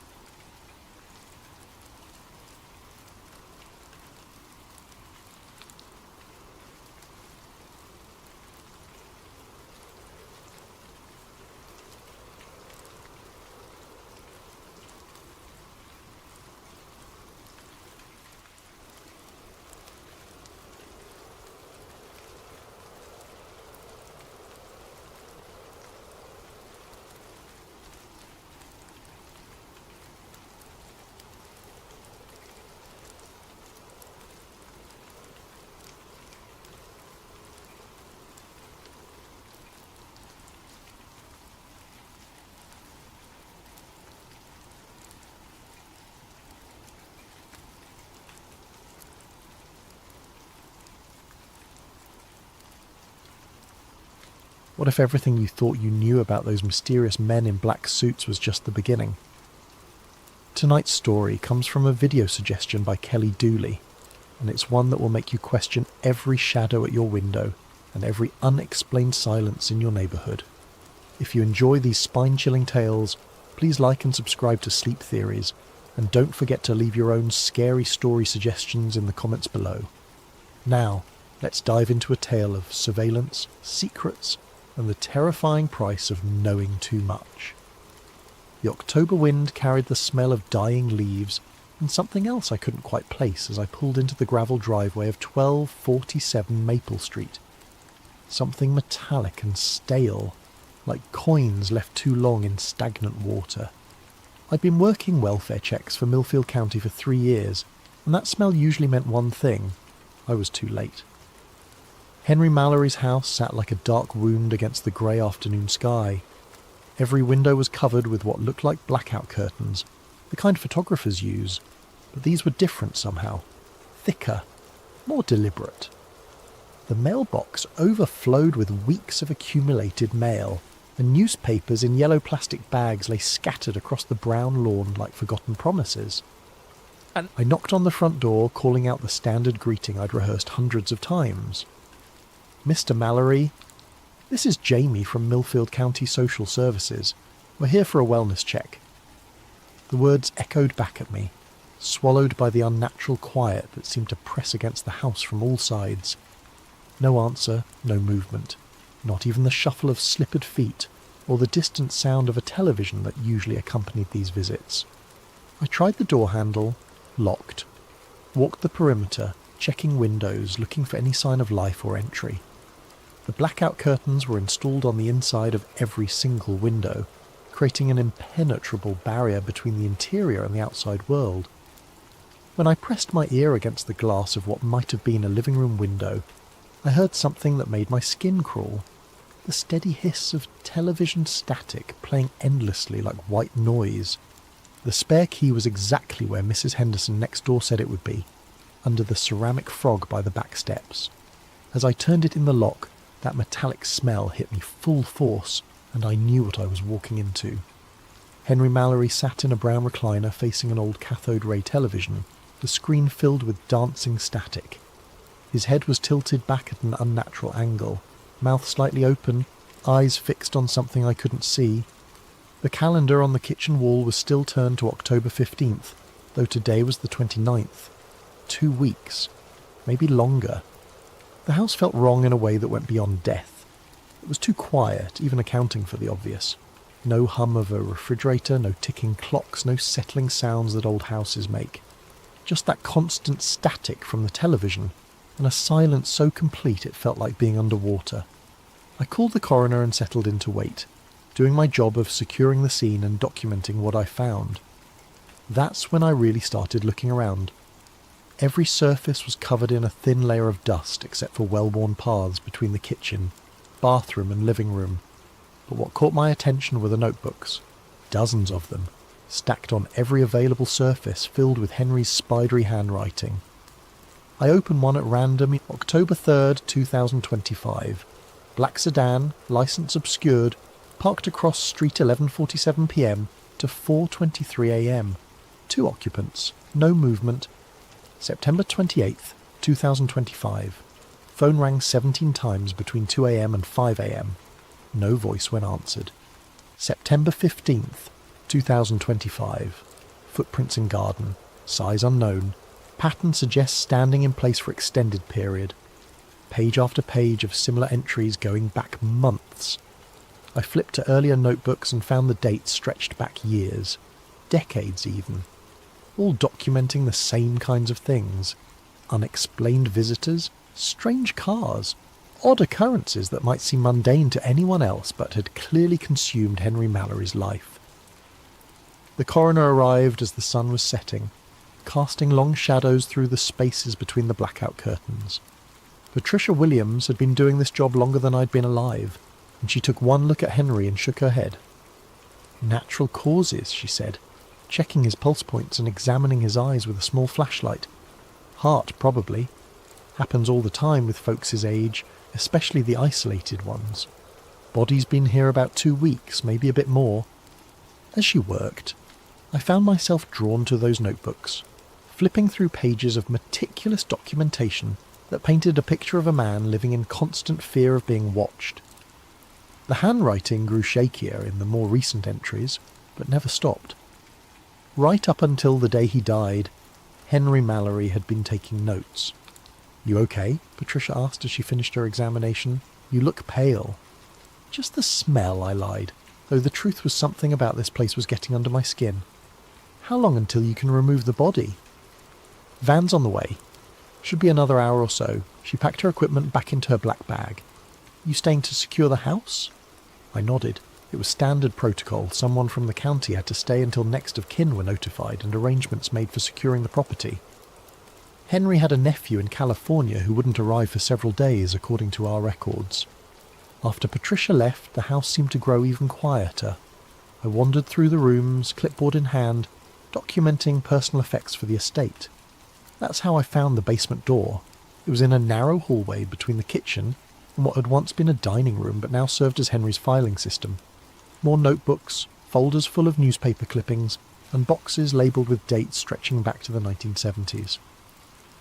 The basement door was painted the same dingy white as the walls, but what made it stand out was the heavy padlock securing it shut. I tried the handle anyway, locked tight.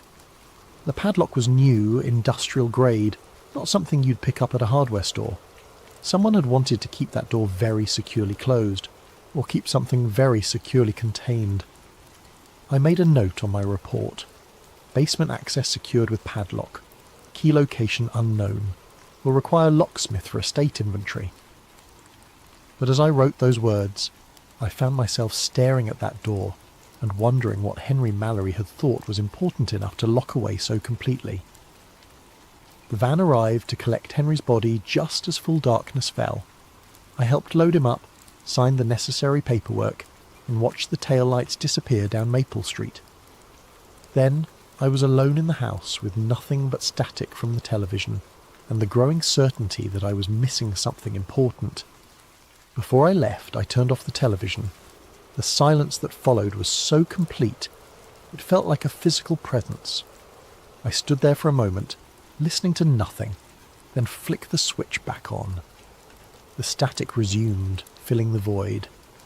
Some silences I was learning were worse than noise. I couldn't stop thinking about that padlocked door.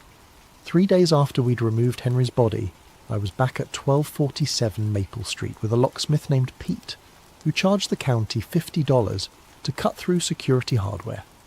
The nephew in California had given permission over the phone for a complete inventory of the property, and I was determined to be thorough. "Heavy-duty stuff," Pete muttered as he examined the padlock. Guy really didn't want anyone getting in there. The lock gave way with a sharp crack, and the basement door swung open to reveal wooden stairs descending into darkness. I fumbled for a light switch and found one just inside the doorframe. A single bare bulb illuminated a stairway that looked like it hadn't been disturbed in years. "You want me to stick around?" Pete asked, peering down into the basement. "No, I've got it from here. Thanks." After he left, I stood at the top of those stairs for a long time, flashlight in hand even though the overhead light was working. Something about descending into Henry Mallory's locked basement felt like crossing a line I couldn't uncross. The stairs creaked under my weight, but they held. The basement was larger than I'd expected, running the full length of the house with a low ceiling and concrete walls that had been painted white decades ago. Now they were stained with moisture and age, creating abstract patterns in the dim light. But what took my breath away were the shelves. They lined every wall, floor to ceiling, packed with VHS tapes in neat rows like a video store from the 1980s. Each tape was labelled in Henry's careful handwriting with dates: March 15th, 1978, August 22nd, 1981, November the 7th, 1985. The dates went on and on, hundreds of them, stretching from the late 70s all the way up to 2004. In the centre of the basement sat a card table with an old camcorder, the kind that recorded directly to VHS. Beside it were boxes of film reels, some so old the labels had faded to illegibility. More notebooks, these ones bound in black leather, filled with the same spidery handwriting I'd seen upstairs. I pulled one notebook at random and opened it. June 12th, 1983. Witness, Morrison, J. Reports lights over reservoir. Local paper runs story page 3. Black sedan arrives outside Morrison residence June 14th. Morrison recants story June 15th. New statement, thought it was airplane. June 18th, 1983. Two men in dark suits visit newspaper office. Editor Thompson nervous when asked about Morrison story. Refuses to discuss. June 20th, 1983. Morrison family leaves town suddenly. House sold within week to cash buyer. No forwarding address. Page after page of similar entries, documenting what appeared to be a pattern of witness intimidation following unexplained sightings around Millfield. But it was more than just documentation. Henry had been actively investigating these incidents for decades. I moved to the shelves and pulled a tape at random. September 3rd, 1987 was written on the label in Henry's neat script. Below that, in smaller text, Diner, 2 a.m. There was a VHS player on a small television in the corner of the basement. The setup looked like it hadn't been disturbed in years, but everything was clean, maintained. Henry had been coming down here regularly. I slotted the tape into the player and pressed play. Grainy footage showed the interior of Henry's car at night, dashboard illuminated by streetlights. Through the windshield, I could see the Millfield Diner, a local institution that had been serving coffee and pie to night shift workers and insomniacs for as long as anyone could remember.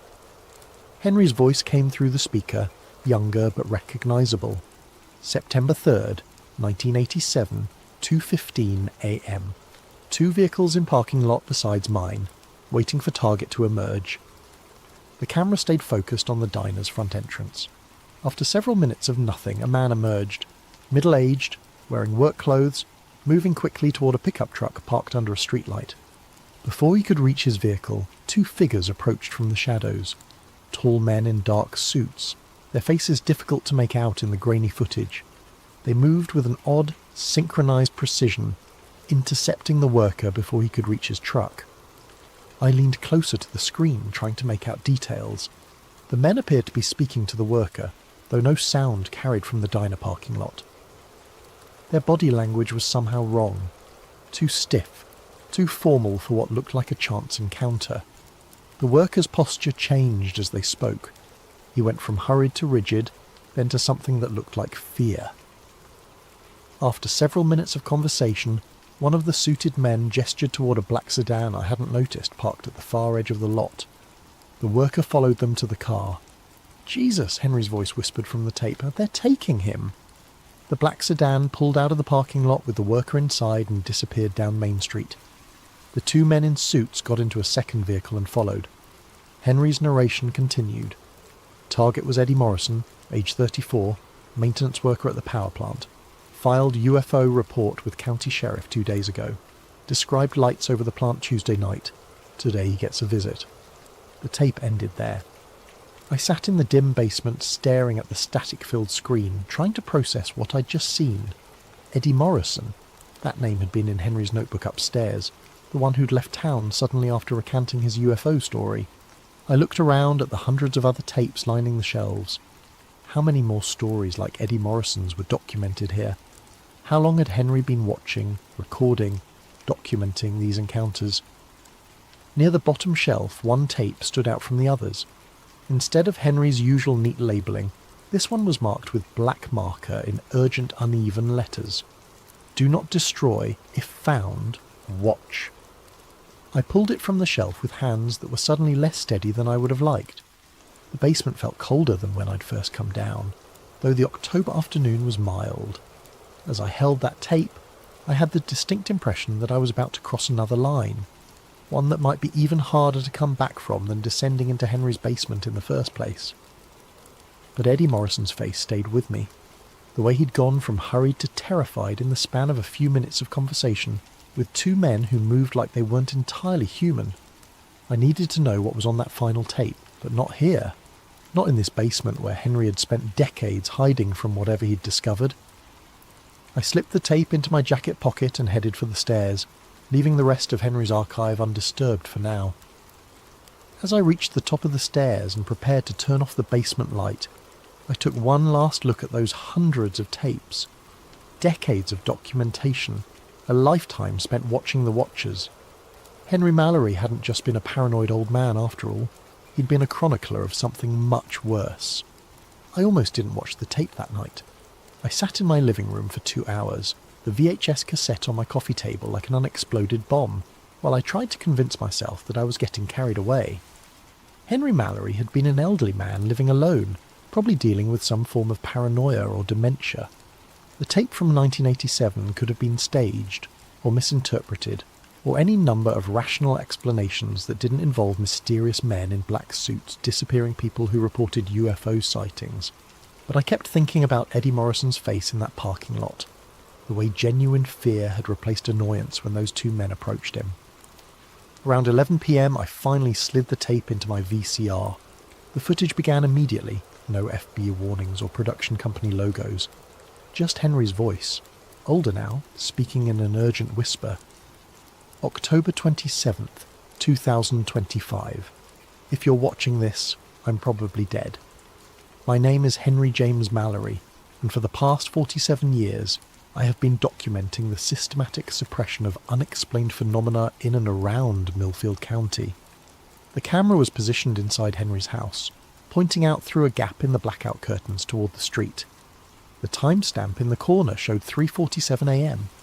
They know I have the footage, Henry continued. They've known for years, but something's changed. They're getting bolder, more direct.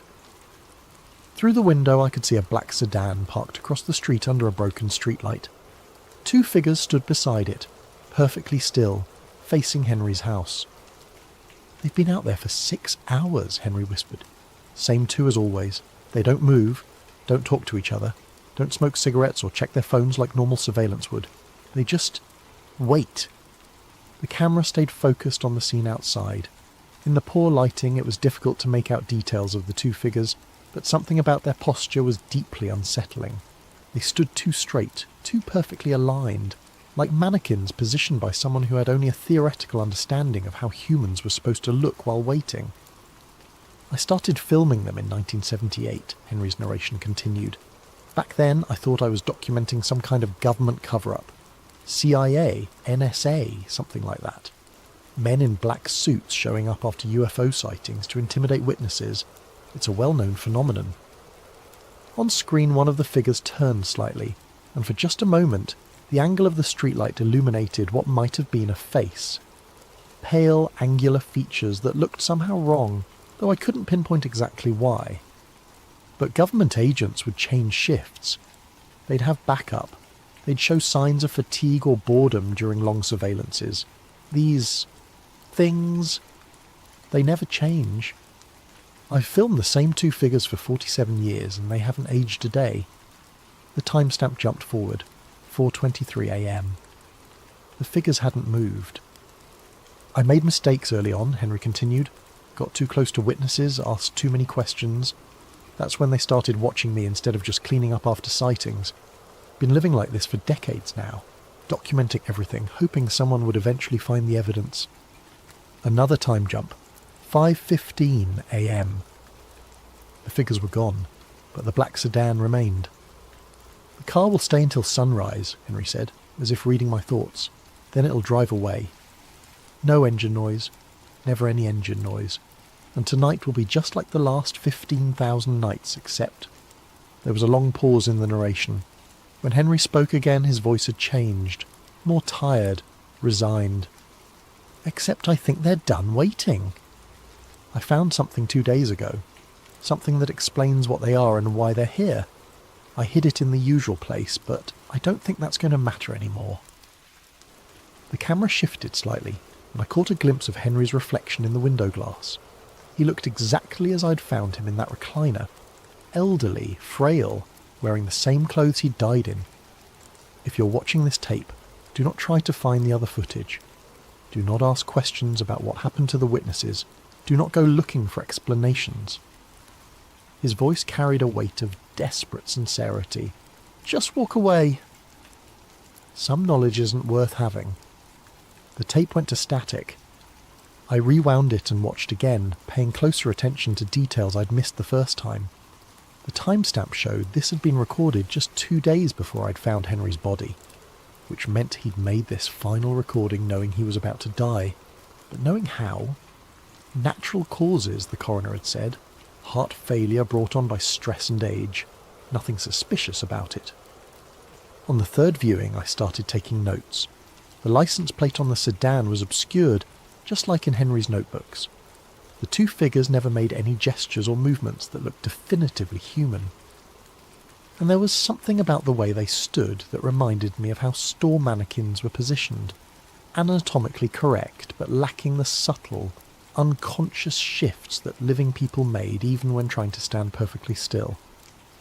I paused the tape when the streetlight briefly illuminated one of the faces and tried to make out features. Pale skin, sharp cheekbones, dark hair. Nothing that would seem unusual in normal circumstances, but in this context everything about them felt wrong. The rational part of my mind kept insisting that this was all explainable. Hidden camera footage from a paranoid elderly man, possibly staged, definitely biased by his preconceived notions about government conspiracies and UFO cover-ups. But another part of my mind, a part I usually tried to ignore, kept thinking about how quiet Henry's house had been. How the silence had felt oppressive, unnatural. How those blackout curtains had been installed with the kind of meticulous care that came from genuine long-term fear. I ejected the tape and sat in my living room until dawn, staring out my own windows at the empty street. No black sedans, no figures standing under streetlights. But for the first time in 3 years of living in this house, I found myself getting up every few minutes to check the locks. I went back to Henry's house the next morning with a box of blank VHS tapes and a portable television. If I was going to understand what had happened to him, I needed to see more of his documentation. The nephew in California had given the county permission to dispose of the contents as we saw fit, which meant I had legal access to everything in that basement archive. What I found was a systematic documentation of 47 years of witness intimidation that followed the same pattern with disturbing consistency. The earliest tapes, dating back to 1978, were filmed with equipment that produced grainy, unstable footage. But even in those early recordings, the same two figures appeared. Always the same black sedan.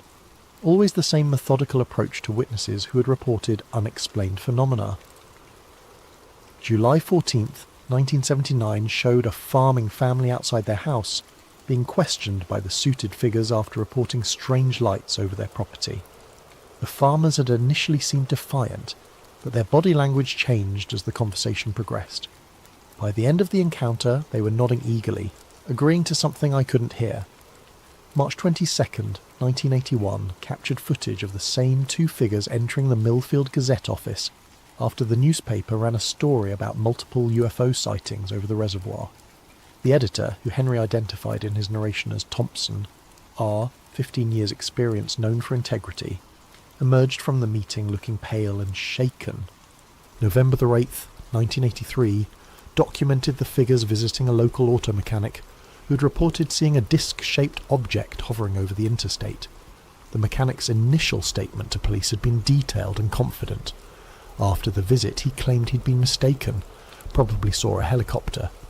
Tape after tape showed the same story. Witnesses reported something unexplained. The story appeared in local media or police reports. The two figures appeared. The witnesses recanted their stories and often left town shortly afterward. But what made my blood run cold was the consistency of the figures themselves. In 1978, they looked exactly the same as in Henry's final tape from 2025. Same height, same build, same angular features when the camera caught them in the right light. 47 years, and they hadn't aged a day. I started cross-referencing Henry's notebooks with the video footage, building a timeline of incidents. The pattern was so consistent it felt almost mechanical. Day 1. Unusual sighting reported day 2 to 3. Story appears in local media or official reports. Day 4 to 5. Black sedan appears in vicinity day 6. Direct contact with witnesses. Day 7. Witness recounts story day 8 to 14. Witness often relocates permanently. but the most disturbing tape was dated September 15th, 1996. This one was different from the others. Instead of filming from his car or house, Henry had positioned the camera in what looked like dense woods. Through the trees, I could see the Millfield Reservoir, its dark surface reflecting a cloudy afternoon sky. September 15th, 1996, Henry's voice whispered from behind the camera. Following up on the Patterson sighting from last week, multiple witnesses reported object emerging from water around midnight September 8th. The camera showed the shoreline, empty except for some scattered fishing equipment left by weekend anglers. Henry's breathing was audible, nervous. Been watching for 3 hours, nothing unusual until a black sedan emerged from the tree line, driving slowly along a dirt access road I hadn't noticed before. It parked near the shoreline, and the two familiar figures got out. But this time, they weren't approaching witnesses. They were alone at the reservoir, and their behaviour was completely different. Instead of their usual rigid, formal posture, they moved with fluid precision, like dancers performing a choreographed routine. They walked to the water's edge and stood perfectly still for several minutes, facing the centre of the reservoir. Then, without any visible signal or communication, they began to undress. I paused the tape, not sure I was ready to see what came next, but I forced myself to continue. The figures removed their clothing with the same synchronised precision they'd shown in every other recording. Underneath their suits, their bodies were pale, almost luminescent in the afternoon light, too thin, with limbs that seemed slightly too long for their torsos. They walked into the water without hesitation, continuing until they were completely submerged. The reservoir surface showed no ripples, no disturbance of any kind. Henry's camera remained fixed on the water for the next 20 minutes of tape. Nothing happened. No bubbles, no movement, nothing to suggest that two people had just walked into the depths of a 40-foot deep reservoir. Then, at the 23-minute mark, they emerged. But they didn't surface like drowning victims or swimmers coming up for air.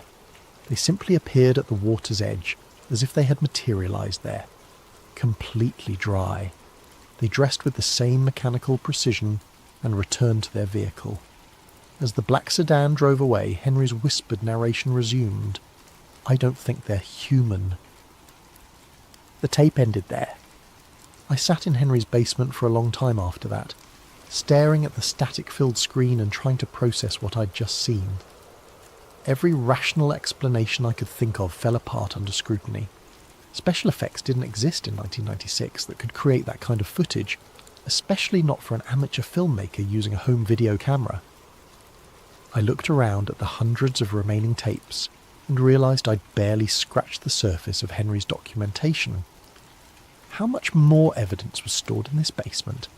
How many more incidents had he recorded over nearly 5 decades?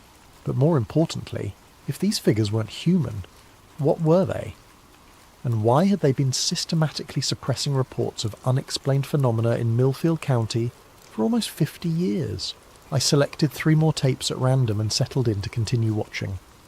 Outside, afternoon was fading into evening, but I barely noticed. I was beginning to understand why Henry had covered all his windows with blackout curtains. Some things were better observed from the shadows. The next tape, dated April 7th, 2001, showed the 2 figures visiting an elderly woman at her farmhouse outside town. She had reported seeing lights in formation, moving across her property for 3 consecutive nights. The footage was clearer than the earlier recordings. Henry had upgraded his equipment by then. I watched the figures approach the woman's front door with their characteristic synchronised movement. She answered their knock, spoke with them for approximately 15 minutes, then nodded several times before closing the door. 3 days later, according to Henry's notes, she died of a heart attack. Natural causes, the coroner had ruled. No signs of violence or foul play. But watching the tape, I noticed something chilling about the encounter. During the entire 15-minute conversation, the woman never looked directly at either of the figures. Her eyes remained fixed on a point somewhere between them, as if she was physically unable to make direct eye contact. The 4th tape was even more disturbing. December 23rd, 2003 showed the interior of what I recognised as the Millfield Diner. the same location where Eddie Morrison had been approached 16 years earlier. But this time, the camera was positioned inside the restaurant, apparently hidden among the decorations or equipment. The timestamp showed 11:47 p.m. The diner was nearly empty, just a waitress behind the counter, a cook visible through the kitchen window, and one customer seated at a booth near the back. The customer was a young man, maybe early 20s, wearing a Millfield Community College sweatshirt. He was working on what looked like homework while eating a piece of pie. At 11:52, the two figures entered the diner. They moved to the young man's booth and slid into the seat across from him. Unlike their usual approach to witnesses in parking lots or outside homes, this encounter was happening in public, in front of witnesses. But the waitress and cook continued their work as if nothing unusual was happening. They didn't even glance in the direction of the booth where three people were now engaged in what appeared to be an intense conversation. The young man's body language progressed through the same stages I'd seen in other encounters. Initial confusion, growing alarm, then fearful compliance. After approximately 10 minutes, he gathered his books and left the diner with the two figures. The waitress and cook never looked up. It was as if the encounter had been completely invisible to everyone except the target and whoever was operating Henry's hidden camera. I rewound the tape and watched it again, focusing on the background. The waitress moved through her routine, wiping down counters, refilling coffee, checking orders, but her movements had a mechanical quality that reminded me of the figures themselves. The cook was equally robotic, flipping burgers and cleaning the grill with precise, repetitive motions. Neither of them had blinked during the entire encounter. The fifth and final tape I watched that day was dated August 14, 2004, the most recent in Henry's collection, before the long gap leading up to his final recording in 2025. This one showed Henry himself. The camera was positioned to show a mirror, reflecting Henry as he sat at his kitchen table in the middle of the night. He looked younger than when I'd found his body, but already showed signs of the stress that would consume the final decades of his life. August 14th, 2004, he said to his reflection, "I think I understand now what they are and why they're here." He held up a manila folder thick with documents and photographs. It took me 26 years to piece it together, but I finally have enough evidence to prove what's been happening in Millfield County. These aren't government agents. They aren't human at all. Henry opened the folder and spread its contents across the table. Even in the mirror's reflection, I could see newspaper clippings, photographs, and what looked like official documents. They're some kind of watchers. Guardians, maybe. Their job is to maintain the cover-up, to make sure that certain kinds of information never become public knowledge. They've been doing it for decades. Maybe longer. He picked up one of the photographs and held it toward the mirror. It showed the reservoir, but from an angle I didn't recognise. The water was different, clearer, with something visible beneath the surface. "The reservoir isn't natural," Henry continued.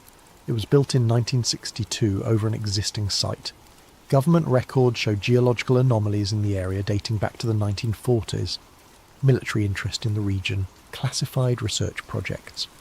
He set down the photograph and picked up what looked like a government document with heavy black redactions. "I think they're guarding something that was discovered here decades ago, something the public can't be allowed to know about. And these two entities, they're part of whatever was found." Henry's reflection looked directly into the camera, and I saw genuine terror in his eyes. "I'm going to hide this evidence tomorrow. If something happens to me, if they finally decide I know too much, maybe someone will eventually piece together the truth." The tape ended with Henry beginning to repack the folder. I sat in the basement until well after dark, surrounded by decades of documentation that painted a picture so far outside normal reality that I could barely process it. But the evidence was overwhelming, consistent, methodical. Whatever Henry Mallory had discovered, he'd spent the rest of his life documenting it with the dedication of a true believer and the precision of a trained investigator. And now, 21 years later, someone had found his final message. As I packed up the tapes I'd watched and prepared to leave the basement, I noticed something I'd missed earlier. One section of shelving was completely empty, a gap where perhaps a dozen tapes should have been stored. According to the labels on either side of the empty space, the missing tapes covered the period from 2005 to 2025. 20 years of documentation gone. But gone where and when? I had a terrible suspicion that I already knew the answer. I found the final tape 3 days later, not in the basement archive, but sitting on Henry's kitchen counter, where I was certain it hadn't been before. I'd been returning to the house every day, ostensibly to complete the estate inventory, but really to continue reviewing Henry's documentation. Each time I entered, I made a mental note of how everything was positioned, a habit that had developed from 3 years of conducting welfare checks in homes where details mattered. The tape sat next to the coffee maker, labelled in Henry's familiar handwriting, October 25th, 2025, final entry, 2 days before I'd found his body. My hands shook as I carried it down to the basement and slid it into the VHS player.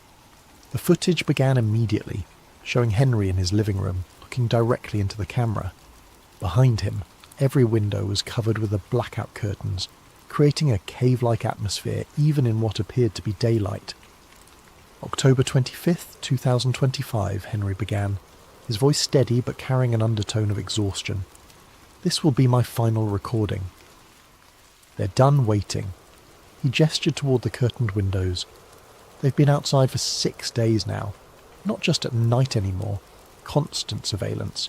2 shifts, different vehicles, but always the same entities.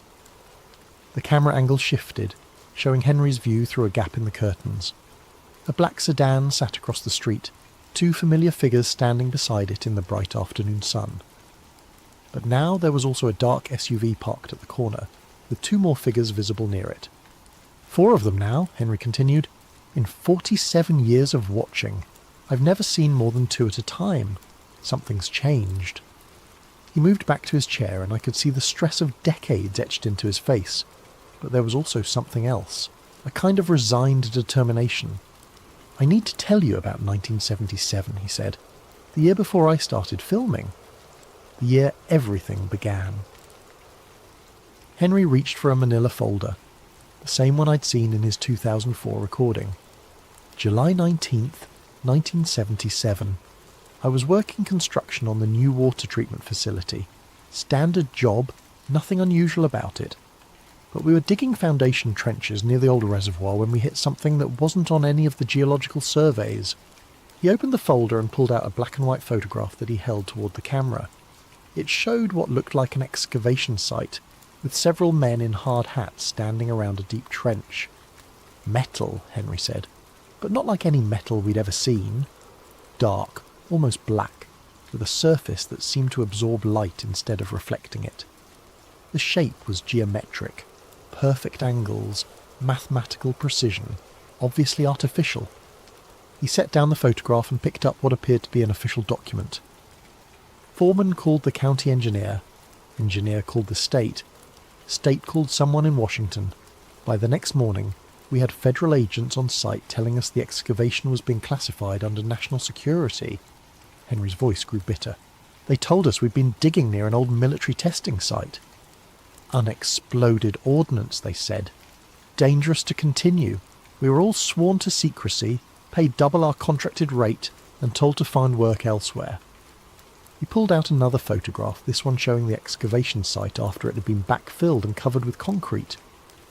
But I was curious. Started asking questions around town about the old military testing. Problem was, nobody knew anything about any military activity in the area. No records at the county office. No stories from old-timers who would have remembered. It was like the whole story had been fabricated. The camera angle shifted again, showing Henry's view of the street. The figures outside hadn't moved, but somehow they seemed closer than before. That's when I started paying attention to things that didn't quite fit. Strange lights, people reported, but that never made it into the newspaper. Witnesses who suddenly left town after talking to authorities. A pattern of suppression that had been going on for years before I noticed it. Henry turned back to the camera and I could see genuine fear in his eyes now. The thing is, I don't think they found what was buried that day. I think what was buried found them. He reached into the folder one more time and pulled out a document I hadn't seen before.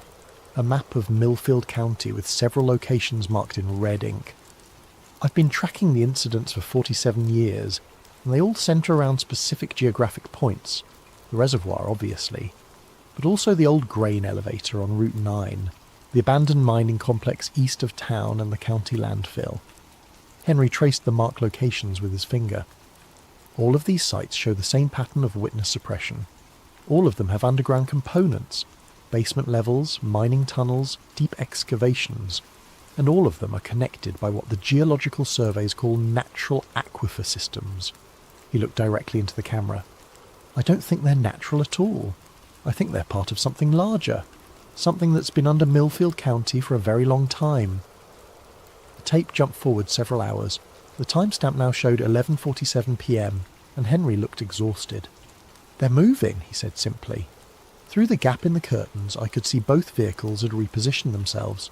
The black sedan was now directly in front of Henry's house, while the SUV had moved to the back alley. The four figures had formed a perimeter around the property. "I found something yesterday," Henry continued, "in the basement of the old grain elevator. Been exploring these sites for years, but this was different. There's a chamber down there, filled with the same black metal we found in 1977. He held up a small object, roughly cylindrical, about the size of a flashlight, made of the same light-absorbing material he had described. But this was sitting on a table in the centre of the chamber, like someone left it there for me to find. Henry turned the object in his hands, and I could see symbols etched into its surface, geometric patterns that seemed to shift and move in the camera's light. When I touched it, I saw things, understood things. This isn't just about covering up UFO sightings or maintaining some government secret. This is about keeping something contained, something that's been trying to communicate with the surface world for decades. The object began to emit a faint glow, barely visible in the dim lighting of Henry's living room. The entities outside, they're not aliens or government agents, they're guardians. Part of a containment system that's been in place since whatever's down there was first discovered. And the people who report sightings, who get too close to the truth, they're not just being silenced." Henry's voice dropped to a whisper. "They're being recruited." The glow from the object intensified, and Henry set it carefully on the table beside his chair. "I understand now why the witnesses leave town, where they go, what they become. The sightings aren't random events. They're calls for help. Communications from something that's been trapped underground for God knows how long." Outside, the four figures had begun moving toward the house. "And now it's my turn," Henry said, standing up from his chair. "I've learned too much, documented too much. But maybe that was always the plan. Maybe someone was supposed to find the evidence eventually." The camera remained fixed on Henry as he moved toward his front door. Through the curtained windows, I could see flashlight beams moving across the walls. "If you're watching this, you have a choice," Henry said, his hand on the doorknob. "You can try to expose what I've discovered, publish the tapes, contact the media, get the truth out there. But they'll find you, just like they found me." The flashlight beams were getting brighter, and I could hear the sound of footsteps on Henry's front porch. "Or you can do what I should have done 47 years ago. Walk away, forget what you've seen. Let the containment system do its job." Henry opened the door. The tape went to static. I sat in the basement for a long time after the recording ended, staring at the dead screen and trying to process what I'd just witnessed. According to the timestamp, this footage had been recorded less than 48 hours before I'd found Henry's body in his living room. But the coroner had ruled it natural causes, heart failure, no signs of violence or struggle. I rewound the tape and watched the final moments again, looking for details I'd missed. When Henry opened the door, there was a brief glimpse of the figures outside, tall, pale, wearing their characteristic dark suits. But in that instant before the tape cut to static, I caught something I hadn't noticed before. They weren't alone. Behind them, barely visible in the darkness, stood other figures, dozens of them, forming a crowd that stretched beyond the range of the camera. Men and women of various ages, all wearing the same dark clothing, all standing with the same rigid posture I'd seen in Henry's surveillance footage. Eddie Morrison was among them. I was certain of it, even though the footage was too brief and dark to make out specific faces. The same build, the same work clothes I'd seen in the 1987 diner footage. How many witnesses had been recruited over the decades? How many missing persons cases could be explained by whatever process Henry had discovered? And now they had come for him. Why leave his body to be found? Why not make Henry disappear like all the others? The answer came to me as I ejected the tape and looked around at Henry's massive archive. They wanted someone to find the evidence. 47 years of documentation, carefully preserved and organised, waiting for the right person to discover it. Someone like me. I turned off the basement lights and climbed the stairs, the final tape clutched in my hand. At the top I paused and looked back down into the darkness. Henry had spent nearly half a century documenting a containment system designed to suppress knowledge of something buried beneath Millfield County. Something that communicated through unexplained phenomena trying to reach the surface world. And now I had become part of that system. The question was, what was I going to do about it? I started asking questions the next day, against every instinct screaming at me to walk away, to forget everything I'd seen in Henry's basement. I began reaching out to people who might have known him. I told myself I was just being thorough, completing the welfare check investigation properly. The truth was, I couldn't stop thinking about that crowd of figures standing behind the two guardians at Henry's door. All those missing witnesses recruited into whatever system had been containing the thing beneath Millfield County. My first stop was Mrs. Henderson, the neighbour who had provided Henry's spare key location. She was in her 70s, a retired schoolteacher who had lived on Maple Street for most of her adult life. "Poor Henry," she said, serving me coffee in her immaculate kitchen. "Always seemed like such a troubled man. Paranoid, you know. Always peeking through those awful curtains, writing in those notebooks. Did he ever talk to you about what he was documenting?" Mrs. Henderson pursed her lips. "Oh, he tried to, especially in the early years, going on about government conspiracies and mysterious visitors. I told him he was watching too much television." "What kind of mysterious visitors?" "Men in suits," he claimed. Said they were watching him, intimidating people who reported strange things. Nonsense, of course. This is Millfield County. Nothing mysterious ever happens here. But as she spoke, I noticed her hands trembling slightly as she poured the coffee. And when I asked if she'd ever seen any unusual activity around Henry's house, her answer came too quickly. "Nothing at all. Very quiet neighbourhood. I mind my own business." I left her house with the distinct impression that Mrs. Henderson knew more than she was willing to admit, but whether that was from fear or something else I couldn't tell. My next stop was the Millfield Gazette, where I hoped to find archives of the UFO reports Henry had referenced in his documentation. The current editor, a young woman named Lisa Parker, was helpful but puzzled. "We don't really cover that kind of story anymore," she said, scrolling through digital archives on her computer. "Liability issues, you know. People make wild claims, we print them, then they sue us when nothing comes of it. What about historical reports? Say from the 1980s or 1990s. Lisa frowned at her screen. "That's strange. We should have digital copies of everything from 1975 forward, but there are gaps, whole weeks missing from some years." She pulled up what appeared to be a filing system showing years and months. Large sections were greyed out, marked as archived or unavailable. "I've never noticed this before," she muttered. "Let me check the physical archives." 20 minutes later, she returned from the basement storage area looking confused. "This doesn't make sense. We have boxes for every year, but some of them are nearly empty, like someone went through and removed specific issues." "Which years?" Lisa consulted her notes.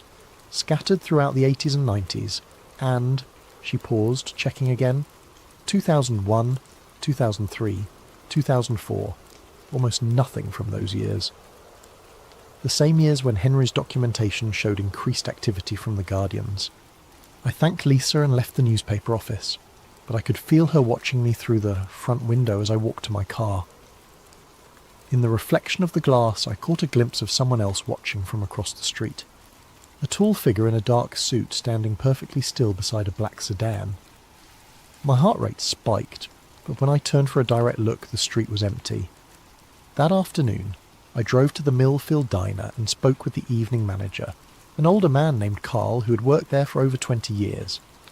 I asked about Eddie Morrison, the maintenance worker from Henry's 1987 footage. Eddie Morrison, Carl repeated, scratching his head. Name sounds familiar, but I can't place him. You sure he worked around here?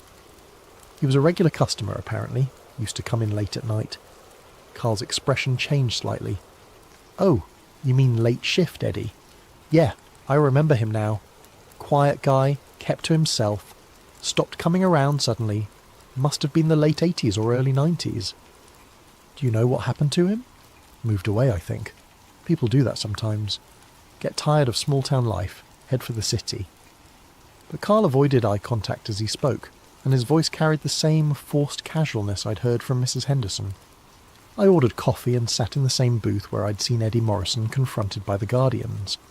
The diner felt normal. Typical small-town restaurant with checkered floors and outdated decor. But I found myself studying the other customers, looking for signs of the mechanical behaviour I'd seen in Henry's footage. Nothing seemed unusual until I got up to leave. As I paid my bill, I noticed Carl watching me with an intensity that seemed out of proportion to a simple customer interaction. When our eyes met, he looked away quickly, but not before I caught something in his expression that looked like recognition, like he knew exactly why I was asking questions about Eddie Morrison. I drove home as the sun was setting, checking my rearview mirror constantly for black sedans. The streets of Millfield seemed normal. Light traffic, people heading home from work, kids playing in front yards. But I couldn't shake the feeling that I was being watched. That feeling intensified when I pulled into my driveway. Sitting on my front porch was a manila envelope with my name written on it in block letters. No postmark, no return address. Someone had delivered it by hand. Inside was a single sheet of paper with a typed message. Stop asking questions about Henry Mallory. Some knowledge is dangerous. This is your only warning. Below the text was a photograph, a black and white image showing me leaving the newspaper office that afternoon. In the background, barely visible in the shadow of a building, stood two tall figures in dark suits. I went inside and deadbolted the door, then checked every window to make sure they were locked. The rational part of my mind insisted that this was just someone playing an elaborate prank, perhaps inspired by Henry's well-known paranoia. But the photograph was real, and the timing, delivered within hours of my investigation, suggested a level of surveillance that went far beyond anything a prankster could manage. I made dinner but couldn't eat it. Every sound outside made me jump. Cars passing, neighbours talking, the wind moving through the trees, normal suburban noises that suddenly felt threatening. Around 10 p.m, I turned off all the lights and peered through my living room curtains at the street outside. A black sedan was parked across from my house. Two figures stood beside it, perfectly still facing my front door. In the dim light from the street lamp, I could make out their characteristic tall, thin builds and dark suits. They weren't trying to hide their presence. If anything, they seemed to want me to see them. I watched for an hour and they never moved, never spoke to each other, never showed any of the restless behaviours that normal surveillance teams would display during a long watch. At 11:15, I decided to test them. I turned on my porch light and stepped outside, making no attempt at stealth. If they were watching me, they would know I was coming. The moment I appeared on my porch, both figures turned their heads toward me with mechanical precision. Even from across the street I could see their pale faces and dark eyes. They stood perfectly aligned, like mirror images of each other. "Can I help you?" I called out, surprised by how steady my voice sounded. They didn't respond, didn't move, just stood there watching me with a kind of absolute stillness that no living person could maintain. I took a step toward the street, and they both took a step backward, maintaining the exact same distance between us. Another step forward, another synchronized step back. It was like some kind of bizarre dance, with invisible rules that kept us in perfect equilibrium. "What do you want?" I shouted. This time one of them, impossible to tell which in the poor lighting, spoke. The voice carried clearly across the distance, but it had an odd quality. Too precise, like someone reading from a script. "Return to your house. Discontinue your investigation. This is your final warning." The words were completely clear, but something about them felt wrong. The cadence was off, as if the speaker was mimicking human speech without fully understanding its natural rhythm. What happened to Henry Mallory? Mr. Mallory chose to join the containment protocol. The same choice is available to you. What containment protocol? What are you containing? But instead of answering, both figures turned away from me and got into their vehicle. The car pulled away from the curb and disappeared down the street without making a sound. No engine noise, just like Henry had described in his recordings. I stood on my porch for several more minutes, staring at the empty street and trying to process what had just happened. The conversation, if it could be called that, had felt completely surreal. Like talking to sophisticated automatons that had been programmed with just enough human behaviour to maintain a conversation, but not enough to seem genuinely alive. Back inside, I double-checked all my locks and closed every curtain. Then I sat in my living room with the lights off, thinking about what the figure had said. Mr. Mallory chose to join the containment protocol. Not that he had died. Not that he had been eliminated for knowing too much. That he had chosen to join something, and the same choice was available to me. I thought about that crowd of figures I'd seen in Henry's final recording. All those missing witnesses standing behind the Guardians like a silent army. Had they all made the same choice? And if so, what exactly were they containing? Outside, the street remained quiet, but I had the distinct feeling that this was far from over. I didn't sleep that night. Instead, I sat in my darkened living room, periodically checking the windows for any sign of the black sedan's return. Around 3 a.m, I made a decision that would have seemed insane just a week earlier. I was going to document everything just like Henry had. If something happened to me, if I chose to join the containment protocol or simply disappeared like so many witnesses before me, at least there would be a record. I set up my smartphone to record and positioned it on the coffee table, where it could capture both me and the view out my front window. Then I began to tell my story, starting with the welfare check that had led me to Henry Mallory's basement archive. I talked for 2 hours, describing everything I'd seen in his recordings, the pattern of witness intimidation, the strange behaviour of the Guardians, and my own growing certainty that something had been hidden beneath Millfield County for decades. When I finished, I uploaded the video to 3 different cloud storage services and emailed copies to friends in other states. If the Guardians could scrub newspaper archives and make entire video channels disappear overnight, I wanted to make sure this record would be harder to erase. The next morning, I drove to the one location Henry had mentioned that I hadn't yet visited, the old grain elevator on Route 9. The structure had been abandoned for at least 20 years, a massive concrete tower surrounded by rusted storage silos and overgrown with weeds.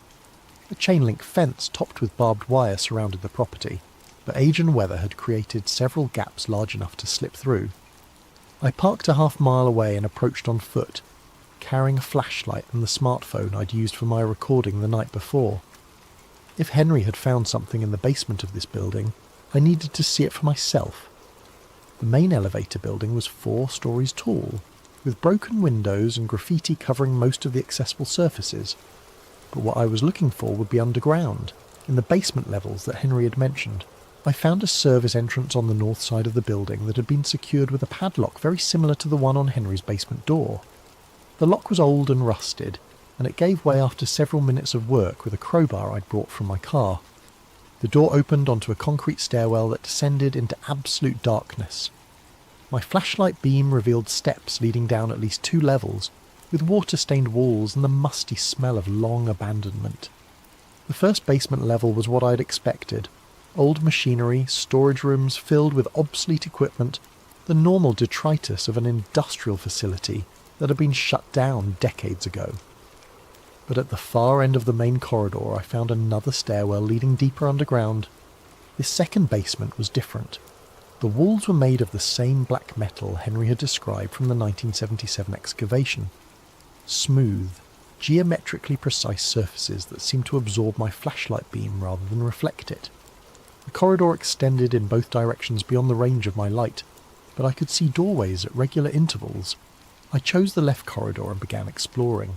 The first door I came to was standing open, revealing a circular chamber about 20 feet in diameter. The walls, floor and ceiling were all made of the same light-absorbing material, covered with intricate geometric patterns that seemed to shift and move in my flashlight beam. In the centre of the room sat a table, or what I assumed was a table. It was integrated into the floor, rising from the black metal surface like it had been grown rather than built. On top of it lay several objects similar to the cylindrical device Henry had shown in his final recording. I approached carefully, recording everything with my phone. The objects were warm to the touch, despite the cold temperature of the underground chamber. As I picked up one of them, symbols began to appear on its surface, the same geometric patterns that covered the walls. Then I heard voices, human voices coming from deeper in the corridor. Multiple people engaged in what sounded like a conversation, though I couldn't make out words from this distance. I turned off my flashlight and followed the sound, using my phone's screen to provide just enough illumination to avoid walking into walls. The voices grew clearer as I approached, and I began to recognise what I was hearing. It was Henry's voice, along with others I didn't recognise, all speaking in the same measured, precise cadence I'd heard from the guardian outside my house the night before. The corridor ended in a much larger chamber, this one filled with what looked like workstations. Dozens of people sat at tables similar to the one I'd found in the smaller room, all handling the cylindrical objects, all speaking in those same careful, scripted voices. I recognised several faces from Henry's documentation. Eddie Morrison was there, looking exactly as he had in the 1987 diner footage, despite nearly 40 years having passed. The young college student from the 2003 recording sat at a nearby table, also unchanged by time, and at the centre of the chamber, directing the activities with quiet authority, was Henry Mallory. He looked up from his work as I entered the chamber, and our eyes met across the room. For a moment his expression showed a flicker of the man I'd seen in the basement recordings.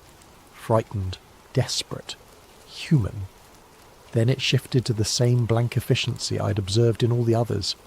"Jamie," he said, his voice carrying that odd precision, "we've been expecting you." I took an involuntary step backward, but found my path blocked by two familiar figures. The guardians from my front porch stood behind me, their pale faces showing no emotion. "You have questions," Henry continued, standing up from his workstation. "That's natural. I had questions too when I first discovered this place." "What is this?" I managed to ask. "What are you doing down here?" "We're maintaining the containment," Henry said, gesturing around the chamber, "preventing the surface world from learning about what lies beneath. It's important work. Necessary work." "You're dead," I said. "I found your body. The coroner ruled it natural causes." Henry smiled, but it was wrong somehow. Too wide, too controlled. "Death is just another transition. Another form of service. We who have learned too much, who have seen too much, were given the opportunity to become part of the solution, instead of part of the problem." Around the chamber, the other workers continued their activities with mechanical precision. No one looked up from their tasks. No one showed any curiosity about my presence or the conversation taking place. "The objects we work with," Henry continued, picking up one of the cylindrical devices, "they're communication tools, translators. They allow us to interface with the entity that has been contained here since 1962. "What entity?" "Something that fell from the sky in 1947. Something that the government tried to study and couldn't understand. They built the reservoir over the crash site, thinking they could contain it with water and concrete. But it continued to communicate, continued to try to reach the surface world." Henry held up the device, and symbols began appearing on its surface. Every UFO sighting, every unexplained phenomenon reported in this county, their attempts at communication, messages trying to reach someone who could understand, and every time someone got too close to the truth, the containment protocol was activated. "So you silence them, make them disappear." "We recruit them," Henry corrected. "We give them the opportunity to understand, to become part of something larger than themselves." Around the chamber I could see dozens of workstations, each occupied by someone who had supposedly disappeared over the past several decades, all working with the same focused determination, all speaking in the same precise cadence. "What's it like?" I asked. "Being part of this containment protocol?" Henry's expression flickered again, and for just a moment I saw genuine emotion there. Fear, sadness, regret, "It's peaceful," he said, but his voice wavered slightly. "No more questions, no more uncertainty, just purpose." But as he spoke, I noticed something that chilled me more than anything I'd seen so far. Tears were running down Henry's face, even as he smiled and spoke about peace and purpose. The containment protocol hadn't just recruited him, it had trapped him. All of them. "I don't want to join," I said. "That's what I said," Henry replied, "but you will, eventually. The alternative is much worse." The two guardians stepped closer and I felt their cold hands on my shoulders, but instead of forcing me toward one of the workstations, they simply stood there, waiting. "The choice is yours," Henry said. "Join the containment protocol willingly and maintain some small part of who you were. Resist and become something else entirely." I looked around the chamber at all the missing witnesses, all the people who had supposedly chosen to join this underground operation. None of them looked up. None of them showed any sign of individual will or personality. But Henry's tears told a different story. "There's a third option," I said, "which is, I leave. I walk out of here. I never speak of what I've seen." Henry shook his head. "Too late for that. You've seen too much, learned too much. The containment protocol cannot allow that knowledge to exist outside our control." But even as he spoke, I could see doubt in his eyes, and I realized something that might be important. "You want me to choose the third option," I said. "You're hoping I'll find a way out that you couldn't." Henry's smile faltered completely. "Don't," he whispered. "Don't give them any reason to doubt your compliance." But it was too late. The guardians had heard, and their grip on my shoulders tightened. As they began to guide me toward an empty workstation, I made my own choice. I ran. I made it as far as the first basement level before they caught me. The guardians moved with inhuman speed, their footsteps completely silent on the concrete floors. When they grabbed me again, their hands were no longer cold. They burned like ice, and I could feel something changing in my body wherever they touched. They dragged me back to the chamber where Henry and the others continued their work, seemingly oblivious to my attempted escape. But as the guardians forced me into a chair at an empty workstation, Henry looked up from his own work and met my eyes. "I'm sorry," he said, and this time his voice sounded completely human. "I tried to warn you." One of the guardians placed a cylindrical device in my hands. The moment my fingers closed around it, symbols began appearing on its surface, and I heard something that wasn't quite a voice speaking directly into my mind. "Welcome," it said. "We have been waiting for you." Images flooded my consciousness. The thing that had crashed in 1947, the government's attempts to study and contain it, the decades of communication attempts that had been systematically suppressed. I saw the truth of what the containment protocol really was. Not protection of the surface world from an alien entity. Protection of the entity from the surface world. The thing beneath Millfield County wasn't trying to escape or invade. It was dying, slowly, from decades of isolation and containment. The UFO sightings, the unexplained phenomena, they were distress calls from a being that was trapped as surely as any of the human workers in this underground chamber. The Guardians weren't protecting humanity from an alien threat. They were protecting a government cover-up that had lasted over 70 years. "Help us," the voice continued, "help us return home." And suddenly I understood what my real choice was. I could join the containment protocol, become another worker in this underground facility, and spend whatever remained of my existence helping to maintain a lie that served no one. Or I could help the entity do what it had been trying to do for decades, communicate with the outside world. I looked around the chamber at all the people who had been recruited over the years. Henry, Eddie Morrison, the college student, dozens of others, all of them working with mechanical precision to maintain the containment. But as I watched more carefully, I noticed something the Guardians had missed. Subtle glances between the workers, hand signals passed when the Guardians weren't looking. Micro expressions that suggested more awareness than they were supposed to have. The containment protocol wasn't perfect. Some part of these people's original personalities remained, buried beneath the compulsion to serve but not entirely destroyed, including Henry. When our eyes met again, he gave an almost imperceptible nod towards something behind me. I glanced back without moving my head and saw what he was indicating. A communication panel built into the wall connected to the surface world. The entity's voice continued in my mind, showing me images of its home, its people, the desperate need to re-establish contact with those who had sent it to Earth decades ago. They told your people we were invaders. We were explorers, scientists. Peaceful contact was always our intention. I made my decision. Instead of accepting the role of containment worker, I reached for the communication panel. The moment my hand touched the controls, alarms began blaring throughout the chamber. The Guardians moved toward me with their inhuman speed, but the other workers suddenly rose from their stations. For the first time since I'd entered this underground facility, they acted like human beings instead of automatons. Eddie Morrison tackled one Guardian while the college student disabled another. Henry himself moved to help me with the communication equipment.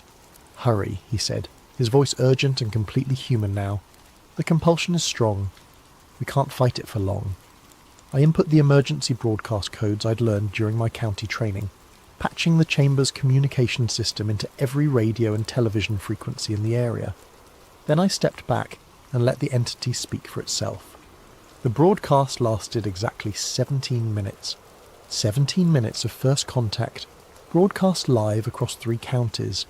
The entity's voice translated through the cylindrical devices, speaking directly to anyone who was listening, explaining its peaceful intentions, its decades of imprisonment, its desperate need to return home.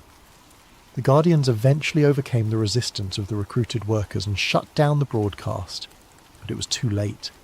The truth was out there, recorded on hundreds of devices, witnessed by thousands of people. For the first time in over 70 years, the containment protocol had failed. The aftermath was swift and brutal. Within hours, the entire underground facility was evacuated by federal agents. The recruited workers, including Henry, were transferred to undisclosed locations. The grain elevator was demolished and the site covered with concrete. Official sources claimed the broadcast had been an elaborate hoax, possibly connected to terrorist activity. Anyone who tried to share recordings found their files corrupted or their accounts suspended. The story disappeared from news coverage within 48 hours, but not completely. I escaped during the evacuation, slipping away while the agents were focused on securing the facility and transporting the workers. I had 17 minutes of audio from the entity's broadcast saved on my phone, and copies hidden in cloud storage accounts the authorities hadn't yet discovered. More importantly, I had the truth. The entity had provided coordinates for its homeworld, mathematical proofs of its peaceful intentions, and detailed information about technologies that could revolutionize human understanding of physics and space travel. All of it suppressed by a containment protocol that served no one except the people who had built their careers on maintaining a 70-year-old lie. I tried to release the information through traditional channels, news outlets, scientific journals, government representatives. Every attempt was blocked, censored, or discredited before it could gain traction. But the internet is a harder thing to control completely. Anonymous accounts, encrypted files, peer-to-peer networks that existed outside government oversight. Slowly, carefully, I began sharing fragments of the truth. Not all at once. That would have been too easy to dismiss as fraud. But piece by piece, building a pattern that people could discover for themselves. UFO enthusiasts found the audio recordings. Scientists encountered the mathematical proofs. Government transparency advocates uncovered documents related to the 1947 crash and subsequent cover-up. Each piece of evidence was authentic, verifiable, impossible to completely suppress. 3 months after the failed containment protocol, a new pattern began emerging. Instead of isolated sightings that could be dismissed or intimidated into silence, coordinated contact events started occurring worldwide. The entity I'd helped contact had shared Earth's location and situation with its people. First contact wasn't a single event. It was an ongoing process that no government could control or contain. I still live in Millfield County, though I've moved to a different house on the other side of town.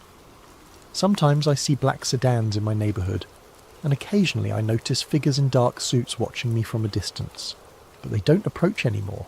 The containment protocol is broken, and trying to silence individual witnesses is pointless when the truth has taken on a life of its own. Last week I received a package with no return address. Inside was a VHS tape labelled simply, "Thank you." The footage showed Henry Mallory sitting in what appeared to be a comfortable room with large windows overlooking a garden. He looked peaceful, genuinely relaxed for the first time in any recording I'd seen. Behind him, I could see other people I recognised from the underground chamber. Eddie Morrison, the college student, all the recruited witnesses.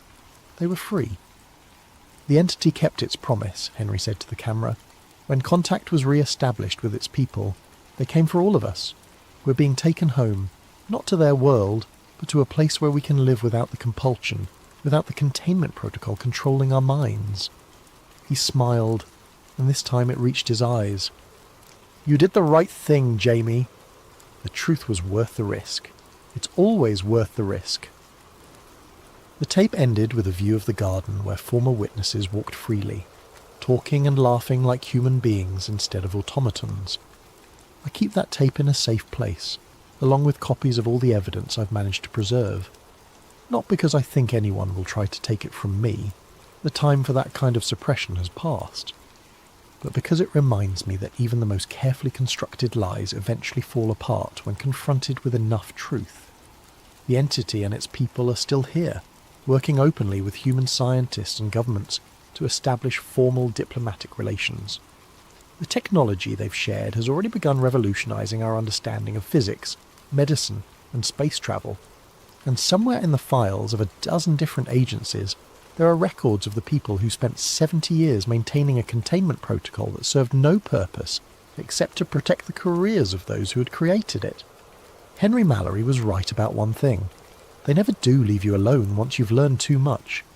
But sometimes, if you're very careful and very lucky, you can make sure the truth survives long enough to set everyone free, including yourself. The blackout curtains are gone from my windows now. I sleep with the lights off and the doors unlocked.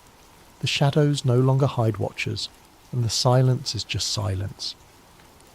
But every night before I go to bed, I look up at the stars and remember that we're not alone anymore, and that's a truth worth any price.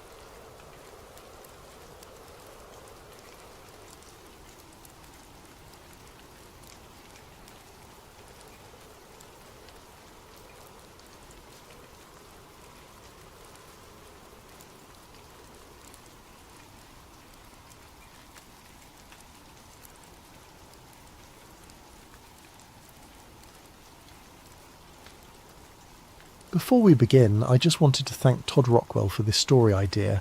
We are doing our best to make sure we hit all of your amazing ideas. Now let's begin tonight's story. They told you it was about weapons of mass destruction. They told you it was about oil, about democracy, about removing a dictator from power. They showed you the satellite photos, the intelligence briefings, the stern-faced generals pointing at maps. They gave you every reason except the real one. Because the real reason was buried 3,000 years ago, beneath the sands of ancient Mesopotamia, in a city older than the pyramids. A reason so extraordinary that it could never be spoken aloud, never written in official reports, never acknowledged by any government on Earth. On March 20th, 2003, when the first missiles streaked across the night sky toward Baghdad, cameras around the world captured the moment. Shock and awe, they called it. The beginning of Operation Iraqi Freedom. But while the world watched explosions light up the capital, something else was happening 400 kilometers to the south. In the ancient city of Ur, under cover of darkness and total media blackout, the first American Special Forces teams were already on the ground. Not in Baghdad, not securing oil fields, not hunting weapons caches. They were surrounding a massive stepped pyramid called the Ziggurat of Ur, and they were there for something that had been waiting in the darkness for 3 millennia. This is the story they never wanted you to know. A story that connects British archaeologists to ancient Sumerian kings, that links Saddam Hussein's megalomania to America's most classified military operations. A story of discovery, obsession, and a technology so advanced that it shouldn't exist at all. Thank you to Todd Rockwell for bringing this story to light. What follows is the truth they buried beneath the history books. Welcome to Ur. Welcome to the real reason for the war. Chapter 1. The Discovery. Southern Iraq, 1927.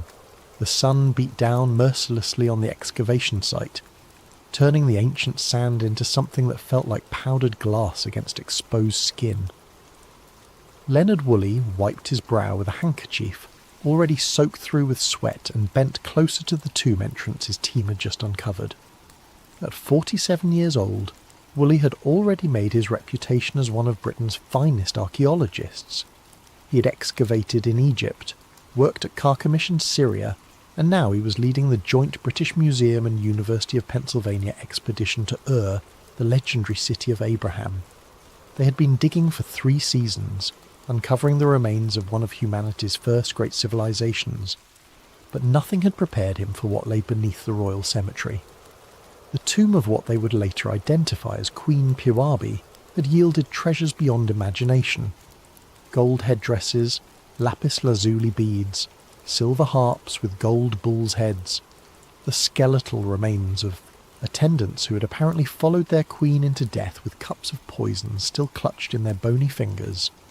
It was a find that would make headlines around the world, but it was what Woolley found in a sealed chamber beneath the main burial that troubled him.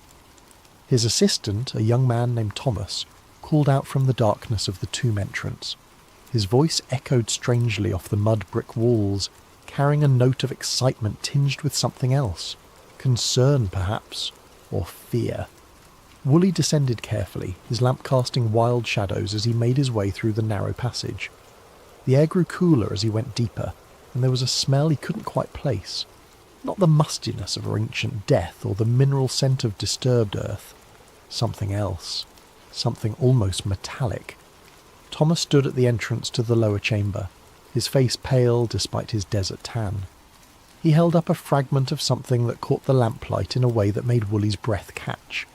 It was metal, but like no metal that should exist in a tomb dated to approximately 2600 BC. The fragment was roughly triangular, about the size of a man's palm, and its surface had a peculiar quality. Not corroded despite thousands of years underground, not oxidized. Almost mirror-smooth in places, with what appeared to be geometric patterns etched into its surface with impossible precision. Woolley took the fragment carefully, noting its surprising weight. Heavier than gold, lighter than lead. The patterns weren't decorative. They were too regular, too precise. They reminded him of something, though he couldn't quite place it. Mathematical, perhaps, or technical. He looked past Thomas into the chamber beyond and felt his pulse quicken. The walls were covered in cuneiform script, the wedge-shaped writing of ancient Sumer. But interspersed among the recognisable characters were symbols he had never seen before. Circular patterns, radiating lines, geometric shapes that seemed to repeat in complex sequences. And at the far end of the chamber, partially buried in collapsed rubble, was a structure that made no sense whatsoever.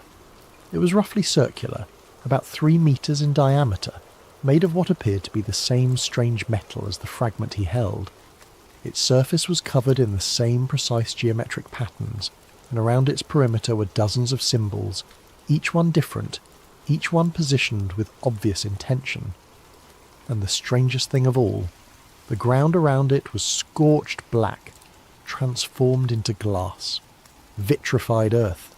The same phenomenon found at nuclear test sites, though those wouldn't exist for another 2 decades. The kind of transformation that required temperatures far beyond anything achievable with ancient technology. Woolley spent the next 3 days in that chamber, documenting everything with meticulous care. He took photographs, made detailed drawings, catalogued every artefact. He copied the strange inscriptions, noting their positions relative to the circular structure. He collected samples of the vitrified earth and more fragments of the inexplicable metal. His field notes from those days still exist, though they were sealed by the British Museum shortly after his return to London and remain classified to this day. But copies exist, passed through back channels, studied by those with the clearance and the need to know. In them, Woolley describes the metal fragments as being of unknown composition, resistant to all attempts at chemical analysis with the equipment available to him. He notes that the vitrified earth contains elements that seem anomalous for the region. He describes finding what appears to be a deliberate arrangement of the strange symbols and patterns that suggest some kind of sequence or code. And in the final entry before the section ends abruptly, he writes something that would haunt subsequent researchers for decades. The circular structure appears to be a threshold of some kind. Its purpose remains unclear, but the inscription suggests it was considered a pathway to the realm of the gods. The evidence of extreme heat indicates it may have been activated at some point in antiquity. Further study is urgently required. That further study never happened, at least not officially. Within weeks of Woolley's return to England, the chamber was quietly reburied. The excavation focused on other areas of the site. The strange metal fragments and vitrified earth samples were sent to London, where they disappeared into the vast collections of the British Museum. The photographs and detailed drawings were removed from the public record. When asked about the lower chamber years later, Woolley would claim it had been empty, already looted in antiquity. The official excavation reports make no mention of strange metals or impossible artefacts. The circular structure, the vitrified earth, the unknown symbols, all of it vanished from the historical record as if it had never existed. But someone, somewhere, had taken note. Because the files were sealed with a notation that appeared on only the most sensitive documents in British government archives, national security interest. The question was, whose national security? And what exactly had Leonard Woolley found beneath the sands of Ur that was so dangerous it had to be hidden from the world? The answer would remain buried for another 50 years. Chapter 2. The Obsession. Baghdad, Iraq, 1979. Saddam Hussein stood on the balcony of the Republican Palace and looked out over the city that would become his kingdom.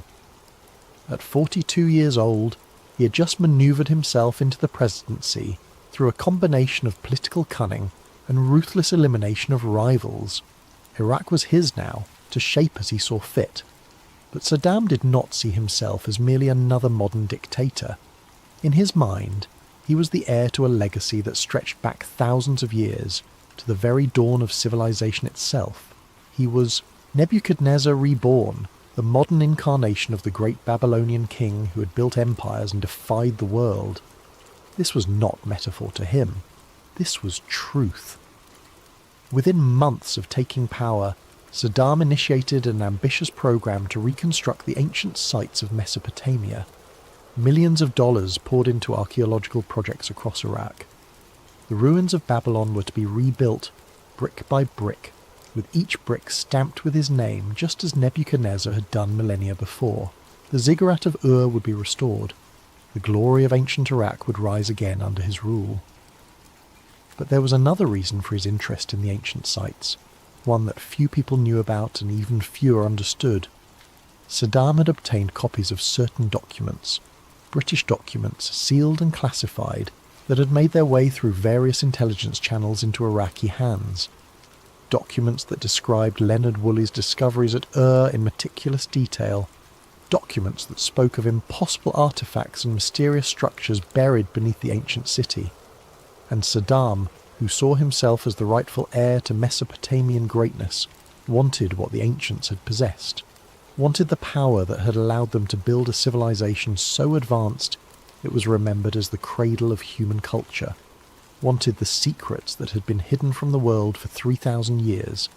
CIA reports from this period, many now declassified, show that American intelligence was well aware of Saddam's obsession. One memo from 1982 notes with barely concealed amusement that the Iraqi president genuinely believed he was the reincarnation of Nebuchadnezzar.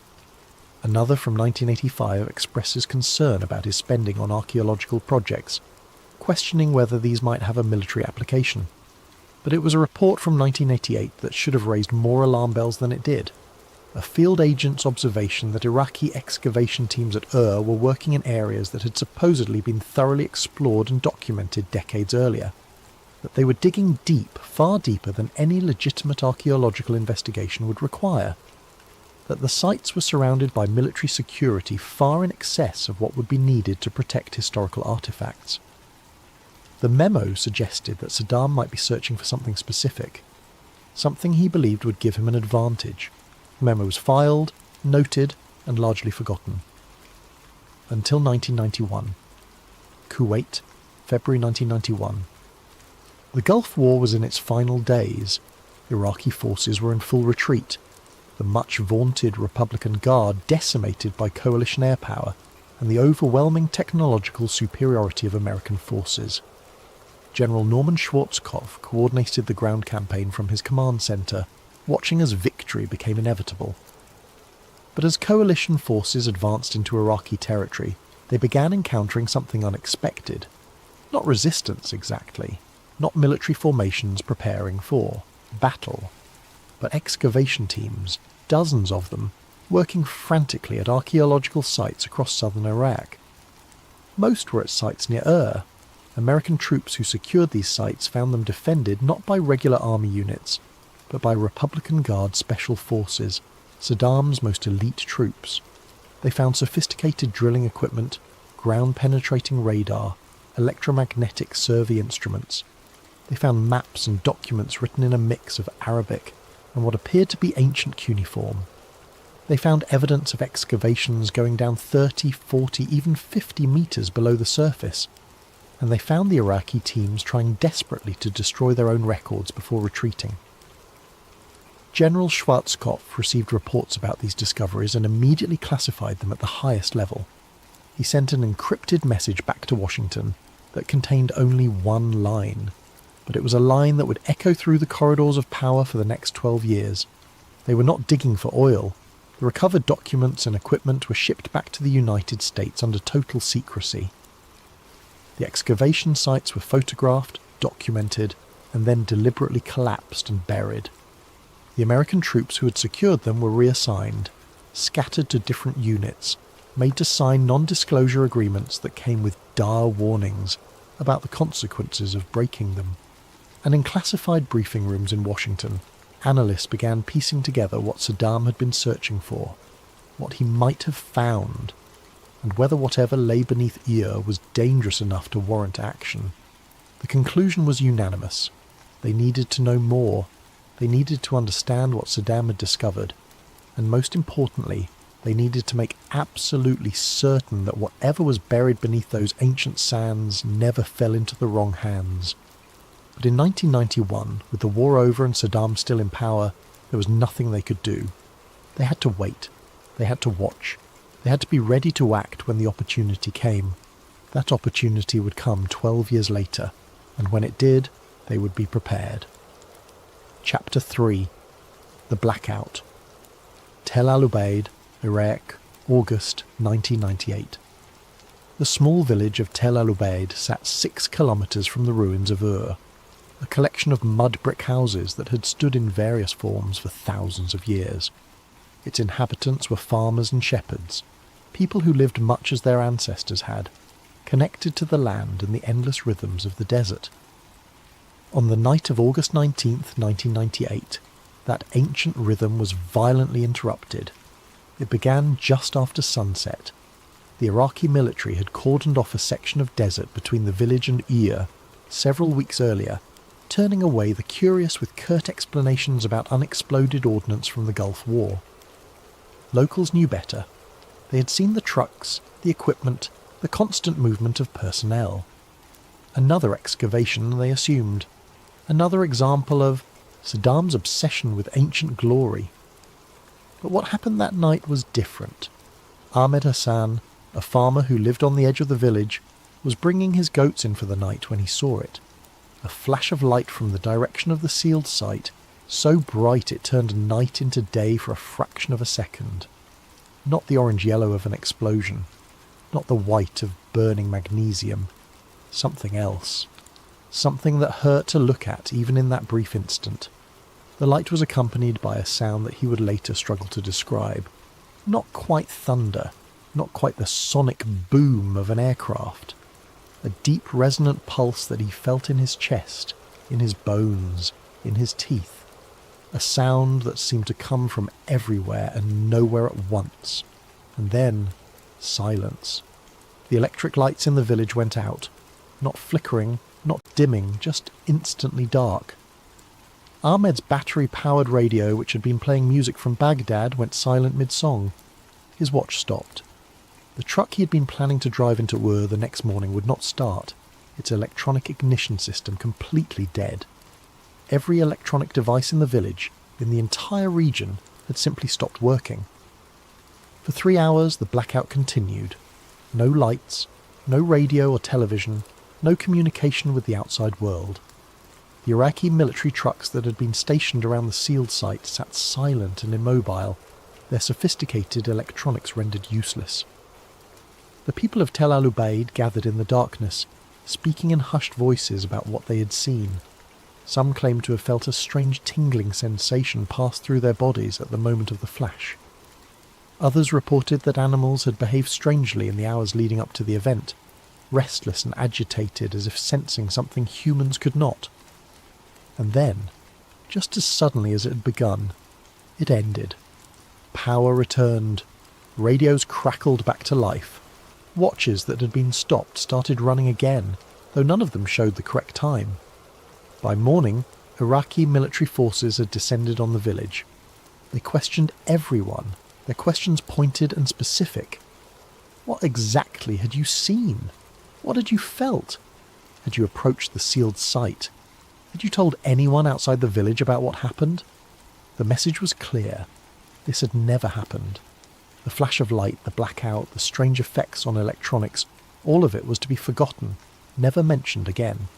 Those who seemed inclined to talk found themselves facing implied threats about the safety of their families. But you cannot completely silence a village. Stories spread, whispered from person to person, carried by travellers to other towns. Within weeks, rumours of the event had reached Iraqi intelligence services, and from there, inevitably, to foreign intelligence agencies monitoring the region. Orbital assets, same night.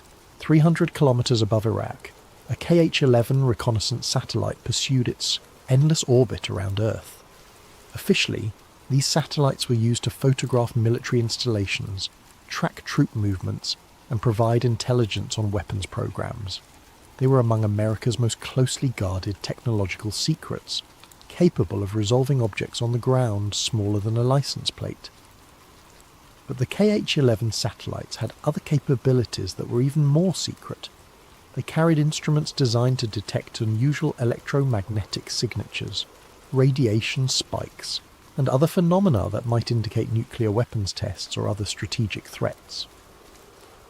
On the night of August 19, 1998, the satellite passing over southern Iraq registered something, that sent automatic alerts cascading through multiple intelligence agencies.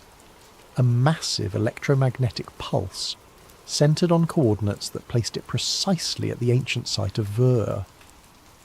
The signature was unlike anything in the system's database, too focused to be a nuclear detonation, too powerful to be conventional electronics failure, too brief to be a sustained power surge. More remarkably, the satellite itself had been affected. For approximately 12 seconds, its systems had experienced interference that temporarily disrupted data transmission. The backup systems had automatically compensated, but the primary instruments had detected what could only be described as a directional energy wave passing through its position in orbit. Within an hour, analysts at the National Reconnaissance Office were reviewing the data. Within 2 hours, the satellite had been repositioned, not to its next scheduled surveillance target, not to monitor known military installations or weapons facilities, but to maintain continuous observation of a 6-square-kilometre area centred on the ancient city of Ur. The repositioning was logged in classified records that would not be declassified for decades. The reason given was need for enhanced intelligence gathering, but those who knew what to look for could see the truth. This was not routine surveillance. This was something different. This was a watch, a vigil, a wait to see what would happen next. In the Pentagon, in CIA headquarters at Langley, in classified briefing rooms known only to those with the highest clearances, conversations began. Quiet conversations, careful conversations, conversations about ancient civilizations and impossible artifacts, about electromagnetic pulses that defied explanation, about what might lie beneath the sands of Iraq, and about what would need to be done if Saddam Hussein actually succeeded in activating whatever it was he had found. The clock was ticking. They did not know how much time they had, but they knew one thing with certainty. Whatever was happening in Iraq, it could not be allowed to continue. The question was no longer if they would act. It was when. Chapter 4. Operation Iraqi Freedom, March 20th, 2003. The world watched as shock and awe began. 2,000 bombs and missiles in the opening. Hours. Baghdad's night sky lit up with explosions and tracer fire. Embedded journalists transmitted live footage of American military might unleashed. The war, they said, had begun, but they were wrong. The war had begun hours earlier, in a place the cameras would never see. At 200 hours, 4 Black Hawk helicopters crossed into Iraqi airspace from Kuwait, flying low and dark under the desert stars. They carried members of Delta Force, America's most elite special operations unit, along with personnel who were not wearing uniforms and carried no military identification. Technical specialists, scientists, people who knew exactly what they were looking for and what to do with it when they found it. Their destination was not Baghdad. It was not the suspected weapons facilities in the north. It was not the Republican Guard positions defending the capital. It was Ur. The helicopters set down in the darkness 300 metres from the ziggurat. The Special Forces teams moved out immediately, securing a perimeter with practiced efficiency. Iraqi guards at the site, caught completely off guard by the speed and silence of the assault, surrendered without resistance. Within 15 minutes, the entire archaeological complex was under American control. This was more than 6 hours before the first bombs fell on Baghdad. More than 8 hours before major combat operations officially began. But for the teams on the ground at Ur, the operation had already achieved its primary objective: secure the site, ensure nothing could be destroyed or moved, and most critically, make certain that whatever Saddam had been excavating remained intact and under American control. Within 48 hours, as the world's attention remained fixed on the spectacular destruction being broadcast from Baghdad, something remarkable was happening 400 kilometres to the south. More troops arrived at Ur, not combat units but engineers and technicians. Heavy equipment was brought in under cover of darkness. A no-fly zone was established over the site, enforced by fighter aircraft that would engage any aircraft, friendly or hostile, that violated the restricted airspace. And the excavation began.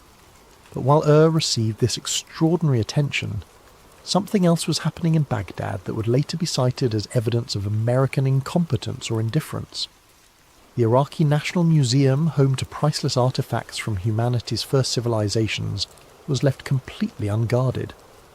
Looters swarmed through its halls, smashing display cases, stealing everything they could carry. Over 170,000 artifacts disappeared.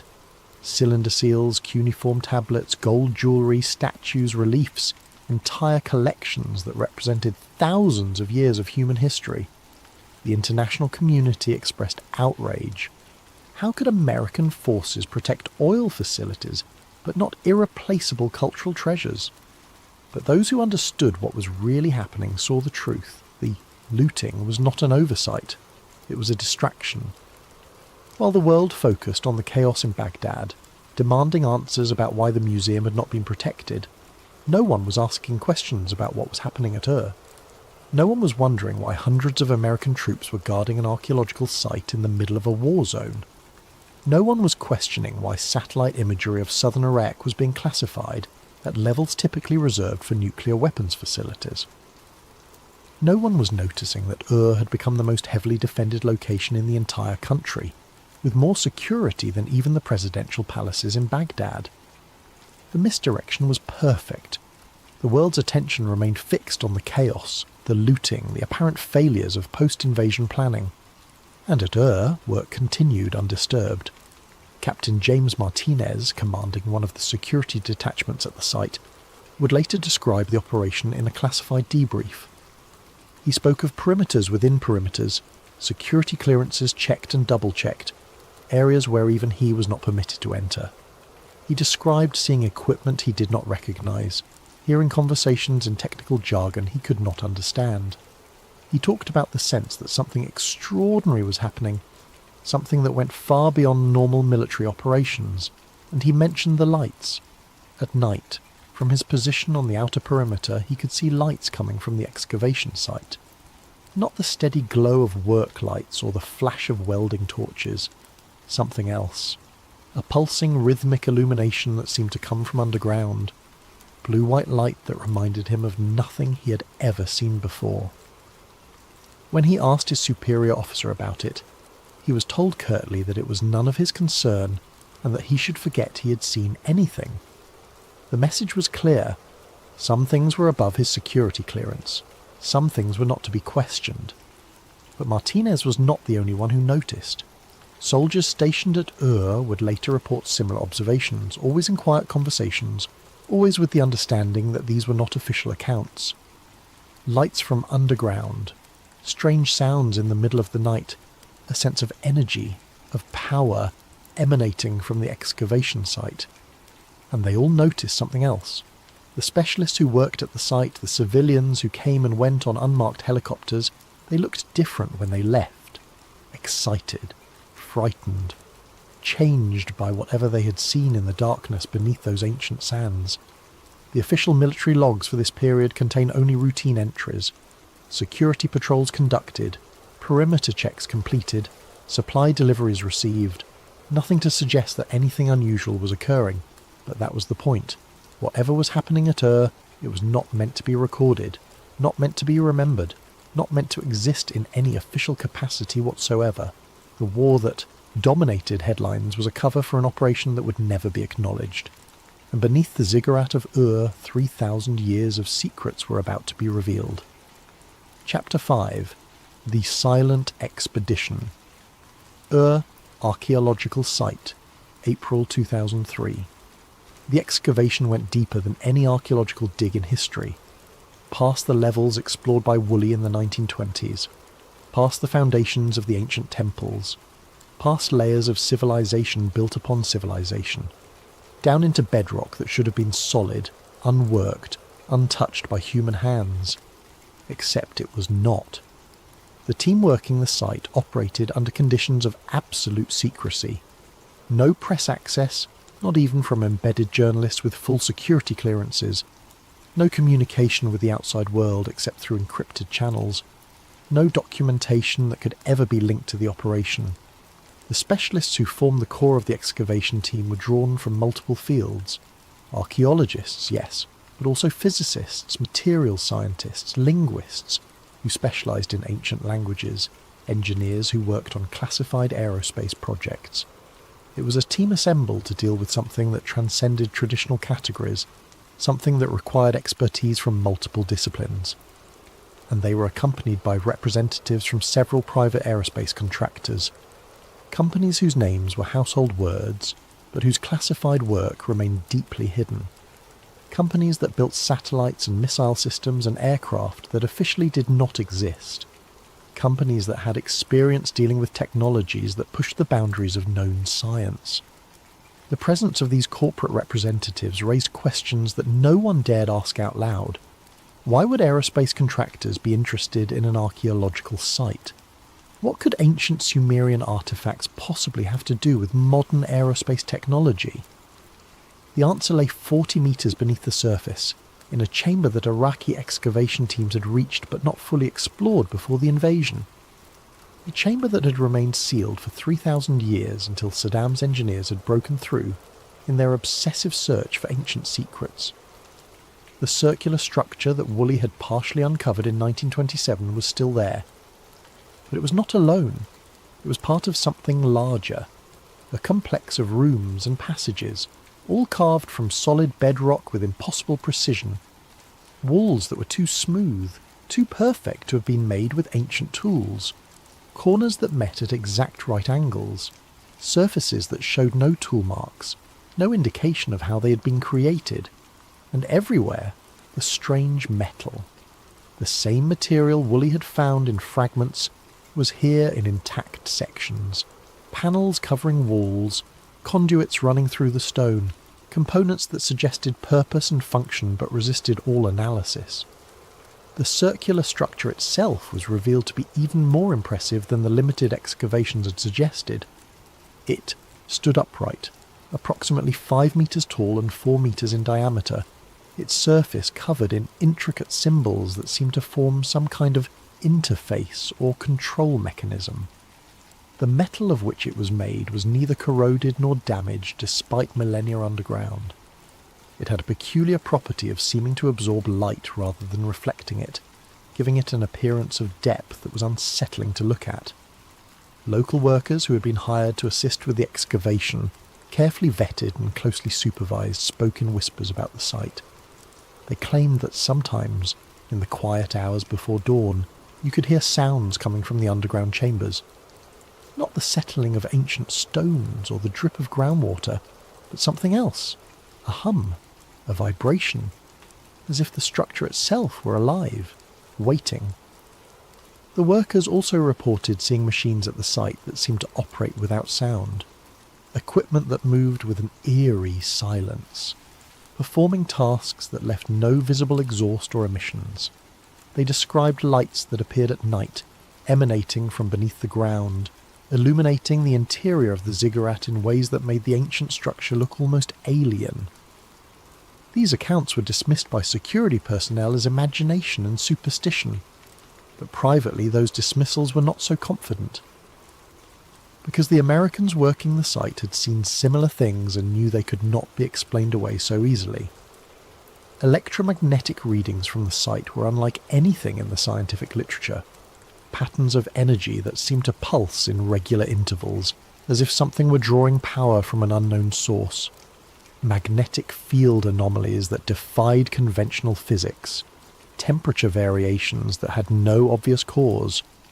Most disturbing were the effects reported by personnel who spent extended periods in the underground chambers.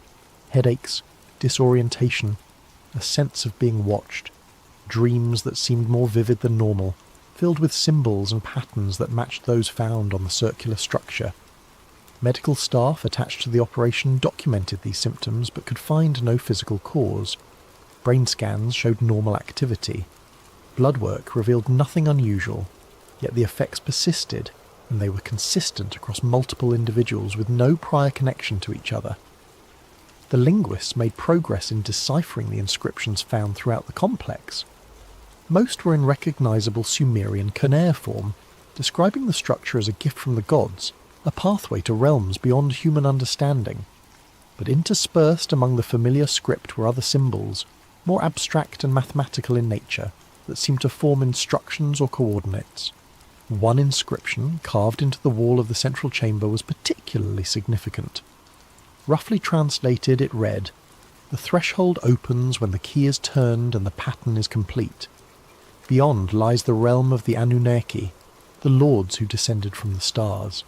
Those who pass through shall see wonders and terrors alike. Heed this warning. What is opened cannot easily be closed. The Anunnaki." In Sumerian mythology, they were the gods who came from the heavens and taught humans the arts of civilization, who gave them writing and mathematics, agriculture and astronomy, who walked among humans as beings of great power and knowledge. But what if they were not mythology? What if they were memory, distorted by time, but preserving some essential truth about visitors from beyond who had come to Earth in humanity's dawn? And what if this structure, this impossible artifact buried beneath was something they had left behind? Not a temple, not a tomb, but a device. A technology so advanced that it had been mistaken for divine power by those who witnessed it. The aerospace contractors understood immediately what they were looking at. The circular structure was not decorative, it was functional. The symbols were not religious iconography, they were an interface, a control system for a technology that humanity should not possess. And Saddam Hussein had been trying to activate it. Chapter 6. The event that never hit the news. May 7th, 2003. Zhou 347 hours. Local time. Lieutenant Commander Sarah Mitchell was aboard the USS Abraham Lincoln, monitoring global communications traffic from her station in the ship's signals intelligence compartment. It was routine work, the endless task of sorting through thousands of transmissions searching for anything of strategic importance. At precisely 347 hours, her screens went blank. Every screen, every system, satellite communications, radio traffic, GPS navigation, encrypted military channels, all of it just stopped. The command centre fell silent as personnel stared at dead equipment, trying to comprehend what they were seeing. 19 minutes. That is how long the blackout lasted. For 19 minutes, every GPS satellite in orbit stopped transmitting. Every military communication system went dark. Navigation systems failed. Guidance systems for missiles and aircraft lost their references. Ships at sea, aircraft in flight, military units spread across the globe, all suddenly operating blind. And then, just as suddenly, everything came back online. Systems rebooted. Satellites resumed transmission. The world reconnected as if nothing had happened. But something had happened. Something that sent shockwaves through every intelligence agency and military command structure in the world. The blackout had a source, a specific point of origin. Analysts traced the interference back through multiple satellite systems, correlating the exact microsecond when each system had failed. The mathematics were complex, but the conclusion was indisputable. The blackout had originated from coordinates in southern Iraq. Coordinates that matched, to within a few metres, the ancient site of Jura. Freedom of Information Act requests filed years later would eventually force the release of heavily redacted documents about this event. The documents confirm that a significant electromagnetic disruption occurred on May 7th, 2003. They acknowledge that GPS services were interrupted globally for approximately 19 minutes. They note that the source of the disruption was traced to Iraq, but the documents refuse to specify the exact location. They refuse to explain what caused the disruption. They refuse to acknowledge any connection to the archaeological excavations taking place at Ur. The public never learned about the event. News media, focused on the ongoing war and its chaotic aftermath, never reported the mysterious 19-minute blackout. If they noticed GPS irregularities or communication problems, they attributed them to the expected difficulties of military operations in a war zone. But within classified circles, the event triggered immediate action. 3 scientists were identified within hours and flown to Iraq under alias identities. They travelled on private aircraft, their names appearing on no passenger manifests, their movements documented nowhere in official records. They were specialists in fields that could not be disclosed, experts in technologies that officially did not exist. All 3 were given access to the site at Ur. All three spent time in the underground chambers, examining the circular structure and the mysterious complex surrounding it.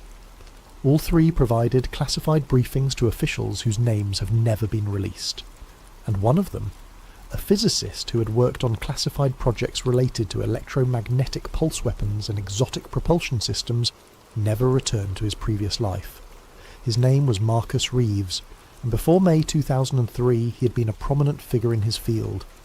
He had published papers, attended conferences, taught graduate students at a prestigious university. His work was respected, his expertise sought after. After his visit to Ur, Marcus Reeves simply vanished from public view. His university was told he had accepted a position with a private research institute. His family was told his work had become classified and that he could not maintain regular contact. His colleagues were given vague explanations about national security and sensitive projects. Attempts to locate him in the years following his disappearance were unsuccessful. No public records, no tax returns, no credit card usage, nothing. It was as if Marcus Reeves had ceased to exist. What had he seen in those underground chambers? What had he learned that required his complete removal from public life? The answers remain hidden behind walls of classification that show no signs of coming down. But the event itself, the 19 minutes when global communications went dark, stands as undeniable proof that something happened at Ur, something that affected systems across the entire planet, something that required the immediate response of the most highly classified scientific expertise America could muster. In the weeks following the event, activity at the site intensified. More personnel arrived, more equipment was brought in, the security perimeter was expanded, the no-fly zone was reinforced, and deep beneath the surface, work continued on understanding and, if necessary, containing whatever technology had been activated that night. Because one thing was clear: the device, the structure, whatever it truly was, it worked. It was not an archaeological curiosity. It was not a religious monument. It was functional technology, and it had just demonstrated capabilities that should not exist. Epilogue. What was really pulled out of the sand? Our archaeological site, late 2004. The excavation site was sealed, not closed, not concluded, sealed. The underground chambers were filled with concrete, not burial soil that could be excavated again, not collapsed rock that could be cleared. Concrete. Meters of it. Permanent, irreversible. The surface structures were stabilized and restored to their pre-excavation appearance. To anyone visiting the site, there was no indication that anything unusual had occurred. The ziggurat of Ur stood as it had for thousands of years, a monument to ancient glory and nothing more. But beneath the carefully maintained surface, the truth was different. The Iraqi government was informed that for reasons of structural safety and archaeological preservation, the area around Ur would remain under restricted access. They were told this was temporary, that eventually the site would be returned to Iraqi control and open to tourism and scholarly research. That promise was never kept. Through every subsequent withdrawal of American forces, through every change in Iraqi government, through every international agreement and treaty, one thing remained constant. The area around Ur stayed under effective American control. The restrictions remained in place. The security perimeter endured. Officially, there is no American presence at Ur. No military installations, no security forces, no ongoing operations. But satellite imagery tells a different story. The kind of detailed analysis available to those with access to classified reconnaissance data reveals patterns that should not exist at an abandoned archaeological site. Heat signatures appear regularly beneath the surface. Not the natural thermal variations of underground spaces, but consistent, regulated patterns that suggest active power systems, equipment running, energy being consumed, as if something down there is still operating, still powered, still functional after being sealed away. Aircraft occasionally violate the restricted airspace, usually small planes flown by journalists or curious civilians. They are intercepted immediately, not by Iraqi military forces, by unmarked aircraft that appear with suspicious speed and efficiency. The pilots are warned away, their footage confiscated if they manage to record anything, their flights logged in databases that track anyone who shows too much interest in the site.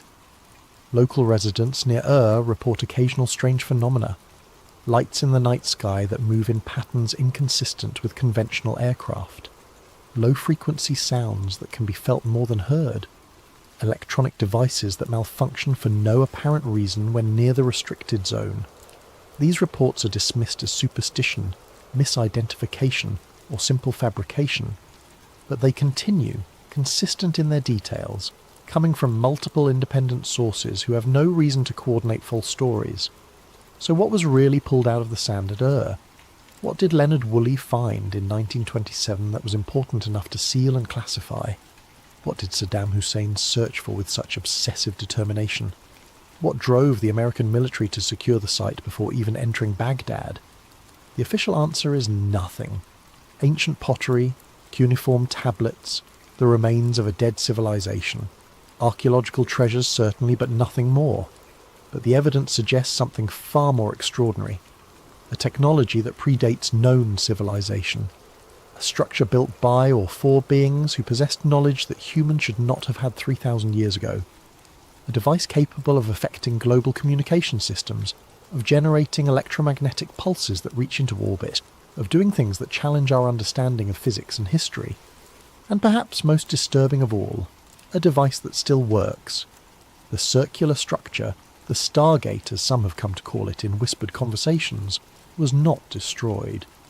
Despite the concrete, despite the ceiling of the chambers, it remains intact beneath protected, preserved, studied in secret by specialists whose work will never be acknowledged, because destroying it was considered too risky. What if it was connected to other devices elsewhere? What if destroying it would trigger some kind of response? What if the technology it represented was too valuable to lose, even if we could not safely use it? So it sits there, meters beneath the desert, surrounded by concrete and secrecy. A threshold to realms unknown, a pathway to somewhere else, a gift or a warning from the beings the ancient Sumerians called the Anunnaki, the lords who descended from the stars. The war in Iraq cost thousands of lives and trillions of dollars. It destabilized a region, created power vacuums that spawned new conflicts, and divided public opinion for a generation. History will debate whether it was justified, whether it achieved its stated objectives, whether it was worth the terrible price paid in blood and treasure. But that debate is based on incomplete information. Because the real objective of the war, the one that could never be spoken aloud, was achieved perfectly. Whatever lies beneath is under control. Not Iraqi control, not Saddam Hussein's control, not the control of anyone who might activate it, without fully understanding the consequences. American control, locked down, sealed away, hidden beneath layers of concrete and classification and official denial. Safe, for now. But the heat signatures continue. The power flows. The device, whatever it truly is, remains active in the darkness, waiting. And one day perhaps someone will decide that the risk is worth the reward, that the knowledge to be gained outweighs the dangers, that humanity is ready to activate what ancients built and see where that threshold truly leads. When that day comes, we will learn the final truth about the Stargate of But until then, it remains hidden beneath the sands of Iraq, a secret buried within a secret. The real reason for a war that the world thought it understood, and perhaps, in the end, that is exactly where it should stay.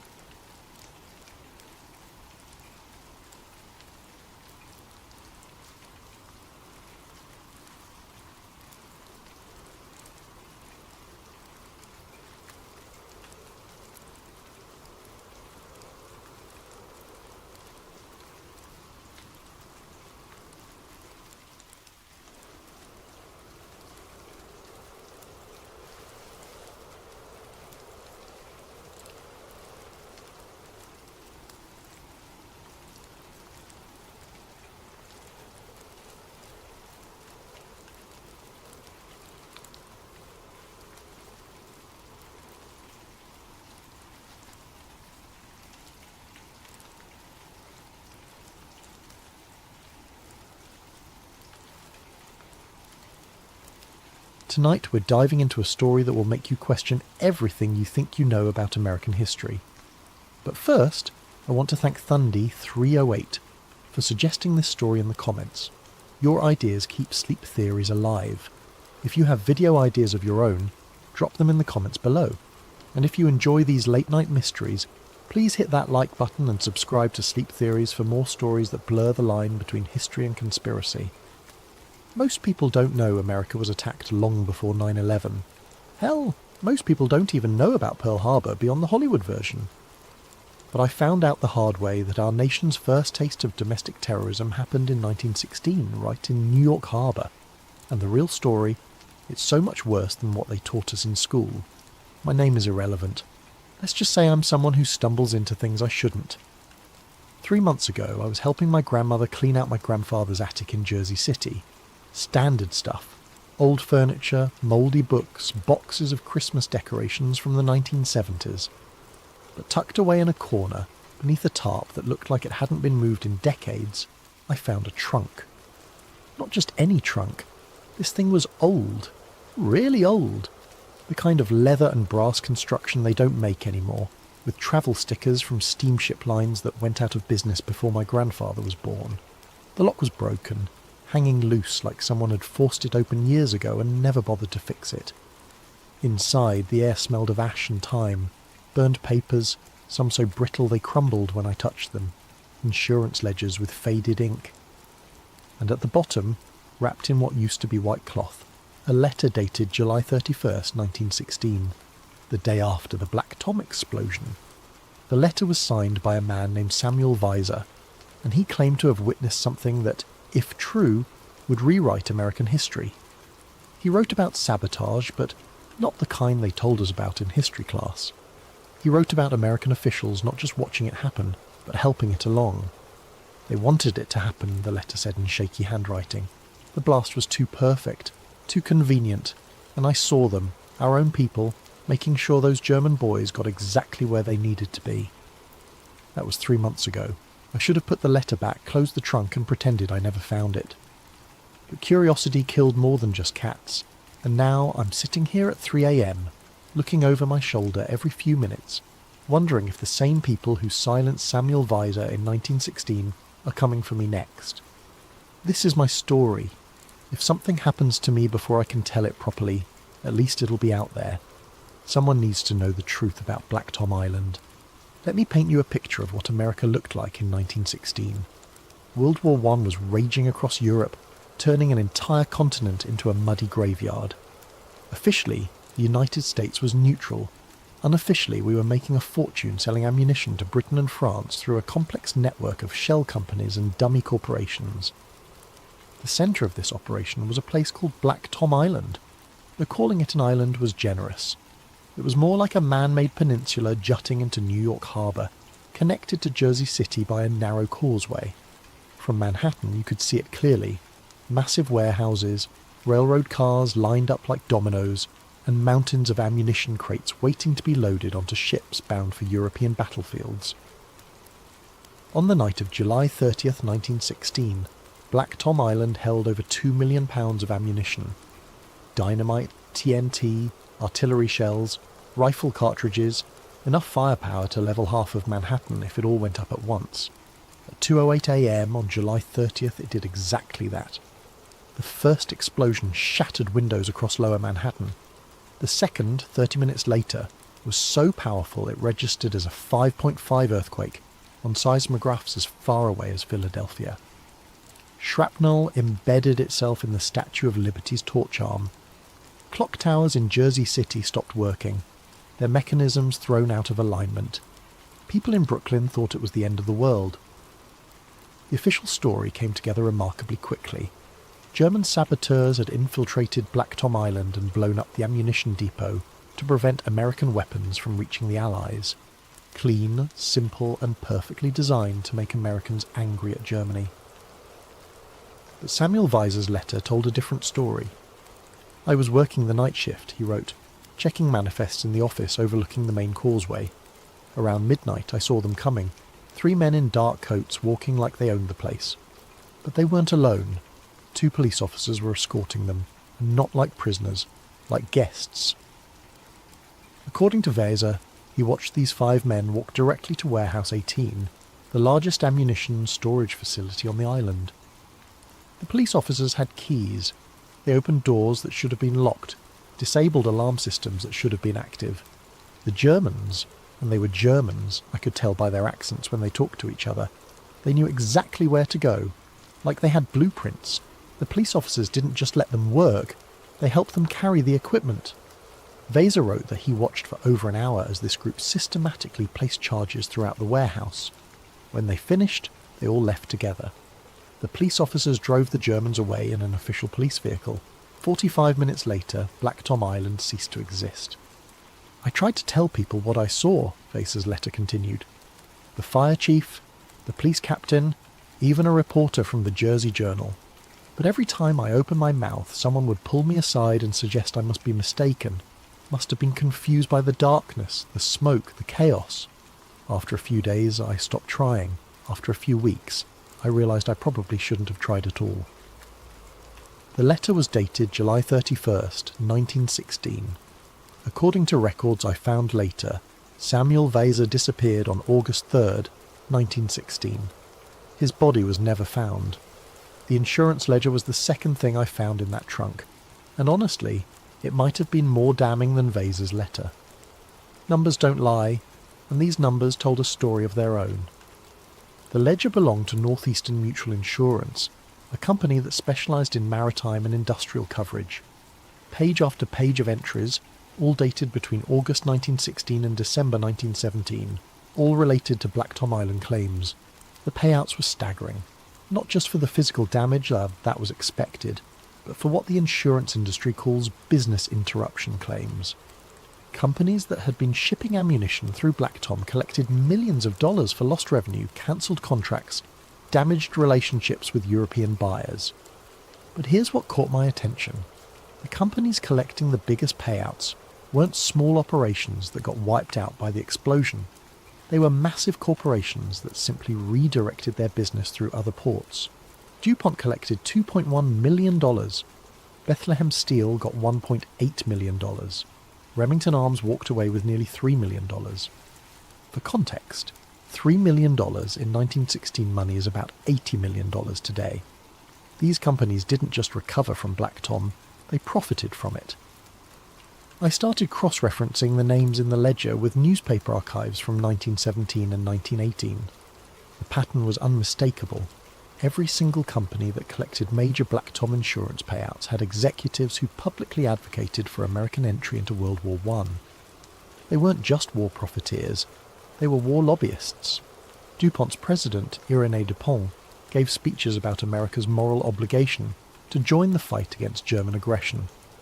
Bethlehem Steel's Charles Schwab met privately with President Wilson 6 times between the Black Tom explosion and America's declaration of war. Remington's board included 2 former congressmen who had voted against neutrality measures. The explosion that was supposedly an attack on American interests had made the people pushing for war incredibly wealthy, and they had been incredibly well insured against exactly the kind of attack that happened. I found myself staring at those numbers for hours, adding and re-adding the totals. Northeastern Mutual had paid out over $15 million in Black Tom claims, about $400 million in today's money, for a single incident. For a company that size, that should have meant bankruptcy. But Northeastern Mutual didn't go bankrupt. According to financial records I found online, 1917 was their most profitable year ever. Someone had backed those payouts, someone with deep pockets and deeper connections, someone who wanted those specific companies to have the capital they needed to ramp up war production. The more I dug, the more convinced I became that Samuel Weser had been right. The blast was too perfect, too convenient. But it wasn't just German sabotage with American assistance. It was American sabotage with German patsies. Finding information about Samuel Weser turned out to be like trying to catch smoke. The man had been systematically erased from public records.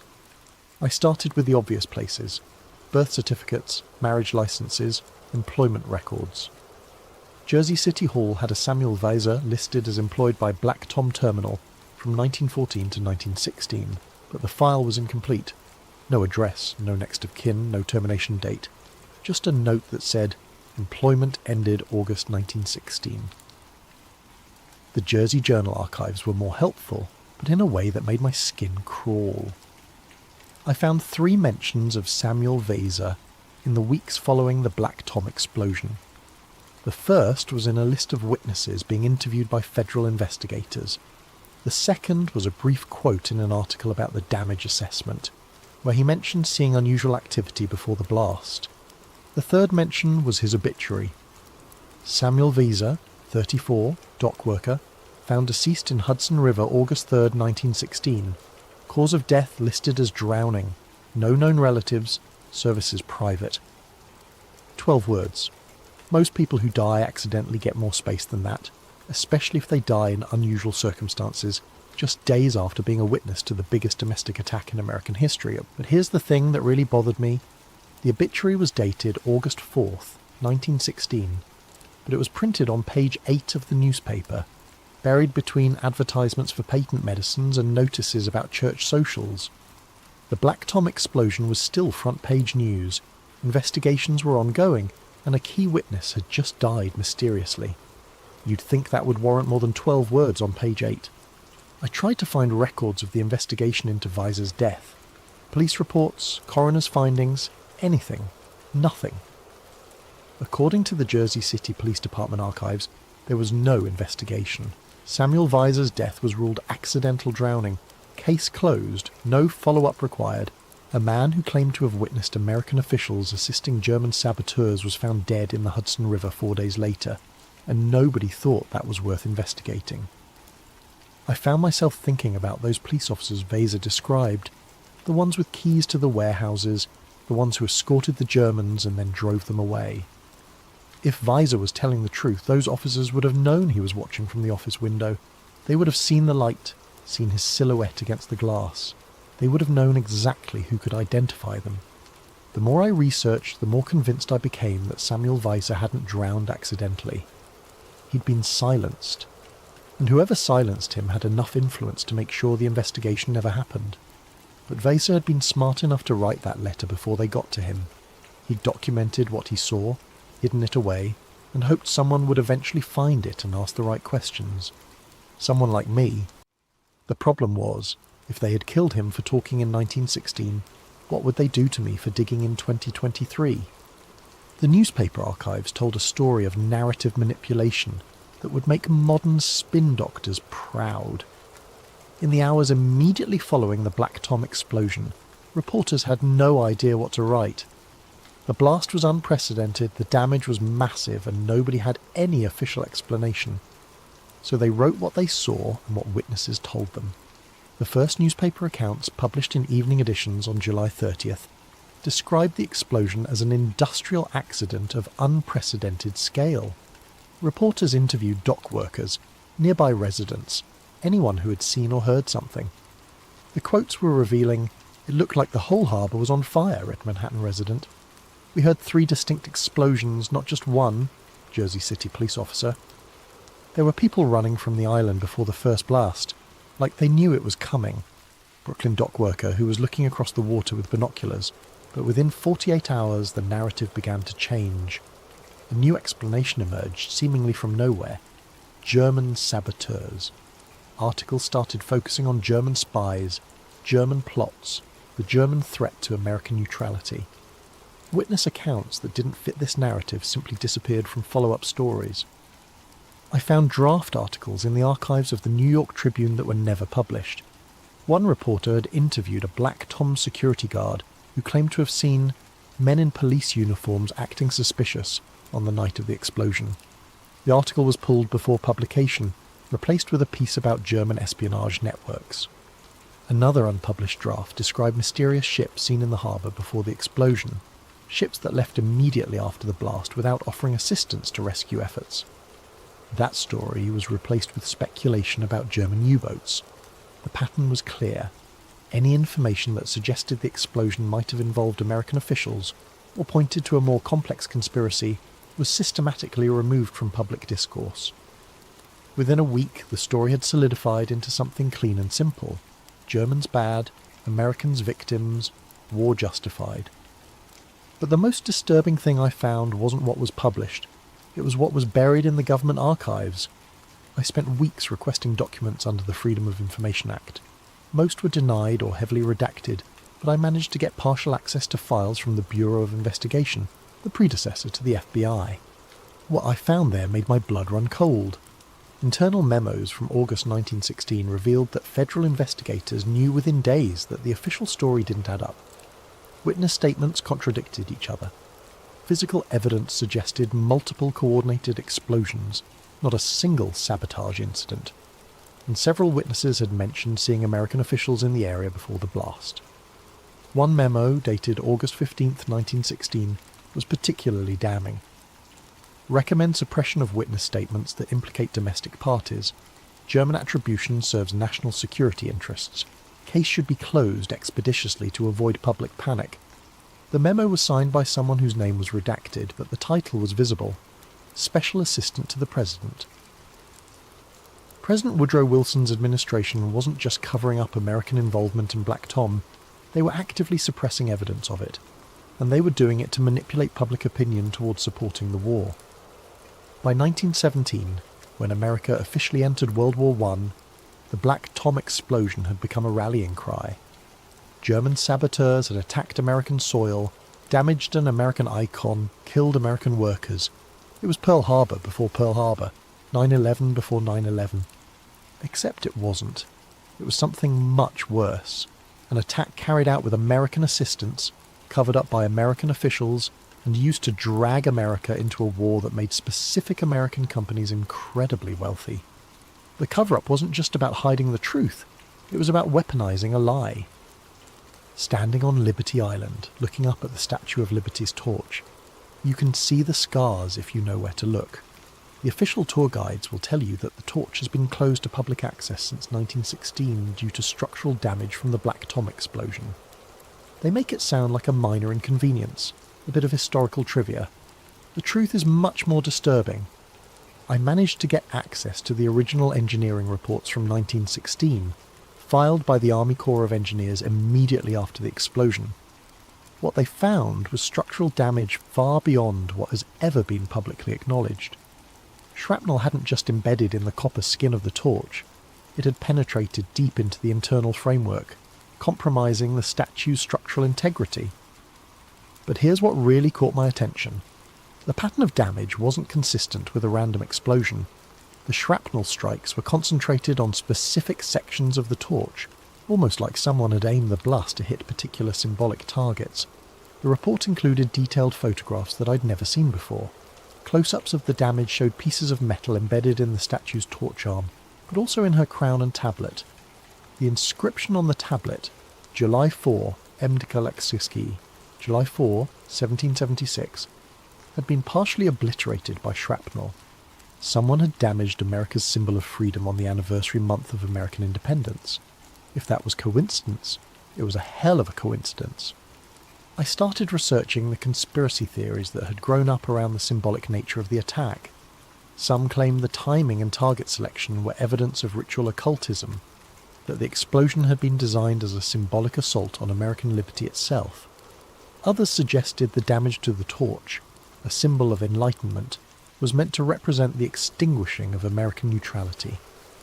Most of these theories were clearly nonsense, but they all shared a common thread: the recognition that the Black Tom explosion had been too precise, too symbolically loaded to be random sabotage.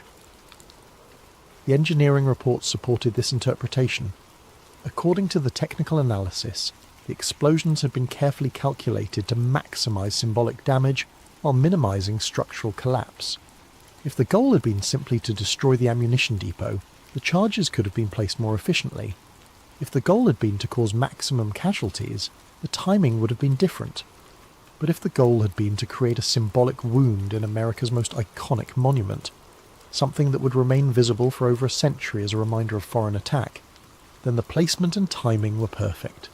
The Statue of Liberty's torch remains closed to the public today, 107 years later. Every day, thousands of tourists look up at that damaged torch and remember that America has been attacked before. They remember that foreign enemies have struck at our symbols of freedom, But they don't know that the attack might have been an inside job.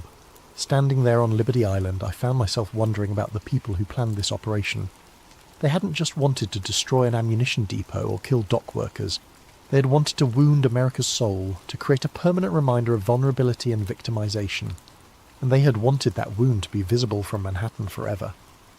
My grandfather had worked for Consolidated Maritime Insurance Company from 1965 to 1985. It was a small company that handled specialized marine and industrial policies, mostly for New Jersey businesses. When he retired, they gave him a modest pension and a company watch. When the company was bought out by a larger firm in 1995, most of the old records were supposed to be destroyed. But my grandfather had kept copies of some files. Insurance guys are paranoid about documentation. It's an occupational hazard. And apparently, Consolidated Maritime had inherited some very old files when they bought out Northeastern Mutual Insurance back in 1952. The same Northeastern Mutual that had paid out millions in Black Tom claims. I found my grandfather's old company login credentials in a shoebox, written on a piece of paper along with his social security number and pension account information. The login was for a digital archive system that Consolidated Maritime had set up in the 1990s to digitize their older paper files. I figured the system would be long dead, but insurance companies never throw anything away. The login still worked. What I found in those digital files made everything else look like child's play. Northeastern Mutual hadn't just insured the companies that profited from Black Tom, they had coordinated the whole thing. Internal memos from 1916 laid out the operation in chilling detail. Project Torchlight, target Black Tom Terminal, date July 30th, 1916, objectives 1. Eliminate munitions stockpile preventing competitor access to European markets. 2. Generate insurance payouts to capitalise client war production. 3. Create public sentiment favouring military engagement. There it was, in black and white corporate speak. Black Tom hadn't been sabotage at all. It had been a business plan. The memos outlined how Northeastern Mutual had coordinated with Jersey City Police to provide access to German agents who believed they were conducting legitimate sabotage operations. The Germans thought they were striking a blow against Allied supply lines. They had no idea they were being used as cover for an American corporate conspiracy. German assets have been provided with accurate facility maps and timing schedules. Police cooperation secured through standard municipal influence channels. Anticipated civilian casualties, minimal. Anticipated insurance exposure, $15 to $20 million. Anticipated client profits from war production acceleration, $150 to $200 million over 18 months. They had calculated the death toll. They had weighed American lives against corporate profits and decided the profits were worth it. Other files showed the web of connections that made the operation possible. Northeastern Mutual's board included former government officials, active military officers, and executives from major munitions companies. They hadn't just insured these companies, they had been partners with them. The conspiracy went all the way to Washington. One memo referenced presidential awareness and tacit approval for economic acceleration measures. Wilson himself might not have ordered the Black Tom explosion, but he'd known it was coming and allowed it to happen. But the most disturbing file was dated August 3rd, 1916, the day Samuel Weiser died. It was a brief note from the company's security consultant. Witness situation resolved. River disposal successful. Recommend standard accidental death processing. No further action required.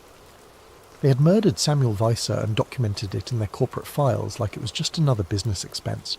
As I sat there reading these files, I realised I was looking at evidence of a conspiracy that made Watergate look like a parking ticket. American corporate and government officials had orchestrated a terrorist attack on American soil, used German agents as patsies, murdered witnesses, and used the whole thing as justification for entering a profitable war. And then I realised something else. I was accessing these files through an internet connection. Someone would have logs of my access, digital footprints, timestamps, and IP addresses. If they had killed Samuel Weiser for seeing too much in 1916, what would they do to me for seeing everything in 2023? That's when my laptop froze. The message appeared in the centre of my screen, white text on a black background. You've found enough. Stop digging. I tried to close the browser, restart the computer, pull the power cord, nothing worked. The message just sat there, pulsing slightly, like it was breathing. Then my phone rang. I looked at the screen. Unknown caller. I let it go to voicemail, but it started ringing again immediately. Same caller ID, same insistent tone. On the third call, I answered. Mr. Harrison. The voice was calm, professional, completely emotionless. You've been accessing some very old files tonight. They knew my name. They knew what I'd been doing. They were watching me in real time. I don't know what you're talking about, I said, but my voice cracked. Not exactly convincing. The Northeastern Mutual Archives. Consolidated Maritime Insurance Digital Records. Files related to the Black Tom incident of 1916. You accessed them at 11:47 p.m. using credentials belonging to Robert Harrison, deceased. Your grandfather, I believe. I hung up. The phone rang again immediately. That was rude, the voice said when I answered. Let me explain your situation. You have discovered information that certain parties would prefer to remain private. You have accessed this information through unauthorized means, which makes you criminally liable. You have also, unfortunately for you, triggered several security protocols that notify us when these particular files are viewed. Who is us? I asked. That's not important. What's important is that you understand the gravity of your situation. The Black Tom incident was resolved over a century ago. All parties involved are long deceased. The companies, the government officials, the insurance carriers, all gone. There is no one left to prosecute, no one left to blame, no one left to hold accountable. Except the people covering it up, I said. No, the voice said patiently. There is no cover-up. There is simply institutional continuity. The files you've accessed are maintained for historical completeness, not because anyone intends to act on the information they contain. They are quite literally ancient history. Ancient history that you kill people to protect. Samuel Vasa died in 1916. Anyone who might have ordered his death would be over 150 years old today. Do you see the problem with your conspiracy theory? But I was starting to understand something else. The companies might be gone, but the money isn't. The profits from World War I, the insurance payouts, the connections, all of that got passed down, didn't it? To new companies, new families, new power structures. There was a pause. You're smarter than I hoped you'd be. So what happens now? You kill me too? Mr. Harrison, we live in a different world than Samuel Vasa did. In 1916, a dock worker could simply disappear without anyone asking difficult questions. Today, a young man with a laptop and a social media presence cannot vanish without generating exactly the kind of attention we prefer to avoid. So I'm safe? You're useful. Your grandfather kept copies of files he shouldn't have kept. His login credentials provided access to archives that should have been deleted decades ago. You've helped us identify security vulnerabilities that need to be addressed. For that we're grateful. I could hear typing in the background. However, your usefulness has limits. You will not publish anything about Black Tom Island. You will not share the files you've accessed. You will not discuss this conversation with anyone. You will delete any copies you've made of these documents and return any physical materials you've found to their proper storage. And if I don't, then you'll discover that the methods we used to silence witnesses in 1916 were primitive compared to what we can do today. We don't need to throw you in the Hudson River, Mr. Harrison. We can destroy your credit, your employment, your relationships, your online presence, your entire existence without laying a finger on you. We can make you disappear into poverty and isolation while leaving you perfectly visible and alive. The line went dead. My laptop screen flickered and returned to normal, showing the insurance website I'd been browsing as if nothing had happened. But when I tried to access the Northeastern Mutual files again, I got an error message. Archive not found. They had locked me out. But more than that, they had probably deleted everything. All that evidence, all that proof, gone with a few keystrokes. I sat there in my apartment staring at my laptop screen, trying to process what had just happened. A century-old conspiracy, a corporate terrorist attack, government complicity, murder, cover-ups, and it was all just going to disappear back into the shadows where it had been hiding for over 100 years. But they had made one mistake. They had assumed that grandfather only kept digital copies of the files. I still had the trunk. I still had Samuel Vasa's letter. I still had the insurance ledger with all those numbers and names and connections. The question was, what was I going to do with them? It's been 3 weeks since that phone call. 3 weeks of looking over my shoulder, checking my credit report, watching for signs that they're following through on their threats. So far, nothing. Maybe they think they've scared me enough. Maybe they're waiting to see if I keep my mouth shut. Maybe they're planning something I won't see coming. I keep thinking about Samuel Vader, about what it must have been like for him in those final days.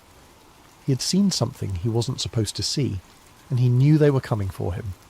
But he wrote that letter anyway. He documented the truth and hid it away, hoping someone would eventually find it and ask the right questions. Someone like me. But here's what really keeps me awake at night. Samuel Vader wasn't the only witness who disappeared. After that phone call, I couldn't stop digging. Call it obsession. Call it stupidity. But I needed to know how deep this thing went. I started researching other people who had been in the area that night, other potential witnesses who might have seen what Vader saw. What I found was a pattern of deaths that stretched far beyond one dock worker. Margaret Flynn, a nurse at the Jersey City Hospital who treated blast victims, died in a gas leak accident in her apartment on August 15th, 1916. She had given interviews to reporters about treating patients with unusual burns that looked more like chemical exposure than explosion injuries. Thomas McKenna, a railroad engineer who claimed to have seen official vehicles leaving Black Tom Island just before the explosion, died when his locomotive mysteriously derailed on August 22nd. The accident report blamed track malformation, but the tracks had been inspected and cleared just hours earlier. Father Giuseppe Torretti, an Italian priest who ran a mission near the waterfront, had been offering shelter to dock workers who were too afraid to return home after the explosion. He wrote in his parish newsletter that several workers had come to him with stories of American officials collaborating with foreign agents. Father Torretti died in his sleep on September the 3rd, officially from a heart attack, though he was only 38 years old and had no history of heart problems. Between August and December 1916, 17 people with direct or indirect connections to the Black Tom explosion died in what the authorities classified as accidents, suicides, or natural causes. 17 people who had either seen something suspicious or had contact with people who claimed to have seen something suspicious. The statistical probability of that many connected deaths occurring by chance is essentially zero. But the most chilling discovery came when I researched the police officers who would have been on duty that night. The Jersey City Police Department roster from July 30th, 1916, listed 12 officers assigned to the Black Tom area. By January 1917, only 4 were still alive. 3 had died in accidents. 2 had committed suicide. 3 had simply disappeared. Their personnel files noted they had abandoned their posts, and warrants were issued for desertion, but they were never found. The 4 survivors all received promotions and commendations for their heroic service during the Black Tom crisis. They went on to have distinguished careers, rising to positions of authority within the department. One became police chief in 1925. The pattern was unmistakable. Anyone who might have contradicted the official story was eliminated. Anyone who supported it was rewarded. The Black Tom explosion wasn't just sabotage. It was a blueprint for how corporate interests, government corruption, and foreign threats could be combined to manipulate American public opinion and justify profitable wars. It was a beta test for the military-industrial complex that would define American foreign policy for the next century. But more than that, it was a demonstration of how completely a democratic society could be controlled if you had enough money, enough influence, and enough willingness to kill your own citizens. Insurance fraud, corporate greed, and hidden hands pushing America into war. These weren't aberrations. They were features. They were how the system was designed to work. And if they silenced 17 witnesses in 1916 to protect that system, what do you think they'll do to me? I've uploaded copies of everything to multiple cloud servers under fake accounts. I've mailed physical copies to journalists, historians, and conspiracy researchers around the country. I've created dead man switches that will automatically publish everything if I don't check in regularly. But I know it probably won't matter. They've had over a century to perfect their methods. They've had over a century to build networks of influence and control that make the 1916 conspiracy look like amateur hour. If they want this story buried, they'll find a way to bury it. And they've already started trying. 2 days after that phone call, I got a letter from the IRS audit notice. Random selection, they claimed. But the timing was suspiciously convenient. Then my credit card company called about unusual activity and froze my accounts pending a fraud investigation. My employer received an anonymous tip that I had been accessing company computers for personal research projects, which led to a formal disciplinary review. Each incident by itself could be coincidence. Together they formed a pattern of pressure designed to make me too busy dealing with bureaucratic nightmares to continue investigating Black Tom. But the real message came when I tried to access my grandfather's house. I drove to Jersey City last weekend, planning to go through the attic more thoroughly. Maybe there were other documents I had missed, other evidence that could corroborate Samuel Weiser's story. But when I got to the house, there was a condemned notice on the front door.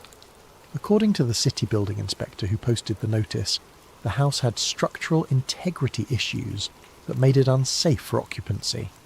The foundation was allegedly compromised, the roof was supposedly on the verge of collapse, and the electrical system posed an imminent fire hazard. Funny thing is, I'd been in that house just 3 weeks earlier, and it was perfectly fine, sturdy as the day it was built. But now, according to official city records, it was a death trap that needed to be demolished immediately. The demolition was scheduled for the following Monday, 72 hours from the time I received the notice. I called the building inspector's office trying to get more information about the inspection process, the specific problems they had identified, anything that might explain the sudden urgency. But the inspector who had signed the notice was unavailable, and his supervisor was in meetings all day. What I did learn, through some creative phone calls to neighbours, was that men in suits had been going door to door in the neighbourhood, asking about the old Harrison place, and whether anyone had seen suspicious activity around the property recently. They claimed to be federal investigators looking into potential environmental hazards, but they wouldn't show identification, and they left no business cards. The neighbours were scared. One elderly woman told me that the men had made it clear that asking too many questions about their investigation would not be in her best interests. I realised then that they weren't just trying to silence me. They were trying to eliminate all physical evidence of what I had discovered. The trunk, the documents, anything that might corroborate my story was about to be buried under a pile of rubble. So I did something stupid. I broke into my own grandfather's house. The structural integrity issues were bullshit, of course. The house was solid as a rock. But what I found in the attic made my blood run cold. The trunk was gone. Not just moved or damaged, completely gone, along with everything it had contained. Samuel Weiser's letter, the insurance ledger, the burned papers, all of it. In place of the trunk, there was a neat pile of ash on the attic floor, as if someone had burned everything and carefully swept up the remains. But they had missed something. Hidden behind a loose floorboard, I found another document, one I hadn't discovered during my first visit.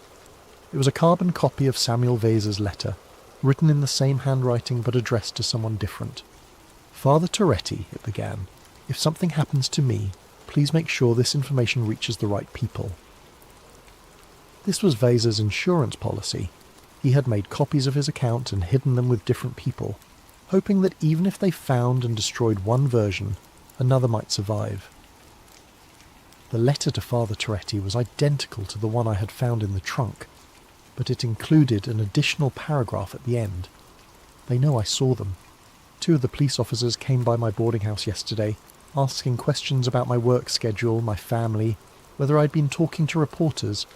They were friendly enough, but there was something in their eyes that made my skin crawl. I've decided to leave Jersey City for a while, maybe visit my cousin in Philadelphia until this all blows over. If you're reading this, it means I never made it to the train station. Samuel Weiser had known they were coming for him. He had tried to run, and they had caught him anyway. But more importantly, he had trusted Father Toretti with a copy of his story. The same Father Toretti who had died of a heart attack just a few weeks later. Still, I had to try. Samuel Weiser died trying to tell this story. Father Toretti died trying to protect it. The least I can do is risk my comfortable middle-class existence to tell it properly. Because the thing is, Black Tom wasn't a one-time event. It was a proof of concept. If you know what to look for, you can see the same patterns repeating throughout American history. Convenient attacks that justify profitable wars, corporate interest aligned with government policy, witnesses who disappear or discredit themselves. The methods get more sophisticated, but the fundamental approach remains the same: create a crisis, control the narrative, profit from the solution. How many other foreign attacks on American soil have actually been domestic operations? How many other Samuel Visas have been silenced before they could tell their stories? How many other trunks full of evidence are sitting in American attics, waiting for curious grandchildren to find them? I don't know if anyone will believe this story. I don't know if anyone will care enough to dig deeper. I don't know if I'll be around to find out. But I know this. The people who orchestrated the Black Tom explosion, who murdered Samuel Visa, who have spent over a century protecting this secret, they're still out there. Maybe not the same individuals, but the same institutions, the same networks, the same fundamental corruption. And they're still... The recording cuts off abruptly. The file is timestamped 3:17 a.m, November 15th, 2023. No further recordings have been found. What if I told you that buried beneath the frozen wastelands of Alaska lies something that could change everything we know about human history? Something that's not ancient at all, but very much alive. Tonight's story comes from a request by Matul Patel 9283. Thank you for this incredible suggestion. If you have ideas for future stories, please leave them in the comments below. And if you enjoy these tales that blur the line between fact and fiction, don't forget to like and subscribe to Sleep Theories for more mysterious stories that will keep you wondering. My name doesn't matter for this story. What matters is what I found beneath 200 feet of Alaskan permafrost, and why the government wants me to forget it ever existed. I'm a civil engineer, nothing glamorous about it. I measure soil density, calculate load-bearing capacities, and make sure buildings don't sink into the ground. For 15 years I've worked contracts across the country, from Florida swamplands to Nevada deserts. Alaska was supposed to be just another job. The US Army Corps of Engineers hired me in March 2023 to survey land stability for a proposed pipeline route. Nothing unusual there. Energy companies are always looking to move oil from point A to point B, and they need someone to tell them their pipes won't crack when the ground shifts. The pay was good, the timeline was reasonable, and I needed the work. The assignment took me to a stretch of wilderness about 60 miles northwest of Fairbanks. On paper, it looked simple. A 3-month survey of geological stability across a 40-mile corridor. I'd use ground-penetrating radar, seismographs and core samples to map what lay beneath the surface. Standard procedure. I should have known something was off when they gave me a satellite phone with specific instructions to check in every 12 hours. Weather can change fast up there, the project coordinator explained. We need to know you're alive. But Alaska's a dangerous place. People disappear into the wilderness all the time. It seemed reasonable. I flew into Fairbanks on a Tuesday in April, rented a heavy-duty pickup truck and loaded it with equipment. The drive to my assigned sector took 3 hours on increasingly rough roads. The last 20 miles were barely more than frozen tyre tracks cutting through endless stands of black spruce and birch. When I finally reached my starting coordinates, the silence was absolute. No wind, no animals, no aircraft overhead. Just me, my equipment, and thousands of square miles of nothing. That's when the work began, and that's when everything I thought I knew about the world started to unravel. The first week went exactly as planned. I established a base camp with a generator-powered trailer and methodically began surveying the proposed pipeline route. The ground-penetrating radar showed typical permafrost patterns, layers of ice and soil that had been frozen for millennia. My seismograph readings were clean, showing the kind of stable bedrock that pipeline engineers love to see. Core samples revealed nothing unusual, standard Arctic soil composition with good load-bearing characteristics. I was making excellent progress. Then, on day 8, something changed. I was setting up the radar array for the morning survey when I noticed interference patterns on my display. Instead of the usual chaotic scattering that indicates rock and soil, I was seeing geometric shapes. At first I assumed it was equipment malfunction, Electronic devices can act strangely in extreme cold, and I'd been pushing my gear hard. I recalibrated the radar, replaced cables, and ran diagnostic tests. Everything checked out perfectly, but the shapes remained straight lines, perfect 90-degree angles, and beneath everything a massive triangular form with sides that extended beyond my radar's maximum penetration depth of 200 feet. I switched to the seismograph, thinking maybe sound waves would give me different data. I set off small explosive charges and measured how the shock waves travelled through the ground. Standard geological surveying technique. The results made no sense. Sound waves were reflecting off something solid and geometrically perfect about 150 feet down. The reflection pattern showed clean edges, flat surfaces, and precise angles. In nature, you don't find precise angles. Rivers meander, mountains erode into curves, and rock formations crack in random patterns. This was something else entirely. I spent the rest of that day running every test I could think of. Different frequencies, multiple angles, overlapping surveys. Every single measurement confirmed the same impossible truth. There was a massive pyramid buried beneath the permafrost, and it was huge. My calculations suggested sides at least 800 feet long, significantly larger than the Great Pyramid of Giza. The depth readings indicated it was sitting on bedrock, which meant it had been built on the surface and then buried by millions of years of geological processes. Except that made no sense either. Alaska's geological history doesn't include ancient civilizations capable of megalithic construction. The entire region was under glacial ice, until relatively recently in geological terms. I sat in my trailer that night staring at the printouts and digital displays, trying to find any explanation that didn't challenge everything I understood about engineering and archaeology. Maybe it was a natural formation that just happened to look geometric. Maybe my instruments were picking up interference from buried metal or deposits. Maybe the extreme cold was affecting my equipment in ways I didn't understand. But deep down I knew I was looking at something artificial, something that had been deliberately constructed and then hidden beneath the ice. The question was, who built it, and why? I needed supplies, and more importantly, I needed to talk to someone who knew the area's history. The nearest settlement was a village called Yukon Crossing, population 127 according to the road sign. It was a 40-minute drive south on a road that tested every shock absorber in my truck. Yukon Crossing looked like a lot of rural Alaskan towns. A handful of weathered buildings clustered around a general store and a combination post office-gas station. Most of the residents lived in trailer homes or log cabins scattered among the trees. Smoke rose from chimneys in thin grey columns against the bright spring sky. The general store served as the unofficial community centre. Inside, I found an elderly native Alaskan man named Joseph Kaltag behind the counter, selling everything from canned goods to ammunition to fishing gear. He looked like he'd been running the place for decades. "You're the pipeline engineer," he said before I could introduce myself. It wasn't a question. "Word travels fast," I replied. "Not much happens around here."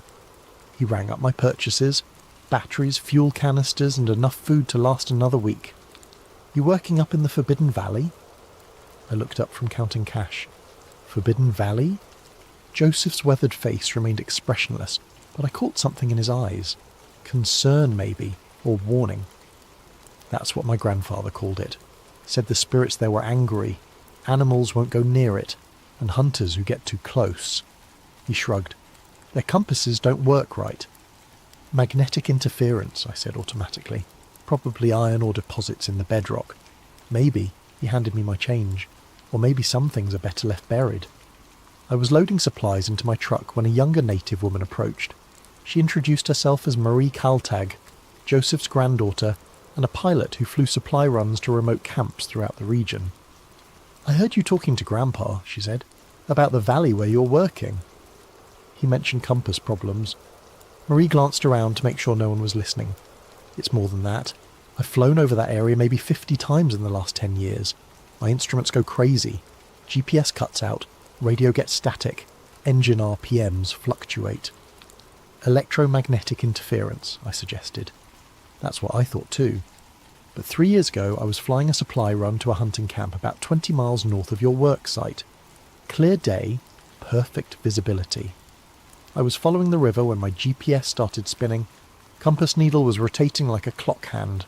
She paused, clearly uncomfortable with the memory. I looked down to try to navigate by landmarks, and I saw something that shouldn't have been there. Lines in the snow, geometric patterns like someone had carved designs into the landscape.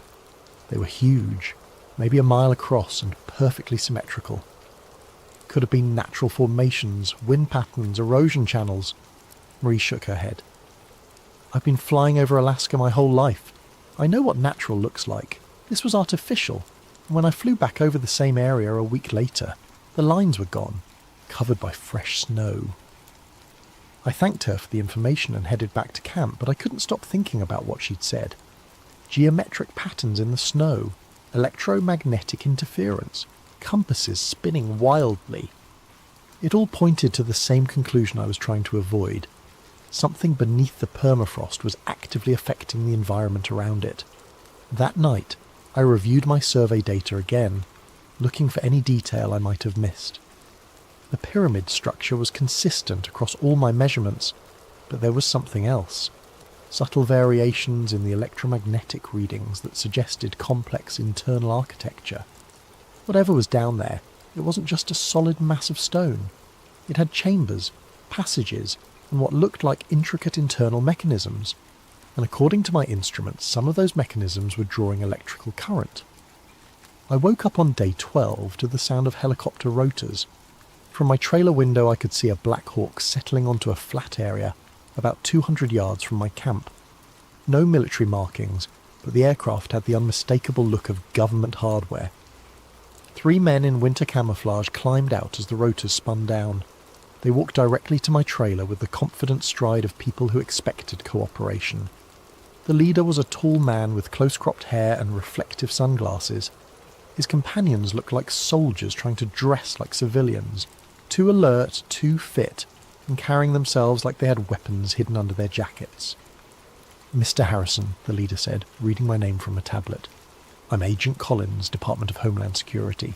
We need to discuss your recent survey findings." I stepped outside, keeping my expression neutral. I wasn't aware DHS had jurisdiction over pipeline surveys. "We have jurisdiction over potential national security threats." Collins gestured toward my equipment array. "Your seismic activity has been flagged by our monitoring systems. We need to examine your data and confiscate any materials related to subsurface anomalies." "What subsurface anomalies?" Collins removed his sunglasses, revealing pale blue eyes that seemed to look right through me. "Mr. Harrison, we know exactly what you found down there. The question is whether you're going to cooperate voluntarily or make this difficult. I had 2 choices: hand over my data willingly or watch them take it by force. Either way, they were getting what they wanted. "The hard drives are in the trailer," I said. One of Collins' men immediately headed inside while the other began disconnecting my external monitoring equipment. They worked with practiced efficiency, clearly familiar with this type of confiscation. "How long have you known it was there?" I asked. Collins was quiet for a long moment, apparently deciding how much to tell me. "The structure first appeared on our deep scanning systems in 1992. We've been monitoring it ever since." "Appeared? You mean you discovered it in 1992? "No, Mr. Harrison. I mean it appeared in 1992. Prior to that date, our scans showed normal bedrock composition. Then something changed." The man emerging from my trailer handed Collins a bag containing my hard drives and backup storage devices. They had also taken my printed survey maps and handwritten notes. 1992, I said, thinking out loud.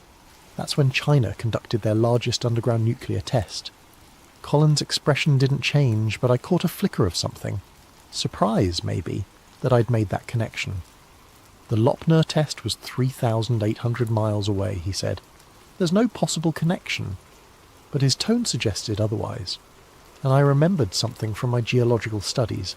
Seismic waves from large underground explosions can travel through the Earth's crust and trigger responses in sensitive areas thousands of miles away. What if the Chinese nuclear test had somehow activated whatever was buried beneath the Alaskan permafrost? "You're being reassigned," Collins continued, handing me an official-looking document.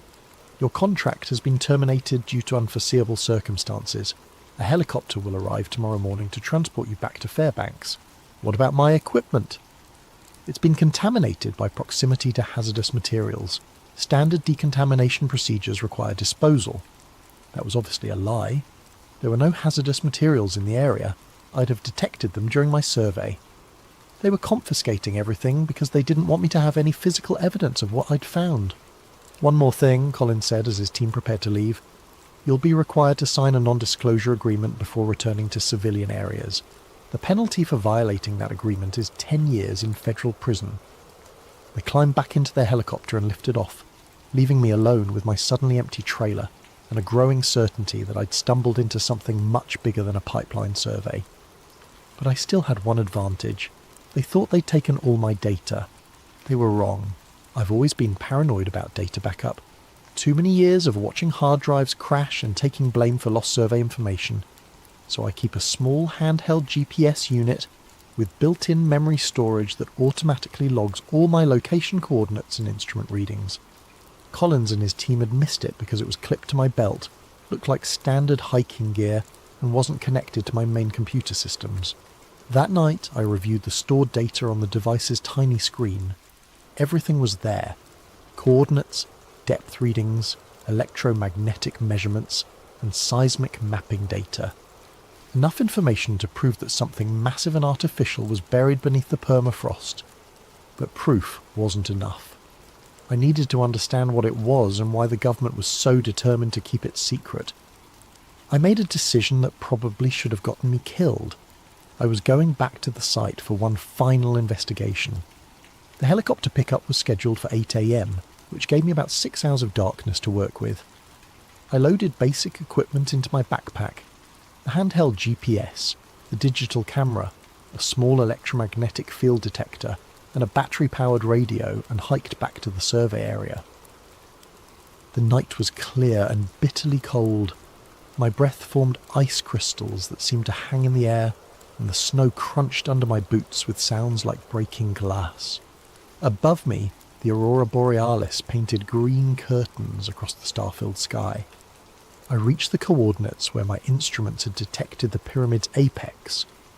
According to my calculations, I was standing directly above the structure's highest point, about 120 feet below my boots. The handheld detector immediately started showing readings. Electromagnetic activity was significantly higher than background levels, and it seemed to be increasing. The device's small screen showed wave patterns that looked almost like a heartbeat. Regular pulses of energy rising and falling in consistent cycles. I took photos of the instrument readings and recorded GPS coordinates, building a digital record that I could hopefully smuggle out of Alaska. But as I worked, something strange began happening. The aurora overhead was changing. Instead of the usual flowing curtains of light, it was forming geometric patterns, straight lines and angular shapes that mirrored the underground structure. It was as if the buried pyramid was somehow influencing the electromagnetic phenomena in the upper atmosphere. That's when I felt the vibration. It started as a barely perceptible tremor in the ground, like the feeling of a distant freight train. But it quickly intensified until I could feel it in my bones, a deep, rhythmic pulsing that seemed to synchronize with the electromagnetic readings on my detector. The device's screen was flashing warnings. Energy levels were spiking far beyond anything I'd measured during my official survey. Whatever was buried down there was waking up. I started backing away from the site, but before I could get more than 50 yards, everything electronic I carried died simultaneously. The GPS unit, the detector, my digital camera, even my LED flashlight, all dead, as if something had delivered a massive electromagnetic pulse. Above me, the aurora was blazing brighter than I'd ever seen, forming complex geometric patterns that hurt to look at directly. The air itself seemed to be humming with energy, and I could feel static electricity building up on my clothing and exposed skin. Then, as suddenly as it had begun, everything stopped. The aurora faded back to normal patterns. The ground vibration ceased. The electrical sensation disappeared. I was left standing in the middle of the Alaskan wilderness in complete darkness, holding a handful of dead electronics. I stumbled back toward camp using starlight for navigation, reaching my trailer just before dawn. When I tried to start my truck, the engine turned over immediately. Apparently whatever had killed my handheld electronics hadn't affected the vehicle's more robust electrical system. But I knew what I had experienced wasn't natural. The buried pyramid wasn't just an ancient artifact or geological formation. It was some kind of active installation that could influence electromagnetic fields across a wide area. The question was, what was its purpose? The helicopter arrived exactly at 8 a.m, piloted by a civilian contractor who seemed unaware that he was participating in a government cover-up. During the flight back to Fairbanks, I signed the non-disclosure agreement Collins had mentioned, legally binding myself to remain silent about my discoveries. But signing the paper didn't erase my memory, and it didn't eliminate the data I'd managed to keep hidden. I flew back to Seattle that afternoon and spent the next 2 weeks trying to return to normal life. I updated my resume, contacted potential clients, and attempted to focus on finding my next engineering contract. But I couldn't stop thinking about what lay buried beneath the Alaskan permafrost. Late one night, unable to sleep, I sat down with my laptop and started researching everything I could find about electromagnetic anomalies, underground structures, and the 1992 Chinese nuclear test that Agent Collins had mentioned. What I discovered changed everything. The Chinese test, conducted at the Lop-Neur facility on May 21, 1992, was indeed one of the largest underground nuclear explosions ever detonated. The blast was so powerful that seismic monitoring stations around the world recorded the shockwaves as they travelled through the Earth's crust. But that wasn't the interesting part. I found archived scientific papers describing unusual electromagnetic phenomena that occurred globally in the days following the test. Radio disruptions, satellite communication failures, and compass anomalies were reported from locations thousands of miles away from the blast site. Most significantly, several research stations in Alaska reported sudden spikes in local electromagnetic activity, beginning approximately 6 hours after the Chinese detonation. Exactly the amount of time it would take seismic waves to travel through the Earth's crust from Lop-Neur to Alaska. I cross-referenced these reports with geological surveys of the Alaskan region and found something that made my blood run cold. Every single electromagnetic anomaly had been reported from locations within a 50-mile radius of my survey site. Whatever was buried there had indeed been activated by the Chinese nuclear test, just as Collins had implied, but the implications went far beyond a simple cause and effect relationship. I started plotting the locations of other reported anomalies on a world map, looking for patterns.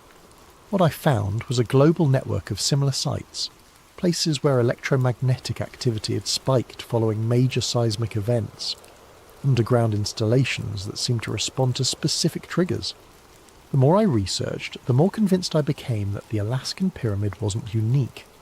It was part of a worldwide system of buried structures, all apparently designed to respond to geological disturbances, but designed by whom, and for what purpose? I thought back to the night I'd witnessed the energy pulse, remembering how the aurora borealis had formed geometric patterns directly above the burial site. Aurora phenomena are caused by charged particles from the sun interacting with Earth's magnetic field. If the underground structure could influence those interactions, it was essentially broadcasting energy into space. What if the buried pyramids weren't ancient monuments at all? What if they were communication devices, a global network designed to transmit signals to somewhere far beyond Earth? The possibility was terrifying and fascinating in equal measure. If I was right, then humanity shared the planet with technology that predated our entire civilization by potentially millions of years. Technology that was still active, still responding to triggers, still sending messages to unknown recipients. I spent weeks researching similar sites around the world, building a database of locations where unusual electromagnetic phenomena had been reported following major seismic events. The pattern that emerged was undeniable, a global network of transmission stations, all apparently activated by disturbances in the Earth's crust. But before I could take my research any further, I received a letter that ended my investigation permanently. The letter arrived exactly 1 month after my return from Alaska. It was delivered by certified mail to my apartment address, though I hadn't given that information to anyone connected with the pipeline project. The return address showed only Department of Interior Special Projects Division, with a Washington, D.C. postal box number. Inside was a single page of official letterhead containing a brief message. Mr. Harrison, this communication serves as final notice regarding your terminated contract with the U.S. Army Corps of Engineers, project classification, Black Ice. Subsequent to your departure from the survey area, additional geological analysis has determined that the subsurface structure you detected is not archaeological in nature. The structure is an active installation of unknown origin that poses potential risks to national security. Any attempt to publicise information related to this discovery will result in immediate prosecution under the Espionage Act of 1917.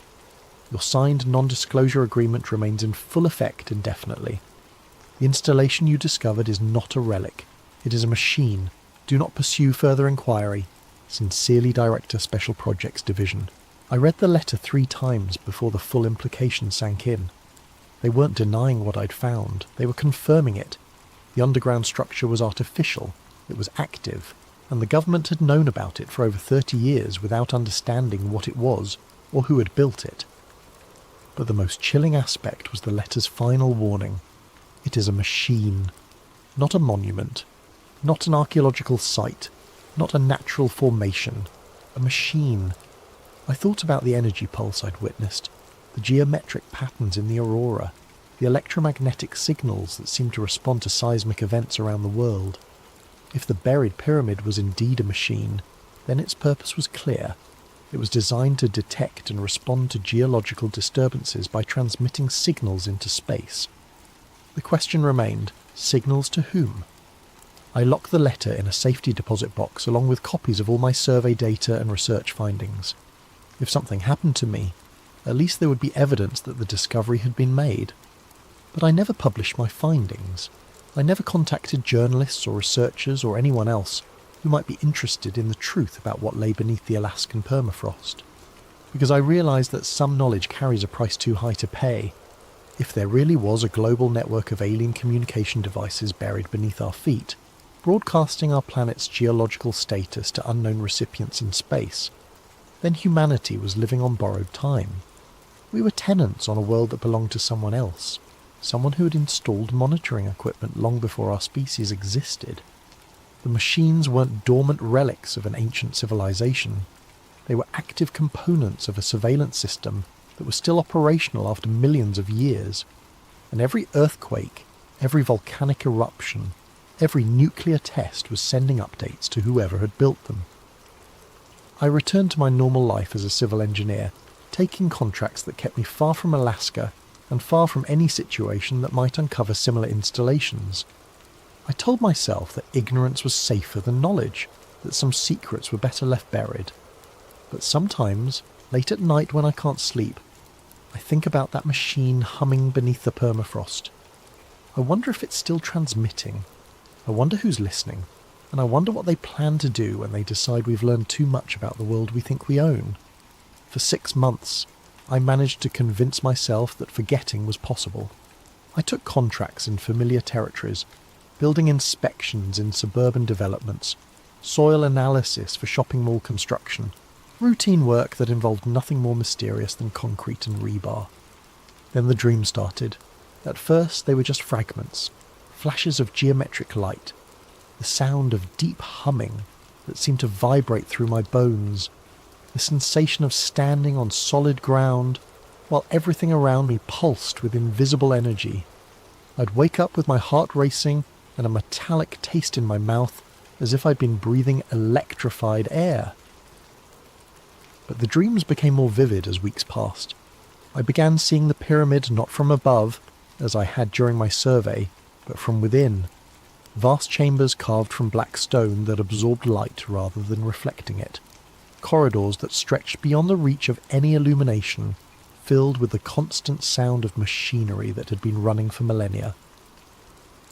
In these dreams, I wasn't alone. Shadowy figures moved through the passages, tall, elongated forms that seemed more like geometric projections than living beings. They moved with purpose, tending to controls and displays that covered the walls in intricate patterns of light and symbol. The most disturbing part was that they seemed aware of me. In the dreams, they would pause their activities and turn toward me with attention that felt like cold judgment. Without faces I could recognise, without voices I could understand, they somehow communicated a single clear message. I had seen something I wasn't meant to see. I consulted a sleep specialist, thinking the dreams were delayed stress responses from my time in Alaska. She prescribed medication that helped me fall asleep but didn't stop the visions. If anything, the drugs made them more intense, more real, more impossible to dismiss as products of an overwrought imagination. It was during one of these medicated dreams that I saw something new, a global map covered in points of light, each one marking a location where similar pyramids lay buried.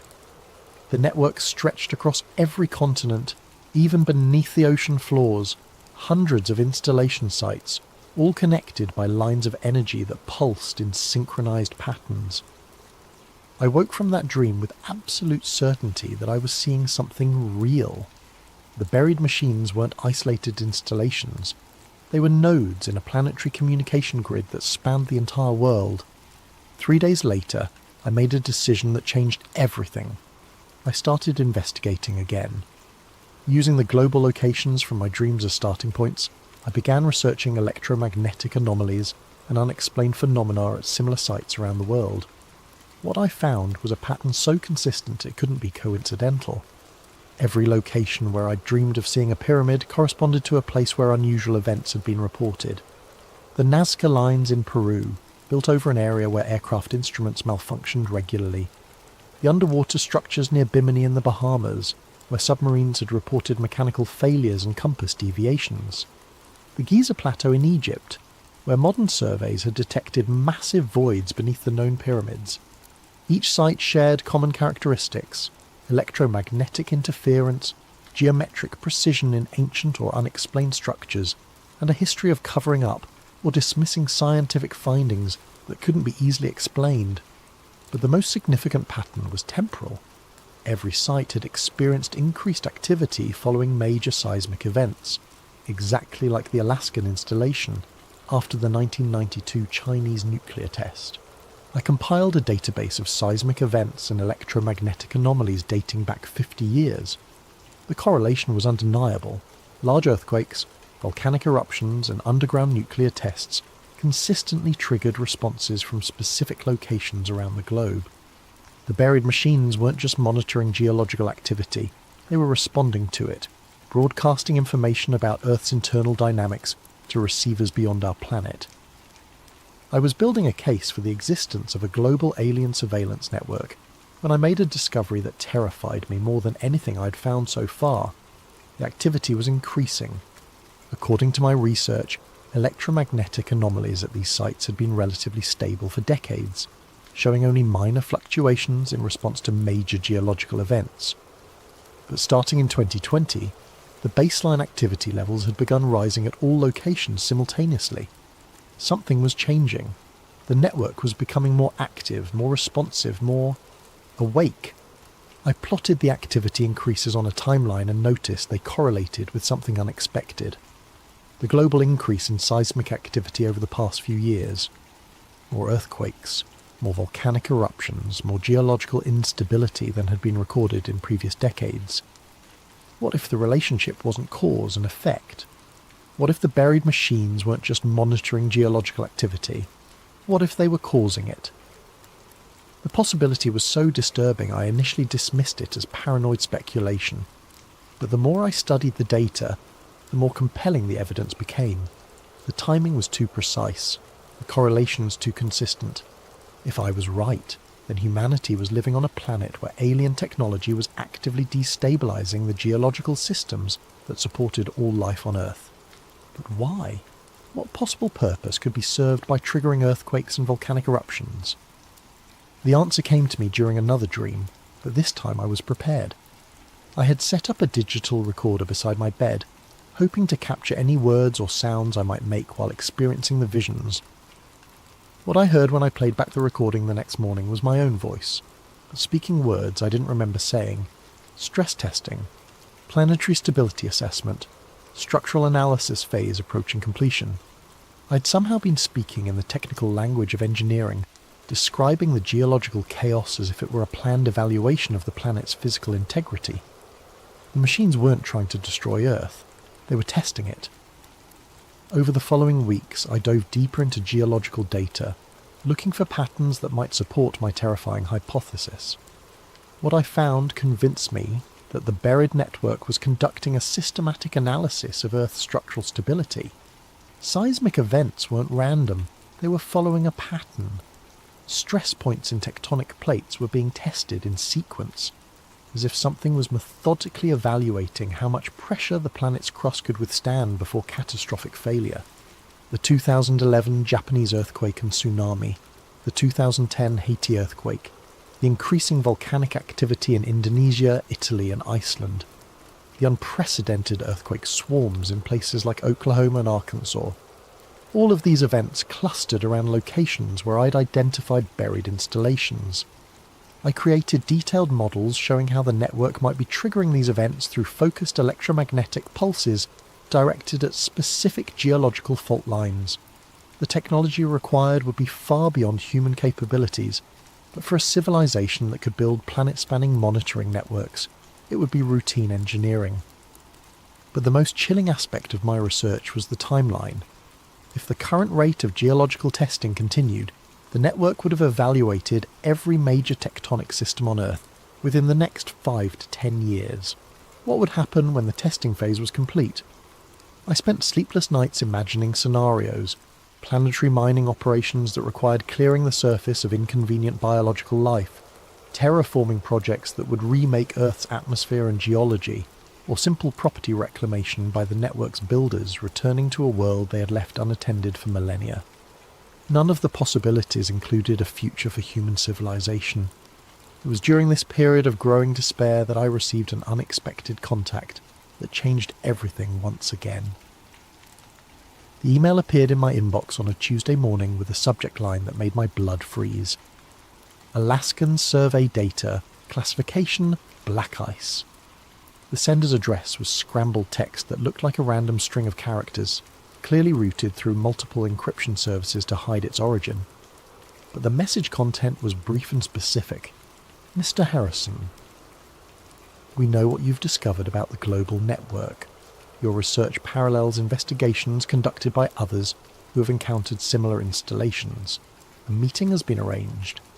Be at the Starbucks on Pine Street in downtown Seattle tomorrow at 3 p.m. Come alone. Bring your data. You're not the only one who has seen the machines. The message included no signature, but attached to it was a single photograph that made my hands shake. An image of my own survey equipment at the Alaskan site, taken from an angle that suggested the photographer had been watching my investigation from a significant distance. Someone had been monitoring me during my time in Alaska, someone who wasn't part of Agent Collins' government team. I spent the entire night debating whether to attend the meeting. It could be a trap, government agents trying to identify how much I knew and what evidence I still possessed. Or it could be exactly what it claimed, contact with others who had discovered the truth about the buried network. In the end, curiosity won over caution. I needed to know if I was really alone in this knowledge, or if there were others working to understand the threat humanity was facing. The Starbucks was crowded with the usual mix of students, business people and remote workers when I arrived at exactly 3 p.m. I ordered coffee and found a table near the back, trying to identify anyone who might be waiting for me. At 3:15, a woman in her 50s approached my table. She had greying hair pulled back in a practical ponytail, wore field clothing that suggested outdoor work, and carried herself with the confident posture of someone accustomed to physical challenges. "Mr. Harrison," she extended her hand. "I'm Catherine Webb. I think we need to talk." She sat down across from me and immediately began speaking in low, urgent tones. "I'm a marine archaeologist. 3 years ago, I was leading a deep-sea survey off the coast of Bermuda, when my team discovered an underwater structure that shouldn't exist. Geometric, massive, and actively generating electromagnetic fields that interfered with our equipment. She opened a tablet and showed me sonar images that looked remarkably similar to my ground-penetrating radar data from Alaska. A pyramid-shaped structure, perfectly symmetrical, sitting on the ocean floor at a depth of nearly a mile. When we tried to publish our findings, the research was classified and our funding was terminated. Sound familiar? I nodded, unable to speak. Catherine continued, but I kept investigating privately. I found evidence of at least 12 similar installations in deep ocean locations around the world. All of them show the same characteristics: geometric precision, electromagnetic activity, and apparent activation following seismic events. She showed me more images: underwater structures near Japan, the Mediterranean, the mid-Atlantic ridge. Each one was clearly artificial, clearly ancient, and clearly active. There are others, she said. A geologist in Australia who found similar structures in the outback. An archaeologist in Egypt who discovered chambers beneath the Sphinx that contain technology that shouldn't exist. A seismologist in Chile who documented electromagnetic pulses preceding earthquake activity. How many others? We've identified 17 researchers worldwide who have encountered installations or phenomena that appear to be part of the same network. Most have been silenced through official pressure, funding cuts, or career destruction. A few have simply disappeared. Catherine leaned closer, her voice dropping to barely above a whisper. But some of us have continued working in secret. We've been sharing data, building a comprehensive picture of what we're dealing with. And what are we dealing with? A global surveillance and control system that's been operating for thousands of years, possibly millions. The installations aren't just monitoring Earth, they're managing it, controlling geological processes, atmospheric composition, even biological evolution through environmental manipulation. The implications hit me like a physical blow. We're not alone on this planet. We never have been. The question is whether humanity developed naturally, or whether we're the result of controlled biological development guided by whoever built the network. Catherine showed me more data. Archaeological evidence of genetic bottlenecks in human evolution that corresponded to periods of unusual geological activity, atmospheric changes that seemed to follow patterns rather than random climate variation, even extinction events that appeared to have been artificially triggered. The network has been shaping Earth's development for millions of years, she said. Every mass extinction, every ice age, every major evolutionary leap has been guided by the installations. But why? What's the purpose? Catherine's expression was grim. We think Earth is being prepared for something. The stress testing you've documented, the increasing seismic activity, the atmospheric changes, it all points to final preparations for some kind of major transition. Transition to what? We don't know, but based on the escalating activity levels, we estimate it will begin within the next few years. She handed me a secure phone with an encrypted communication app. If you want to help us understand what we're facing, this will put you in contact with the others. We're working to decode transmissions from the installations to map the complete network, and to find some way to predict what's coming. What if we can't stop it? Catherine was quiet for a long moment. Then at least humanity will know the truth before the end. Over the following months, I became part of an underground network of researchers from around the world. Using encrypted communications and careful operational security, we shared data, theories, and discoveries about the installations that had consumed our professional lives. What emerged from our collective research was a picture of Earth that challenged everything humanity believed about our planet and our place in the universe. The installation network was vast. Over 300 confirmed sites across all continents and ocean floors. Each site contained structures of identical design but varying scale, all built from materials that didn't match any known geological formations. The construction showed evidence of technology far beyond human capabilities, with precision that exceeded our best modern engineering. But the most significant discovery came from Dr. Yuki Tanaka, a linguist and cryptographer in Japan who'd been analysing electromagnetic transmissions intercepted from the installations.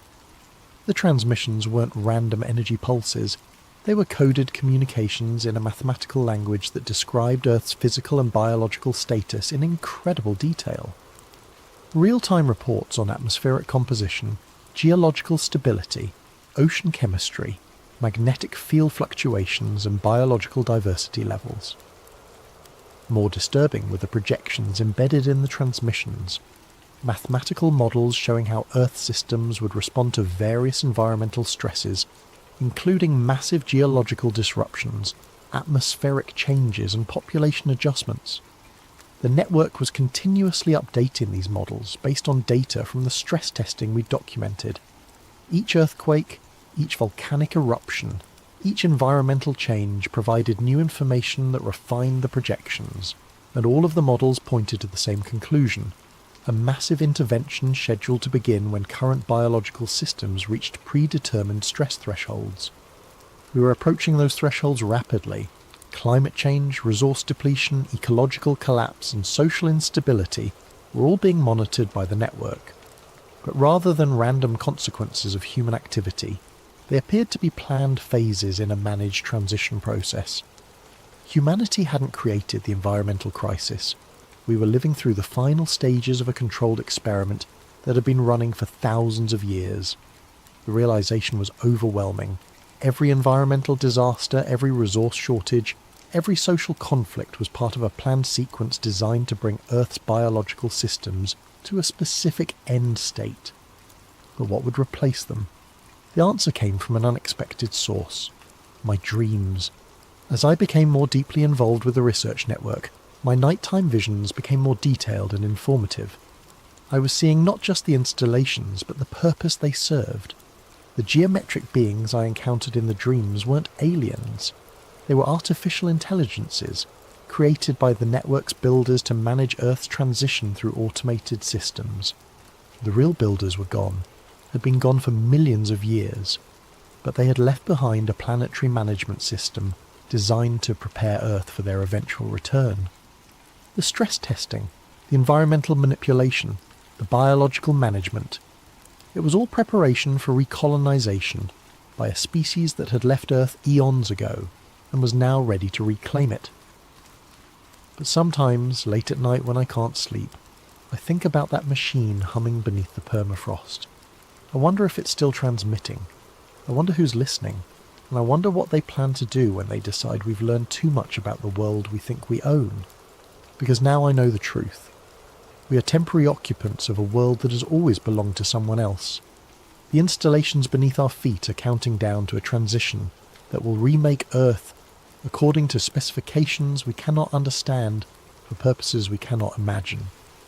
The truth is out there, buried beneath the ice in places like Alaska, waiting for the next contractor or surveyor or accidental discoverer to stumble across it.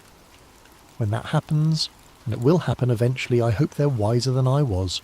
I hope they don't go back for one final look in the darkness, because some machines are better left undisturbed, and some signals are better left unsent. But the signals are being sent anyway, carrying reports of a planet ready for reclamation by its original inhabitants. The countdown has begun, and we are running out of time to understand what we're facing, or to find a way to survive what's coming.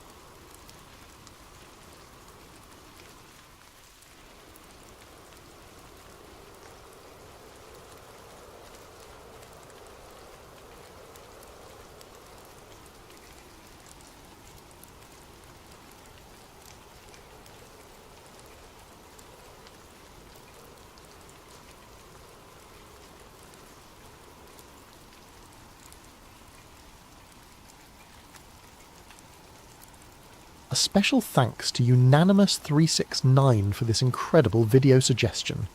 If you have story ideas you'd like to see brought to life, drop them in the comments below along with your time and location as you listen. And if you're enjoying these tales that blur the line between science and the unknown, don't forget to like and subscribe to Sleep Theories for more stories that will keep you wondering long into the night. Some discoveries aren't meant to be made, some truths are buried not because they're false, but because they're too real, too immediate, too threatening to everything we thought we knew about our place in the universe. What I'm about to tell you happened 6 months ago, but it feels like a lifetime. Every night since then, I've looked up at the moon differently.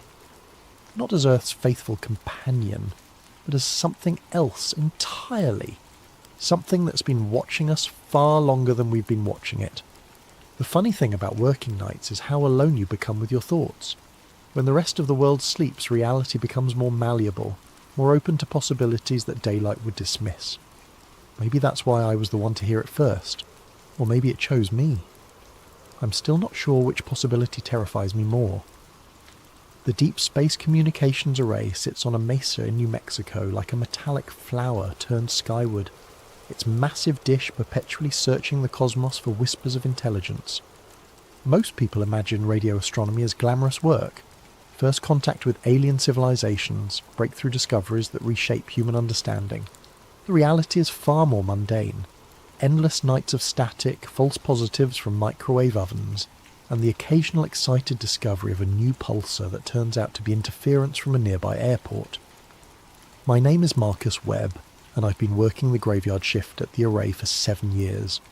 The pay is decent, the work is solitary, and the night sky in rural New Mexico remains unspoiled by light pollution. Perfect for someone who prefers the company of distant stars to nearby humans. October 15th started like any other shift. I clocked in at 11 p.m, relieved Janet Morrison, a day shift veteran who always smelled faintly of coffee and disappointment, and settled into the control room's familiar embrace of humming electronics and glowing displays. The array was currently part of a SETI survey, sweeping specific coordinates for any hint of organised signals from the direction of Vol.14. For the first 4 hours, I catalogued the usual suspects, rotating neutron stars painting precise lighthouse beams across space, distant galaxies bleeding radiation from supermassive black holes, and the cosmic background radiation that still echoes from the universe's violent birth. Beautiful, ancient, and entirely natural. At 3:17 a.m. something changed. It started as a blip, literally. A brief spike in the signal strength that lasted exactly 1 second, then faded back to baseline. I marked it in the log and continued my routine calibrations, but 15 minutes later, it happened again. Same intensity, same duration, same frequency. 1420.405751 megahertz, the hydrogen line that penetrates interstellar dust like a cosmic beacon. By 4 a.m. I had documented 4 identical pulses, each separated by precisely 60 seconds. Too regular for a natural phenomenon, too simple for typical radio interference. The signal wasn't coming from Wolf 359 or any distant star system. According to my instruments, it was originating from much closer to home. 384,400 kilometres closer, to be exact. I spent the next hour triangulating the source, cross-referencing satellite positions and checking for equipment malfunctions. The readings remained consistent. The signal was bouncing between Earth and the Moon, but not originating from either surface. Instead, it seemed to be coming from inside the Moon itself. "That's impossible," I muttered to the empty control room, but my instruments disagreed. The signal had the rhythm of a heartbeat, pulsing with mechanical precision every 60 seconds without deviation. As dawn approached, and the array's sensitivity decreased with solar interference, I could still detect it, faint but persistent,